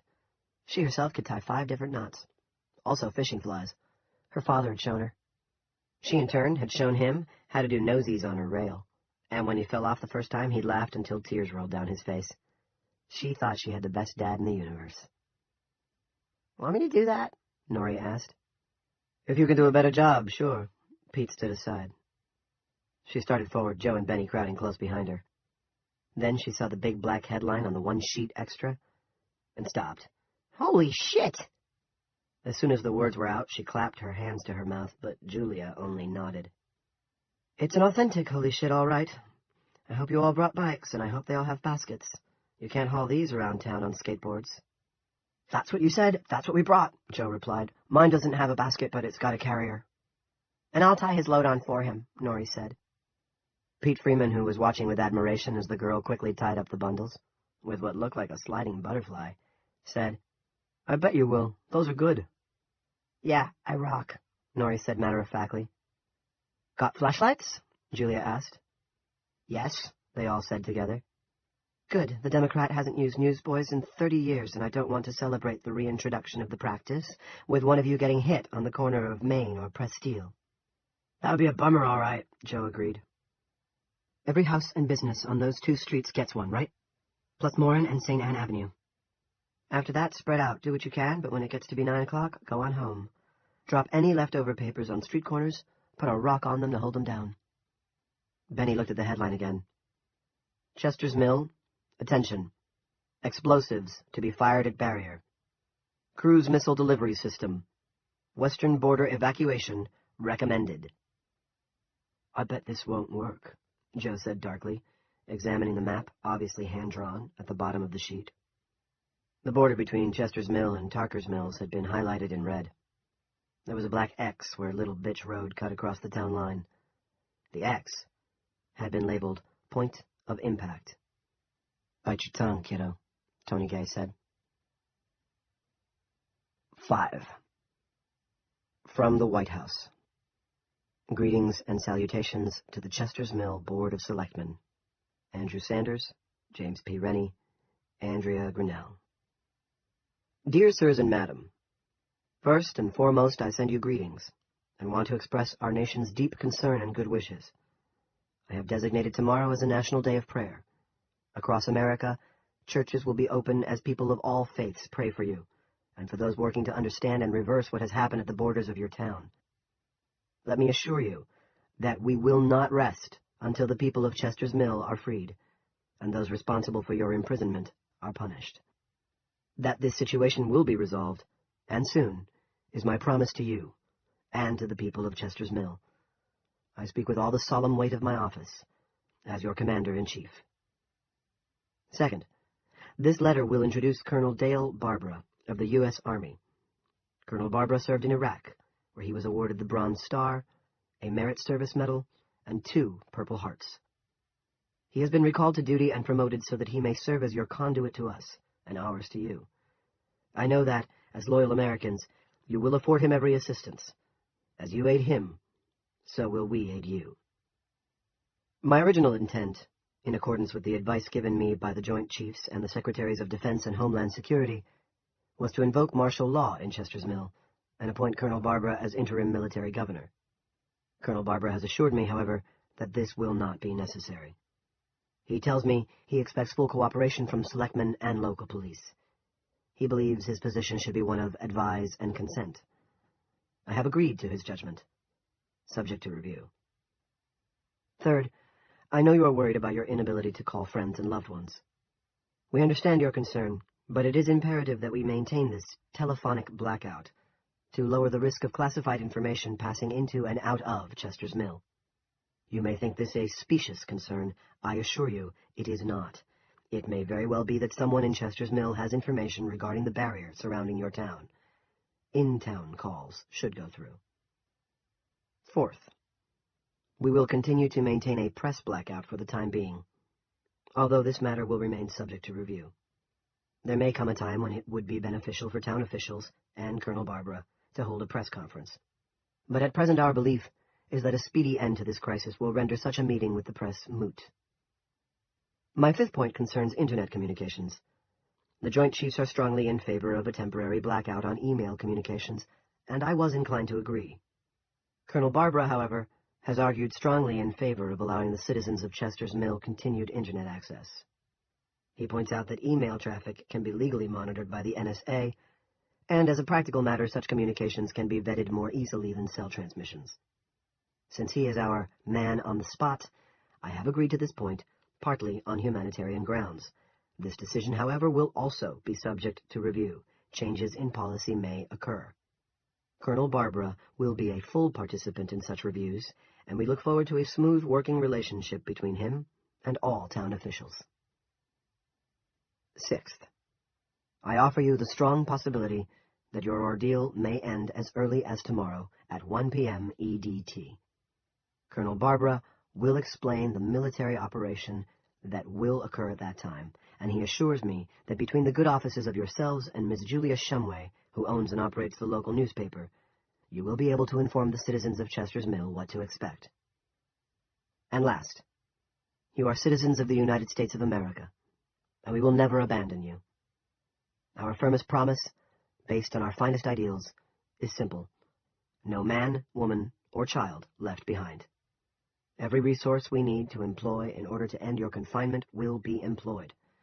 Every dollar we need to spend will be spent. What we expect from you in return is faith and cooperation. Please give us both.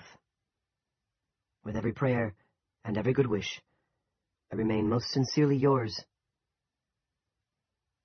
6. Whatever Scribble-D-D dog's body might have written it, the bastard had signed it himself, and using all three of his names, including the terrorist one in the middle. Big Jim hadn't voted for him, and at this moment, had he teleported into existence in front of him, Rennie felt he could cheerfully have strangled him. And Barbara.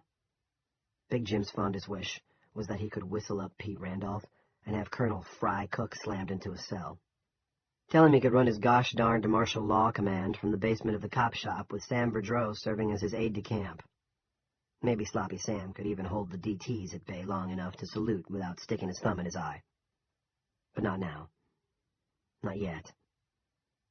Certain phrases from the blackguard in chief's letter stood out. As you aid him, so will we aid you. A smooth working relationship with all town officials. This decision will be subject to review. What we expect is faith and cooperation. That last one was the most telling. Big Jim was sure the pro-abortion son of a buck knew nothing about faith. To him it was just a buzzword. But when he spoke of cooperation, he knew exactly what he was saying. And so did Jim. It's a velvet glove, but don't forget the iron fist inside it. The president offered sympathy and support. He saw the drug-addled Grinnell woman actually tear up as she read the letter. But if you look between the lines, you saw the truth. It was a threat letter, pure and simple. Cooperate, or you lose your internet. Cooperate because we'll be making a list of who's naughty and who's nice. And you don't want to be on the naughty side of the ledger when we break through. Because we will, remember. Cooperate, pal. Or else. Rennie thought, I will never turn my town over to a short-order cook who dared to lay a hand on my son and then dared to challenge my authority. That will never happen, you monkey. Never. He also thought, softly, calmly. Let Colonel Frycook explain the military's big plan. If it worked, fine.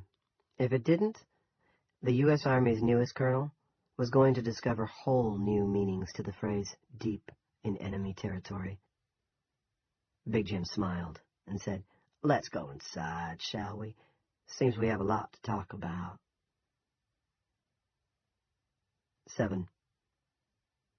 Junior sat in the dark with his girlfriends. It was strange. Even he thought so. But it was also soothing.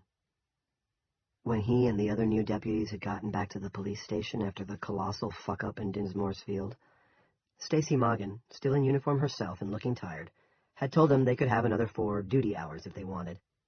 There was going to be plenty of overtime on offer, at least for a while, and when it came time for the town to pay, Stacy said she was sure there'd be bonuses as well, probably provided by a grateful United States government. Carter, Mel, Georgia Rue, and Frank de Lesseps had all agreed to work the extra hours. It wasn't really the money. They were getting off on the job. Junior was, too, but he'd also been hatching another of his headaches. This was depressing after feeling absolutely tip-top all day. He told Stacy he'd pass if that was all right. She assured him it was, but reminded him he was scheduled back on duty tomorrow at 7 o'clock. "There'll be plenty to do," she said. On the steps, Frankie hitched up his belt and said, "I think I'll swing by Angie's house. She probably went someplace with Dodie, but I'd hate to think she slipped in the shower, that she's lying there all paralyzed or something." Junior felt a throb go through his head. A small white spot began to dance in front of his left eye. It seemed to be jigging and jagging with his heartbeat, which had just speeded up. "I'll go by if you want," he told Frankie. "It's on my way." "Really? You don't mind?" Junior shook his head. The white spot in front of his eye darted crazily, sickeningly when he did. Then it settled again. Frankie lowered his voice. "Sammy Bushy gave me some lip out at the field day." "That hole," Junior said. "No doubt." She goes, "What are you going to do? Arrest me?" Frankie raised his voice to a snarky falsetto that scraped Junior's nerves. The dancing white spot actually seemed to turn red, and for a moment he considered putting his hands around his old friend's neck and choking the life out of him, so that he, Junior, would never have to be subjected to that falsetto again. "What I'm thinking," Frankie continued, "is I might go out there after I'm off. Teach her a lesson, respect your local police." "She's a skank. Also, a lesberini." "That might make it even better." Frankie had paused, looking toward the weird sunset. "This dome thing could have an upside. We can do pretty much whatever we want. For the time being, anyway. Consider it, chum." Frankie squeezed his crotch. "Sure," Junior had replied, "but I'm not particularly horny." Except now he was. Well, sort of. It wasn't like he was going to fuck them or anything, but you're still my girlfriends," Junior said in the darkness of the pantry. He'd used a flashlight at first, but then had turned it off. The dark was better. "Aren't you?" They didn't reply. If they did, Junior thought, I'd have a major miracle to report to my dad and Reverend Coggins. He was sitting against a wall lined with shelves of canned goods. He had propped Angie on his right and Dodie on his left. Menagerie a trios, as they said in the Penthouse Forum. His girls hadn't looked too good with the flashlight on, their swollen faces and bulging eyes only partially obscured by their hanging hair. But once he turned it off, hey, they could have been a couple of live chicks. Except for the smell, that was. A mixture of old shit and decay just starting to happen. But it wasn't too bad because there were other more pleasant smells in here. Coffee, chocolate, molasses, dried fruit, and maybe brown sugar. Also a faint aroma of perfume. Dodie's? Angie's? He didn't know. What he knew was that his headache was better again, and that disturbing white spot had gone away. He slid his hand down and cupped Angie's breast. You don't mind me doing that, do you, Ange? I mean, I know you're Frankie's girlfriend, but you guys sort of broke up, and hey, it's only copping a feel. Also, I hate to tell you this, but I think he's got cheating on his mind tonight. He groped with his free hand, found one of Dodie's. It was chilly, but he put it on his crotch anyway. Oh my, Dodes, he said, that's pretty bold. But you do what you feel, girl. Get down with your bad self. He'd have to bury them, of course, soon. The dome was apt to pop like a soap bubble, or the scientists would find a way to dissolve it. When that happened, the town would be flooded with investigators, and if the dome stayed in place, there would likely be some sort of food-finding committee going house to house looking for supplies. Soon. But not right now. Because this was soothing. Also sort of exciting. People wouldn't understand, of course, but they wouldn't have to understand, because... This is our secret, Junior whispered in the dark. Isn't it, girls? They did not reply, although they would, in time. Junior sat with his arms around the girls he had murdered, and at some point, he drifted off to sleep. 8. When Barbie and Brenda Perkins left the town hall at 11, the meeting was still going on. The two of them walked down Main to Morin without speaking much at first. There was still a small stack of the Democrat one-page extras on the corner of Main and Maple. Barbie slid one out from beneath the rock anchoring the pile. Brenda had a penlight in her purse, and shone the beam on the headline. Seeing it in print should make it easier to believe, but it doesn't, she said. No, he agreed. You and Julia collaborated on this to make sure James couldn't cover it up, she said. Isn't that so? Barbie shook his head. He wouldn't try because it can't be done. When that missile hits, it's going to make one hell of a bang. Julia just wanted to make sure Rennie doesn't get to spin the news his way, whatever way that might be. He tapped the one sheet. To be perfectly blunt, I see this as insurance. Selectman Rennie's got to be thinking, if he was ahead of me on this, what other information is he ahead of me on? James Rennie can be a very dangerous adversary, my friend. They began walking again. Brenda folded the paper and tucked it under her arm. My husband was investigating him. For what? I don't know how much to tell you, she said. The choices seem to come down to all or nothing, and Howie had no absolute proof. That's one thing I do know, although he was close. This isn't about proof, Barbie said. It's about me staying out of jail if tomorrow doesn't go well. If what you know might help me with that. If staying out of jail is the only thing you're worried about, I'm disappointed in you. It wasn't all, and Barbie guessed the widow Perkins knew it. He had listened carefully at the meeting, and although Rennie had taken pains to be at his most ingratiating and sweetly reasonable, Barbie had still been appalled. He thought that beneath the goshes and gollies and doggone-its, the man was a raptor. He would exert control until it was wrested from him. He would take what he needed until he was stopped. That made him dangerous for everybody, not just for Dale Barbara. Mrs. Perkins. Brenda, remember? Brenda, right. Put it this way, Brenda. If the dome stays in place, this town is going to need help from someone other than a used car salesman with delusions of grandeur. I can't help anybody if I'm in the calabozo. What my husband believed is that Big Jim was helping himself. How, to what, and how much? She said, let's see what happens if it's a missile. If it doesn't work, I'll tell you everything. If it does, I'll sit down with the county attorney when the dust settles. And in the words of Ricky Ricardo, James Rennie will have some splaining to do. You're not the only one waiting to see what happens with the missile. Tonight, butter wouldn't melt in Rennie's mouth. If the cruise bounces off instead of punching through, I think we may see his other side. She snapped off the penlight and looked up. See the stars, she said. So bright. There's the Dipper. Cassiopeia. The Great Bear. All just the same. I find that comforting, do you? Yes. They said nothing for a little while, only looked up at the glimmering sprawl of the Milky Way. But they always make me feel very small, and very, very brief.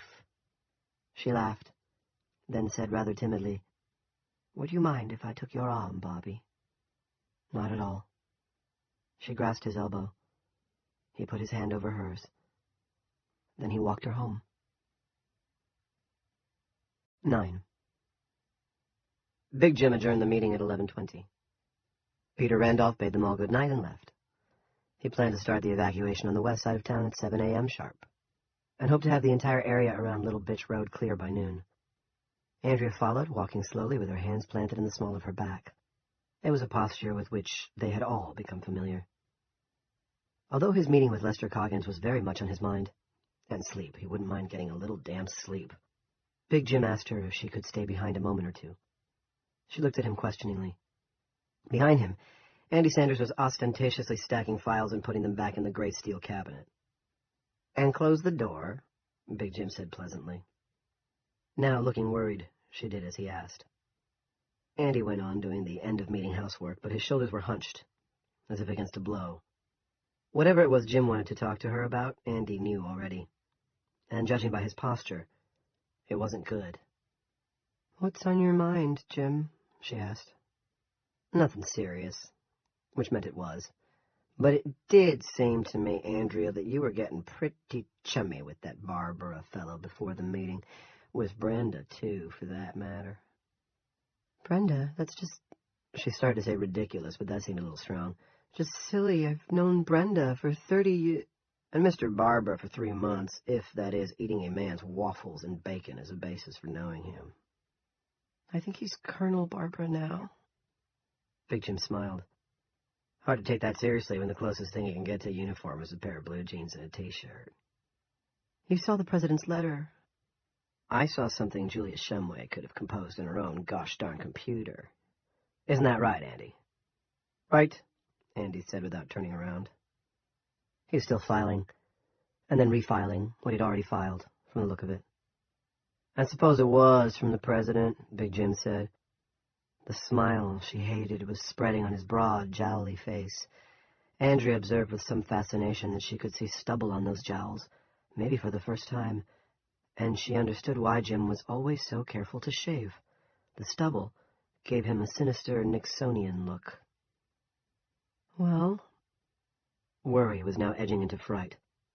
She wanted to tell Jim she'd only been being polite, but it had actually been a little more, and she guessed Jim had seen that. He saw a great deal.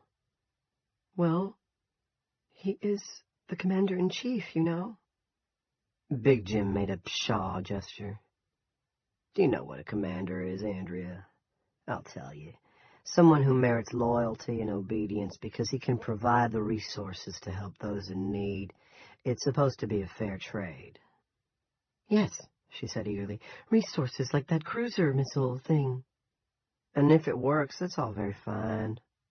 "How could it not? He said it might have a 1,000-pound warhead." "Considering how little we know about the dome, how can you or any of us be sure? How can we be sure it won't blow the dome up and leave nothing but a mile-deep crater where Chester's Mill used to be?" She looked at him in dismay, hands in the small of her back, rubbing and kneading at the place where the pain lived. "Well, that's in God's hands," he said. "And you're right, Andrea. It may work, but if it doesn't, we're on our own. And a commander-in-chief who can't help his citizens isn't worth a squirt of warm pee in a cold chamber pot, as far as I'm concerned.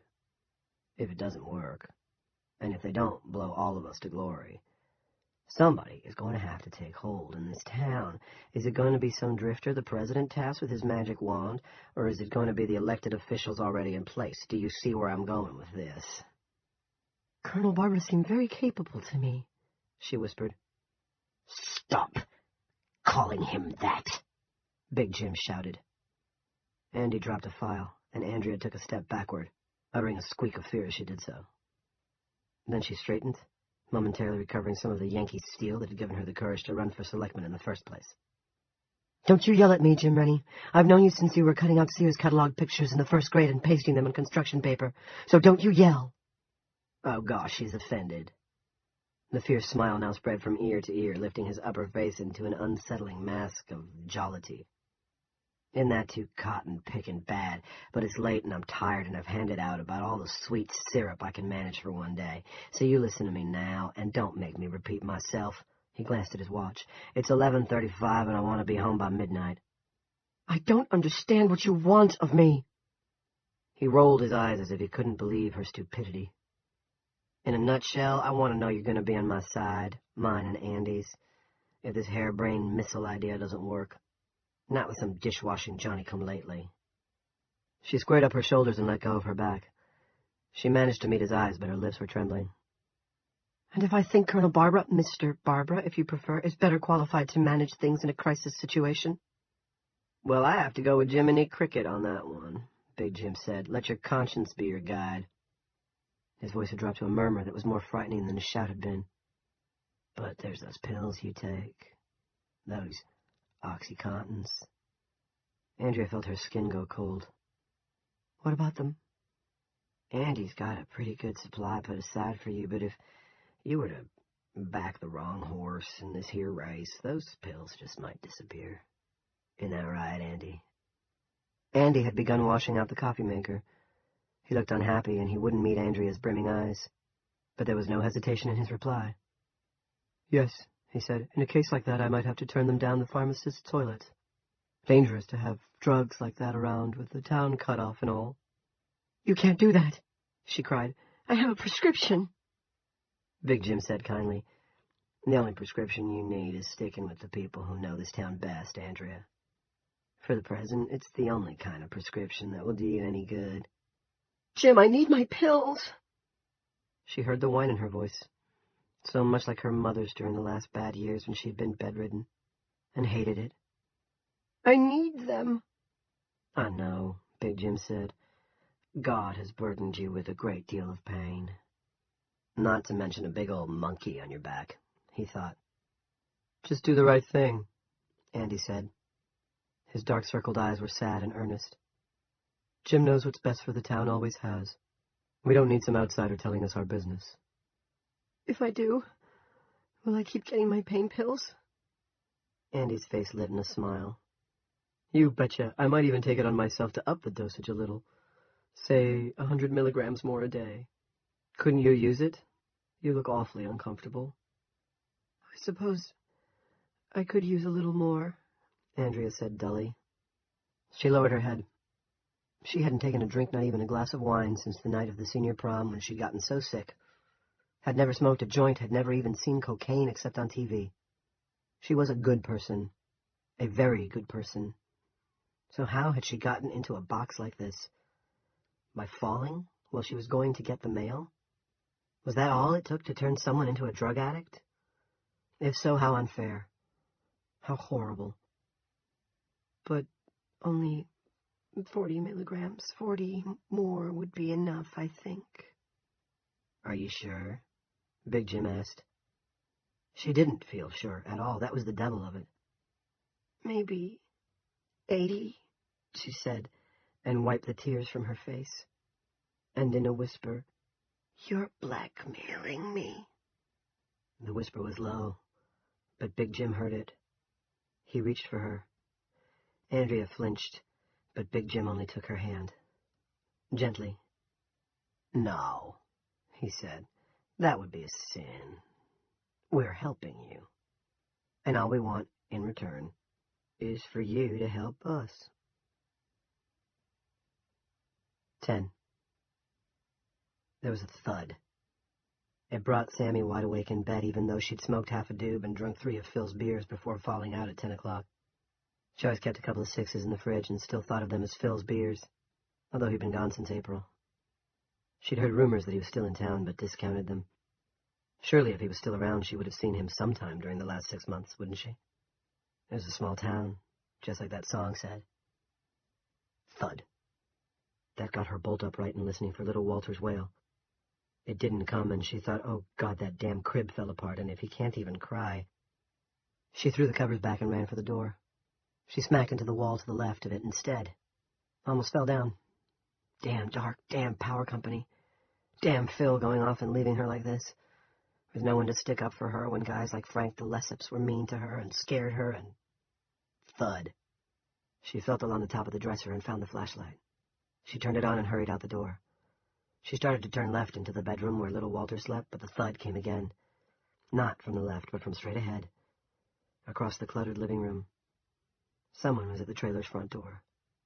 And now there came muffled laughter. Whoever it was sounded like they had their drink on. She strode across the room, the t-shirt she slept in rippling around her chubby thighs.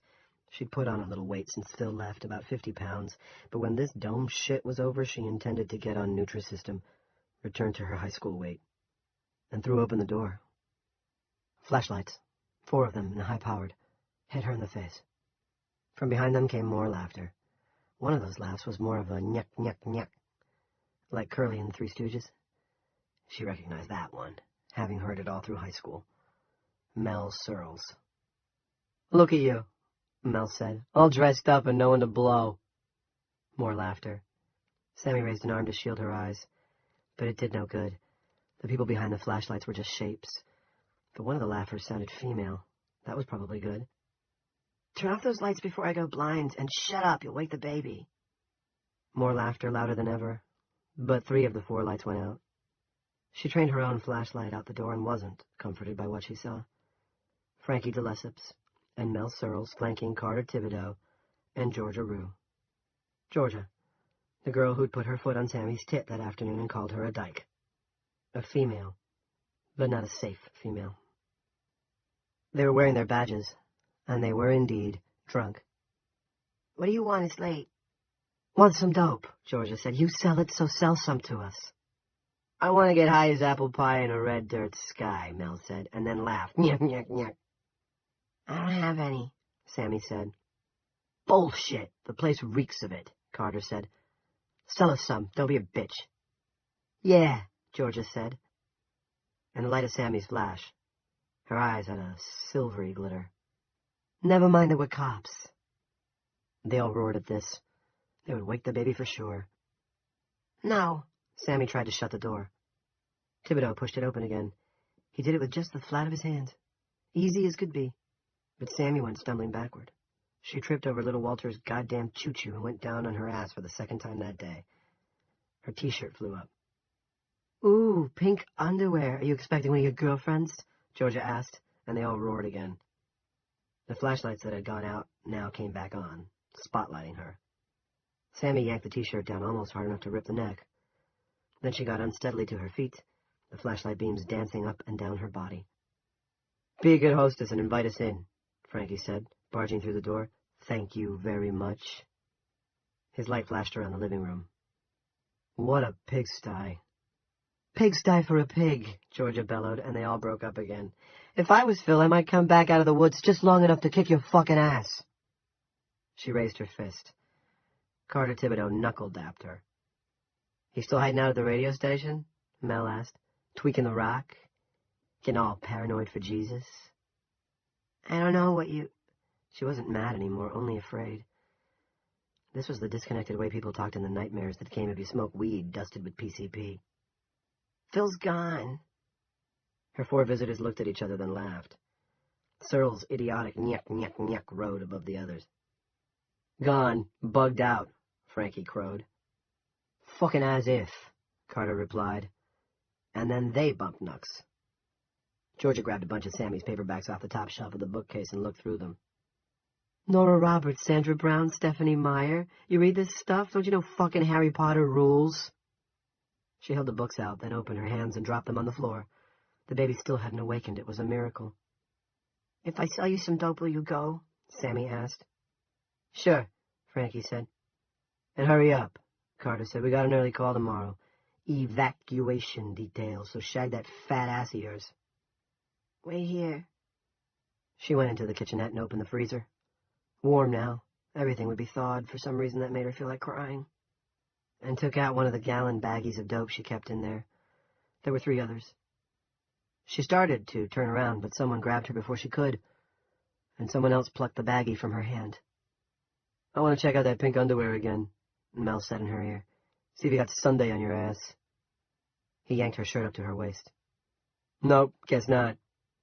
Stop it, quit it. Mel laughed. Nyek, nyek, nyek. A flashlight stabbed her in the eyes, but she recognized the narrow head behind it. Frankie de Lesseps. You gave me lip today, he said. Plus, you slapped me and hurt my little Hanny. And all I did was this. He reached out and grabbed her breast again. She tried to jerk away. The beam of light that had been trained on her face tilted momentarily up to the ceiling, then it came down again fast. Pain exploded in her head. He had hit her with his flashlight. Ow, ow, that hurts, stop it. Shit, that didn't hurt. You're just lucky I don't arrest you for pushing dope. Stand still if you don't want another one. This dope smells skanky, Mel said in a matter-of-fact voice. He was behind her, still holding up her shirt. So does she, Georgia said. Gotta confiscate the weed, biatch, Carter said. Sorry. Frankie had glommed onto her breast again. Stand still. He pinched the nipple. Just stand still. His voice roughening, his breathing quickening. She knew where this was going. She closed her eyes. Just as long as the baby doesn't wake up, she thought. And as long as they don't do more. Do worse. Go on, Georgia said. Show her what she's been missing since Phil left. Frankie gestured into the living room with his flashlight. Get on the couch and spread 'em. Do you want to read her rights first? Mel asked and laughed. Nyuk, nyuk, nyuk. Sammy thought if she had to hear that laugh one more time, her head would split wide open, but she started for the couch, head down, shoulders slumped. Carter grabbed her on the way by, turned her, and sprayed the beam of his flashlight up his own face, turning it into a goblin mask. Are you going to talk about this, Sammy? No. The goblin mask nodded. You hold that thought. Because no one would believe you anyway. Except for us, of course, and then we'd have to come back and really fuck you up. Frankie pushed her under the couch. Do her, Georgia said excitedly, training her light on Sammy. Do that bitch. All three of the young men did her. Frankie went first, whispering, You gotta learn to keep your mouth shut except for when you're on your knees, as he pushed into her. Carter was next. While he was riding her, little Walter awoke and began to cry. Shut up, kid, or I'll have to read you your rights, Mel Searles hollered, and then laughed. Nyuk, nyuk, nyuk. 11. It was almost midnight. Linda Everett lay fast asleep in her half of the bed. She had an exhausting day. She had an early call tomorrow, evacuation detail, and not even her worries about Janelle could keep her awake. She didn't snore, exactly, but a soft queep, queep, queep sound came from her half of the bed. Rusty had had an equally exhausting day, but he couldn't sleep, and it wasn't Jan he was worried about. He thought she was going to be all right, at least for a while. He could keep her seizures at bay if they didn't get any worse. If he ran out of Zerontin at the hospital dispensary, he could get more from Sanders' drug. It was Dr. Haskell he kept thinking about. And Rory Dinsmore, of course. Rusty kept seeing the torn and bloody socket where the boy's eye had been. Kept hearing Ron Haskell telling Ginny, I'm not deaf, I mean.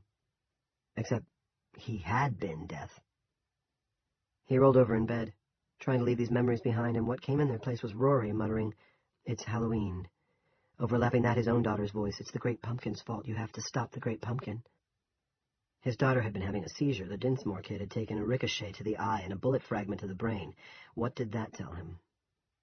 It tells me nothing. What did the Scottish guy say on Lost? Don't mistake coincidence for fate? Maybe that had been it. Maybe it had, but Lost had been a long time ago. The Scottish guy could have said, don't mistake fate for coincidence. He rolled over the other way and this time saw the black headline of that night's Democrat one sheet.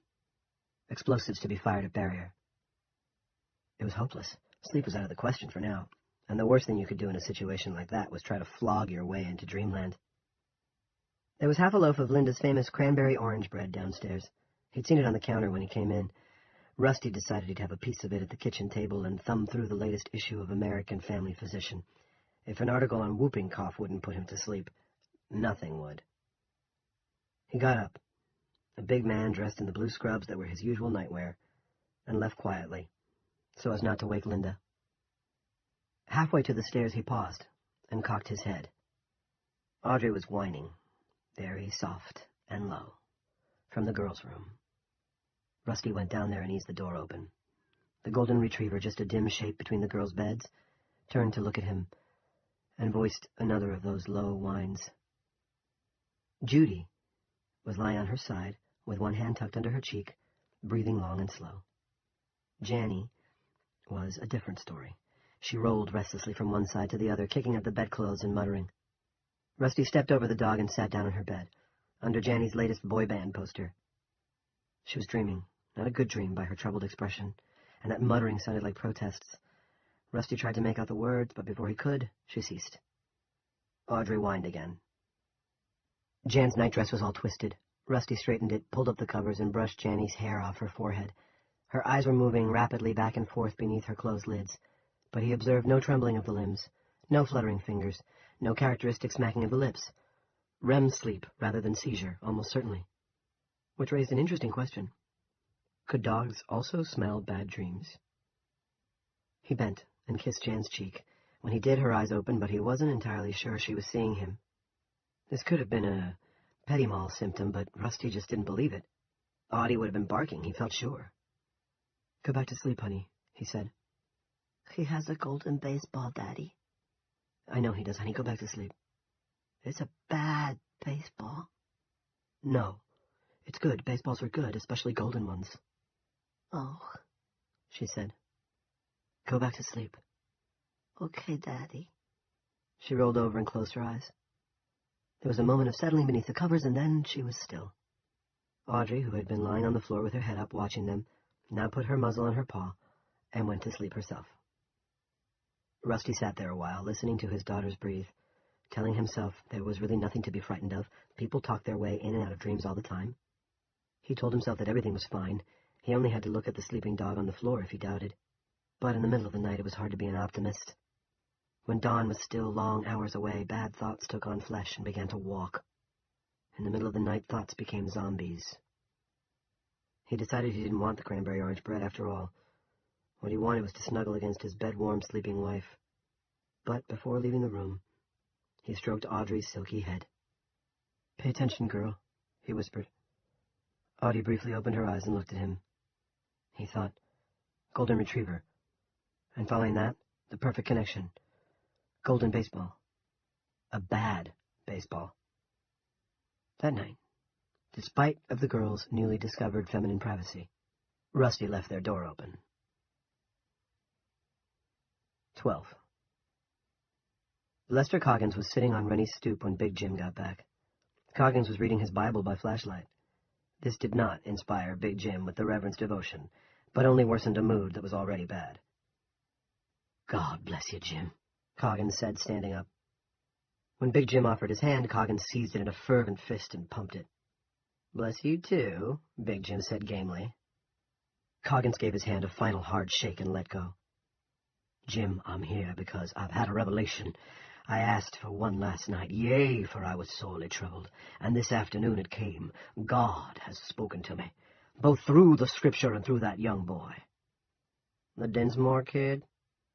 Coggins kissed his clasped hands with a loud smack, and then held them skyward. "The very same. Rory Dinsmore. May God keep him for all eternity." "He's eating dinner with Jesus right this minute," Big Jim said automatically. He was examining the Reverend in the beam of his own flashlight, and what he was seeing wasn't good.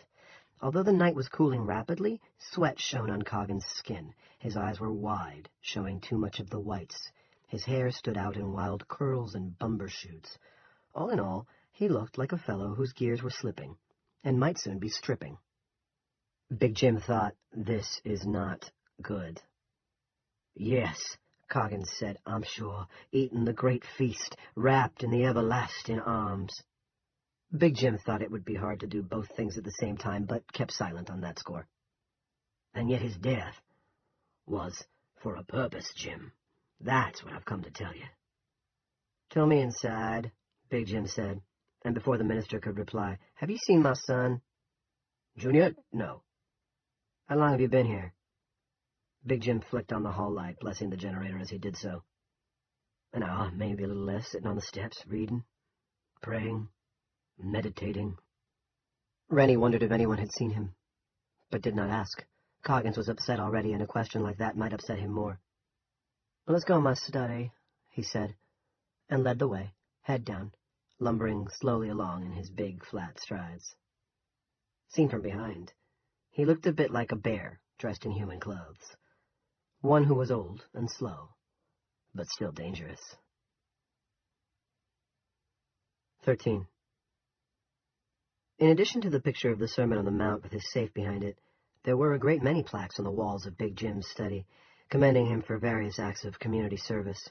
There was also a framed picture of Big Jim shaking hands with Sarah Palin, and another of him shaking with the big number 3, Dale Earnhardt, when Earnhardt had done a fundraiser for some children's charity at the annual Oxford Plains Crasherama. There was even a picture of Big Jim shaking hands with Tiger Woods, who had seemed like a very nice Negro. The only piece of memorabilia on his desk was a gold-plated baseball in a lucite cradle. Below it, also in lucite, was an autograph reading, "To Jim Rennie, with thanks for your help in putting on the Western Maine Charity Softball Tournament of 2007. It was signed Bill Spaceman Lee." As he sat behind his desk in his high-backed chair, Big Jim took the ball from its cradle and began tossing it from hand to hand. It was a fine thing to toss, especially when you were a little upset. Nice and heavy, the golden seams smacking comfortably against your palms. Big Jim sometimes wondered what it would be like to have a solid gold ball. Perhaps he would look into that when this dome business was over. Coggins seated himself on the other side of the desk, in the client's chair, the supplicant's chair, which was where Big Jim wanted him. The Reverend's eyes went back and forth, like the eyes of a man watching a tennis match, or maybe a hypnotist's crystal. Now, what's this all about, Lester? Fill me in, but let's keep it short, shall we? I need to get some sleep. Got a lot to do tomorrow. Will you pray with me first, Jim? Big Jim smiled. It was the fierce one, although not turned up to maximum chill. At least not yet. Why don't you fill me in before we do that? I like to know what I'm praying about before I get knee-bound. Lester did not keep it short, but Big Jim hardly noticed. He listened with growing dismay that was close to horror. The Reverend's narrative was disjointed and peppered with biblical quotations, but the gist was clear. He had decided that their little business had displeased the Lord enough for him to clap a big glass bowl over the whole town. Lester had prayed on what to do about this, scourging himself as he did so. The scourging might have been metaphorical, Big Jim certainly hoped so, and the Lord had led him to some Bible verse about madness, blindness, smiting, etc., etc. The Lord said he would shew me a sign and... Shew? Big Jim raised his tufted eyebrows. Lester ignored him and plunged on, sweating like a man with malaria, his eyes still following the golden ball, back and forth. It was like when I was a teenager, and I used to come in my bed. Les, that's a little too much information. Tossing the ball from hand to hand. God said he would shew me blindness, but not my blindness. And this afternoon, out in that field, he did, didn't he? Well, I guess that's one interpretation. No! Coggins leaped to his feet. He began to walk in a circle on the rug, his Bible in one hand. With the other, he tugged at his hair. God said that when I saw that sign, I had to tell my congregation exactly what you'd been up to. Just me? Big Jim asked. He did so in a meditative voice. He was tossing the ball from hand to hand, a little faster now. Smack, smack, smack, back and forth, against palms that were fleshy, but still hard. No, Lester said in a kind of groan. He paced faster now, no longer looking at the ball. He was waving the Bible with the hand, not busy trying to tear his hair out by the roots. He did the same thing in the pulpit sometimes when he really got going. That stuff was all right in church, but here it was just plain infuriating. It was you and me and Roger Killian, the Bowie brothers, and... He lowered his voice. And that other one, the chef. I think that man's crazy. If he wasn't when he started last spring, he sure is now. Look who's talking, little buddy, Big Jim thought. We're all involved, but it's you and I who have to confess, Jim. That's what the Lord told me. That's what the boy's blindness meant. It's what he died for. We'll confess, and we'll burn that barn of Satan behind the church. Then God will let us go. You'll go, all right, Lester, straight to Shawshank State Prison. I will take the punishment God metes out, and gladly. And me? Andy Sanders, the Bowie brothers, and Roger Killian. He's got, I think, 9 kids to support. What if we're not so glad, Lester? I can't help that. Now Lester began to whack himself on the shoulders with his Bible, back and forth, first one side and then the other. Big Jim found himself synchronizing his tosses of the golden baseball to the preacher's blows. Whack and smack.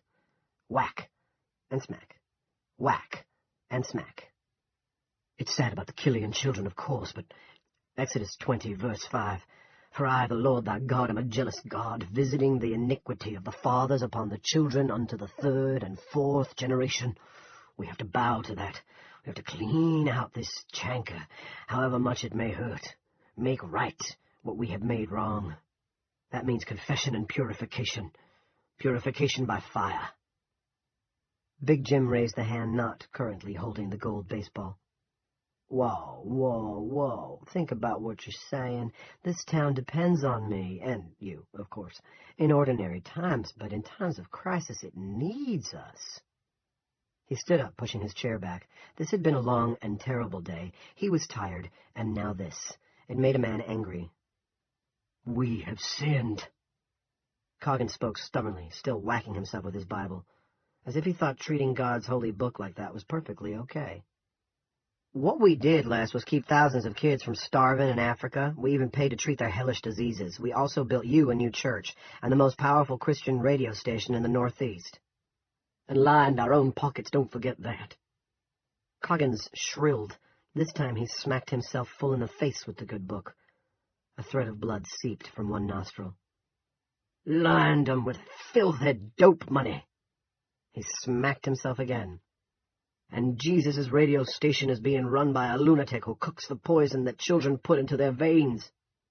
Actually, I think most of them smoke it. Is that supposed to be funny?" Big Jim came around the desk. His temples were throbbing, and a brick-like flush was rising in his cheeks. Yet he tried once more, speaking softly, as if to a child doing a tantrum. "Lester, the town needs my leadership. If you go opening your gob, I won't be able to provide that leadership, not that anyone will believe you." "They'll all believe," Coggins cried. "When they see the devil's workshop I've let you run behind my church, they'll all believe. And Jim, don't you see, once the sin is out, once the soul's been cleansed, God will remove his barrier. The crisis will end. They won't need your leadership."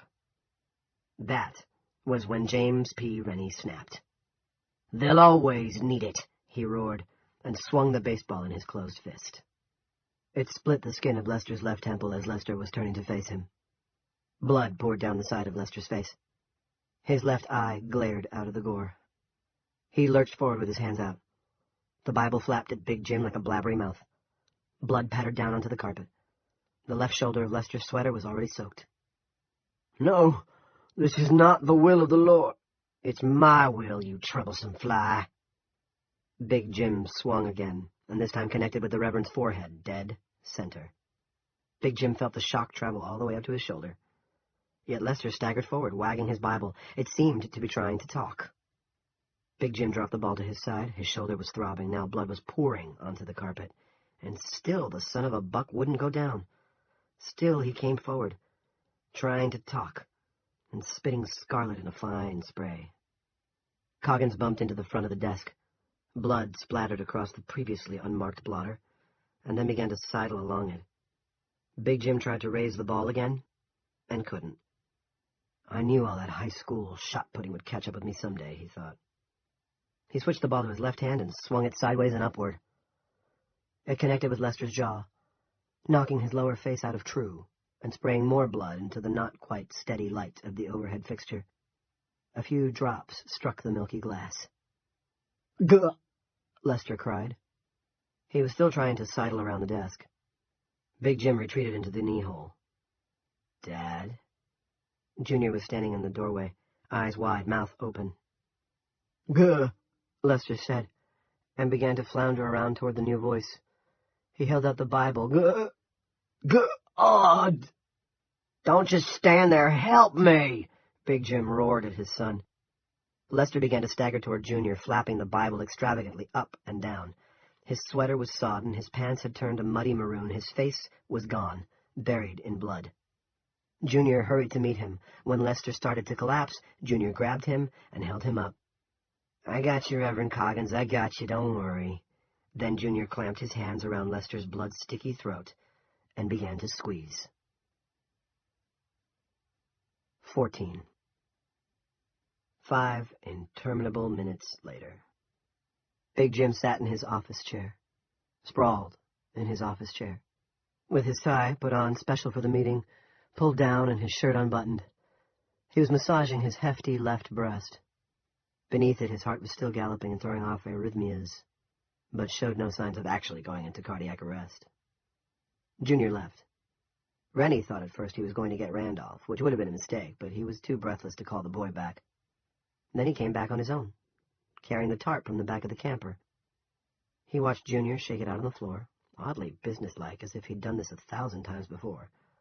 It's all those R-rated movies they watch now, Big Jim thought, rubbing the flabby flesh that had once been so firm and so hard.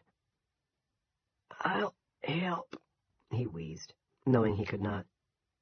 "You'll sit right there and get your breath." His son on his knees gave him a dark and unreadable look. There might have been love in it. Big Jim certainly hoped there was, but there were other things, too. Gotcha now. Was gotcha now part of that look? Junior rolled Lester onto the tarp. The tarp crackled. Junior studied the body, rolled it a little farther, then flipped the end of the tarp over it. The tarp was green. Big Jim had bought it at Burpee's, bought it on sale. He remembered Toby Manning saying, "You're getting a heck of a good deal on that one, Mr. Rennie." "Bible," Big Jim said. He was still wheezing, but he felt a little better. Heartbeat slowing, thank God. Who knew the climb would get so steep after 50? He thought, I have to start working out, get back in shape. God only gives you one body. Right, yeah, good call, Junior murmured. He grabbed the bloody Bible, wedged it between Coggin's thighs, and began rolling up the body. He broke in, son. He was crazy. Sure. Junior did not seem interested in that. What he seemed interested in was rolling the body up. Just so. It was him or me. You'll have to... Another little taradiddle in his chest. Jim gasped, coughed, pounded his breast. His heart settled again. You'll have to take him out to Holy Redeemer. When he's found, there's a guy, maybe... It was the chef he was thinking of, but maybe arranging for Chef to carry the can for this was a bad idea. Chef Bushy knew stuff. Of course, he'd probably resist arrest, in which case he might not be taken alive. I've got a better place, Junior said. He sounded serene. And if you're talking about hanging it on someone, I've got a better idea. Who? Dale fucking Barbara. You know I don't approve of that language. Looking at him over the tarp, eyes glittering, Junior said it again. Dale fucking Barbara. Hell. I don't know yet, but you better wash out that damn gold ball if you mean to keep it. And get rid of the blotter. Big Jim got to his feet. He was feeling better now. You're a good boy to help your old dad this way, Junior. If you say so, Junior replied. There was now a big green burrito on the rug, with feet sticking out the end. Junior tucked the tarp over them, but it wouldn't stay. I'll need some duct tape. If you're not going to take him to the church, then where... Never mind, Junior said. It's safe. The Rev will keep until we figure out how to put Barbara in the frame. Got to see what happens tomorrow before we do anything. Junior looked at him with an expression of distant contempt Big Jim had never seen before. It came to him that his son now had a great deal of power over him, but surely his own son. We'll have to bury your rug. Thank God it's not the wall-to-wall carpet you used to have in here. And the upside is it caught most of the mess. Then he lifted the big burrito and bore it down the hall. A few minutes later, Rennie heard the camper start up. Big Jim considered the golden baseball. I should get rid of that, too, he thought. I knew he wouldn't. It was practically a family heirloom. And besides, what harm if it was clean? When Junior returned an hour later, the golden baseball was once again gleaming in its lucite cradle. Missile strike imminent. 1. Attention! This is the Chester's Mill Police. The area is being evacuated. If you hear me, come to the sound of my voice. The area is being evacuated. Thurston Marshall and Carolyn Sturgis sat up in bed, listening to this weird blare and looking at each other with wide eyes. They were teachers at Emerson College in Boston. Thurston, a full professor of English and guest editor for the current issue of Plowshares. Carolyn, a graduate assistant in the same department. They had been lovers for the last 6 months, and the bloom was far from off the rose. They were in Thurston's little cabin on Chester Pond, which lay between Little Bitch Road and Presteel Stream. They had come here for a long fall foliage weekend, but most of the foliage they had admired since Friday afternoon had been of the pubic variety. There was no TV in the cabin. Thurston Marshall abominated TV. There was a radio, but they hadn't turned it on. It was 8:30 in the morning on Monday, October 23rd. Neither of them had any idea anything was wrong until that blaring voice startled them awake. Attention, this is the Chester's Mill Police. The area... Closer, moving in. "Thurston, the dope. Where did you leave the dope?" "Don't worry," he said, but the quaver in his voice suggested he was incapable of taking his own advice. He was a tall, reedy man with a lot of graying hair that he usually tied back in a ponytail. Now it lay loose, almost to his shoulders. He was 60. Carolyn was 23. "All these little camps are deserted at this time of year. They'll just drive past and back to the little bitch route." She pounded him on the shoulder. A first. "The car is in the driveway. They'll see the car." An "oh shit" look dawned on his face. "Evacuated. If you hear me, come to the sound of my voice. Attention! Attention!" Very close now. Thurston could hear other amplified voices as well. People using loudhailers. Cops using loudhailers. But this one was almost on top of them. "The area is being There was a moment of silence. Then, "Hello, cabin. Come out here. Move it." Oh, this was a nightmare. "Where did you leave the dope?" She pounded him again. The dope was in the other room, in a baggie that was now half empty, sitting beside a platter of last night's cheese and crackers. If someone came in, it would be the first goddamn thing they saw. "This is the police. We are not screwing around here. The area is being evacuated. If you're in there, come out before we have to drag you out." Pigs, he thought. Small-town pigs with small-town piggy minds. Thurston sprang from the bed and ran across the room, hair flying, skinny buttocks flexing. His grandfather had built the cabin after World War II, and it had only 2 rooms.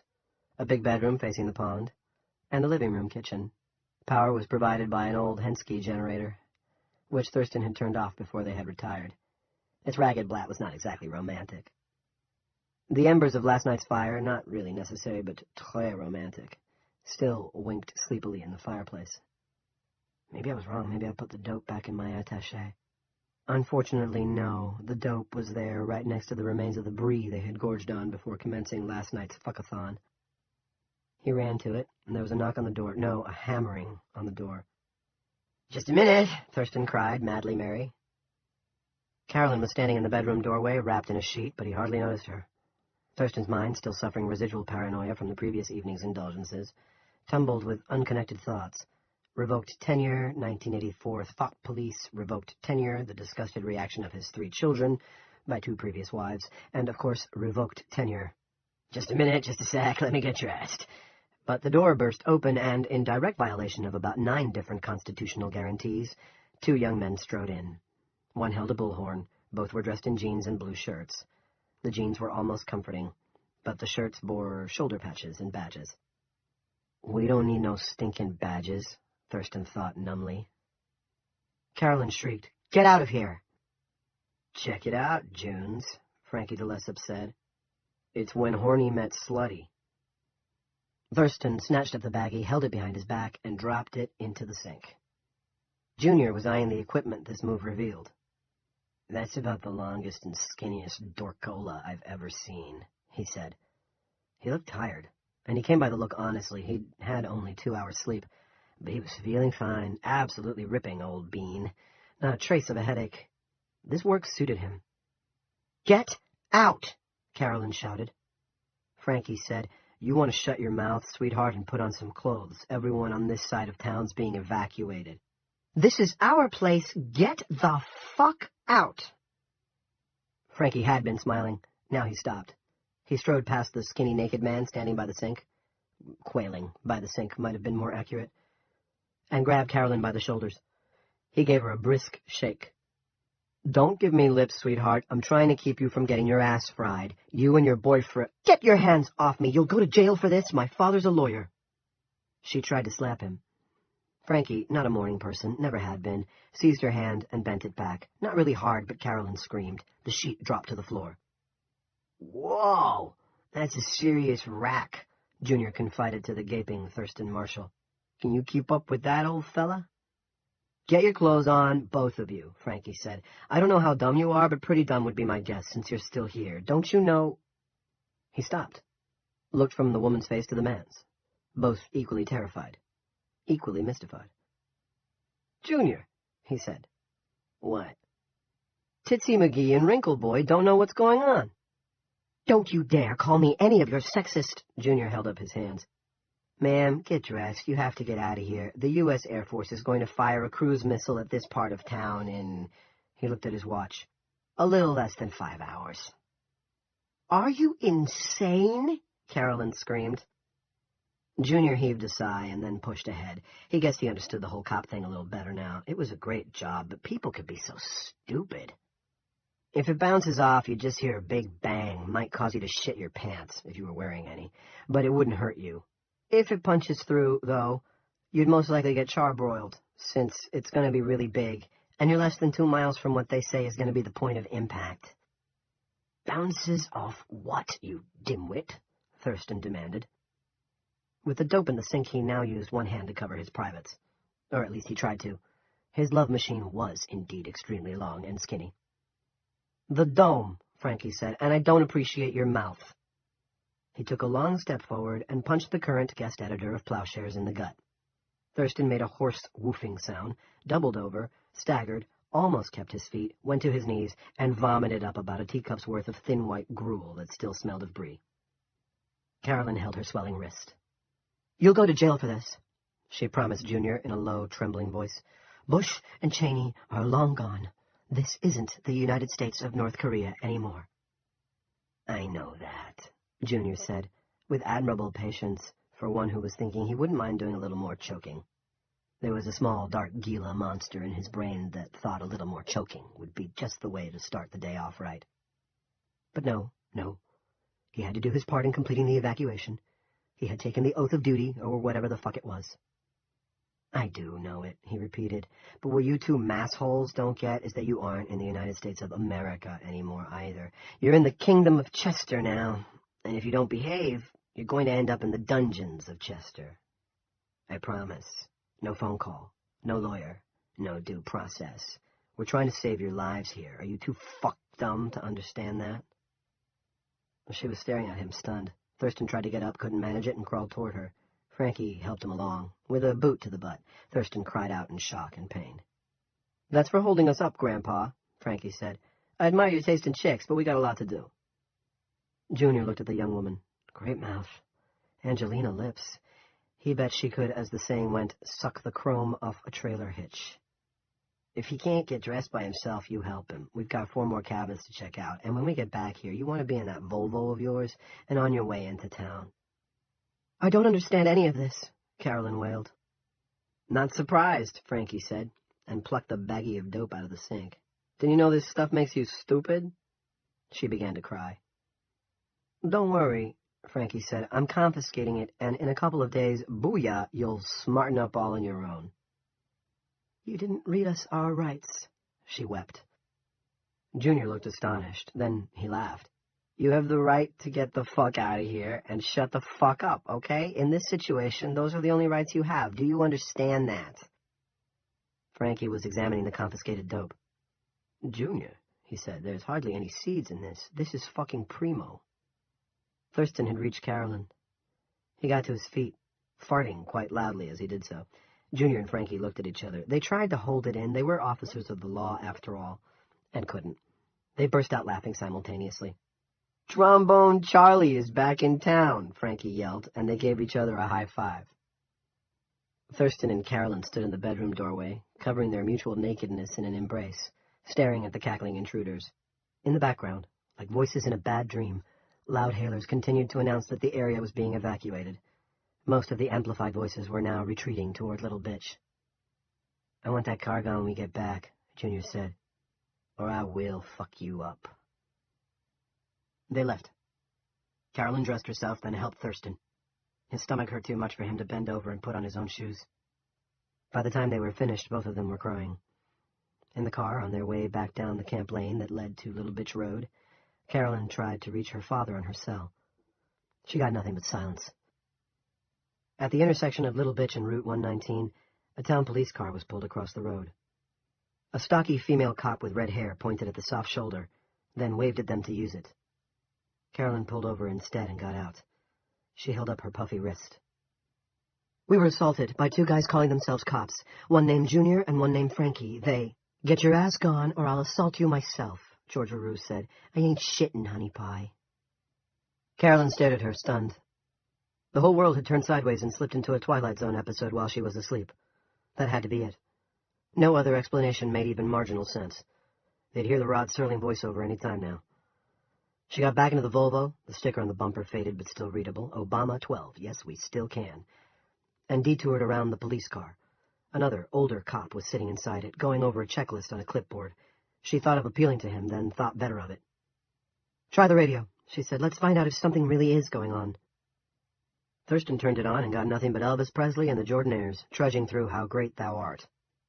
Carolyn snapped it off, thought of saying the nightmare is officially complete, and didn't. All she wanted was to get out of Weirdsville as soon as possible. 2. On the map, the Chester Pond Camp Road was a thin hook-like thread, almost not there. After leaving the Marshall cabin, Junior and Frankie sat for a moment in Frankie's car, studying this. "Can't be anybody else down there," Frankie said. "Not at this time of the year. What do you think? Say fuck it and go back to town?" He cocked a thumb at the cabin. "They'll be along, and if they're not, who really gives a shit?" Junior considered it for a moment, then shook his head. They had taken the oath of duty. Besides, he wasn't anxious to get back and face his father's pestering about what he'd done with the Reverend's body.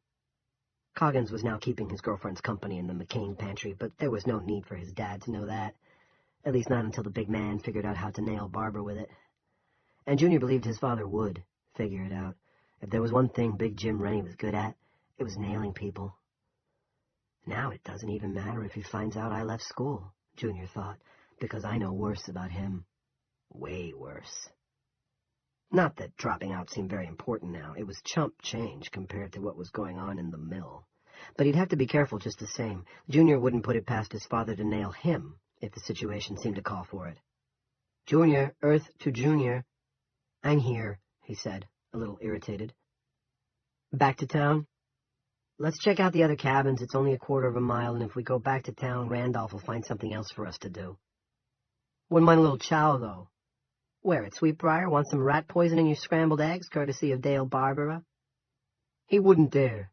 "You positive?" Okay. Frankie started the car and backed down the little stub of driveway. The brightly colored leaves hung moveless on the trees, and the air felt sultry, more like July than October. "But the massholes better be gone when we come back, or I just might have to introduce Titsy McGee to my helmeted avenger." "I'll be happy to hold her down," Junior said. "Yippee-ki-yay, motherfucker." 3. The first 3 cabins were clearly empty. They didn't even bother getting out of the car. By now, the camp road was down to a pair of wheel ruts with a grassy hump between them. Trees overhung it on both sides, some of the lower branches almost close enough to scrape the roof. "I think the last one's just around this curve," Frankie said. "The road ends at this shit-pot little boat land." "Look out!" Junior shouted. They came out of the blind curve, and 2 kids, a boy and a girl, were standing in the road. They made no effort to get out of the way. Their faces were shocked and blank. If Frankie hadn't been afraid of tearing the Toyota's exhaust system out on the camp road center hump, if he'd been making any kind of speed at all, he would have hit them. Instead, he stood on the brake, and the car stopped 2 feet short.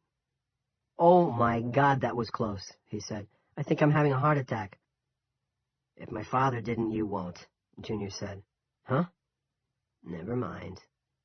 Junior got out. The kids were still standing there. The girl was taller and older, maybe 9. The boy looked about 5. Their faces were pale and dirty. She was holding his hand. She looked up at Junior, but the boy looked straight ahead, as if examining something of interest in the Toyota driver's side headlamp. Junior saw the terror on her face and dropped to one knee in front of her. "Honey, are you okay?" It was the boy who answered. He spoke, while still examining the headlamp. "I want my mother, and I want my breakfast." Frankie joined him. "Are they real?" Speaking in a voice that said, "I'm joking, but not really." He reached out and touched the girl's arm. She jumped a little and looked at him. "Mama didn't come back." She spoke in a low voice. "What's your name, hon?" Junior asked. "And who's your mommy?" "I'm Alice Rachel Appleton," she said. "This is Aiden Patrick Appleton. Our mother is Vera Appleton. Our father is Edward Appleton, but he and Mommy got a divorce last year, and now he lives in Plano, Texas." We live in Weston, Massachusetts, at 16 Oak Way. Our telephone number is... She recited it with the toneless accuracy of a directory assistant's recording. Junior thought, oh, boy, more mass holes. But it made sense. Who else would burn expensive gasoline just to watch the fucking leaves fall off the fucking trees? Frankie was also kneeling now. Alice, he said, listen to me, sweetheart. Where is your mother now? Don't know. Tears, big, clear globes, began to roll down her cheeks. We came to see the leaves. Also, we were going to go in the kayak. We like the kayak, don't we, Aid? I'm hungry, Aiden said mournfully. And then he too began to cry. Seeing them like that made Junior feel like crying himself. He reminded himself he was a cop. Cops didn't cry, at least not on duty. He asked the girl again where her mother was, but it was the little boy who answered. She went to get whoops. He means whoopie pies, Alice said. But she went to get other stuff, too, because Mr. Killian didn't caretake the cabin like he was supposed to. Mommy said I could take care of Aiden because I'm a big girl now, and she'd be right back. She was only going to Yoder's. She just said don't let Aid go near the pond. Junior was starting to get the picture. Apparently the woman had expected to find the cabin stocked with food, a few staples at least. But if she'd known Roger Killian well, she would have known better than to depend on him. The man was a Class A dumbbell, and had passed his less-than-sterling intellect onto his entire brood. Yoder's was a nasty little store just across the Tarker's Mills town line, specializing in beer, coffee brandy, and canned spaghetti. Ordinarily, it would have been a 20-minute run there and another 20 back. Only she hadn't come back, and Junior knew why. Did she go Saturday morning? He asked. She did, didn't she? I want her, Aiden cried, and I want my breakfast. My belly hurts. Yes, the girl said. Saturday morning. We were watching cartoons, only now we can't watch anything because the electricity's broke. Junior and Frankie looked at each other. 2 nights alone in the dark. The girl maybe 9, the boy about 5. Junior didn't like to think about that. Did you have anything to eat? Frankie asked Alice Appleton. Sweetheart, anything at all? There was an onion in the vegetable drawer, she whispered. We each had half, with sugar. Oh, fuck, Frankie said. Then, I didn't say that. You didn't hear me say that. Just a second. He went back to the car, opened the passenger door, and began to rummage in the glove compartment. Where were you going, Alice? Junior asked. To town, to look for Mommy and to find something to eat. We were going to walk past the next camp and then cut through the woods. She pointed vaguely north. I thought that would be quicker. Junior smiled, but he was cold inside. She wasn't pointing toward Chester's Mill. She was pointing in the direction of TR-90, at nothing but miles of tangled second growth and boggy sumps. Plus the dome, of course. Out there, Alice and Aiden would almost certainly have died of starvation. Hansel and Gretel minus the happy ending. And we came so close to turning around, Jesus. Frankie had returned. He had a Milky Way. It looked old and squashed, but it was still in the wrapper. The way the children fixed their eyes on it made Junior think of the kids you saw in the news sometimes. That look on American faces was unreal, horrible. It was all I could find, Frankie said, stripping off the wrapper. We'll get you something better in town. He broke the Milky Way in 2 and gave a piece to each child. The candy was gone in 5 seconds. When he had finished his piece, the boy stuck his fingers knuckle-deep into his mouth. His cheeks hollowed rhythmically in and out as he sucked them. Like a dog licking grease off a stick, Junior thought. He turned to Frankie. Never mind waiting until we get back to town. We're going to stop at the cabin where the old man and the chick were, and whatever they got, these kids are going to get it. Frankie nodded and picked up the boy. Junior picked up the little girl. He could smell her sweat, her fear. He stroked her hair as if he could stroke that oily reek away. You're all right, honey, he said. You and your brother both. You're all right. You're safe. Do you promise? Yes. Her arms tightened around his neck. It was one of the best things Junior had ever felt in his life. 4.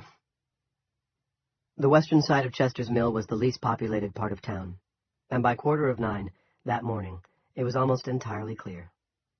The only police car left on Little Bitch was Unit 2. Jackie Weddington was driving, and Linda Everett was riding shotgun. Chief Perkins, a small-town cop of the old school, would never have sent 2 women out together, but of course, Chief Perkins was no longer in charge, and the women themselves enjoyed the novelty. Men, especially male cops, with their endless yee-haw banter, could be tiring. "Ready to go back?" Jackie asked. "Sweetbriar will be closed, but we might be able to beg a cup of coffee." Linda didn't reply. She was thinking about where the dome cut across Little Bitch.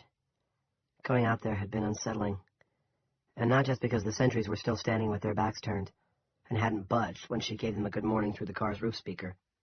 It was unsettling because there was now a great big red X spray-painted on the dome, hanging in midair like a sci-fi hologram. That was the projected point of impact. It seemed impossible that a missile fired from 200 or 300 miles away could hit such a small spot, but Rusty had assured her that it could. "Lynn." She came back to the here and now. "Sure, I'm ready if you are." The radio crackled. Unit 2, do you read? Over." Linda unracked the mic. "Base, this is 2. We hear you, Stacy, but reception out here isn't very good. Over." "Everybody says the same," Stacy Morgan replied. "It's worse near the dome. Better as you get closer to town. But you're still on Little Bitch, right? Over."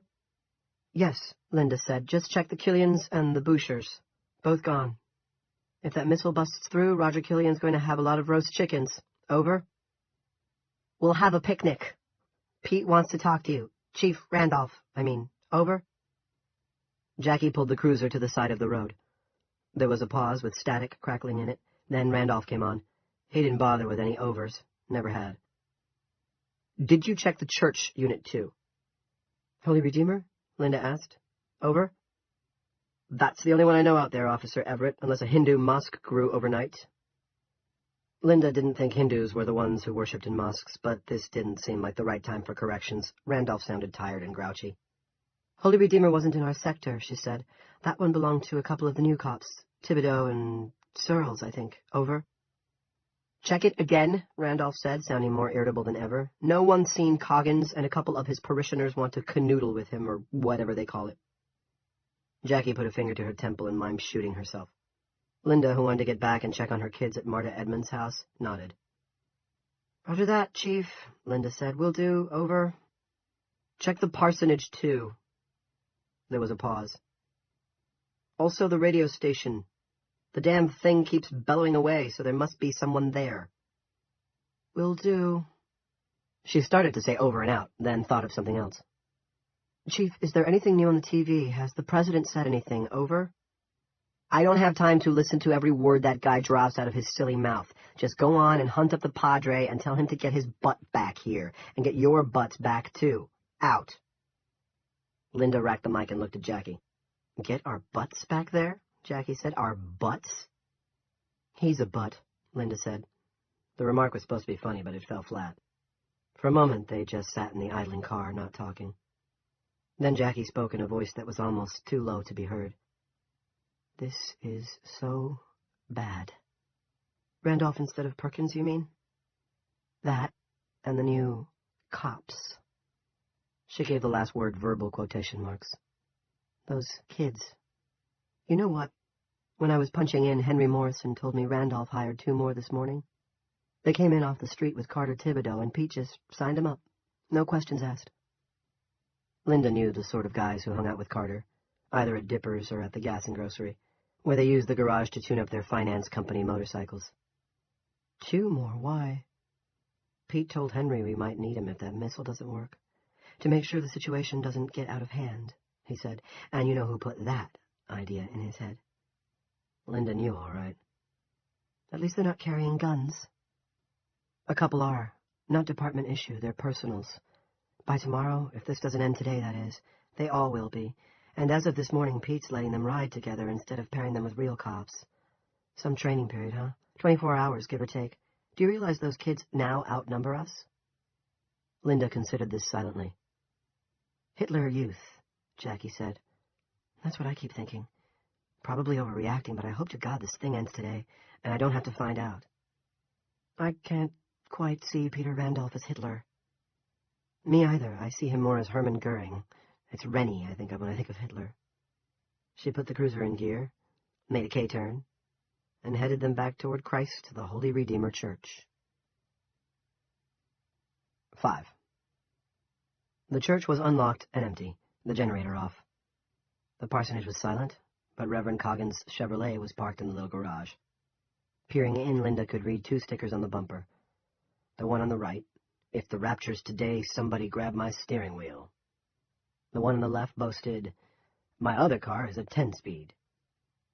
Linda called the second one to Jackie's attention. "He does have a bike. I've seen him riding it, but I don't see it in the garage, so maybe he rode it into town. Saving gas?" "Maybe," Jackie said, "and maybe we ought to check the house to make sure he didn't slip in the shower and break his neck." "Does that mean we might have to look at him naked?" "No one said police work was pretty," Jackie said. "Come on." The house was locked, but in towns where seasonal residents form a large part of the population, the police are adept at gaining entry.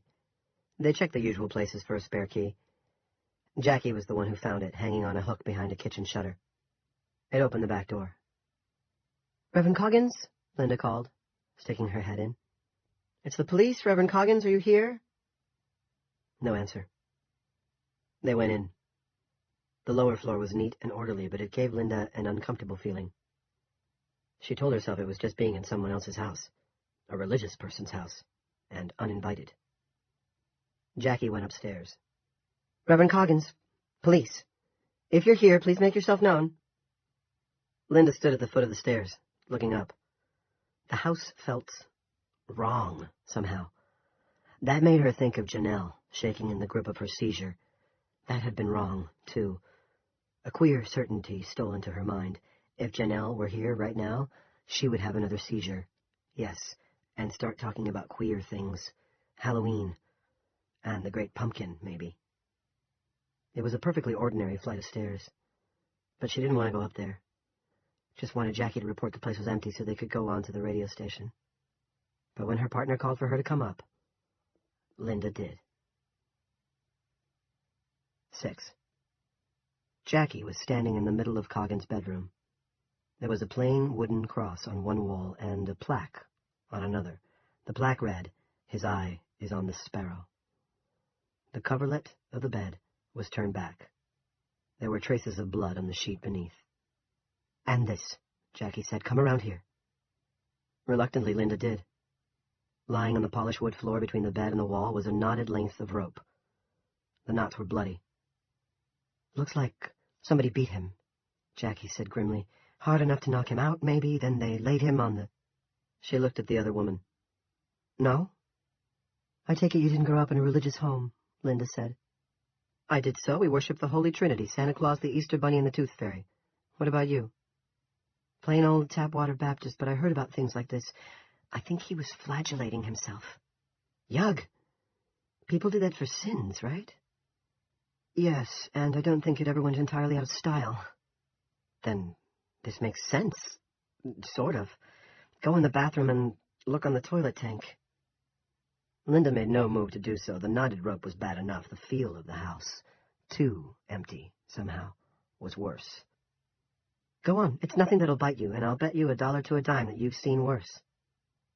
Linda went into the bathroom. 2 magazines were lying on top of the toilet tank. One was a devotional, The Upper Room. The other was called Young Oriental Slits. Linda doubted if that one was sold in many religious bookshops. "So," Jackie said, "are we getting a picture here? He sits on the john, tosses the truffle." "Tosses the truffle?" Linda giggled in spite of her nerves. Or because of them. "It's what my mother used to call it," Jackie said. "Anyway, after he's done with that, he opens a medium-sized can of whoop-ass to expiate his sins, then goes to bed and has happy Asian dreams. This morning he gets up, refreshed and sin-free, does his morning devotionals, then rides into town on his bike. Make sense?"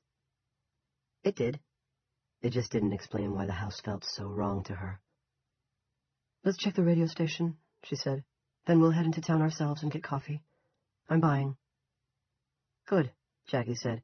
"I want mine black, preferably in a hypo." 7. The low-slung, mostly glass WCIK studio was also locked. But speakers mounted beneath the eaves were playing Good Night, Sweet Jesus, as interpreted by that noted soul singer Perry Como. Behind the studio, the broadcast tower loomed, the flashing red lights at the top barely visible in the strong morning light. Near the tower was a long barn-like structure, which Linda assumed must hold the station's generator, and whatever other supplies it needed to keep beaming the miracle of God's love to western Maine, eastern New Hampshire, and possibly the inner planets of the solar system. Jackie knocked, then hammered. "I don't think anybody's here," Linda said. But this place seemed wrong, too. And the air had a funny smell, stale and sallow. It reminded her of the way her mother's kitchen smelled, even after a good airing, because her mother smoked like a chimney and believed the only things worth eating were those fried in a hot skillet greased with plenty of lard. Jackie shook her head. "We heard someone, didn't we?" Linda had no answer for that because it was true. They had been listening to the station on their drive from the parsonage and had heard a smooth DJ announcing the next record as "Another Message of God's Love and Song." This time the hunt for the key was longer, but Jackie finally found it in an envelope taped beneath the mailbox. With it was a scrap of paper on which someone had scrawled 1693.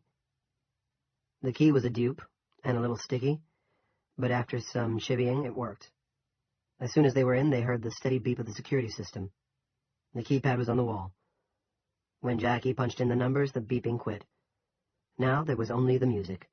Perry Como had given way to something instrumental. Linda thought it sounded suspiciously like the organ solo from In-A-Gadda-Da-Vida.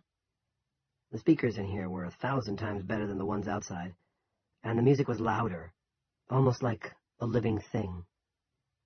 Did people work in this holier-than-thou racket? Linda wondered. Answer the phones? Do business? How could they? There was something wrong in here, too. Linda was sure of it. The place felt more than creepy to her. It felt outright dangerous. When she saw that Jackie had unsnapped the strap on her service automatic, Linda did the same. The feel of the gun butt under her hand was good. "Thy rod and thy gun butt, they comfort me," she thought. "Hello?" Jackie called. "Reverend Coggins? Anybody?" There was no answer. The reception desk was empty. To the left of it were 2 closed doors. Straight ahead was a window running the entire length of the main room. Linda could see blinking lights inside it. The broadcast studio, she assumed. Jackie pushed the closed doors open with her foot, standing well back. Behind one was an office. Behind the other was a conference room of surprising luxury, dominated by a giant flat-screen TV. It was on, but muted. Anderson Cooper, almost life-sized, looked like he was doing his stand-up on Castle Rock's Main Street. The buildings were draped with flags and yellow ribbons. Linda saw a sign on the hardware store that read, "Set them free." That made Linda feel even eerier. The super running across the bottom of the screen read, "Defense Department sources claim missile strike is imminent." "Why is the TV on?" Jackie asked. "Because whoever was minding the store left it that way when—" A booming voice interrupted her. "That was Raymond Howell's version of Christ, my Lord and Leader." Both women jumped. "And this is Norman Drake, reminding you of 3 important facts. You're listening to the Revival Time Hour on WCIK. God loves you, and he sent his son to die for you on Calvary's cross. It's 9:25 a.m., and as always, we'd like to remind you time is short. Have you given your heart to the Lord? Back after this." Norman Drake gave way to a silver-tongued devil selling the entire Bible on DVDs, and the best thing about it was you could pay in monthly installments and return the whole deal if you weren't just as happy as a pig in shit. Linda and Jackie went to the broadcast studio window and looked in. Neither Norman Drake nor the silver-tongued devil was there. But when the commercial ended and the DJ came back to announce the next song of praise, a green light turned red, and a red light turned green. When the music started up, another red light went green. "It's automated," Jackie said, "the whole freaking thing." "Then why do we feel like someone's here? And don't say you don't." Jackie didn't. "Because it's weird. The jock even does time checks. Honey, this setup must have cost a fortune. Talk about the ghost in the machine. How long do you think it will run?" "Probably till the propane runs out and the generator stops." Linda spotted another closed door and opened it with her foot, as Jackie had. Only unlike Jackie, she drew her gun and held it, safety on and muzzle down, beside her leg. It was a bathroom, and it was empty. There was, however, a picture of a very Caucasian Jesus on the wall. "I'm not religious," Jackie said, "so you'll have to explain to me why people would want Jesus watching them poop." Linda shook her head. "Let's get out of here before I lose it," she said. "This place is the Radioland version of the Mary Celeste." Jackie looked around uneasily. "Well, the vibe is spooky, I'll give you that." She suddenly raised her voice in a harsh shout that made Linda jump. She wanted to tell Jackie not to yell like that, because someone might hear her and come. Or something. Hey! Yo! Anybody here? Last chance! Nothing. No one. Outside, Linda took a deep breath. Once when I was a teenager, some friends and I went to Bar Harbor, and we stopped for a picnic at this scenic turnout. There were half a dozen of us. The day was clear, and you could see practically all the way to Ireland. When we were done eating, I said I wanted to take a picture. My friends were all horsing around and grab-assing, and I kept backing up, trying to get everyone in the frame. Then this one girl, Arabella, my best friend back then, stopped trying to give this other girl a wedgie and shouted, "Stop, Linda, stop." I stopped and looked around. Know what I saw? Jackie shook her head. The Atlantic Ocean. I'd backed up all the way to the drop-off at the edge of the picnic area. There was a warning sign, but no fence or guardrail. One more step and I would have gone down. And how I felt then is how I felt in there. Lynn, it was empty. I don't think so, and I don't think you do either. It was spooky, sure, but we checked the rooms. Not the studio. Plus the TV was on and the music was too loud. You don't think they'd turn it up that loud ordinarily, do you? How do I know what holy rollers do? Jackie asked. Maybe they were expecting the apocalypse. Lips. Whatever. Do you want to check the storage barn? Absolutely not, Linda said, and that made Jackie snort laughter. Okay, our report is no sign of the Rev, correct? Correct. Then we're off to town, and coffee. Before getting into Unit 2's shotgun seat, Linda took one more look at the studio building, sitting there wreathed in white bread audio joy. There was no other sound. She realized she didn't hear a single bird singing, and wondered if they had all killed themselves smashing into the dome. Surely that wasn't possible. Was it? Jackie pointed at the mic. Want me to give the place a shout through the loudspeaker? Say if anyone's hiding in there, they should beat feet into town? Because I just thought of this. Maybe they were scared of us. What I want is for you to stop screwing around and get out of here. Jackie didn't argue. She reversed down the short driveway to Little Bitch Road and turned the cruiser toward the mill. 8. Time passed. Religious music played. Norman Drake returned and announced that it was 9:34, Eastern Daylight God Loves You time. This was followed by an ad for Jim Rennie's used cars, delivered by the second selectman himself. It's our annual fall sale spectacular, and boy, did we overstock, Big Jim said in a rueful, the joke's on me voice. We've got Fords, Chevys, Plymouths. We've got the hard-to-get Dodge Ram and even the harder-to-get Mustang. Folks, I'm sitting on not one or two, but 3 Mustangs that are like new. One, the famous V6 convertible, and each comes with the famous Jim Rennie Christian guarantee. We service what we sell. We finance, and we do it all at low, low prices. And right now, he chuckled more ruefully than ever, we've just got to clear this lot. So come on down. The coffee pot's always on, neighbor, and you'll love the feeling when Big Jim's dealing. A door neither woman had noticed eased open at the back of the studio. Inside were more blinking lights, a galaxy of them. The room was little more than a cubby choked with wires, splitters, routers, and electronic boxes. You would have said there was no room for a man. But the chef was beyond skinny. He was emaciated. His eyes were only glitters sunk deep in his skull. His skin was pale and blotchy. His lips folded loosely inward over gums that had lost most of their teeth. His shirt and pants were filthy, and his hips were naked wings. Chef's underwear days were now just a memory. It is doubtful that Sammy Bushy would have recognized her missing husband. He had a peanut butter and jelly sandwich in one hand. He could only eat soft things now, and a Glock 9 in the other. He went to the window overlooking the parking lot, thinking he'd rush out and kill the intruders if they were still there. He had almost done it while they were inside. Only he'd been afraid, because demons couldn't actually be killed. When their human bodies died, they just flew into another host. When they were between bodies, the demons looked like blackbirds. Chef had seen this in vivid dreams that came on the increasingly rare occasions when he slept. They were gone, however. His Atman had been too strong for them. Rennie had told him he had to shut down out back, and Chef Bushy had. But he might have to start up some of the cookers again because there had been a big shipment to Boston a week ago, and he was almost out of product. He needed smoke. It was what his Atman fed on these days. But for now he had enough.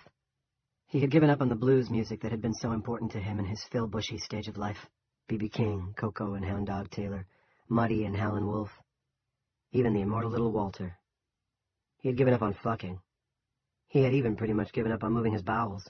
Had been constipated since July, but that was okay. What humiliated the body fed the Atman. He checked the parking lot and the road beyond once more to make sure the demons weren't lurking. Then tucked the automatic into his belt at the small of his back and headed for the storage shed, which was actually more of a factory these days. A factory that was shut down. But he could and would fix that if necessary. Chef went to get his pipe. 9. Rusty Everett stood looking into the storage shed behind the hospital. He was using a flashlight because he and Ginny Tomlinson, now the administrative head of medical services in Chester's Mill, crazy as that was, had decided to kill the power to every part of the plant that didn't absolutely need it. From his left, in its own shed, he could hear the big generator roaring away, eating ever deeper into the current long tank of propane. Most of the tanks are gone, Twitch had said. And by God they were. According to the card on the door, there's supposed to be 7, but there's only 2. On that, Twitch was wrong. There was only 1. Rusty ran the beam of his flashlight over the blue CRHOSP, stenciled on the tank's silver side below the supply company's Dead River logo. Told you, Twitch said from behind him, making Rusty jump. You told me wrong, there's only 1. Bullshit! Twitch stepped into the doorway. Looked while Rusty shone the beam around, highlighting boxes of supplies surrounding a large and largely empty center area. Said, It's not bullshit. No. Fearless leader, someone is stealing our propane. Rusty didn't want to believe this, but saw no way around it. Twitch squatted down. Look here. Rusty dropped to one knee. The quarter-acre behind the hospital had been asphalted the previous summer, and without any cold weather to crack or buckle it, not yet anyway, the area was a smooth black sheet. It made it easy to see the tire tracks in front of the shed's sliding doors. That looks like it could have been a town truck, Twitch remarked. Or any other big truck. Nevertheless, you might want to check the storage shed behind the town hall. Twitch no trust Big Chief Rennie. Him bad medicine. Why would he take our propane? The selectmen have plenty of their own. They walked to the door leading into the hospital's laundry, also shut down, at least for the time being. There was a bench beside the door. A sign posted on the bricks read, Smoking here will be banned as of January 1st. Quit now and avoid the rush. Twitch took out his Marlboros and offered them to Rusty. Rusty waved them away, then reconsidered and took one. Twitch lit them up. How do you know? He asked. How do I know what? That they've got plenty of their own. Have you checked? No, Rusty said, but if they were going to poach, why from us? Not only is stealing from the local hospital usually considered bad form by the better class of people, the post office is practically right next door. They must have some. Maybe Rennie and his friends already snatched the post office's gas. How much would they have, anyway? 1 tank, 2? Peanuts. I don't understand why they'd need any. It makes no sense. Nothing about any of this makes sense, Twitch said, and yawned so hugely that Rusty could hear his jaws creak. You finished rounds, I take it? Rusty had a moment to consider the surreal quality of that question. Since Haskell's death, Rusty had become the hospital's head doc, and Twitch, a nurse just 3 days ago, was now what Rusty had been, a physician's assistant. Yup, Twitch sighed. Mr. Carty isn't going to live out the day. Rusty had thought the same thing about Ed Carty, who was suffering from end-stage stomach cancer a week ago, and the man was still hanging in. Comatose? Roger that, Sensei. Twitch was able to count their other patients off on the digits of one hand, which Rusty knew was extraordinarily lucky. He thought he might even have felt lucky, if he hadn't been so tired and worried. George Werner I'd call stable. Werner, an Eastchester resident, 60 years old and obese, had suffered a myocardial infarction on Dome Day. Rusty thought he would pull through. This time. As for Emily Whitehouse, Twitch shrugged. It ain't good, Sensei. Emmy Whitehouse, 40 years old and not even an ounce overweight, had suffered her own MI an hour or so after Rory Dinsmore's accident. It had been much worse than George Werner's, because she'd been an exercise freak, and had suffered what Doc Haskell had called a health club blowout. The Freeman girl is getting better, Jimmy Soroy is holding up, and Nora Coveland is totally cool. Out after lunch. On the whole, not so bad. No, Rusty said, but it'll get worse, I guarantee you. And if you suffered a catastrophic head injury, would you want me to operate on you? Not really, Twitch said. I keep hoping Gregory House will show up. Rusty butted his cigarette in the can and looked at the nearly empty supply shed. Maybe he should have a peek into the storage facility behind the town hall. What could it hurt? This time he was the one who yawned. How long can you keep this up? Twitch asked. All the banter had gone out of his voice. I only ask because right now, you're what this town's got. As long as I have to. What worries me is getting so tired I screw something up, and of facing stuff that's way beyond my skill set. He thought of Rory Dinsmore, and Jimmy Soroy. Thinking of Jimmy was worse because Rory was now beyond the possibility of medical mistakes. Jimmy, on the other hand.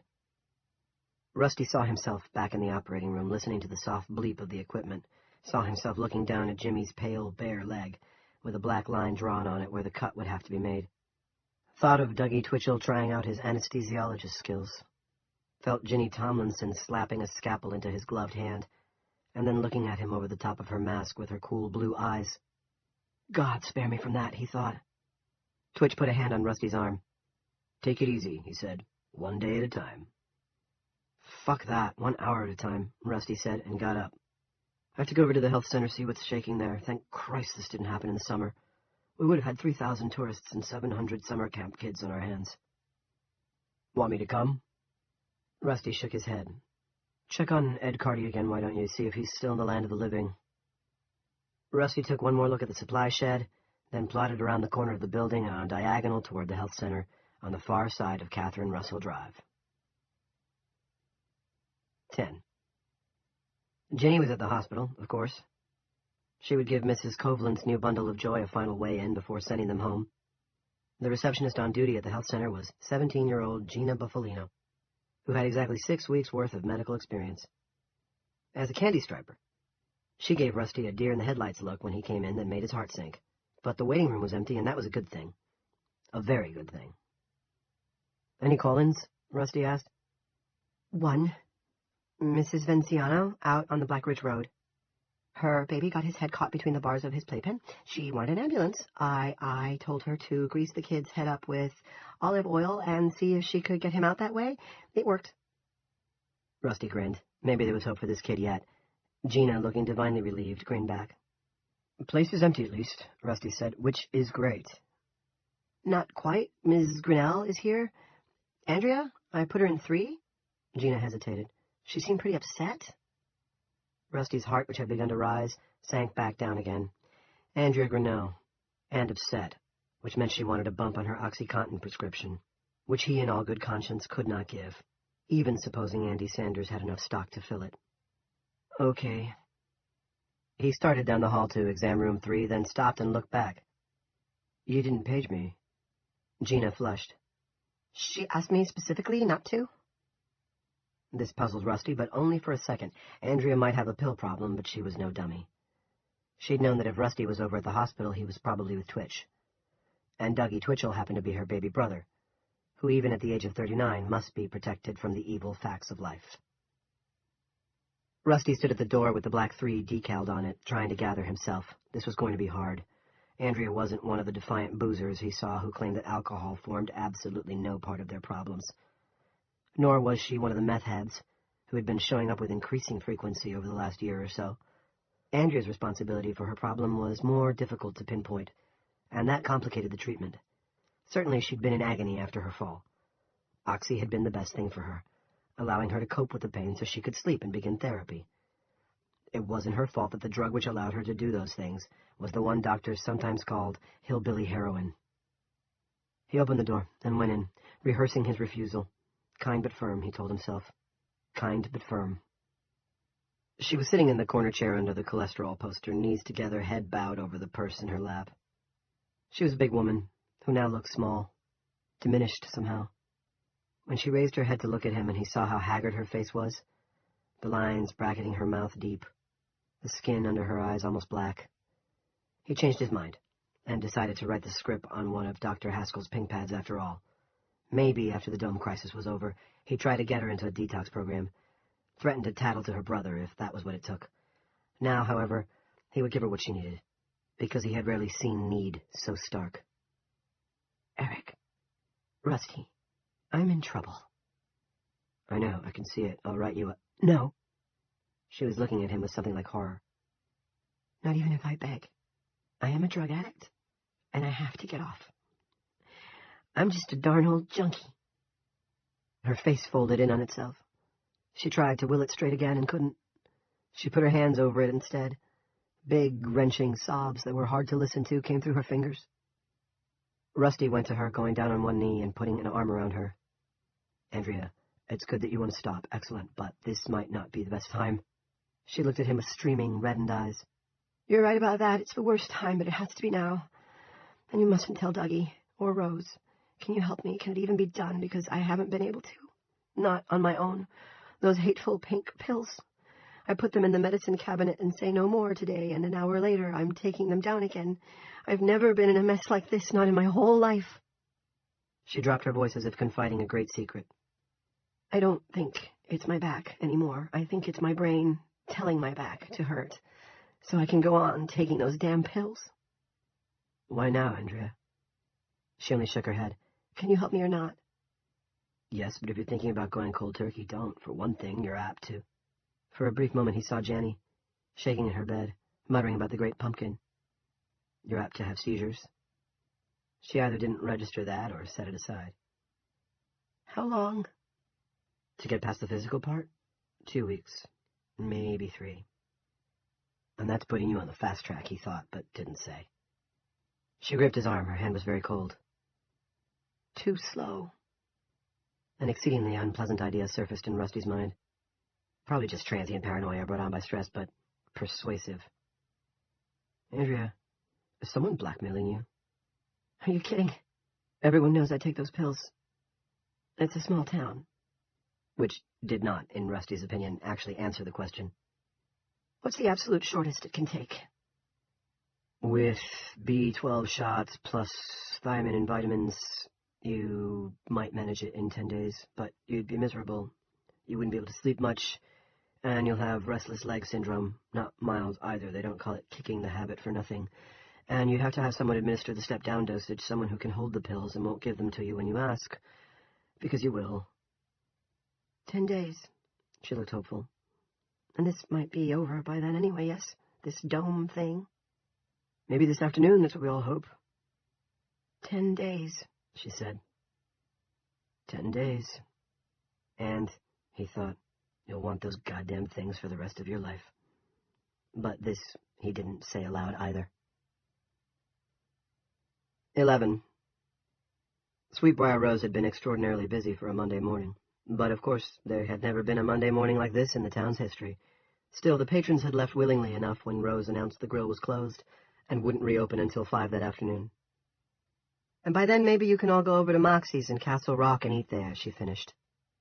That had brought spontaneous applause, even though Moxie's was a famously filthy grease pit. No lunch? Ernie Calvert asked. Rose looked at Barbie, who raised his hands to his shoulders. Don't ask me. Sandwiches, Rose said, until they're gone. This had brought more applause. People seemed surprisingly upbeat this morning. There had been laughter and raillery. Perhaps the best sign of the town's improved mental health was at the rear of the restaurant, where the bullshit table was back in session. The TV over the counter, now locked on CNN, was a big part of the reason. The talking heads had little more to broadcast than rumors, but most were hopeful. Several scientists who had been interviewed said the cruise had a good chance of smashing through and ending the crisis. One estimated the chances of success as better than 80%. But, of course, he's at MIT and Cambridge, Barbie thought. He can afford optimism. Now, as he scraped the grill, a knock came at the door. Barbie looked around and saw Julia Shumway with 3 children clustered around her. They made her look like a junior high school teacher on a field trip. Barbie went to the door, wiping his hands on his apron. If we let everyone in who wants to eat, we'll be out of food in no time, Anson said irritably from where he was swabbing down tables. Rose had gone back to Food City to try and purchase more meat. I don't think she wants to eat, Barbie said, and he was right about that. Good morning, Colonel Barbara, Julia said with her little Mona Lisa smile. I keep wanting to call you Major Barbara, like the play, I know. Barbie had heard this one a few times before, like 10,000. Is this your posse? One of the children was an extremely tall, extremely skinny boy with a mop of dark brown hair. One was a stocky young fellow wearing baggy shorts and a faded 50-cent t-shirt. The third was a pretty little girl with a lightning bolt on her cheek. A decal rather than a tattoo, but it still gave her a certain savoir-faire. He realized if he told her she looked like the middle school version of Joan Jett, she wouldn't know who he was talking about. Norrie Calvert, Julia said, touching the riot girl's shoulder. Benny Drake, and this tall drink of water is Joseph McClatchy.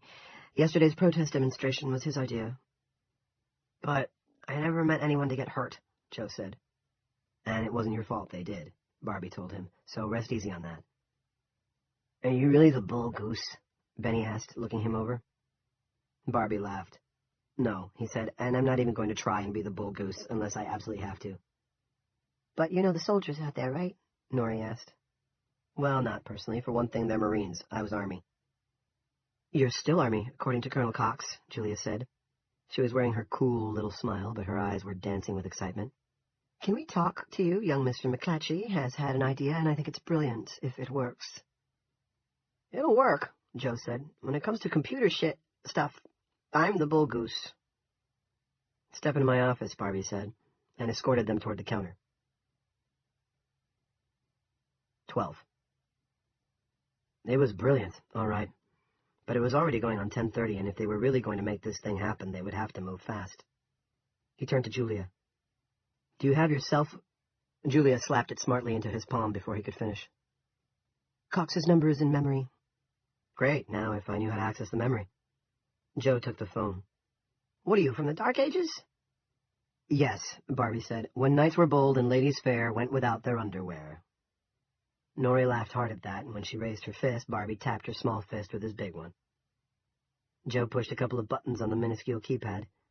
He listened, then handed the cell to Barbie. Cox must still have been sitting with one hand on the phone because he was already on when Barbie put Julia's cell to his ear. How's it going, Colonel? Cox asked. We're basically okay. And that's a start. Easy for you to say, Barbie thought. I imagine things will remain basically okay until the missile either bounces off or punches through and does gross damage to the woods and farms on our side, which the citizens of Chester's Mill would welcome. What are your guys saying? Not much. No one is making any predictions. That's not what we're hearing on the TV. I don't have time to keep up with the talking heads. Barbie could hear the shrug in Cox's voice. We're hopeful. We think we've got a shot, to coin a phrase. Julia was opening and closing her hands in a what gives gesture. Colonel Cox, I'm sitting here with 4 friends. One of them is a young man named Joe McClatchy, who's had a pretty cool idea. I'm going to put him on the phone with you right now. Joe was shaking his head hard enough to make his hair fly. Barbie paid no attention. To explain it. And he handed Joe the cell. Talk, he said. But don't argue with the bull goose, son. Talk. Joe did so diffidently at first, with a lot of ahs and ums and you-knows. But as his idea took hold of him again, he sped up, became articulate. Then he listened. After a little while, he started to grin. A few moments later, he said, Yes, sir. Thank you, sir, and handed the phone back to Barbie. Check it out. They're going to try to augment our Wi-Fi before they shoot the missile. Jesus, this is hot. Julia grabbed his arms, and Joe said, I'm sorry, Mrs. Shumway. I mean, jeepers. Never mind that. Can you really work this thing? You kidding? No prob. Colonel Cox, Barbie asked, is this true about the Wi-Fi?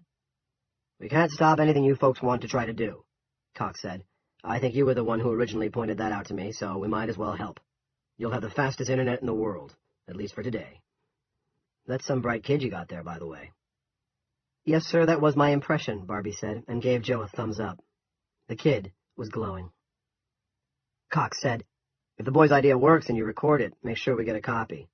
We'll be making our own, of course, but the scientists in charge of this thing will want to see what the hit looks like from your side of the dome.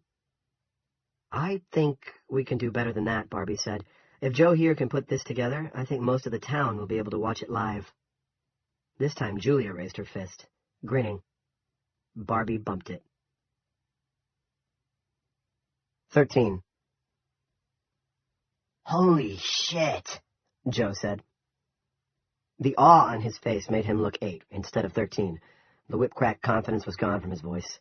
He and Barbie were standing about 30 yards from where Little Bitch Road ran up against the dome. It wasn't the soldiers he was looking at, although they had turned around to observe. It was the warning band and the big red X sprayed on the dome that had fascinated him. "They're moving their bivouac point, or whatever you call it," Julia said. "The tents are gone."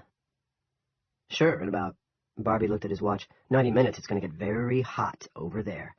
Son, you better get to it." But now that they were actually out here on the deserted road, Barbie began to wonder if Joe could do what he had promised. "Yeah, but do you see the trees?" Barbie didn't understand at first. He looked at Julia, who shrugged. Then Joe pointed, and he saw. The trees on the Tarkers side of the dome were dancing in a moderate fall wind, shedding leaves in colorful bursts that fluttered down around the watching Marine sentries. On the mill side, the branches were barely moving, and most of the trees were still fully dressed. Barbie was pretty sure air was coming through the barrier, but not with any force. The dome was damping the wind. He thought of how he and Paul Gendron, the guy in the Sea Dog's cap, had come to the little stream, and had seen the water piling up. Julia said, "The leaves over here, look." "I don't know. Listless, somehow, limp." "It's just because they've got a wind on their side and we've only got a puff of breeze," Barbie said. Then wondered if that was really it. Or all of it. But what good did it do to speculate about the current air quality in Chester's Mill when there was nothing they could do about it? "Go on, Joe. Do your thing." They had swung by the McClatchy house in Julia's Prius to get Joe's power book. Mrs. McClatchy had made Barbie swear he would keep her son safe, and Barbie had so sworn. Now, Joe pointed at the road. "Here?" Barbie raised his hands to the side of his face and sighted at the red X. "Little to the left. Can you try it? See how it looks?" "Yeah." Joe opened the power book and turned it on. The Mac power-up chime sounded as pretty as ever, but Barbie thought he had never seen anything quite so surreal as the silver computer sitting on the patched asphalt of Little Bitch Road with its screen up. It seemed to summarize the last 3 days perfectly. "Battery's fresh, so it should run for at least 6 hours, Joe said. "Won't it go to sleep?" Julia asked. Joe gave her an indulgent, "Mother, please," look. Then he turned back to Barbie. "If the missile roasts my Pro, do you promise to buy me another one?" "Uncle Sam will buy you another one," Barbie promised. "I'll put in the requisition myself." "Sweet!" Joe bent over the power book. There was a little silver barrel mounted atop the screen. This, Joe had told them, was some current compu miracle called eyesight.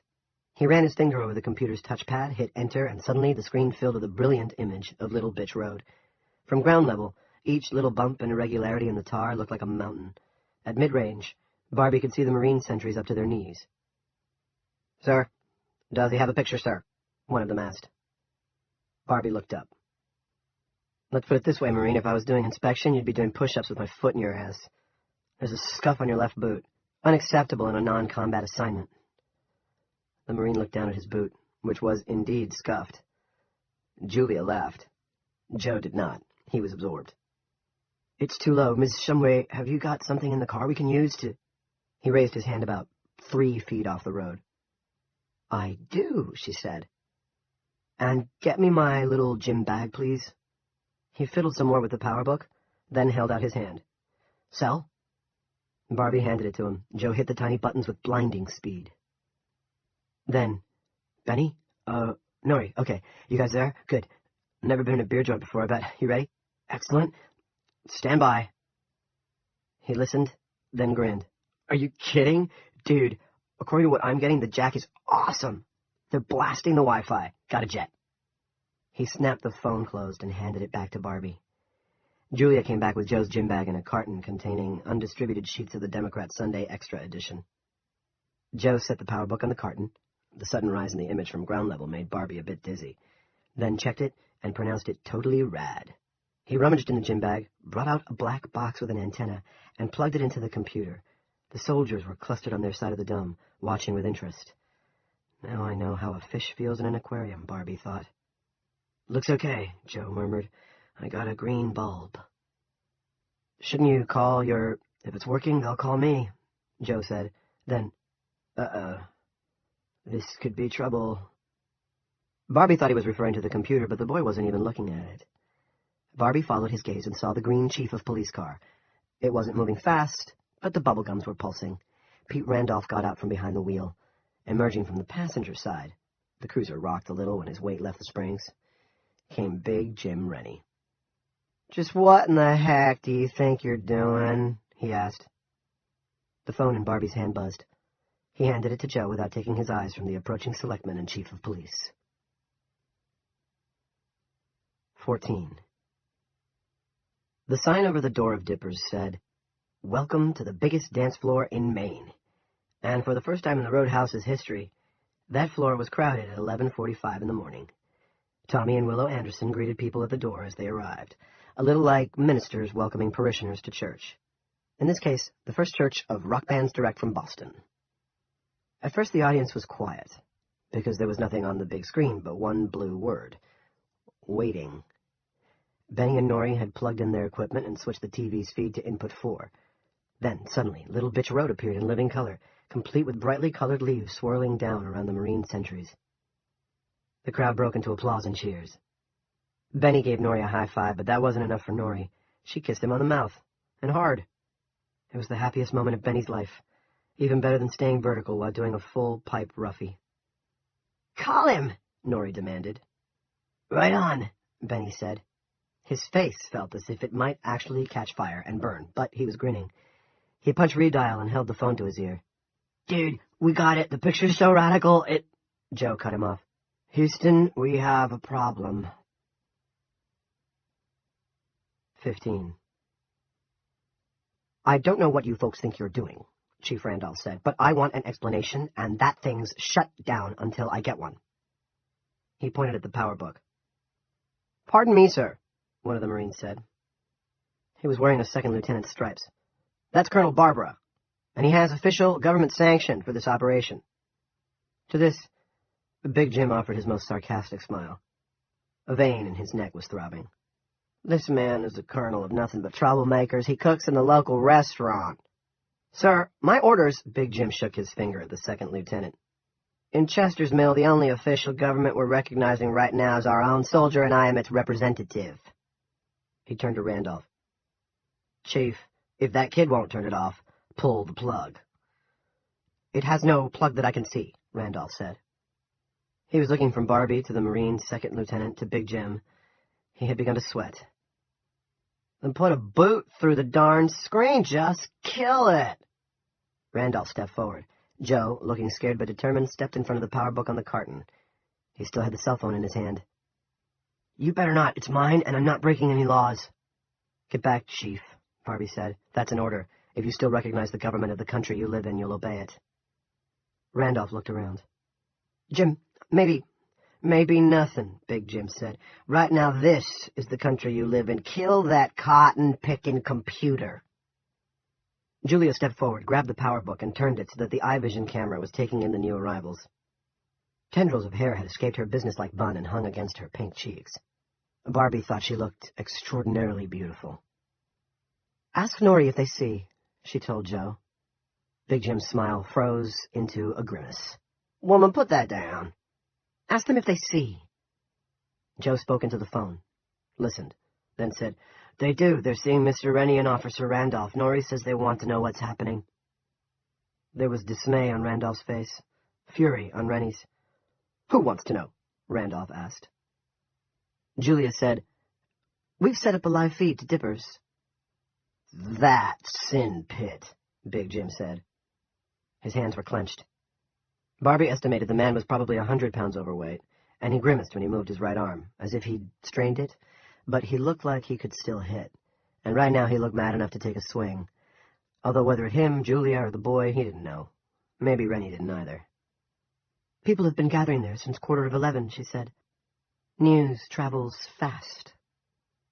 She smiled, with her head cocked to one side.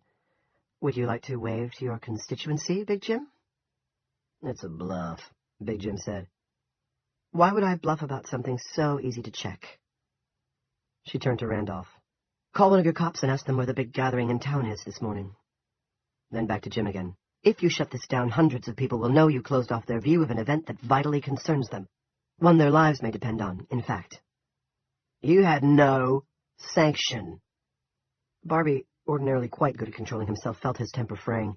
It wasn't that the man was stupid. He clearly wasn't. And that was exactly what was making Barbie mad. What is your problem exactly? Do you see any danger here? Because I don't. The idea is to set this thing up, leave it broadcasting, then clear out. If the missile doesn't work, it could cause a panic. Knowing something failed is one thing. Actually seeing it fail is another. They're apt to do any darn old thing. You have a very low opinion of the people you govern, Selectman. Big Jim opened his mouth to retort. Something like, and they have justified it time and again, would have been Barbie's guess. But then remembered that a good portion of the town was watching this confrontation on the big screen TV. Possibly in HD.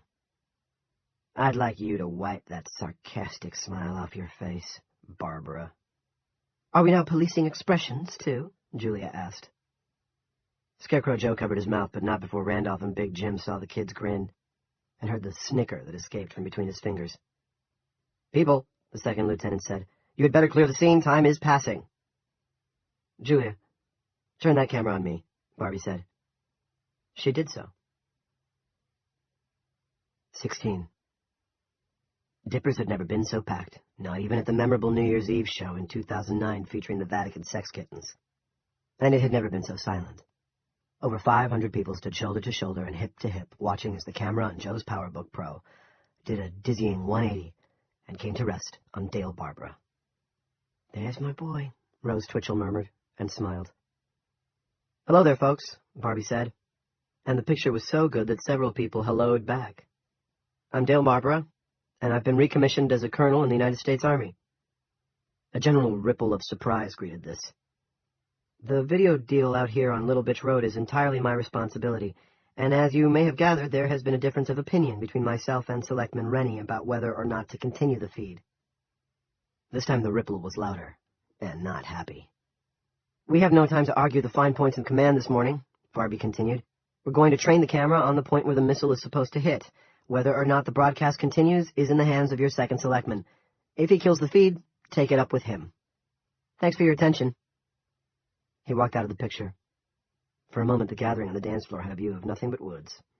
Then the image rotated again, sank, and settled on the floating X.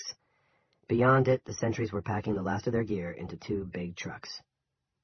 Will Freeman, owner and operator of the local Toyota dealership and no friend of James Rennie, spoke directly to the TV. Leave it alone, Jimmy. There's going to be a new selectman in the mill by the end of the week.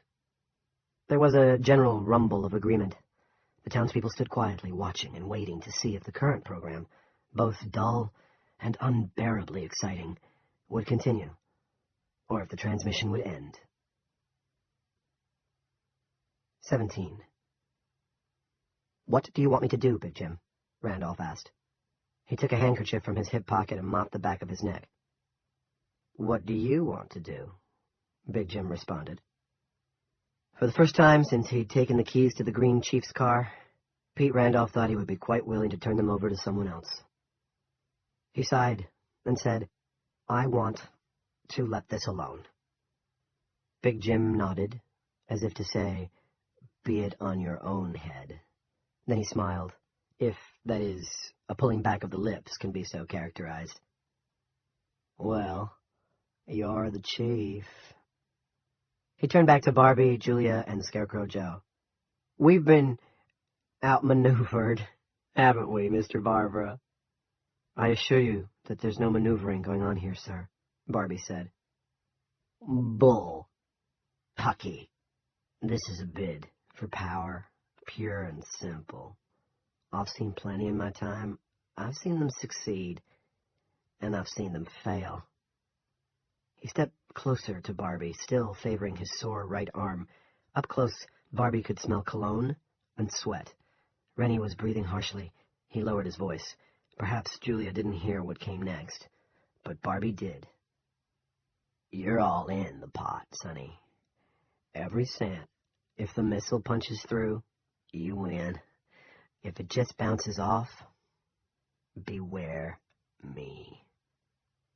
For a moment his eyes, almost buried in their deep folds of flesh but glinting with cold, clear intelligence, caught Barbie's and held them. Then he turned away. Come on, Chief Randolph. The situation is complicated enough thanks to Mr. Barbara and his friends. Let's go back to town. We'll want to get your troops in place in case of a riot. That is the most ridiculous thing I've ever heard, Julia said. Big Jim flapped a hand at her without turning around. Do you want to go to Dippers, Jim? Randolph asked. We've got time. I wouldn't set foot in that whore hole, Big Jim said. He opened the passenger door of the cruiser. What I want is a nap, but I won't get one, because there's a lot to do. I've got big responsibilities. I didn't ask for them, but I have them. Some men are great, and some men have greatness thrust upon them. Isn't that so, Jim? Julia asked. She was smiling her cool smile. Big Jim turned to her, and the expression of naked hate on his face made her fall back a step. Then Rennie dismissed her. Come on, Chief. The cruiser headed back toward the mill, its lights still flashing in the hazy, oddly summery light. Phew, Joe said. Scary dude. My sentiments exactly, Barbie said. Julia was surveying Barbie, all traces of her smile gone. You had an enemy, she said. Now, you have a blood foe. I think you do, too. She nodded. For both our sakes, I hope this missile thing works. The second lieutenant said, Colonel Barbara, we're leaving. I'd feel much more comfortable if I saw you three doing the same. Barbie nodded, and for the first time in years, snapped off a salute. 18. A B-52, which had taken off from Carswell Air Force Base in the early hours of that Monday morning, had been on station above Burlington, Vermont, since 10:40 hours. The Air Force believes in showing up early for the prom whenever possible. The mission was codenamed Grand Isle. The pilot commander was Major Gene Ray, who had served in both the Gulf and Iraq wars. In private conversations, he referred to the latter as Big W's fuck-a-monkey show. He had 2 Fast Hawk cruise missiles in his bomb bay. It was a good stick, the Fast Hawk, more reliable and powerful than the old Tomahawk, but it felt very weird to be planning to shoot a live one at an American target. At 12:53, a red light on his control panel turned amber.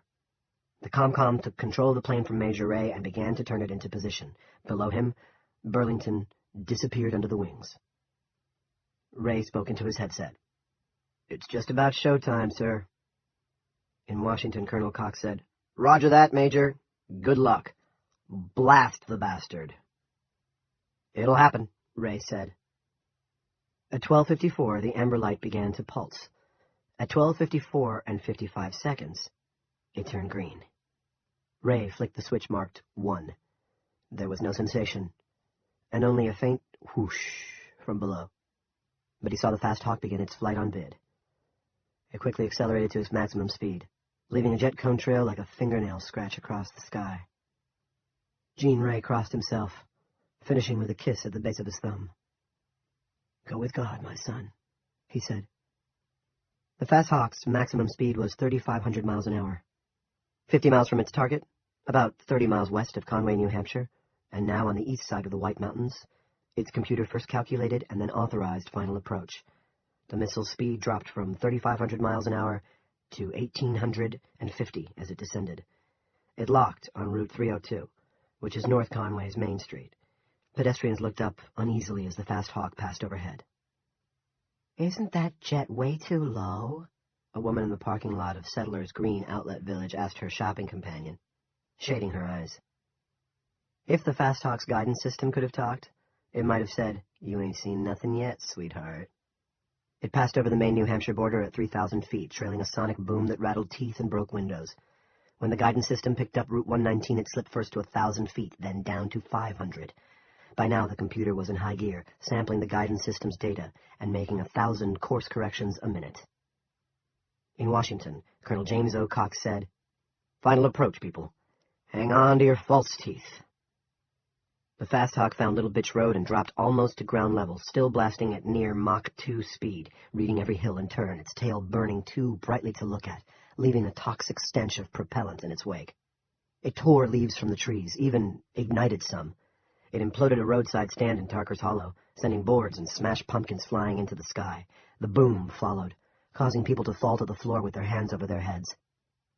This is going to work, Cox thought. How can it not? 19. In Dippers, there were now 800 people crammed together. No one spoke, although Lissa Jameson's lips moved soundlessly as she prayed to whatever New Age oversoul happened to be currently claiming her attention. She clutched a crystal in one hand. The Reverend Piper Libby was holding her mother's cross against her lips. Ernie Calvert said, "Here it comes." "Where?" Marty Arsenault demanded. "I don't see nothing." "Listen," Brenda Perkins said. They heard it come. A growing, otherworldly hum from the western edge of town. A that rose to in a space of seconds. On the big screen TV, they saw almost nothing, until half an hour later, long after the missile had failed. For those still remaining in the roadhouse, Benny Drake was able to slow the recording down until it was advancing frame by frame. They saw the missile come slewing around what was known as Little Bitch Bend.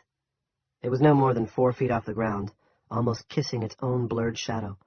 In the next frame, the Fast Hawk, tipped with a blast fragmentation warhead designed to explode on contact, was frozen in midair about where the Marines' bivouac had been.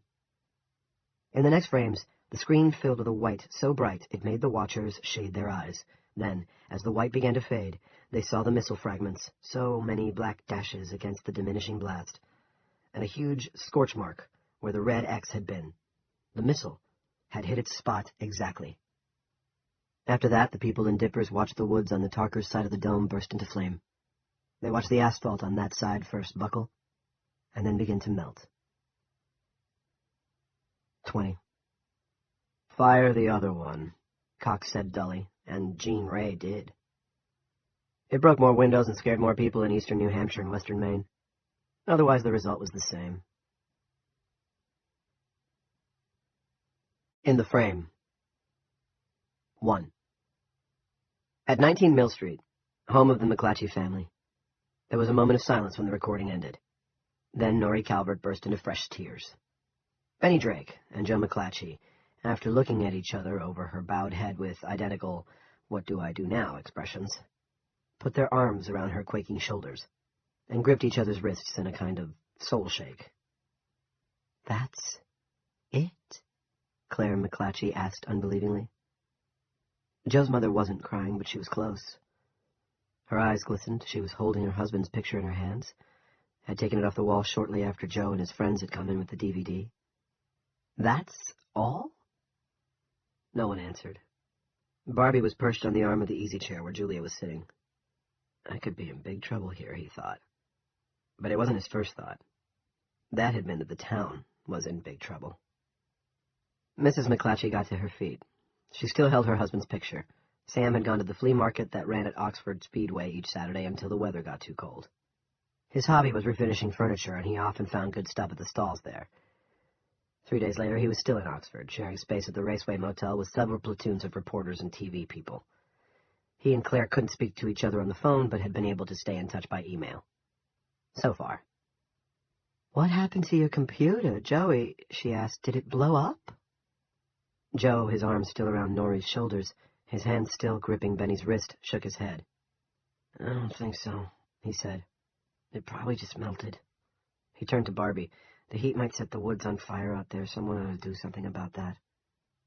"I don't think there are any fire engines in town," Benny said. "Well, maybe 1 or 2 old ones."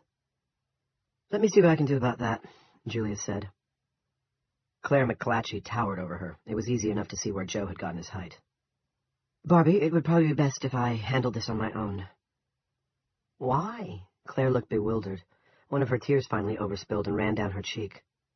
"Joe said the government put you in charge, Mr. Barbara, the president himself." "I had a disagreement with Mr. Rennie and Chief Randolph about the video feed," Barbie said. "It got a little hot. I doubt if either of them would welcome my advice just now. Julia, I don't think they'd exactly welcome yours either. At least not yet. If Randolph's halfway competent, he'll send a bunch of deputies out there with whatever's left in the fire barn. At the very least, there'll be hoses and Indian pumps." Julia considered this, then said, "Would you step outside with me for a minute, Barbie?"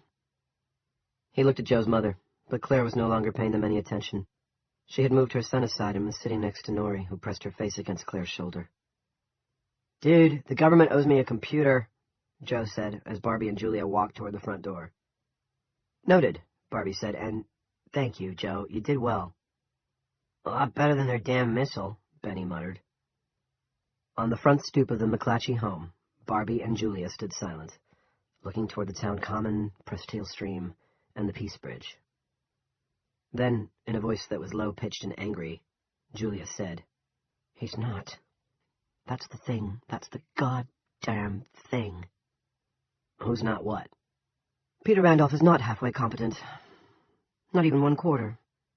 I went to school with him all the way from kindergarten, where he was a world champion pantsweater, to 12th grade, where he was part of the bra-snapping brigade. He was a C- intellect who got B- grades because his father was on the school board, and his brain power has not increased. Our Mr. Rennie has surrounded himself with dullards. Andrea Grinnell is an exception, but she's also a drug addict. OxyContin." "Back problems," Barbie said. "Rose told me." Enough of the trees on the common had shed their leaves for Barbie and Julia to be able to see Main Street.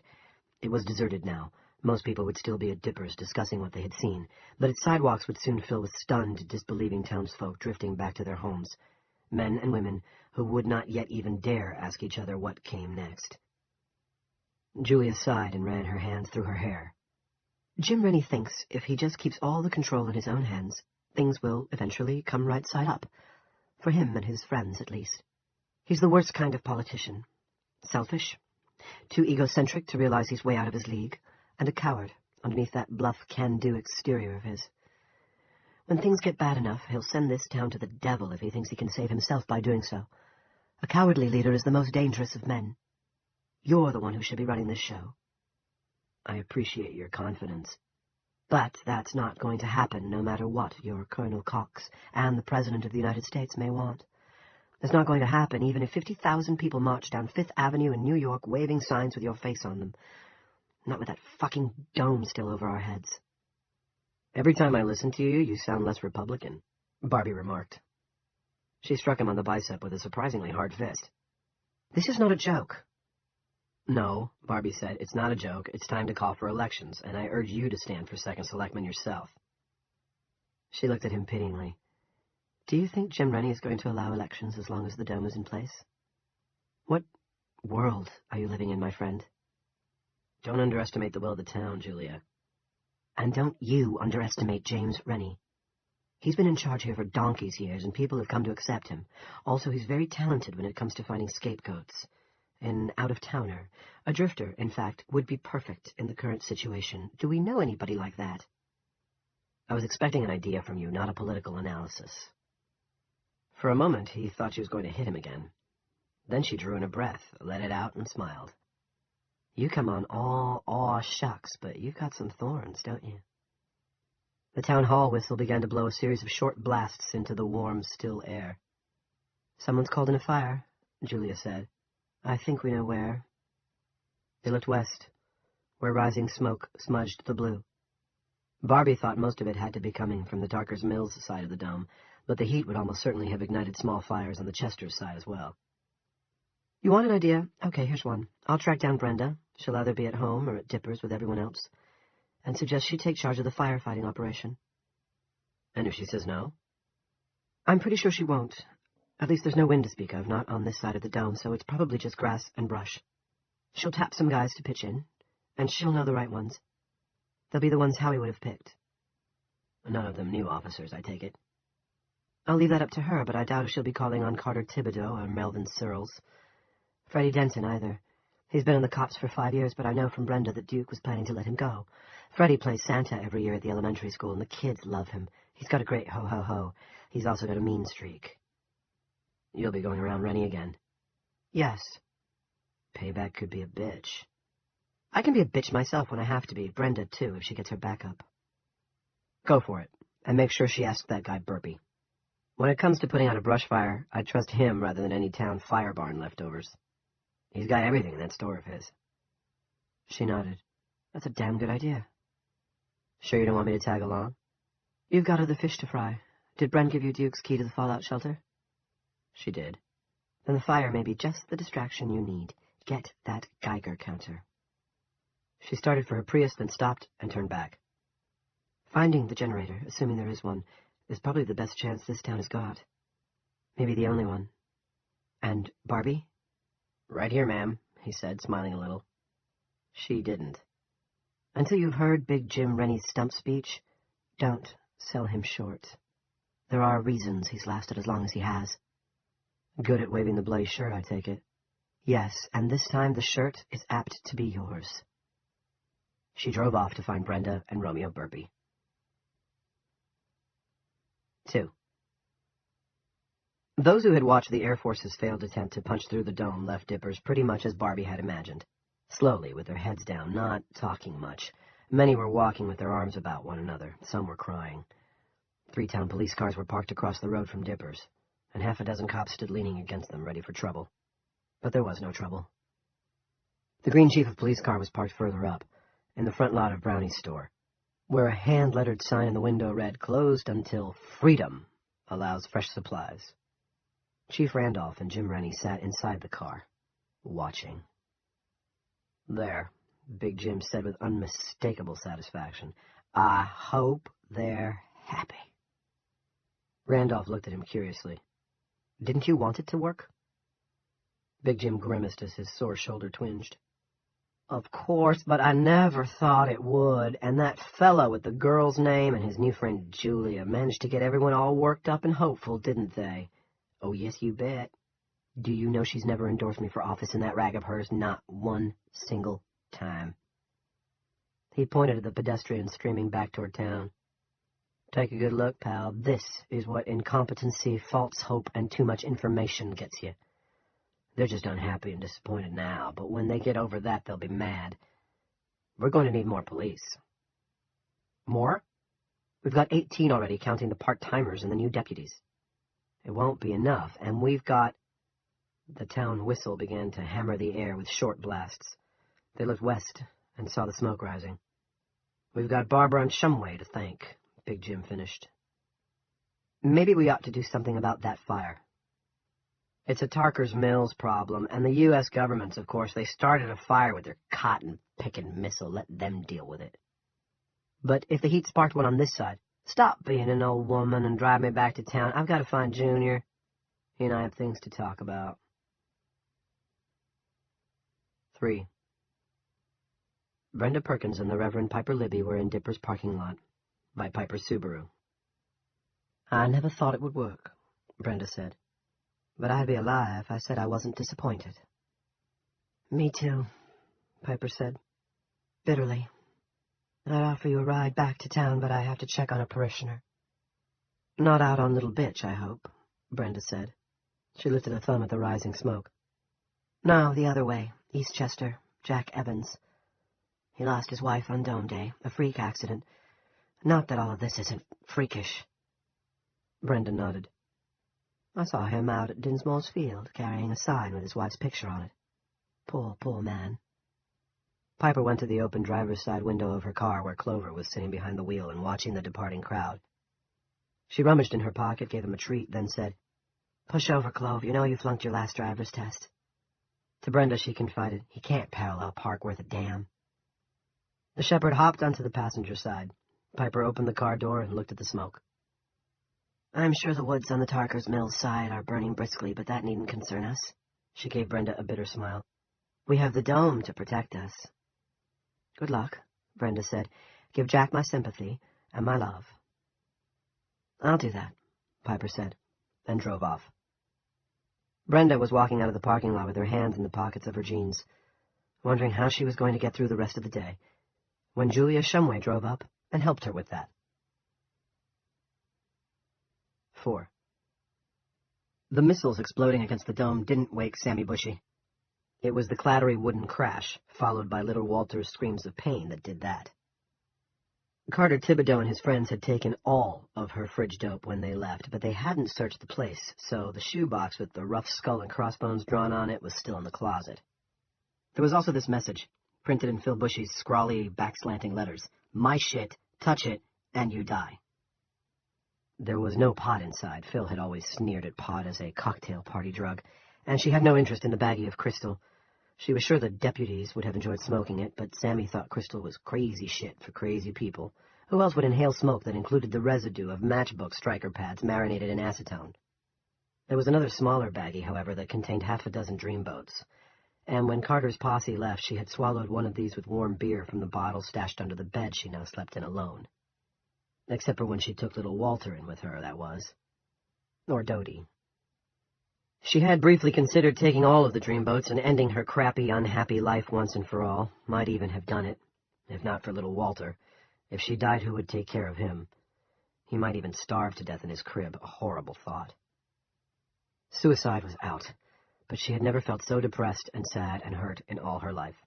Dirty, too. She had been degraded before, God knew, sometimes by Phil, who had enjoyed drug-fueled threesomes before losing interest in sex completely. Sometimes by others, sometimes by herself. Sammy Bushy had never gotten the concept of being her own best friend. Certainly she'd had her share of one-night stands, and once in high school after the Wildcats basketball team had won the Class D championship, she had taken on 4 of the starters, one after the other, at a post-game party. The 5th had been passed out in a corner. It had been her own stupid idea. She had also sold what Carter, Mel, and Frankie de Lesseps had taken by force. Most frequently to Freeman Brown, owner of Brownie's store, where she did most of her shopping because Brownie gave her credit. He was old and didn't smell very good, but he was randy, and that was actually a plus. It made him quick. 6 pumps on the mattress in the storeroom was his usual limit, followed by a grunt and a squirt. It was never the highlight of her week, but it was comforting to know that line of credit was there, especially if she came up short at the end of the month and little Walter needed Pampers. And Brownie had never hurt her. What had happened last night was different. The Lesseps hadn't been so bad, but Carter had hurt her up top and made her bleed down below. Worse had followed. When Mel Searles dropped his pants, he was sporting a tool like the ones she'd sometimes seen in the porno movies Phil had watched before his interest in Crystal overtook his interest in sex. Searles had gone at her hard, and although she tried to remember what she and Dodie had done 2 days before, it didn't work. She remained as dry as August with no rain. Until, that was, what Carter Thibodeau had only abraded, ripped wide open. Then there was lubrication. She had felt it puddling under her, warm and sticky. There had been wetness on her face, too, tears trickling down her cheeks to nestle in the hollows of her ears. During Mel Searles' endless ride, it came to her that he might actually kill her. If he did, what would happen to little Walter? And weaving through it all, the shrill magpie voice of Georgia Rue. Do her, do that bitch, make her holler. Sammy had hollered all right, she had hollered plenty, and so had little Walter from his crib in the other room. In the end, they had warned her to keep her mouth shut and left her to bleed on the couch, hurt but alive. She'd watched their headlights move across the living room ceiling, then fade as they drove away toward town. Then it was just her and little Walter. She had walked him back and forth, stopping just once to put on a pair of underpants, not the pink ones, she never wanted to wear those again, and stuff the crotch with toilet paper. She had Tampax, but the thought of putting anything up there made her cringe. Finally, little Walter's head had fallen heavily on her shoulder, and she felt his drool dampening her skin, a reliable sign that he was really and truly out. She had put him back in his crib, praying that he would sleep through the night, and then she had taken the shoebox down from the closet. The dreamboat, some kind of powerful downer, she didn't know exactly what, had first damped the pain down there, and then blotted out everything. She had slept for over 12 hours. Now this. Little Walter's screams were like a bright light cutting through heavy fog. She lurched out of bed and ran into his bedroom, knowing the goddamn crib, which Phil had put together half stoned, had finally collapsed. Little Walter had been shaking the shit out of it last night when the deputies were busy with her. That must have weakened it enough so that this morning, when he began stirring around, little Walter was on the floor in the wreckage. He crawled toward her with blood pouring from a cut on his forehead. "Little Walter," she screamed, and swept him into her arms. She turned, stumbled over a broken crib slat, went to one knee, got up, and rushed into the bathroom with the baby wailing in her arms. She turned on the water, and of course no water came. There was no power to run the well pump. She grabbed a towel and dry mopped his face, exposing the cut. Not deep, but long and ragged. It would leave a scar. She pressed the towel against it as hard as she dared, trying to ignore little Walter's renewed shrieks of pain and outrage. Blood pattered onto her bare feet in dime-sized drops, When she looked down, she saw the blue panties she'd put on after the deputies had left were now soaked to a muddy purple. At first, she thought it was little Walter's blood, but her thighs were streaked too. 5. Somehow she got little Walter to hold still long enough to plaster 3 SpongeBob Band-Aids along the gash, and to get him into an undershirt and his one remaining clean overall. On the bib, red stitching proclaimed, "Mommy's Lil' Devil." She dressed herself while little Walter crawled in circles on her bedroom floor, his wild sobbing reduced to lackadaisical sniffles. She started by throwing the blood-soaked underpants into the trash and putting on fresh ones. She patted the crotch with a folded dish wiper, and took an extra for later. She was still bleeding, not gushing, but it was a far heavier flow than during her worst periods, and it had gone on all night. The bed was soaked. She packed little Walter's go bag, then picked him up. He was heavy, and she felt fresh pain settle in down there, the sort of throbbing bellyache you got from eating bad food. "We're going to the health center," she said, "and don't you worry, little Walter. Dr. Haskell will fix us both up. Also, scars don't matter as much to boys. Sometimes girls even think they're sexy. I'll drive as fast as I can, and we'll be there in no time." She opened the door. "Everything's going to be all right." But her old rust-bucket Toyota was far from all right. The deputies hadn't bothered with the back tires, but they had punctured both front ones. Sammy looked at the car for a long moment, feeling an even deeper depression settle over her. An idea, fleeting but clear, crossed her mind. She could split the remaining dreamboats with little Walter. She could grind his up and put them in one of his Playtex nursers, which he called boggies. She could disguise the taste with chocolate milk. Little Walter loved chocolate milk. Accompanying the idea came the title of one of Phil's old record albums. Nothing matters, and what if it did? She pushed the idea away. "I'm not that kind of mom," she told little Walter. He goggled up at her in a way that reminded her of Phil, but in a good way. The expression that only looked like puzzled stupidity on her estranged husband's face was endearingly goofy on her son's. She kissed his nose and he smiled. That was nice, a nice smile. But the Band-Aids on his forehead were turning red. That wasn't so nice. "Little change of plan," she said, and went back inside. At first, she couldn't find the papoose, but finally spotted it behind what she would from now on think of as the rape couch. She finally managed to wriggle little Walter into it, although lifting him hurt her all over again. The dish wiper in her underwear was feeling ominously damp, but when she checked the crotch of her sweatpants, there were no spots. That was good. "Ready for a walk, little Walter?" Little Walter only snuggled his cheek into the hollow of her shoulder. Sometimes his paucity of speech bothered her. She had friends whose babies had been babbling whole sentences by 16 months, and little Walter only had 9 or 10 words. But not this morning. This morning she had other things to worry about. The day felt dismayingly warm for the last full week of October. The sky overhead was its very palest shade of blue, and the light was somehow blurry. She felt sweat spring out on her face and neck almost at once, and her crotch was throbbing badly, worse with every step, it seemed, and she had taken only a few. She thought of going back for aspirin, but wasn't it supposed to make bleeding worse? Besides, she wasn't sure she had any.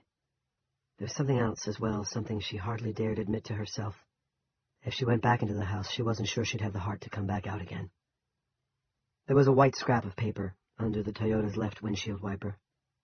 It had "Just a note from Sammy," printed across the top, and surrounded by daisies, torn from her own kitchen pad.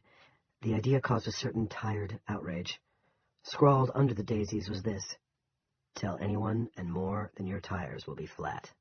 And below, in another hand, "Next time maybe we'll turn you over and play the other side." "In your dreams, motherfucker," she said in a wan, tired voice. She crumpled the note up, dropped it by one flat tire. Poor old Corolla looked almost as tired and sad as she felt, and made her way out to the end of the driveway, pausing to lean against the mailbox for a few seconds. The metal was warm on her skin, the sun hot on her neck, and hardly a breath of breeze. October was supposed to be cool and invigorating. Maybe it's that global warming stuff, she thought. She was first to have this idea, but not the last. And the word which eventually stuck was not global, but local. Moughton Road lay before her, deserted and charmless. Starting a mile or so to her left were the nice new homes of Eastchester. to which the mill's higher-class workadaddies and workamommies came at the end of their days in the shops and offices and banks of Lewiston, Auburn. To her right lay downtown Chester's Mill and the health center. "Ready, little Walter?" Little Walter didn't say if he was or wasn't. He was snoring in the hollow of her shoulder and drooling on her Dawn of the Buffalo t-shirt. Sammy took a deep breath, tried to ignore the throb coming from the land down under, hitched up the papoose, and started toward town. When the whistle started up on top of the town hall, blowing the short blast that indicated a fire, she first thought it was in her own head, which was feeling decidedly weird. Then she saw the smoke, but it was far to the west. Nothing to concern her and little Walter. Unless someone came along who wanted a closer look at the fire, that was. If that happened, they would surely be neighborly enough to drop her off at the health center on their way to the excitement. She began to sing the James McMurtry song that had been popular last summer. Got as far as, "We roll up the sidewalks 8:15. It's a small town. Can't sell you no beer." Then quit. Her mouth was too dry to sing. She blinked and saw she was on the edge of falling into the ditch, and not even the one she'd been walking next to when she started out. She'd woven all the way across the road, an excellent way to get hit instead of picked up. She looked over her shoulder, hoping for traffic. There was none. The road to Eastchester was empty, the tar not quite hot enough to shimmer. She went back to what she thought of as her side, swaying on her feet now, feeling all jelly-legged.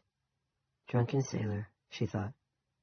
"What do you do with a drunken sailor early in the morning?" But it wasn't morning, it was afternoon. She had slept the clock round, and when she looked down, she saw that the crotch of her sweats had turned purple, just like the underpants she'd been wearing earlier. "That won't come out, and I only have 2 other pairs of sweats that fit me." Then she remembered one of those had a big old hole in the seat, and began to cry. The tears felt cool on her hot cheeks. "It's all right, little Walter," she said. "Dr. Haskell's going to fix us up just fine. Fine as paint.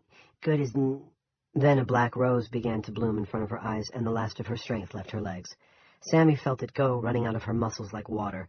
She went down, holding on to one final thought. On your side, don't squash the baby." That much she managed. She lay sprawled on the shoulder of Motton Road, unmoving in the hazy July-ish sun. Little Walter awoke and began to cry. He tried to struggle out of the papoose and couldn't. Sammy had snapped him in carefully, and he was pinned. Little Walter began to cry harder.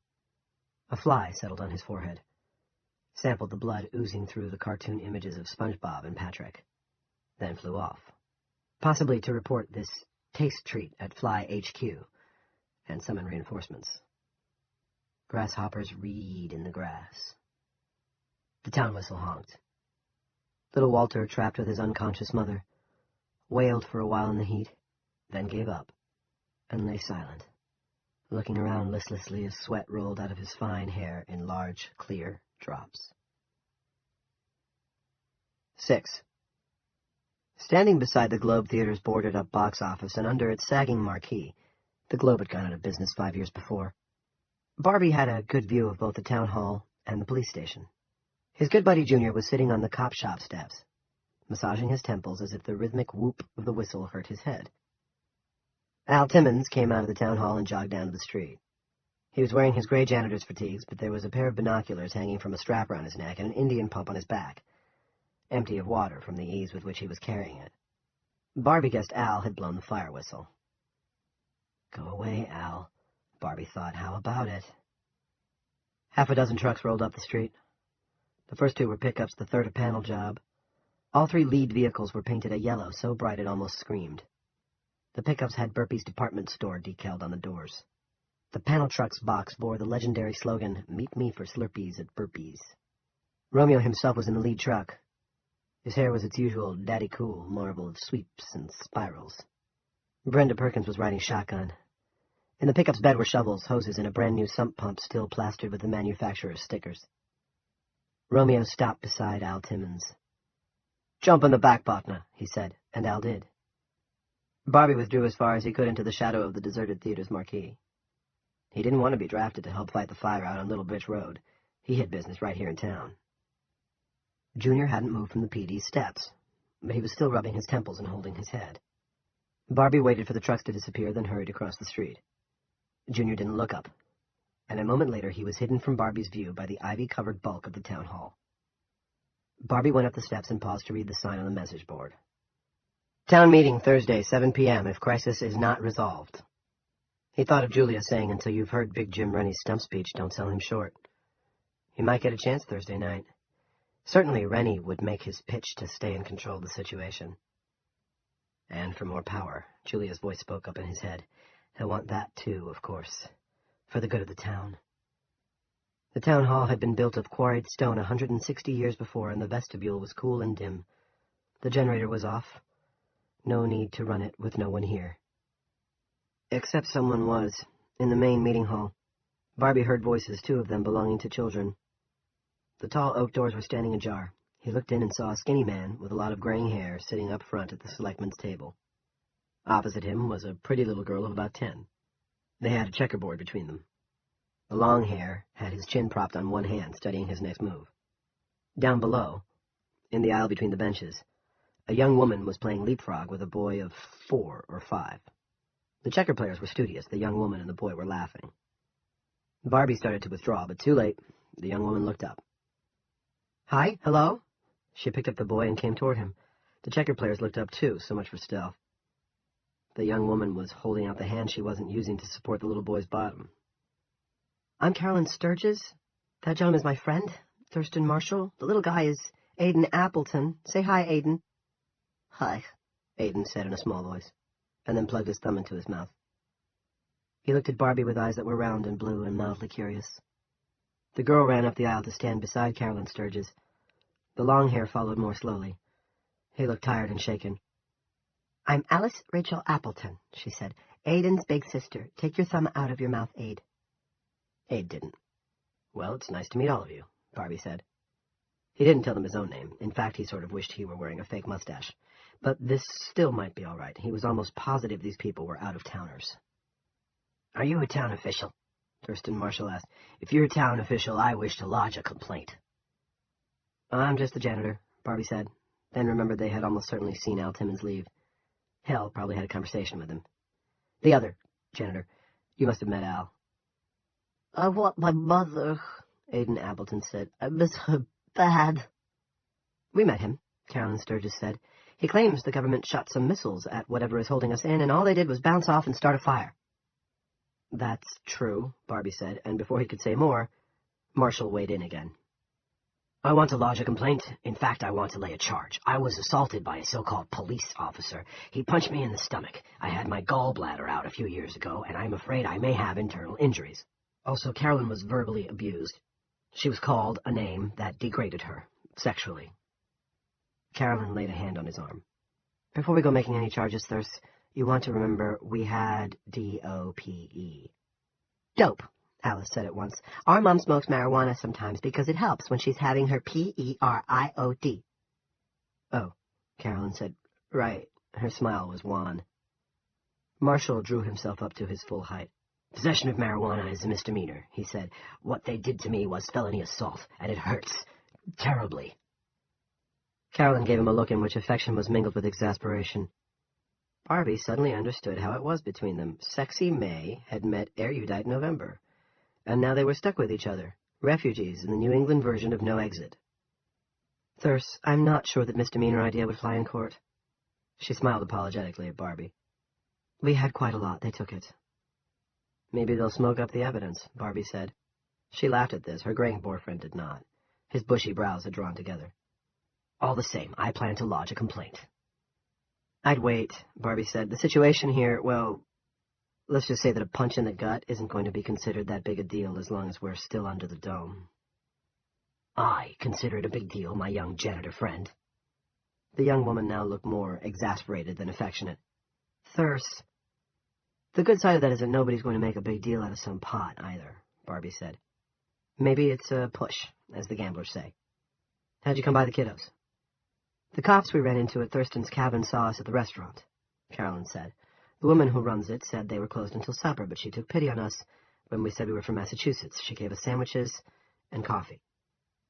She gave us peanut butter and jelly and coffee, Thurston corrected her. There was no choice, not even tuna fish. I told her peanut butter sticks to my upper plate, but she said they were on rationing. Isn't that about the craziest thing you've ever heard? Barbie did think it was crazy, but since it had also been his idea, he said nothing.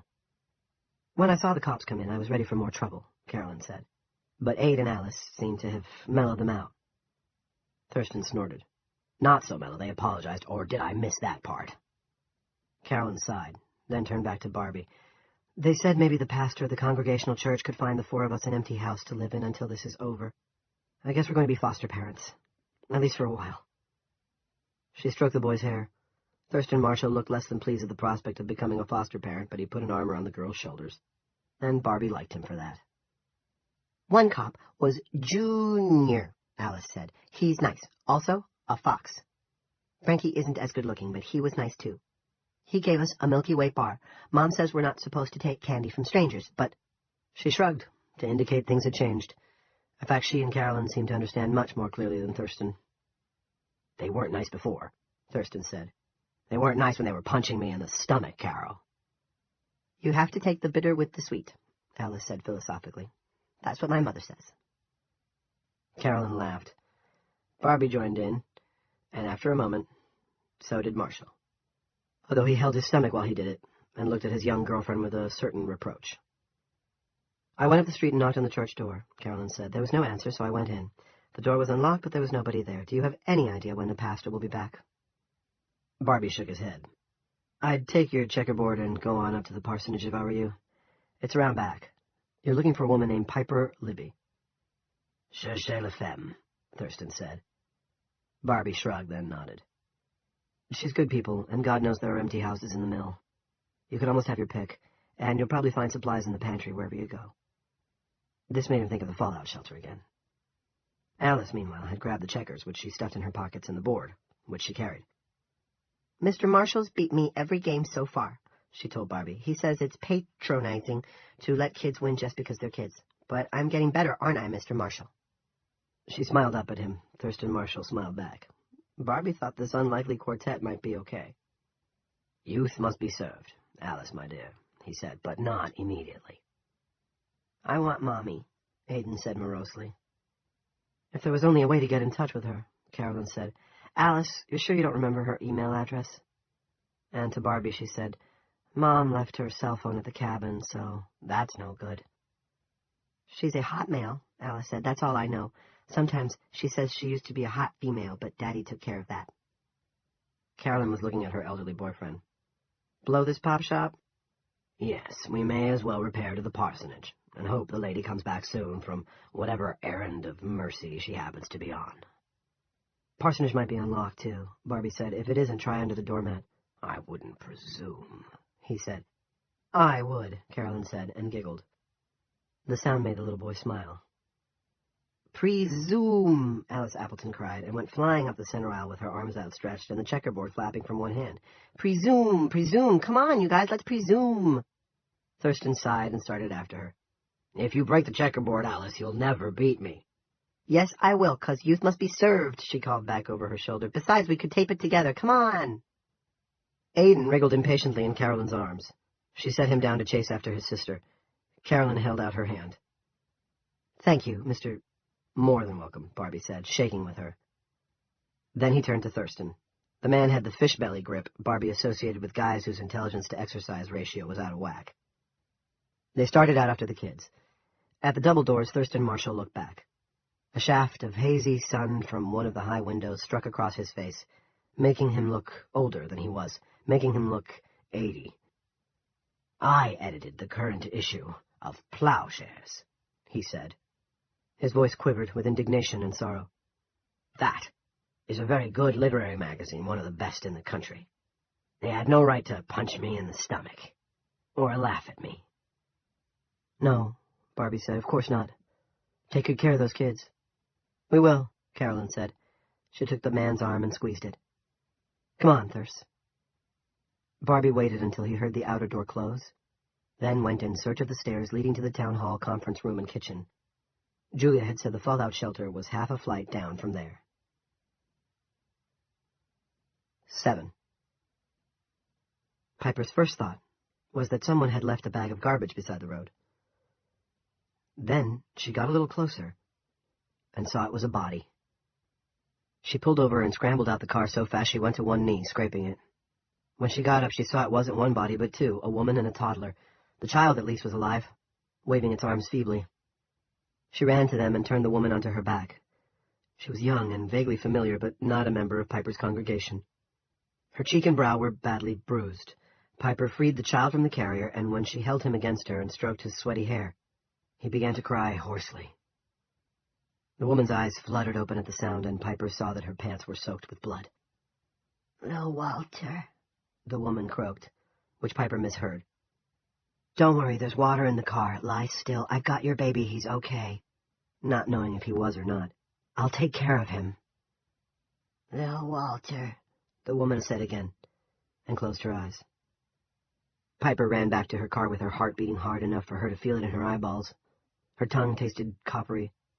"God help me," she prayed, and could think of nothing else, so she thought it again. God, oh God, help me, help that woman. The Subaru had air conditioning, but she hadn't been using it in spite of the heat of the day. Rarely did. Her understanding was that it wasn't very eco-friendly, but she turned it on now, full blast. She laid the baby on the back seat, rolled up the windows, closed the doors, started back toward the young woman lying in the dust, then was struck by a terrible thought. What if the baby managed to climb over the seat, pushed the wrong button, and locked her out? God, I'm so stupid. The worst minister in the world when a real crisis comes.